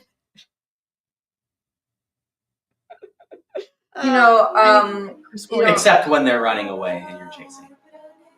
Oh, I love it when they have these disagreement moments. This is amazing. I love it. Hold on. Your choice. Do you see the pattern there? There's a pattern. It's not like, Except when they're running away and you're chasing. What? Yeah, okay. So anyway, brilliant. So there is no runner chaser. There's just runner and running, in which your twin flame is just reflecting in you. And this could probably be a big pill to swallow for some of you. But the truth is It's that not a pill, it's a seed. if you're running from your twin flame, which you both are, it means you're running away from all of who you are. Wait. We both are running away from ourselves. Are they going to get in? Does it matter? In the same direction or opposite direction? Are they going to get into the direction that might be too complicated for them? Who are not yet accepting and loving unconditionally, all of you. And so, of course, your union is going to reflect this running. So, I went through the same thing before Jeff and I were in union, where we were obviously both in a state of separation because we weren't ready to claim all of who we were yet. You're running away from yourselves. So, I wouldn't say I was running, but I was. Wait. It doesn't apply to you? You weren't running? Hang on. Definitely on the path of becoming, of accepting of all of who I was. And it wouldn't have been compassionate for me to meet Jeff before when I wasn't ready. But then I became ready. Great. And then I knew in my heart that I didn't want to experience, getting together, breaking up. That he would make me cry after sex. I saw my parents do that. No thanks. So we resolved that before we got together. But yeah, do you want to add anything to this? Because I feel like I feel like you've just fleshed it out really well. What more could possibly be added? There's something more. There is no chaser. You cannot chase. There is only the runner, and the runner is you. So you want to stop chasing? You want to stop seeing them run? Do the mirror exercise and really resolve it. It's a spiritual journey. The mirror exercise is. You will continue to find deeper and deeper pieces within.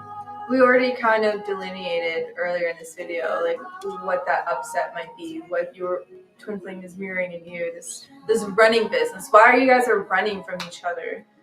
Running from claiming all of your love, all of who you are, all of your perfect heaven on earth. Yeah. So stop running from yourself. Stop running from your perfect love. We gently encourage you not to. And you will have your harmonious union. Absolutely. Very good. Well, thank you so much for joining us. Remember to like the video and subscribe to our channel if you haven't yet. And check out the box below for our awesome Twin Flame resources. Sounds good. See you guys in other videos. Take care.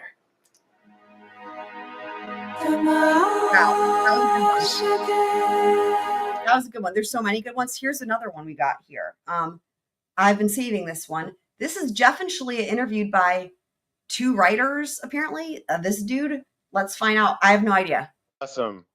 Hello, everyone. I'm going to be interviewed. Welcome to the show. We're here. My name is Drew Cirillo, and everyone want to introduce themselves? Oh, wow. They're like... Well, I'm Jacob Adams, and today we have on our show Mr. Ender. Ender Anitos. Oh my God, he's still going by Ender. This is in their early days. Look at them. This must be when they're still renting that room that they got kicked out of. Or is this in the ghetto? Are we going to hear any gunshots, guys? What do you guys think? Are we going to hear any gunshots? Will there be any stabbings? Maybe. Fingers crossed. This is the wonderful Shalia Plants. Right on. And they are, they want to, well, you guys could probably describe it better than I could. You want to tell me what you guys do and share, I'd say what you do and kind of briefly tell your story. So tell us how you got to where you are right now. Same 2 people. Sure. So we help people find their soulmates or their divine complement. Like I said, we help people develop themselves on their journey so that they can be with their perfect divine complement. It's the same girl. That's Shalia. I mean, that's as simple as we can go in depth as in depth as you like. Well, no, I mean, well, we talked a little bit yesterday, and Drew. Like I said, they could have joined the witness protection program. They look so different in these different videos. It's insane. You guys are coming from all the way from the beautiful, exotic place of Hawaii, huh? Oh, nice, beautiful Hawaii. Oh. Yeah, that's awesome. What part of Hawaii, by the way? Just out of curiosity, so our viewers can You know where y'all from? Yeah, we're on the east side of the Big Island in a little town called Hilo. Oh my God, I've been to Hilo. That's weird. Wow. I didn't realize they met in Hawaii. I thought they met. I mean, I know they met online. Anyway, I'm not. Whatever. Very cool. I feel like there's a flaw in their timeline. Cool. Very nice. And so you guys are soulmate experts. And Interesting. Are they going to push back on that? Because we know how they feel about soulmates. well, I'm very curious because we were talking yesterday, and I was really impressed by a lot of the stuff that you were saying. I'm personally like a skeptic of this kind of stuff, and that's why I'm really excited to talk to you. You guys are really open about all this, and just willing to explain anything. Skeptic. This should be interesting. Which is really awesome. And what I want to. The question is this: by the end of this interview, will he have joined their budding cult at this moment? Know is, so where were you before, and how did you meet each other, and how did you Here we go. you know, discover, how did you know that you were soulmates, all of that stuff. I want to know how she ended up in Hawaii, so hopefully they'll get Awesome question. Yeah. So do you want to start with your story, Shalia, or should I start with mine? I can start. So you had a couple kind of questions packed into one, so I'll may have to ask you to shoot the question. Yeah, that's okay. So the first part was where was I before we met? Okay, so before Ender and I met, I was living in Sedona, Arizona, and I was kind of just gypsying around. I wasn't 100% sure what it is I wanted to do with my life. All I knew is I desired to have a lot of freedom. I also had an idea that maybe I would meet the man of my dreams in Sedona because it's kind of like a spiritual hotspot. Wow. And I guess I always identified myself as a spiritual person. And I was kind of gypsying around for a few years. Even before I was in Sedona, I went to school for a very long time, probably like 6 to 8 years of post-secondary. I know. She is from Canada. I did. Well, I guess I'll give you like a brief background before we met. I mean, I basically was in school forever. Can you go back to the day you were born, please? I did graphic design. I majored in photography. Then I was doing a double major in psychology and women's studies. Nice. And then I basically said, okay, enough with the books, enough with school. I need some real life experience. And I felt I wasn't really. I thought you joined a cult. I felt like I wasn't really prepared. No one in life prepared me for real life. But a pattern that I noticed was my desire to find the perfect match for me, the man, my man. So she had no motivation except for finding a lover, basically? Not just any man or a man. And so with that on my mind, because that's so like 1950s housewife, right? You know what I mean? Like literally. I had this idea in my head that I needed to travel and I needed to get more life experience and I needed to meet men where I think that would complement me in certain places. I didn't have the idea in my mind that I could meet someone online yet. To me, that was kind of not in my paradigm. So what ended up leading me to where I am now was how'd you get to Hawaii? Really holding fast and true that your plane ticket. I would attract him if I followed and listened to my heart. And I believe that. So you chased your twin flame. You came from the mainland of the U.S. all the way to Hawaii to chase your twin flame. Is that what you're saying? My heart knows what it desires better than sometimes I do, or my mind. And so I'd make these choices like, I got to move here and I got to take this job and I got to do this. Sounds a bit. But what ended up really happening was my realization that this journey was really about me. It wasn't so much about finding finding a man to complete me, the journey was never about that, because I noticed as long as I kept taking that sort of mentality, I kept running into men or dating men who felt incomplete in themselves. And I realized they were just reflecting me. So I was in a really shitty relationship for 2 years, about 3-4 years ago. And it was, I don't want to say, it was abusive. I'll just say it wasn't like physically abusive. I don't know. It was like a BDSM relationship. So it wasn't like, you know, oh, it's so bad. You know, it was very limiting. I felt very limited, and many times I felt oppressed. And when I decided to move out of that relationship, I was like, you know, I'm going to take a 3-year hiatus. I'm going to take a break, and I'm going to like sit down and figure this out. Like, what is it that I am missing? A 3-year hiatus from what, though? In my conscious awareness that is not bringing to me my desire. Those two dudes are like they're just like, they checked out, I think. And I knew I deserved a man who would perfectly complement me in every way. Not complete me, but complement me. So fast forward to today, I was in a year ago, fast forward a year ago, I met a different man who on the surface looked and felt like someone who I would really, really resonate with. Her false twin flame? And everything on paper said, oh my gosh, this is the one, this is the guy, right? And we quickly moved in together, and shortly thereafter, the relationship began to disintegrate. We were butting heads. We weren't getting along together at all. It was getting a little crazy, and I realized this is not the partnership I desire. This is severely imbalanced and already really unhealthy. So I started writing down what I called the love list, and I was able to describe in like 3-4 pages precisely the man that I desired to live the rest of my life with. And when I did that, I also made... So did that list include cult leader, narcissist? The list could go on and on.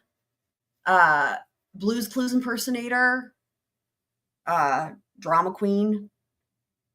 You know, feel free to throw in the chat what else you think that list included for him to made the choice at the exact same time to be 100% completely satisfied and happy with my life if it never came true. Now, in my heart of hearts, I really wanted it to happen, but I was also prepared to be like, you know, if I'm not going to settle, I would rather be alone than settle. I'd rather just have a lot of good friends, keep my family close, you know, maybe have both of their families have completely cut them off. You know, have a baby in my mid-30s. Oh God. I'll just find some hot guy or whatever. You know, I was preparing myself to be, I'm okay with me. I'm okay with this. So but, can I ask you a question just really quickly about that? Drew, I have to say, I love her story. Why? I'm sorry, I didn't mean to interrupt. About it. Love it. Love the story so far. Oh, cool. All right. I just wanted to ask you, is that something that you think, is that something that's particular to you? Like having to let go of needing to be in a relationship and just saying, I'm okay if nothing ever happens? Is that something particular to you, or would you recommend that for like everyone? Well, for me, because it worked for me, it's true for me. And I would like to say that it probably would be true for everyone if they too applied that same principle and just let it go. Stop clinging, stop clutching, stop trying to mold the person that you're with or mold the person that you think you desire to be with to be that person for you. But it is really important to get clear about it. And it is that's also ironic, right? Given the forced gender conversions, like speaking of molding people, you know what I mean? Really important, and still is very important for me to let those things go.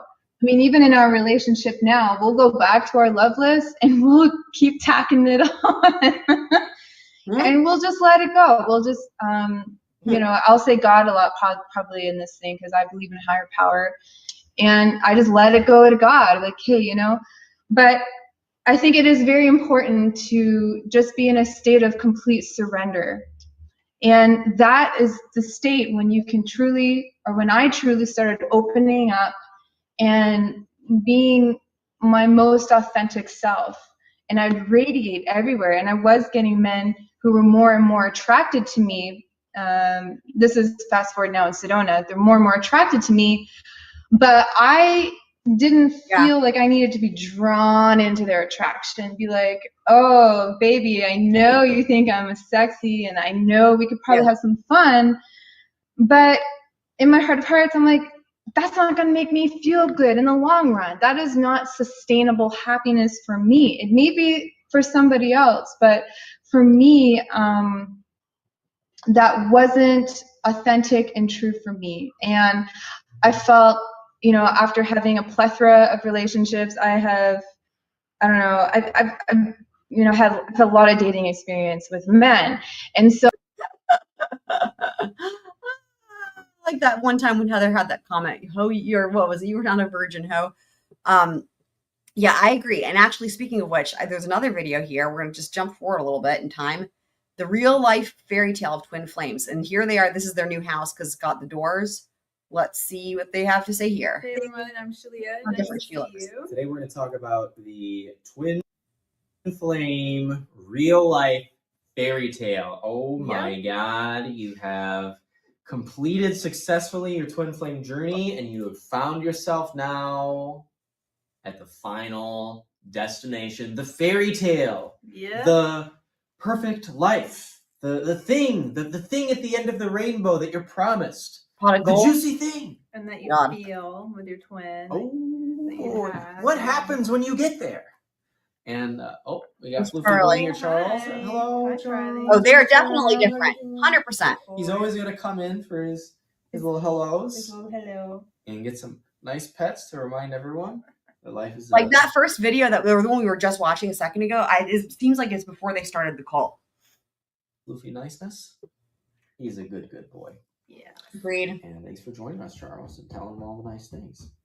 He's always the most adorable right now. He's always adorable, but he's extra adorable for a video. This is his thing. He's a YouTube dog, eh? YouTube dog. YouTube dog. So you want to find out, you're watching this video because you want to know what happens after you achieve harmonious union and you've settled into your life. What happens as you've done the mirror exercise, you've purified your consciousness, you come into this state where, you know, you have ascended a lot to the point where you have harmonious union with your twin flame. Mm-hmm. Well, you might think that you're going to meditate off the planet and you're going to have all these ascended masters around you and all this great woo-woo. You're going to have telepathy and you're going to have all this twin flame 5D sex. I think that There's that you're again. gonna look and feel like very different from the rest of the world and like all the other like relationships. Well, this is what you think is going to happen. Yeah, and I can imagine like you know, you're right to think that in a way because this is a very different relationship. It's a union between, you know, twin flame souls versus what everyone else has. Mm-hmm. You know, and that's why you started the twin flame journey, isn't it? To have something different, something better. This is why you got into all the readings and the spiritual stuff. And, you know, why you wear crystals around your wrist and why you do all the woo-woo spiritual stuff and why you study twin flame ascension school. You thought it was going to lead you to this other dimension, this new spiritual reality. And that is true in a way. It's true, yeah. But the reality is, I just got health insurance today. What? And my dog is taking a nap at my feet, and they're fixing my roof and painting the baby's room.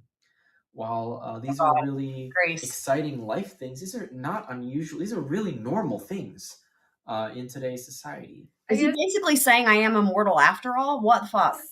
You know, just to like say it very briefly, like why we're talking about this today in this video is because while it is the fairy tale life for you, It looks very normal and average from the outside, and just like everyone else's like relationship and marriage. Or there's like a bug that flew by or something like that. So I was like, Oh my God. So yeah, I think like we were talking with a student of ours yesterday, and they're well along their journey in their twin flame union, and they're like, is this it? Like, because they got it all. They got married. They have harmonious union. Yeah. So they're like, is this it? And then he's like, but that's because they have it all. Like, oh my God. What? Successful in the life purpose. They're mastered in the spiritual work we teach. Yeah. And they're like, okay, when do I get to step into the different reality? What's the next thing? Because their life looks exactly like probably their parents' life. Married, got work that they work on most of the time. They do the basic life stuff. Their life looks like the 9-to-5 white picket fence, average, everyday thing that all of society, the whole world is doing. Cook and clean and pay your bills, take the Hot dog for a dog. walk. Yeah. Well, that's normal life. And What let me is give you a little happening? backstory here. When I was younger, I saw this life that my parents had, and I was like, they're really unhappy. I'm not going to live a life so mediocre. Mediocre Yeah. was like the worst swear word in my vocabulary as a teenager. Someone calls you mediocre, you say mediocre. I mean, I believe this 100%. I 100% believe this. This is definitely sounds like where the beginnings of the narcissism. Ooh. And it's like a average. Yeah. Yeah, Oh, that was like a Thank nasty. you. Literally, I've only seen white followers. Yep, absolutely, totally. I totally have noticed that. Yup.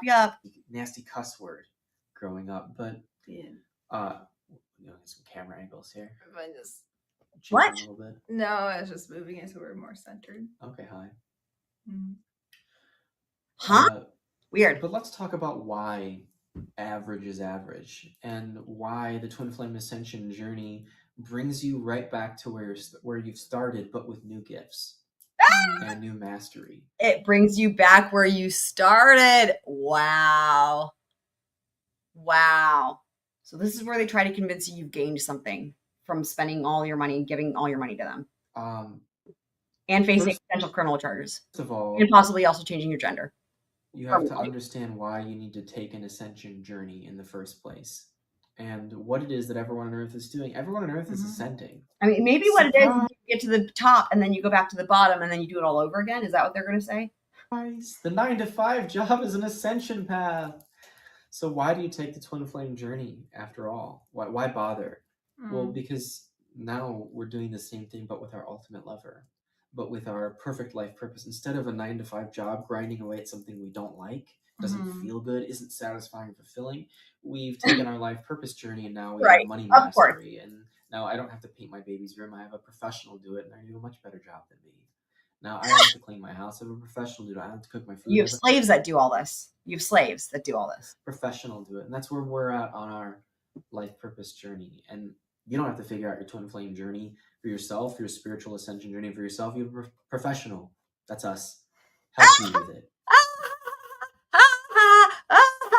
Or also your certified ascension coach help you to do it. So this is the heart of the video. It was from a session with our student where they're like, well, I'm kind of right back where I started. Where's the new and different world? Well, it's subtle. Well, I appreciate that the student asked that question. I hope they took it as a sign to run. And it's also a testament to say that, hey, the life the world lives, the life of humanity, it's actually not a bad thing at all. And this twin flame ascension journey and this work of Twin Flames Universe, its purpose is not to separate you from society. It's going to take you on a journey that's different than what society is. What about if you go a little bit the commune now? But in spirituality, it's very normal. This work will take you on a spiritual journey, and the hero's journey is a circle. It takes you right back to where you started. Really what I was saying. When you come back from where you started, and then you go back and do it again. You have a whole new set of gifts and tools that you get to share with the world, and you get to enjoy.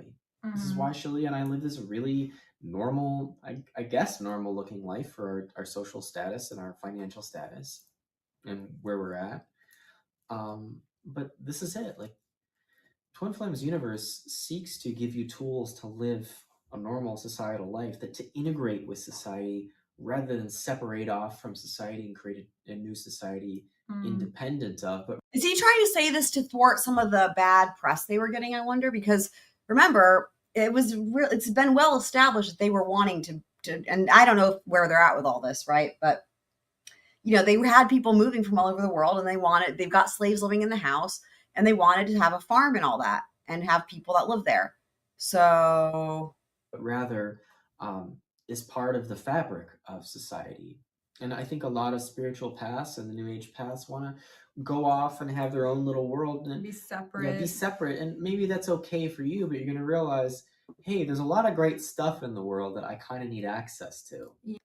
And maybe part of this too is because he's very materialistic, right? Like, he wants to have like a lot of great stuff in the world, like $100,000 Porsche and $100,000 whatever the fuck else, and like, all the things all the things money can buy. He really cares a lot about, right? Which, again, one of the things that really makes them different than in my experience in a lot of cults. Again, these cult leaders, they always want the money and they always have the money, but the difference is he really flaunts it, right? And that's one thing that really struck me from when I first discovered them. That was one of the things that I was like, wow, that makes them really different from the other cults, because they don't pretend to be modest or humble with the money. In fact, it's like there's that clip that we've seen a million times where he's like, a great deal of wealth is appropriate for me, and da da da da, and it's like it's just very unique. He really likes the material things. Yeah. There's a lot of resources. All the people I know are there. I don't need to separate the people I know from the world to bring them into my world of Twin Flames. Rather, I can go out and on my spiritual ascension journey and just improve my normal everyday life. That's a great thing. And so it was a great realization for our clients when they noticed, hey, we have the same.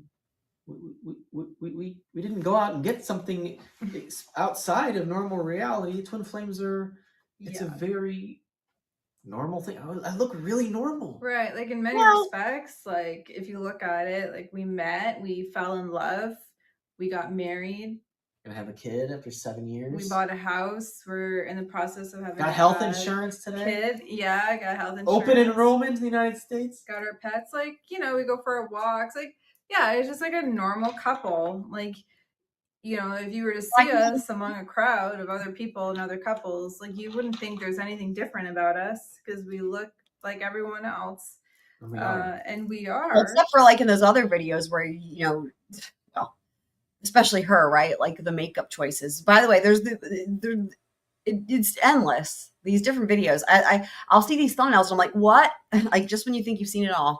Pretty crazy. There's a few little things. There's just a few little things, like, when we are around like regular people, cult leaders, and I mean, you know what I mean, and other couples, we look the same. Wait, what was that bit about the regular? Hold on. Just a few little things, like, when we are around like regular people.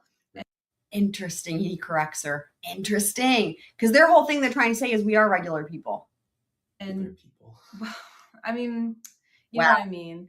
And, other couples. Wow. We look the same. We look the same, but I know that they notice there's something. Well, there is a vast difference. They notice there is something different about us, and that difference is our innate harmony with each other. And our oneness. And that little caveat. That little caveat is everything. Little thing. Wow. It's so subtle. Mm-hmm. It's total. It's everything. It's everything. It's huge. It's massive. Like your waterfall. Same thing with life purpose and career. Mm-hmm. It's a little subtle different. We still go to work every day. We still work like anyone else. No, you just sit there and let other people do. Look at that pause. Oh my God, that pause. Hold on, I need to get a screenshot. That is so good. Oh my God, that face. I'm gonna have to do something with that face. Like make it something, an emoji or something. Wow. I was just gonna say that they don't work like everyone else. They just sit on their asses. Everyone else? Mm-hmm. but that little difference of I'm grinding away at something in order to make money and grow my career so I can make more money, because the skills that I felt I was capable of, doing, the skill sets that I had, that I felt comfortable attaining, were marketable in this way, and the market values it at this, and if I do this, I can increase That is my 100% the case, skills. Trisha. Rather than building your skills Clear. and growing the career path for the sake of ascending the We're at the career top of the ladder, pyramid, we live our life purpose, and that's a very subtle difference. They have ascended to the top, and they are at the top of the pyramid, and they've ran away from something, and then they've come back to where they started from, and and also they came from other planets. That was in another video. And they survived being the gunshot in the ghetto too. So there's that. Yeah. And that difference is, I've gone all the way to the core of my being to find out who am I, what do I care about, and then I have developed. I think that thing is himself and money. Marketable skills around what I've cared about. That's the essence of Life Purpose class. Right. I found out who I am inside and what matters to me and the meaningful impact That must have I been want to scary. make on humanity. And I set out to do that regardless of resources I had. There's a definition of entrepreneurship that my entrepreneurship professor gave, and it's entrepreneurship is the pursuit of opportunity in a given time frame without regards to resources currently controlled. And that's the same, life purpose is entrepreneurship, and everyone must become an entrepreneur to live their life purpose. And you don't have to be super entrepreneurial or super business oriented, but business is a skill that we all must learn on this planet. I mean, Trisha, if you're saying they scare you now, that you should be scared. People should all be scared of them. Yes, accurate. It's a basic human skill. If you don't know business and finance to some degree, then you'll starve and die.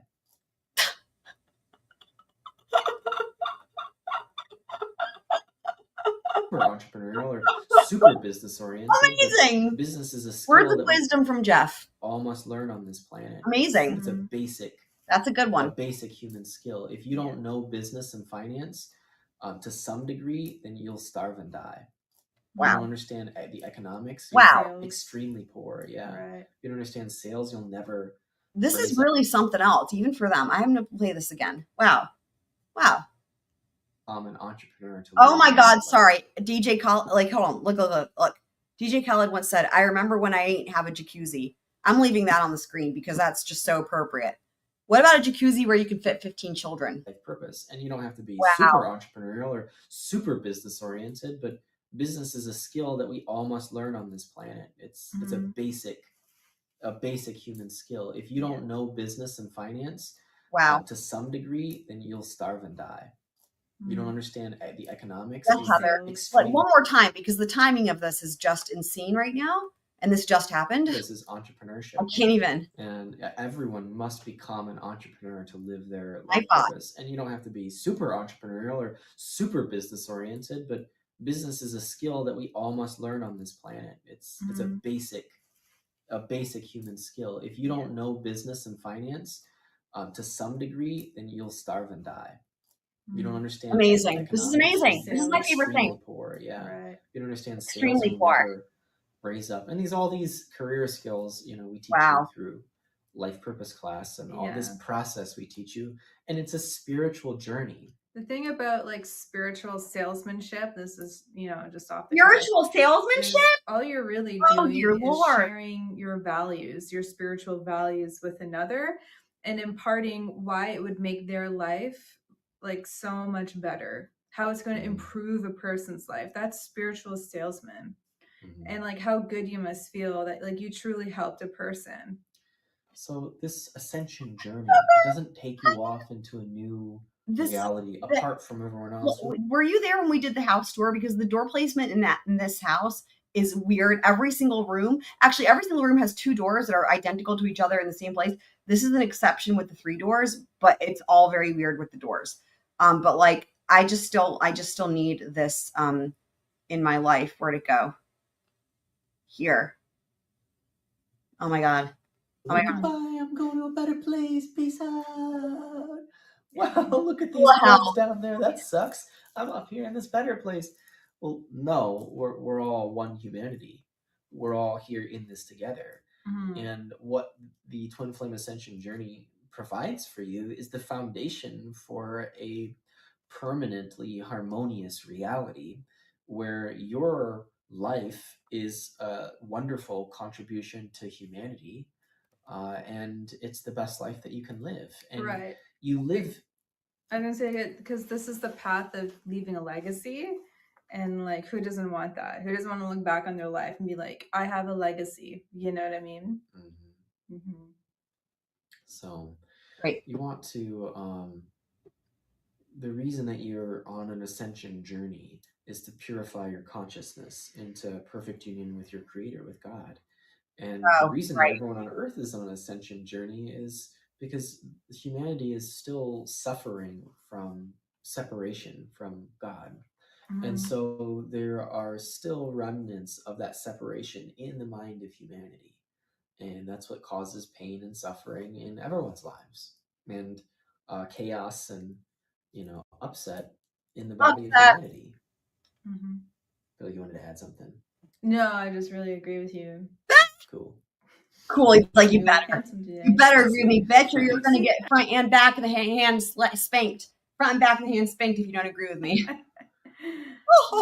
So, yeah, my client who did it all, who's mastered the teaching essentially.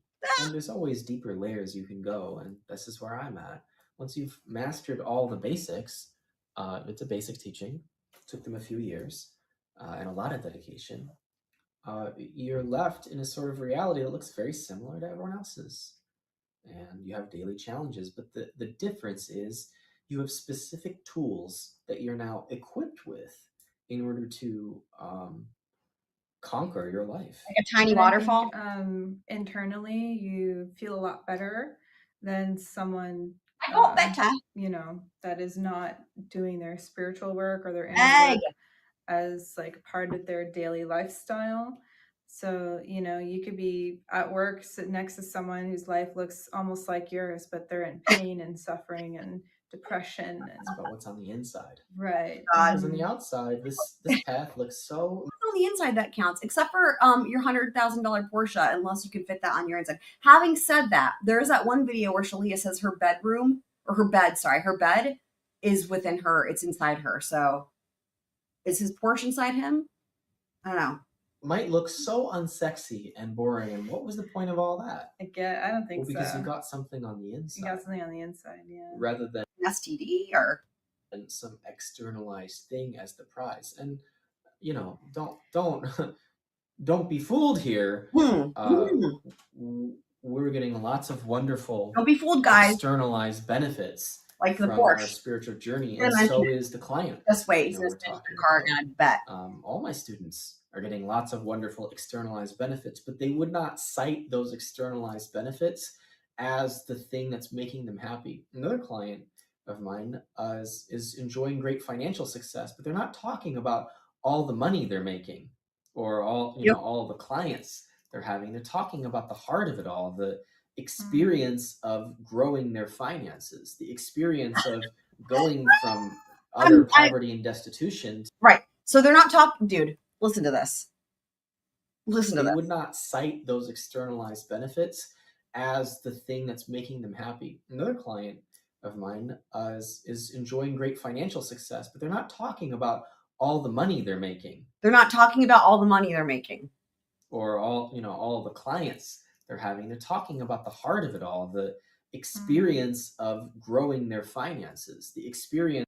They're not talking about all the money they're making. They're talking about the experience of growing their finances. Of going from utter poverty and destitution to financial success. And that sounds like talking about the money they're making. Lots of money. And people that have never experienced any sort of financial or career success, without any, real education in the matter, but through this teaching, they attained great financial success. So the fairy tale life is really I really want to know more about when they lived in the ghetto. Sorry, he said he called it specifically the ghetto of the ghetto. Normal looking thing. The difference is an internal spiritual state that you continue to grow and cultivate, and that lightness, that joy, that harmony, that wonderful feeling that continues to grow. And isn't that what you believe heaven to be? Is this, you go to this place and suddenly everything inside feels amazing and everything is wonderful? Well, the secret is that you have to don't cultivate. think that's how heaven, that who defines heaven that way? I don't think that's anyone's definition of heaven in any religion. That. And you cultivate it right now. Yeah, I always imagine heaven as perfect order, and that's why you and I are so like committed to having that in our own life, because we know like that is heavenly. Yeah. And it feels really good to have like perfect order in our life In our union. and in our union. Yeah, It's fabulous. I mean, Good well, with the help of all your slaves, though, to take care of the house and shit. communication, good sex. Because you think, like, you know, on the James outside of Bell. a relationship, you pine over, oh, I just want them to listen to me. I want to spend time with them. I want to have sex with them. You pine for all these externalized elements of the relationship that you think are going to fulfill you because you feel, you know, Like, it'll make horny you and feel lonely better. and right. You'll these Horny and external. Or it's an indicator of your life getting better, but that's not necessarily true. Well, the great sex is an externalized component of a healthy, beautiful relationship. And we might remind you, twin flame or anyone, how are you going to have a healthy relationship with someone else if you're not having a healthy relationship within yourself or with your life? So if you want a really intimate, powerful, complete, all-encompassing, harmonious union with your ultimate lover, well, gosh, you probably better have it together inside. Well, you have to like offer that to yourself first before you can like offer that to another. Because you're gonna offer your vibration wherever it's at. Your vibration. Nothing outside of you is gonna like change your vibe. Yeah, so I know it hurts to be horny and alone. I know it sucks. Oh my God. Yeah. And we've developed the tools so you can actually solve that problem rather than. Are they going to start making sex toys? Is that what they're talking about? Constantly be. Is that the next? Is that honestly? I wouldn't be surprised. That's got to be the next, business line that they open up, because they've got all these different branch offs, right? Between the church, the map, the divine dish. They need to make sex toys. Clearly, Anxious, constantly be fretting for your twin flame, constantly be seeking that approval and that relationship and that comfort and that peace and that security. But that doesn't come from them. All those things that you want comes from you giving it to yourself, and then they'll amplify that instead of your anxiety and your emptiness. Right. That's how you secure your own union. Exactly what you said. Yeah, and the thing that we have is not some Instagram, externalized version of our lives. which is really funny because according to the documentary, they have a huge ass Instagram presence with all kinds of pictures. I've never actually checked into it. I don't have an Instagram account, but I'm sure you can find it if you just search for Twin Flames. But apparently it's just pictures of like their house and fancy things. Although I'm sure it's hilarious. I need to see if I can figure out a way to look into that. So again, just, literally not what they're saying. Just to make it look really good. It's our real fucking life. It is our real life, yeah. We don't do the Instagram life. Another thing interesting is I don't think I've ever heard her curse, but he does curse. We try to make it look good. We're gonna try to make it look good. We just live our life normal, and that's. They're like, we don't try to make it look good. It's just that good. That's the life we have, and whatever our normal life is, that's where we're at. I didn't spend all my money on a couple cars just so I would look good. I spent the money that was financially appropriate for me to spend, have something that was appropriate for me to have. Right. Oh my God. I didn't buy this big mansion just. It's only 5 bedrooms, Jeff. Get over yourself. Because I needed to look.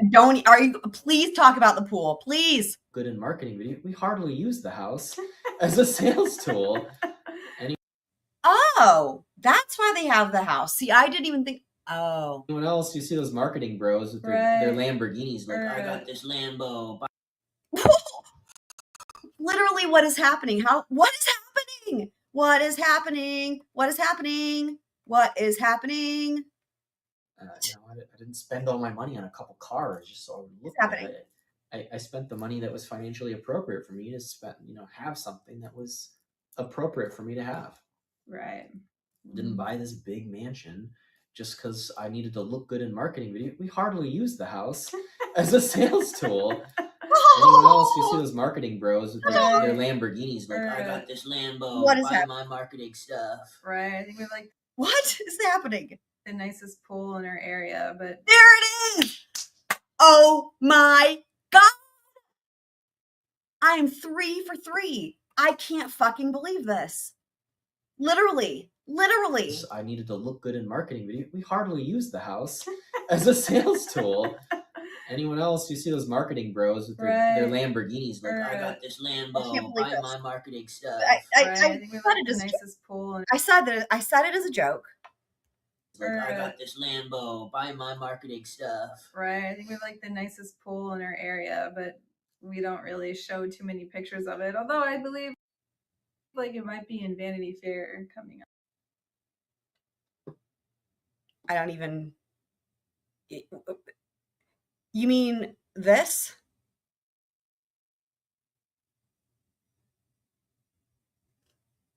Or what about, for example, this? I gotta show you that waterfall though. Oh, there's a little waterfall coming out of the spa. Wait. Are you? He's calling that a waterfall? Guys, what do you think that says about his you-know-what size? And the grounds have been a fixture in their online videos.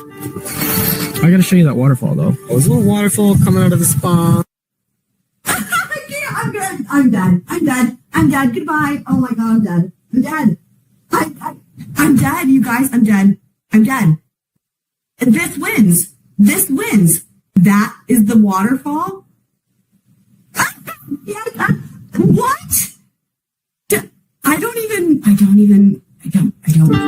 For years, this house and the grounds have been a fixture in their online videos. I gotta show you that waterfall though. Oh, there's a little waterfall coming out of the spa. That speaks volumes though, doesn't it, about him? Holy shit. He calls that a waterfall? Oh dear. I get this in my pool, my slide. Oh my God. My little hot tub, and Is he going to say the waterfall? Is it got a little waterfall. We haven't really. Oh my God. Hold on. I was saying that as a joke because this is a different video and different outfit and all that. No way.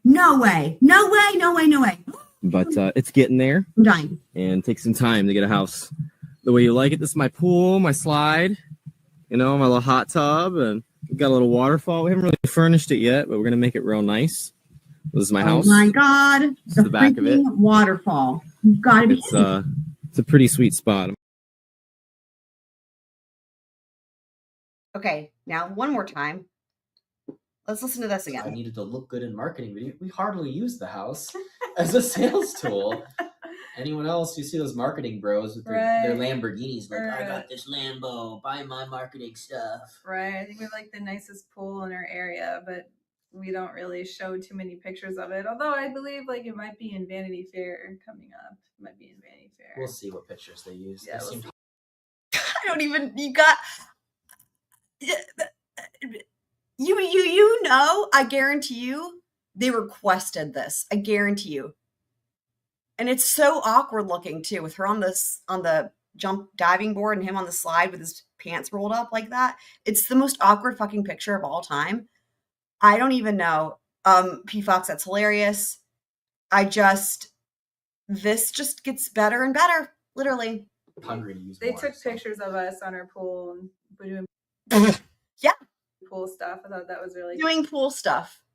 cool. Did you? Yeah, it's just it's not about amazing getting rich or having all this great sex. And this is what Western society, idolizes: great sex, hot people. Literally, okay. He's like, it's not about getting rich and having all this great sex. That's literally what you sell people on to join your cult. Literally, being rich and having great sex. That's literally what you sell to people. And I agree, Megan. Outdoor pool in Michigan. Yep.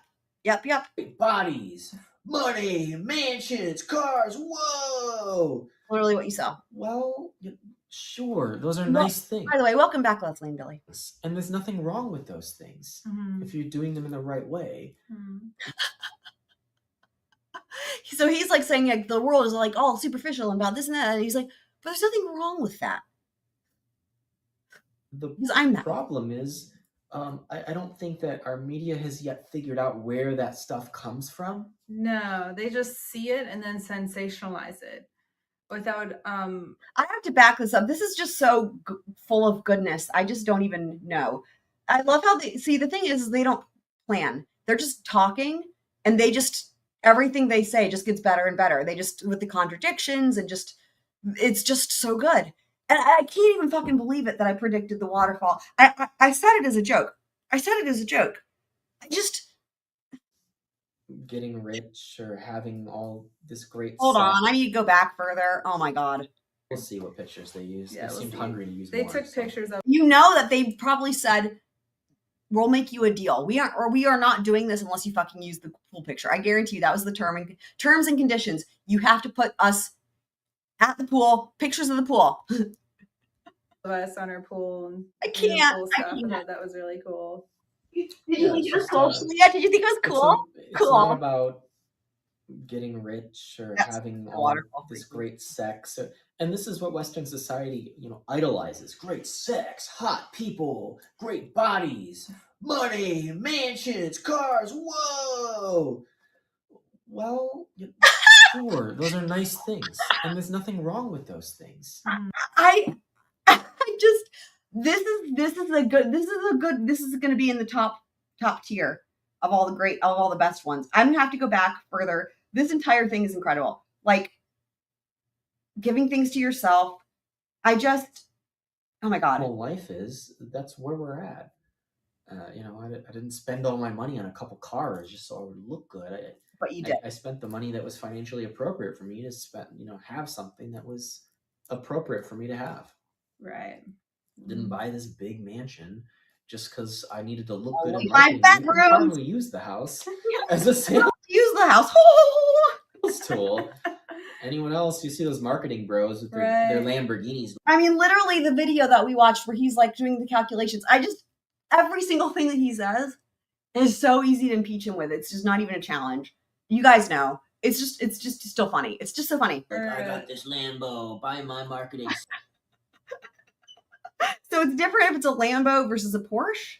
Stuff. Right. I think we like the nicest pool in our area, but we don't really show too many pictures of it. Although I believe like it might be in Vanity Fair coming up. It might be in Vanity Fair. We'll see what pictures they use. Yeah, They we'll seemed see. hungry to use They more. took pictures of us on our They pool. seemed hungry to use more. I missed that one the first time around. They seemed hungry to use more.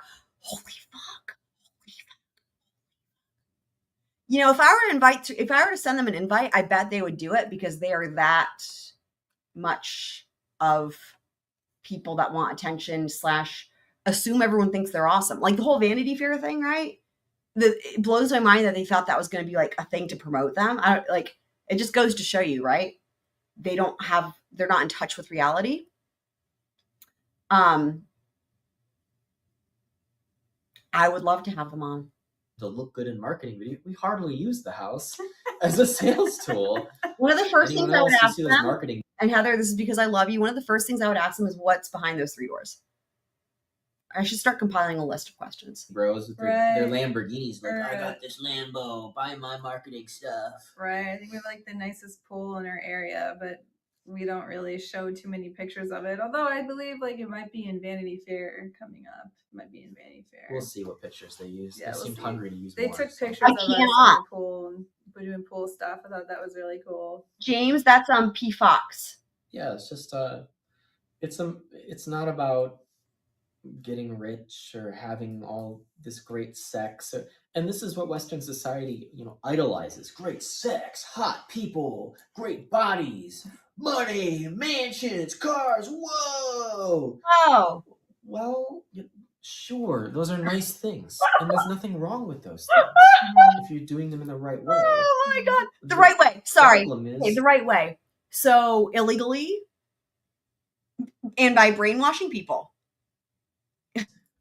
I don't think that our media has yet figured out You have to take away the space. where that stuff comes from. No, they just see it and then sensationalize it without really acknowledging where it comes from first. Mm-hmm.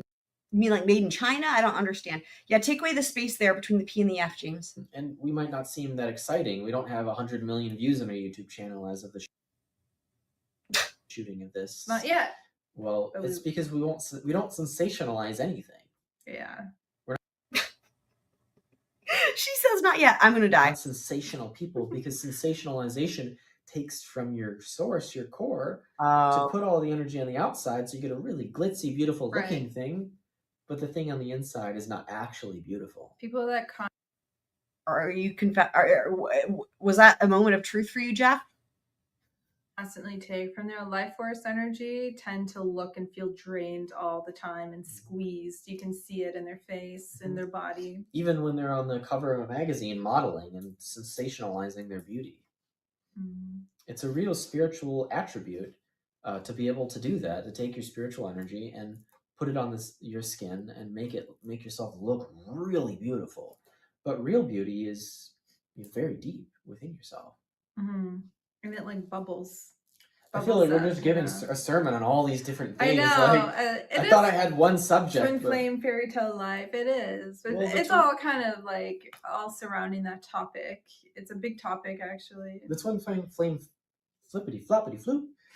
Twin flame fairy tale life is the normal life that your parents lived, but In many respects. sure, the average life, but you have control over it. Not because you control external things, you control other people, because you take command of your own experience, because you understand where your experiences arise from, and you understand the nature of reality and how to change it, and how to have a harmonious reality, how to have a beautiful life. And this normal looking life, Do you it's understand not the nature of sensational. reality? I don't know. You're not on, Fox News every day riding a surfboard with your hair on fire. That's a really uncomfortable way to live. What? Just because the television depicts that doesn't mean what they're depicting in its entirety is beautiful. Like, look at fashion. What is the weird What are stuff we talking they wear? about? Well, fashion is depicting something really beautiful. There's something really amazing there. What's the deal? Hold on. What's the deal with somebody's hair on fire? I don't understand. The nature of reality and how to change it, and how to have a harmonious reality, how to have a beautiful life. And this normal looking life, it's not sensational. You're not on, Fox News every day riding a surfboard with your hair on fire. I don't understand That's that a at really all. uncomfortable way to live. I Just don't because get the that. television depicts that Why is doesn't mean someone's what hair they're on fire? depicting in its entirety is beautiful. Like, Do you mean look at his pants on fire? Like his pants? fashion. What is the weird stuff they wear? Well, fashion is Has he been watching Project Runway? What is going on? depicting something really beautiful. There's something really amazing there. He's really gone off in terms of like tangenting about, it's always the bullshit, right? Like this one's a little bit longer than usual. I think what he's doing, he's just really going on, and it's just great. He's just making up more bullshit as he goes. And now he's pontificating on fashion. Excellent. And most of us are like, the heck is he wearing? Why? If you look, why? You see troll joke memes of like modern fashion from the 2020 spring collection. Huh? And you're like, what is this? But what? Despite all the weird stuff, there's something really divine and beautiful they're trying to depict. And this is no different than your television, than your magazines, and than everything. They're throwing out everything else and giving you the one feeling that you really want and miss. But that one feeling can only truly come from a deep inner cultivation rather than a fragmentation of self in order to achieve this one little thing at the expense of everything else. He's really just going for it here, guys. Like this is incredible. Like I can't even believe how he's able to just morph all of this into a word salad, a bullshit salad, really. Like, look at fashion. Bullshit salad. What is the weird stuff they wear?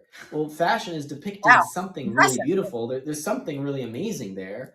And most of us are like, the heck is he wearing? Why? If you look, why? You see troll joke memes of like modern fashion from the 2020 spring collection. And you're like, what is this? But despite all the weird stuff, there's something really divine and beautiful they're trying to depict. And this is no different than your television, than your magazines, and than everything. They're throwing out everything else and giving you the one feeling that you really want and miss. But that one feeling can only truly come from a deep inner cultivation rather than a fragmentation of self in order to achieve this one little thing at the expense of everything else, but have the real thing. And then that fragment of self is really just a beautiful part of the rest of a beautiful self, and a beautiful family, a beautiful marriage, and a beautiful society and world. Saying to rewind, James? I'll rewind. Hold on. They're throwing out everything else and giving you the one feeling that you really want and miss. But that one feeling can only truly come from a deep inner cultivation rather than a fragmentation of self in order to achieve this one little thing. Oh, you're right about his fingers, James. Thank you for noticing that. Oh my God. You know what it reminds me of? It's very big. Oh my God. At the expense of everything else. Wow. But have the real thing. And then that fragment of self is really just a beautiful part of the rest of a beautiful self, and a beautiful family, a beautiful marriage, and a beautiful society and world can be built upon that beautiful marriage. Wow. That beautiful self, which is a beautiful relationship with life itself, a healthy relationship. And man, how many times has the Kung Fu master told you about discipline and routine and practice, daily practice, and how unsexy that is. But how sexy that punch is. Pow! When the Kung Fu master punches the bad guy and the bad guy flies across the room defeated. Oh, that's a sexy punch. You know how many thousands of times he had to practice that punch for that one punch to go off so nicely?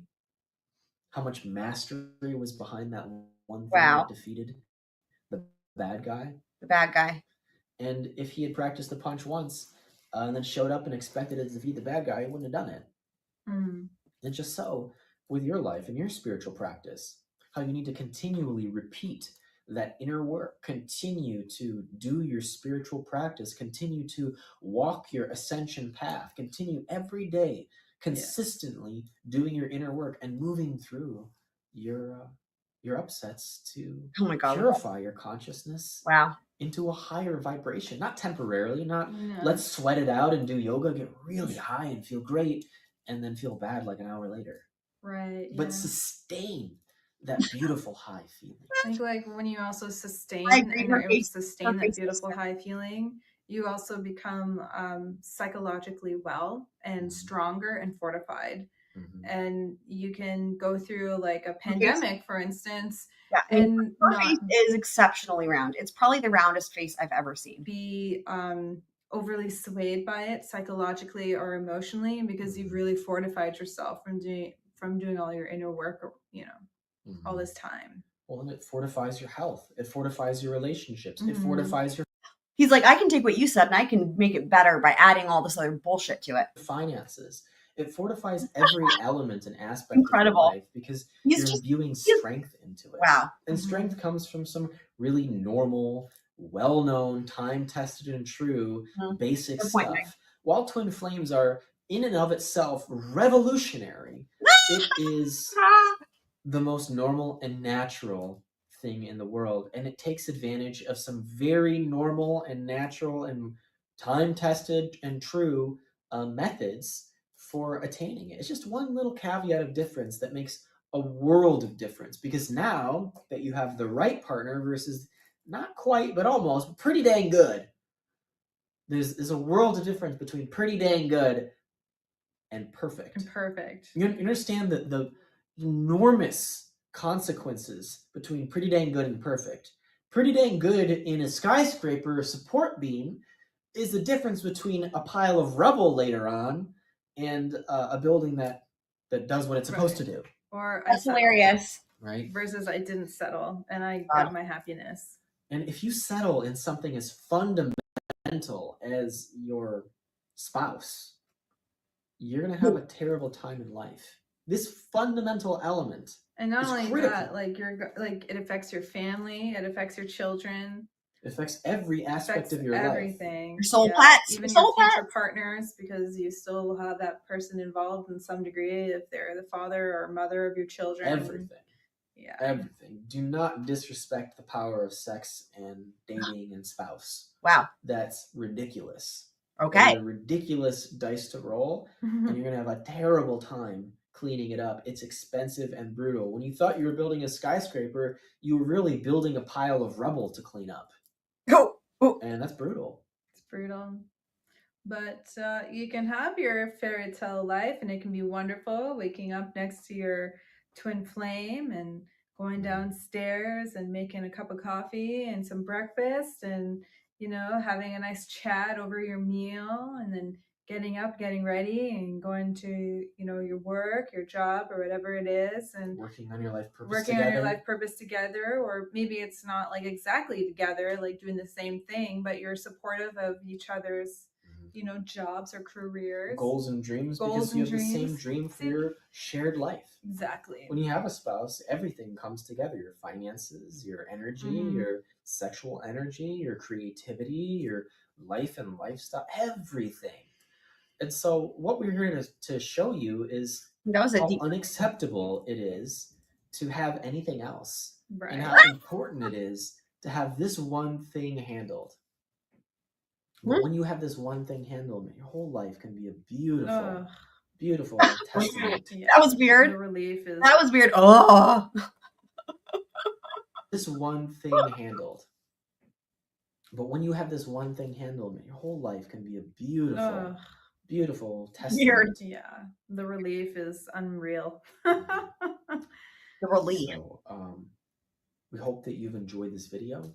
We And have. We hope that In different it ways than you imagine. encourages you to either begin the process of creating your twin flame fairy tale life, or Mhm. to continue to work at it day after day, to work through every layer of that pattern that keeps cropping up, to continue your spiritual practice of using Mhm. the mirror exercise, to Oh my God. continue your daily discipline of working through whatever it is that is arising, Yeah. and to use the tools that we offer to create the life that we are presenting to you that you can have. Because even though your life will, you know, probably look like everyone else's to a degree, like on the inside, you're walking around and you feel like Cinderella, or you feel like Belle or Ariel or whatever princess. Like you Or feel, Prince Charming. or Prince Charming, right? And that's Can a you not wonderful name a single prince from any of the Disney movies? feeling. I know he makes me feel like a princess every day, and Fuck's I sake. feel like I'm in a fairy tale. And I don't have to do any extra And it's effort real. outside of my normal I don't have to do any extra effort. I'm just that amazing, is what he's really saying. natural thing. I don't go outside of That's myself. all. to Remember, she cries all the fucking time. take extra care of my woman so she's happy. No, you just love me perfectly, and I feel like a princess. I'm just only myself, and I only do what I want to do in the relationship at Wow. any given time. And you have no idea how relieving that is for a man, that he doesn't have to go out of his way to take care of his woman. And that doesn't mean Amazing. I don't take extra care. It means I only do it if I want to do it. And sometimes I just want to go about my day. Wow. And other times I just want to do something extra for my woman. And for a man to be able to do that when he wants and not feel forced and not be Y'all, this is, dude, it never stops. It never ceases to amaze me. in a relationship at any given time. This is I take care of amazing. my normal and natural thing. I don't go outside of myself to take extra care of my woman so she's happy. No, you just And love we me. know, I mean, remember going back to like the freaking Quiet Angel video, that we got a really good look at how these two are incapable of putting themselves not first and putting another living being before them, even in small ways. So this does not surprise me what he's saying. And I feel like a princess. I'm just only myself, and I only do what I want to do in the relationship at any given time. And you have no idea how relieving that is for a man, that he doesn't have to go out of his way to take care of his woman. And that doesn't mean I don't take extra care. It means I only do it if I want to do it. And sometimes I just want to go about my day. And other times I just want to do something extra for my woman. And for a man to be able to do that when he wants and not feel forced and not be pushed or not be squeezed to give my woman the care that she needs, and for her to be completely happy and satisfied, that's incredible. Yeah, well, we're independent. Yeah. Independence is good. You know, I am completely happy and satisfied and completely free, and I'm even more free in my union because I have my ultimate partner in life to share it with. Wow. So thank you so much for joining this video. Make Thank sure you. you hit that little bell icon. I've heard if you hit the bell icon, Oh my God, it's going to let you know when we drop new videos. And we don't have a schedule. We just drop magical little videos once in a while. They just descend upon you. Oh Lord. Like this one. Who knew?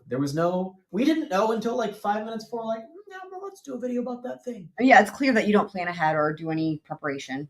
Okay, here we go. Great. So thanks for joining us. Make sure you like, you share, you subscribe, and please comment in the comment box below. Say some funny things. Say something nice. Say something. Say cool video.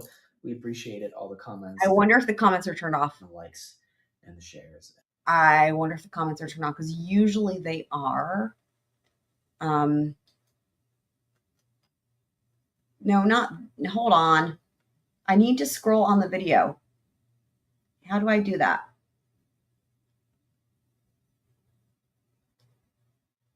I don't know. Well, I have another one queued up. So I bet the comments are turned off. I will check. Everyone, I'm Shalia. And I'm Jeff. And we're talking about the twin flame dark night of the soul. And boy, he does look like he has not slept about a really long time. Holy mackerel. It's the dark night of the soul for twin flames. Oh my goodness. All right. So along your comments are turned off. Spiritual journey. I mean, it is funny how he's like, comment, da, da, da, and then it's like, you're turned off. And there he is with his creepy face. Path, you have probably noticed that you have come across perhaps many instances of the dark night of the soul. I don't even know what that means. Are you going to explain that? And what that really is extremely challenging times that are designed to really test your mastery and to really help you become aware of what it is that you're creating. It's a tool for awareness, deepening your awareness, and loving yourself and making different choices that are in alignment with love. And it's no surprise that on your twin flame journey, you may experience more than one dark night of the soul. And I guess we speak from personal experience as well, where we had, I guess, a twin flame dark night of the soul. I just feel like I keep saying that. Dark night of the soul. I just want to like stamp it Dark on my night forehead. of the soul. Well, yeah, it's when, I mean, it's just when that feeling of like hopelessness and sadness and fear washes over you, and like you're not sure like what's going on in your twin flame union, and you feel like you're losing control. You don't understand what's happening. And what's really going on, what's really happening is you're experiencing massive upheaval because you're aligning with new levels of loving with your twin flame. And these new levels of loving that you're experiencing with your twin flame, that vibration is completely out of alignment with the level of loving that you're currently at or experiencing. And so, you know, for instance, if you have, you know, your twin flame is saying that when you're miserable and all this terrible upheaval, it's because you're getting more loving. Can't you like, oh, you are just lovable. You are so lovable. But you're holding this thought that says, I'm not lovable or loving. Well, guess what's going to come up? Guess what kind of upset you're going to experience, you know? Or, you know, you're wondering why your twin flame won't contact you, and there's like this insane amount of separation right now and just a communication breakdown. Yeah, that can trigger your dark night of the dark night of the soul, because what you're really experiencing is the next level of vibration that is trying to enter into you, into your union. Really, that you're stepping into. That you're stepping into, so that you can claim your harmonious union with not only yourself first, but with your twin flame. Because I said this recently, that being in harmonious union with your twin flame is really about being in harmonious union with yourself. And I think it was about 9 months or something into our union that we were, together and whatnot. I mean, we both started experiencing insane turmoil. Like, we were in this love bubble for quite some time, where like there wasn't like too much upsetting us, or like there wasn't like too much conflict, just like the normal stuff, like who's gonna do the dishes and whatnot. Yeah. Who's gonna make. Apparently their families are like estranged from them. Doesn't surprise me. The bed today, whatever, just normal couple stuff, right? But then, then it started to feel like a crisis was happening, and I thought, oh my gosh, if like we don't pull out of this pain and this upset, like I don't know if we're gonna make it. And I don't know, like she's having the issues were making the bed and doing the dishes. I thought you were saying it was when someone's loving you too much. I'm confused. Recently, that being in harmonious union with your twin flame is really about being in harmonious union with yourself. And I think it was about 9 months or something into our union that we were, together and whatnot.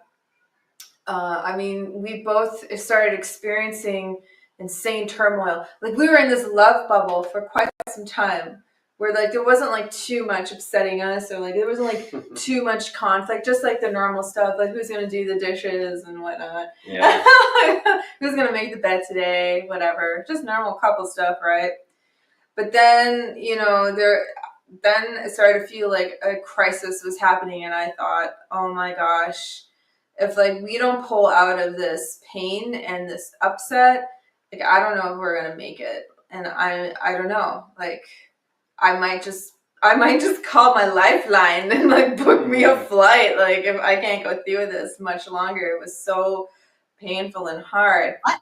But I knew in my heart of hearts leaving Hawaii? What? That it wasn't right to leave. I wasn't being abused, but there was a lot of trauma and deep childhood trauma and wounding coming up for both of us. And like we barely spoke to each other for weeks. And it was really painful. It was my dark night of the soul, with Jeff. Wow, that's crazy. Can you imagine that? Or were they living together and they barely spoke for weeks? How do you even manage that, like logistically? Oh, like I might just call my lifeline and like book me a flight. Like, if I can't go through this much longer. It was so painful and hard. But I knew in my heart of hearts that it wasn't right to leave. I wasn't being abused. But there was a lot of trauma and deep childhood trauma and wounding coming up for both of us. And like we barely spoke to each other for weeks. And it was really painful. It was my dark night of the soul, with Jeff. And, I consulted my guidance, and I consulted my own spiritual teacher at the time. She's since passed. And, we read the energy that, okay, it's going to be over soon. We're just upheaving because we're going to new levels of loving and deeper intimacy. And what true intimacy is about is revealing our soul to each other. And as we were continuing to reveal our soul, and we're continuing to reveal our souls to each other even now, that never ends, by the way, with your twin flame. And that is a driving force in the passionate energy that you experience with your twin. And so as we were revealing each other's soul more and more, and we were loving each other there, more pain and upset was coming to the surface. And then finally one day there was like, boom, this huge breakthrough. and we were like crying and holding each other and hugging and like, you know, cuddling in bed, and just like, it was intense. It was really intense. And that's when it was like totally confirmed, like, okay, we're not breaking up, because it was so bad. I was like, I can't be in any relationship if it's going to be falling apart like this and not getting any better. Like, I'll stick through with it for a while. Yeah. But if there's no sign of improvement and it keeps getting worse and worse, even if he was my twin, we would have needed to have separated again, taken a physical, like real physical space, like in different states, and had to figure out how to come into harmonious union again. But we were very fortunate that it didn't have to get to that point where we had to be separated again. We were able to heal it before it got to that point. And luckily, we've never had that experience again. Like, sure, we've had upsets and, you know, the occasional like really big blowout. Like every normal couple, like we're not like, you know, levitating around the room, owing to each other. And, like, maybe some of you think we have like the most perfect relationship, but that idea of perfection is an illusion. Not if they watch Twin Flames IRL. I'm gonna delete that playlist. No, I'm just kidding.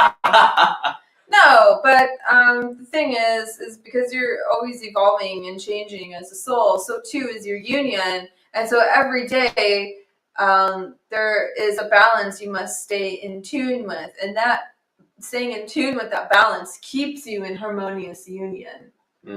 So, but it's natural as a result of who you are. It's not like extra work you have to go through every day. Oh no, it's just another thing that keeps you close to God. But he always talks about putting in all this work. So the best advice that I can give if you're experiencing the dark night of the soul is really to focus on coming into harmonious union with yourself by doing the mirror exercise. We talk about this in our book, and there's a video that we did. I'll link the video for you where we discuss the process of the mirror exercise, because our twin flame is our own mirror, is our perfect mirror. And so obviously they're going through a dark night of the soul too. And the only way to heal that in your union is to go inside and heal it in yourself. You cannot sit on your butt and wait around for your twin flame to do all the healing work. That is not how it works at all. Unless you're You have to then take you can sit on your responsibility butt. for your piece of the healing, and they have to take responsibility for their piece of the healing. If you're aware of it, you're responsible for it. Exactly. So when we were going through our tumultuous dark night of the soul, we took a lot of space, and we were just focused on what it is that we need to do to love ourselves and to heal ourselves. And, you know, when it wasn't time to come together, we'd get in a big fight, and then we'd have to go in our separate corners again, and la-di-da-di-da. So the best thing to do is really just to start taking responsibility for your own healing and your own traumas and triggers, and to use your twin flame as a catapult into deeper loving with yourself. So what Shalia is saying Catapult. very clearly, Insanity. and what must be done, which you absolutely cannot ever get around, is this. Yeah.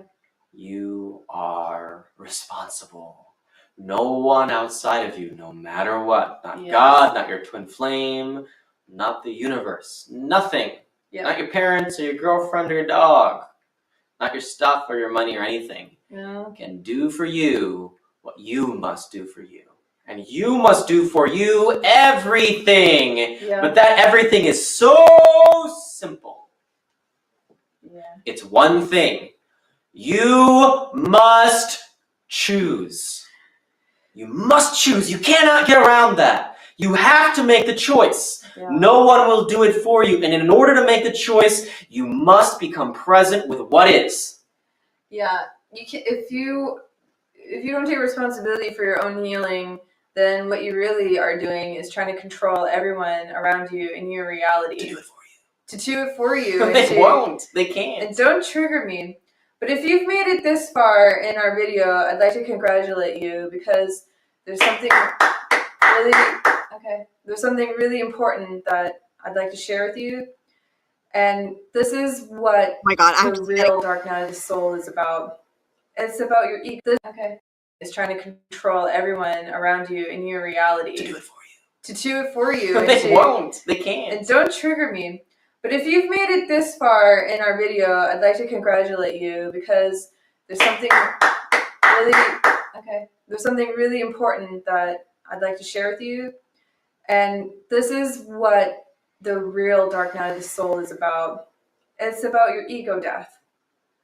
And this is a very beautiful and wonderful thing that you're choosing as you continue to go on your healing journey and get into your harmonious union. Because when we say harmonious twin flame union, the code word is divine love. And what that really means is when you invite divine love into your life, and your twin flame is the utter embodiment of divine love, perfect divine love for you as your eternal lover, best friend, partner, the whole shebang. It means that there's no room for ego, and you cannot ever be in harmonious twin flame union like we are unless you start choosing your divine self. And when you choose to begin making choices out of your own divine self that magnetize your harmonious twin flame union so you never experience another dark night of the soul, you're going to have a profound realization. And this is an inner experience, but I'd like to share with you what happens.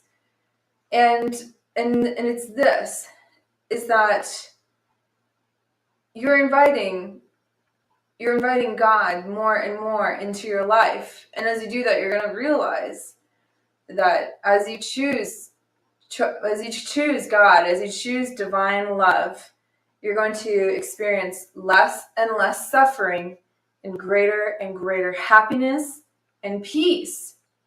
But the belief is, this is the subconscious, unconscious society belief that nobody is talking about, but I'm calling it out, I'm whistleblowing right now, is that people choose ego and people choose separation consciousness, duality consciousness, because they believe that's what makes them feel good, and choosing the divine feels bad. Choosing love feels bad and feels like suffering. I know this because I grew up Catholic, and that's what they believe too. You know, I was born and raised church every Sunday for 18 years. You know, and there's a crucifixion of Jesus right on the altar that's basically epitomizing how people really think about suffering. That you, in order to get your good, you have to suffer. Mm-hmm. Jesus did not suffer, I'll tell you that. In fact, the whole point of him resurrecting on the cross was to show you that there is no suffering. There is no death. There is no death, you know, and that you can't attack my body. It may appear like you're attacking me and attacking my body, but you can't attack me because attack is not real. Because God did not create attack. And when you're aligning with God, your whole reality shifts, because that is the real reality, and you're going to start living from that space of truth all the time, and that is your reality power. And when you live from this place of power, you cannot not be in harmonious union with your twin flame. And you'll never, ever, ever experience separation with your twin flame. In fact, that's going to become an outdated idea. That's going to become an outdated way of being, is being in a state of separation from your twin flame, because you're living in a state of separation from your own divine self. So that is what the whole picture of the dark night of the soul is. I think he's having a dark night of the soul right now. The best thing that you can do is to Sure looks like remain it. in a space. Trust your own divine self, trust God, and trust the higher self of your twin flame cult leaders that you're gonna pull through, and that you are truly making choices out of love. And if you need help, okay, because we've been through this, we've done it, we've been there, we're in a harmonious union, and we can offer that to you if that is what you desire. And if you are tired of experiencing the dark night of the soul, it's fucking painful. That's not fun. That is not heaven on earth. Being, feeling shitty and sad and triggered and traumatized and being separated from They never really define what a twin flame is, but this is the twin flame cult that we have been delving into for like 2.5, 3 weeks because it is hilarious. And these are the cult leaders, and they are being investigated by the feds for criminal activity. And they started a church, and they have a pyramid scheme, and they force people to change genders, and the list goes on and on. Oh, and he thinks he's Jesus. your twin flame. I can't imagine. I don't ever want to be separated from Jeff. That is just, I would rather die and find a way back. Literally, than I knew she was going to say that. I was going to say that actually like as a joke, and then par for the course, I think a thought, or I usually say it quickly enough, of a thing that would be like as a joke, and then literally they say it. Be without Jeff. Wow. Okay. She would rather separated from your twin flame.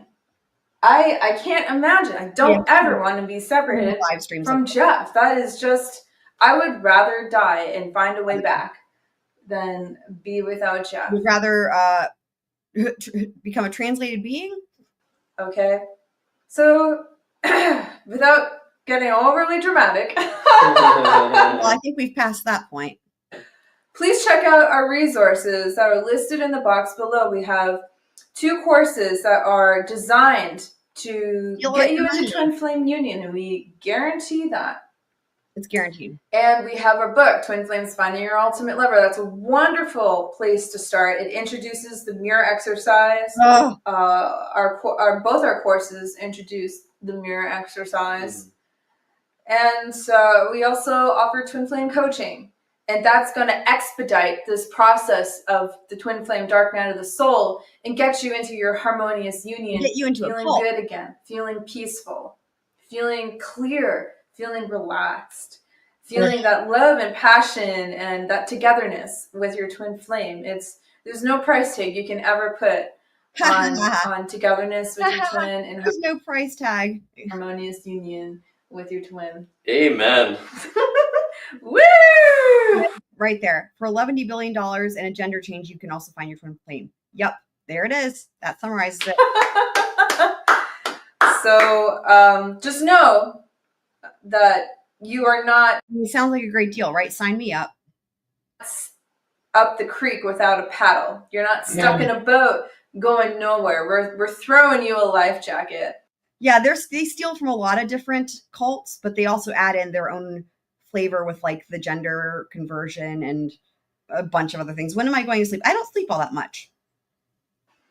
And take the lifeline. Take the lifeline. We're here for you. Okay. So thank you so much for joining us. Jeff, was there anything you wanted to add to this, or? Amen. Bravo. Well, okay. Bravo. Bravo. Yeah, you can do an amen. Bravo. Okay. Thanks. Yeah, that was really good. Oh, LOL. So, yes, so check, like, and subscribe. I will just say this, guys. Moral to the story: don't go chasing tiny waterfalls. is one thing. But I think that'll do it for this live stream. Shout out to IS, who's just joining us and is like, "Is this related to Delphi?" It's like, no. We have tons of live streams where we've been twin flaming, as I now call it. But guys, tonight we have our members only live stream with Never Have I Ever Extreme Edition. It's going to be awesome, super fun. And then there's the after party. So on Discord, we're going to have movie night. It's going to be super fucking fun. So if we might be able to fit in another live stream prior to the members only, but we'll see how it goes with my lessons and stuff. But yeah, there's plenty. sometimes I guess usually we do the twin flaming at the end of other live streams. So if you look for the timestamps, you'll see like, usually some Johnson. Then we do also have there's a members only live stream that was like entirely twin flames. Yeah, it is hilarious stuff. And we just, they have so many YouTube videos that it just never ends. It's a never ending source of insanity / depravity / hilariousness.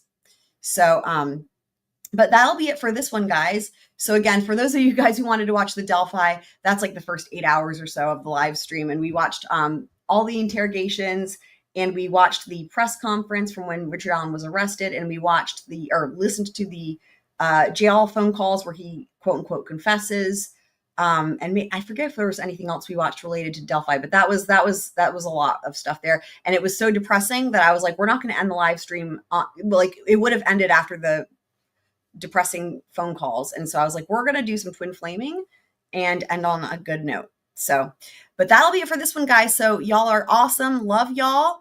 Hopefully see you guys tonight for the members only. But for now, squirrel out.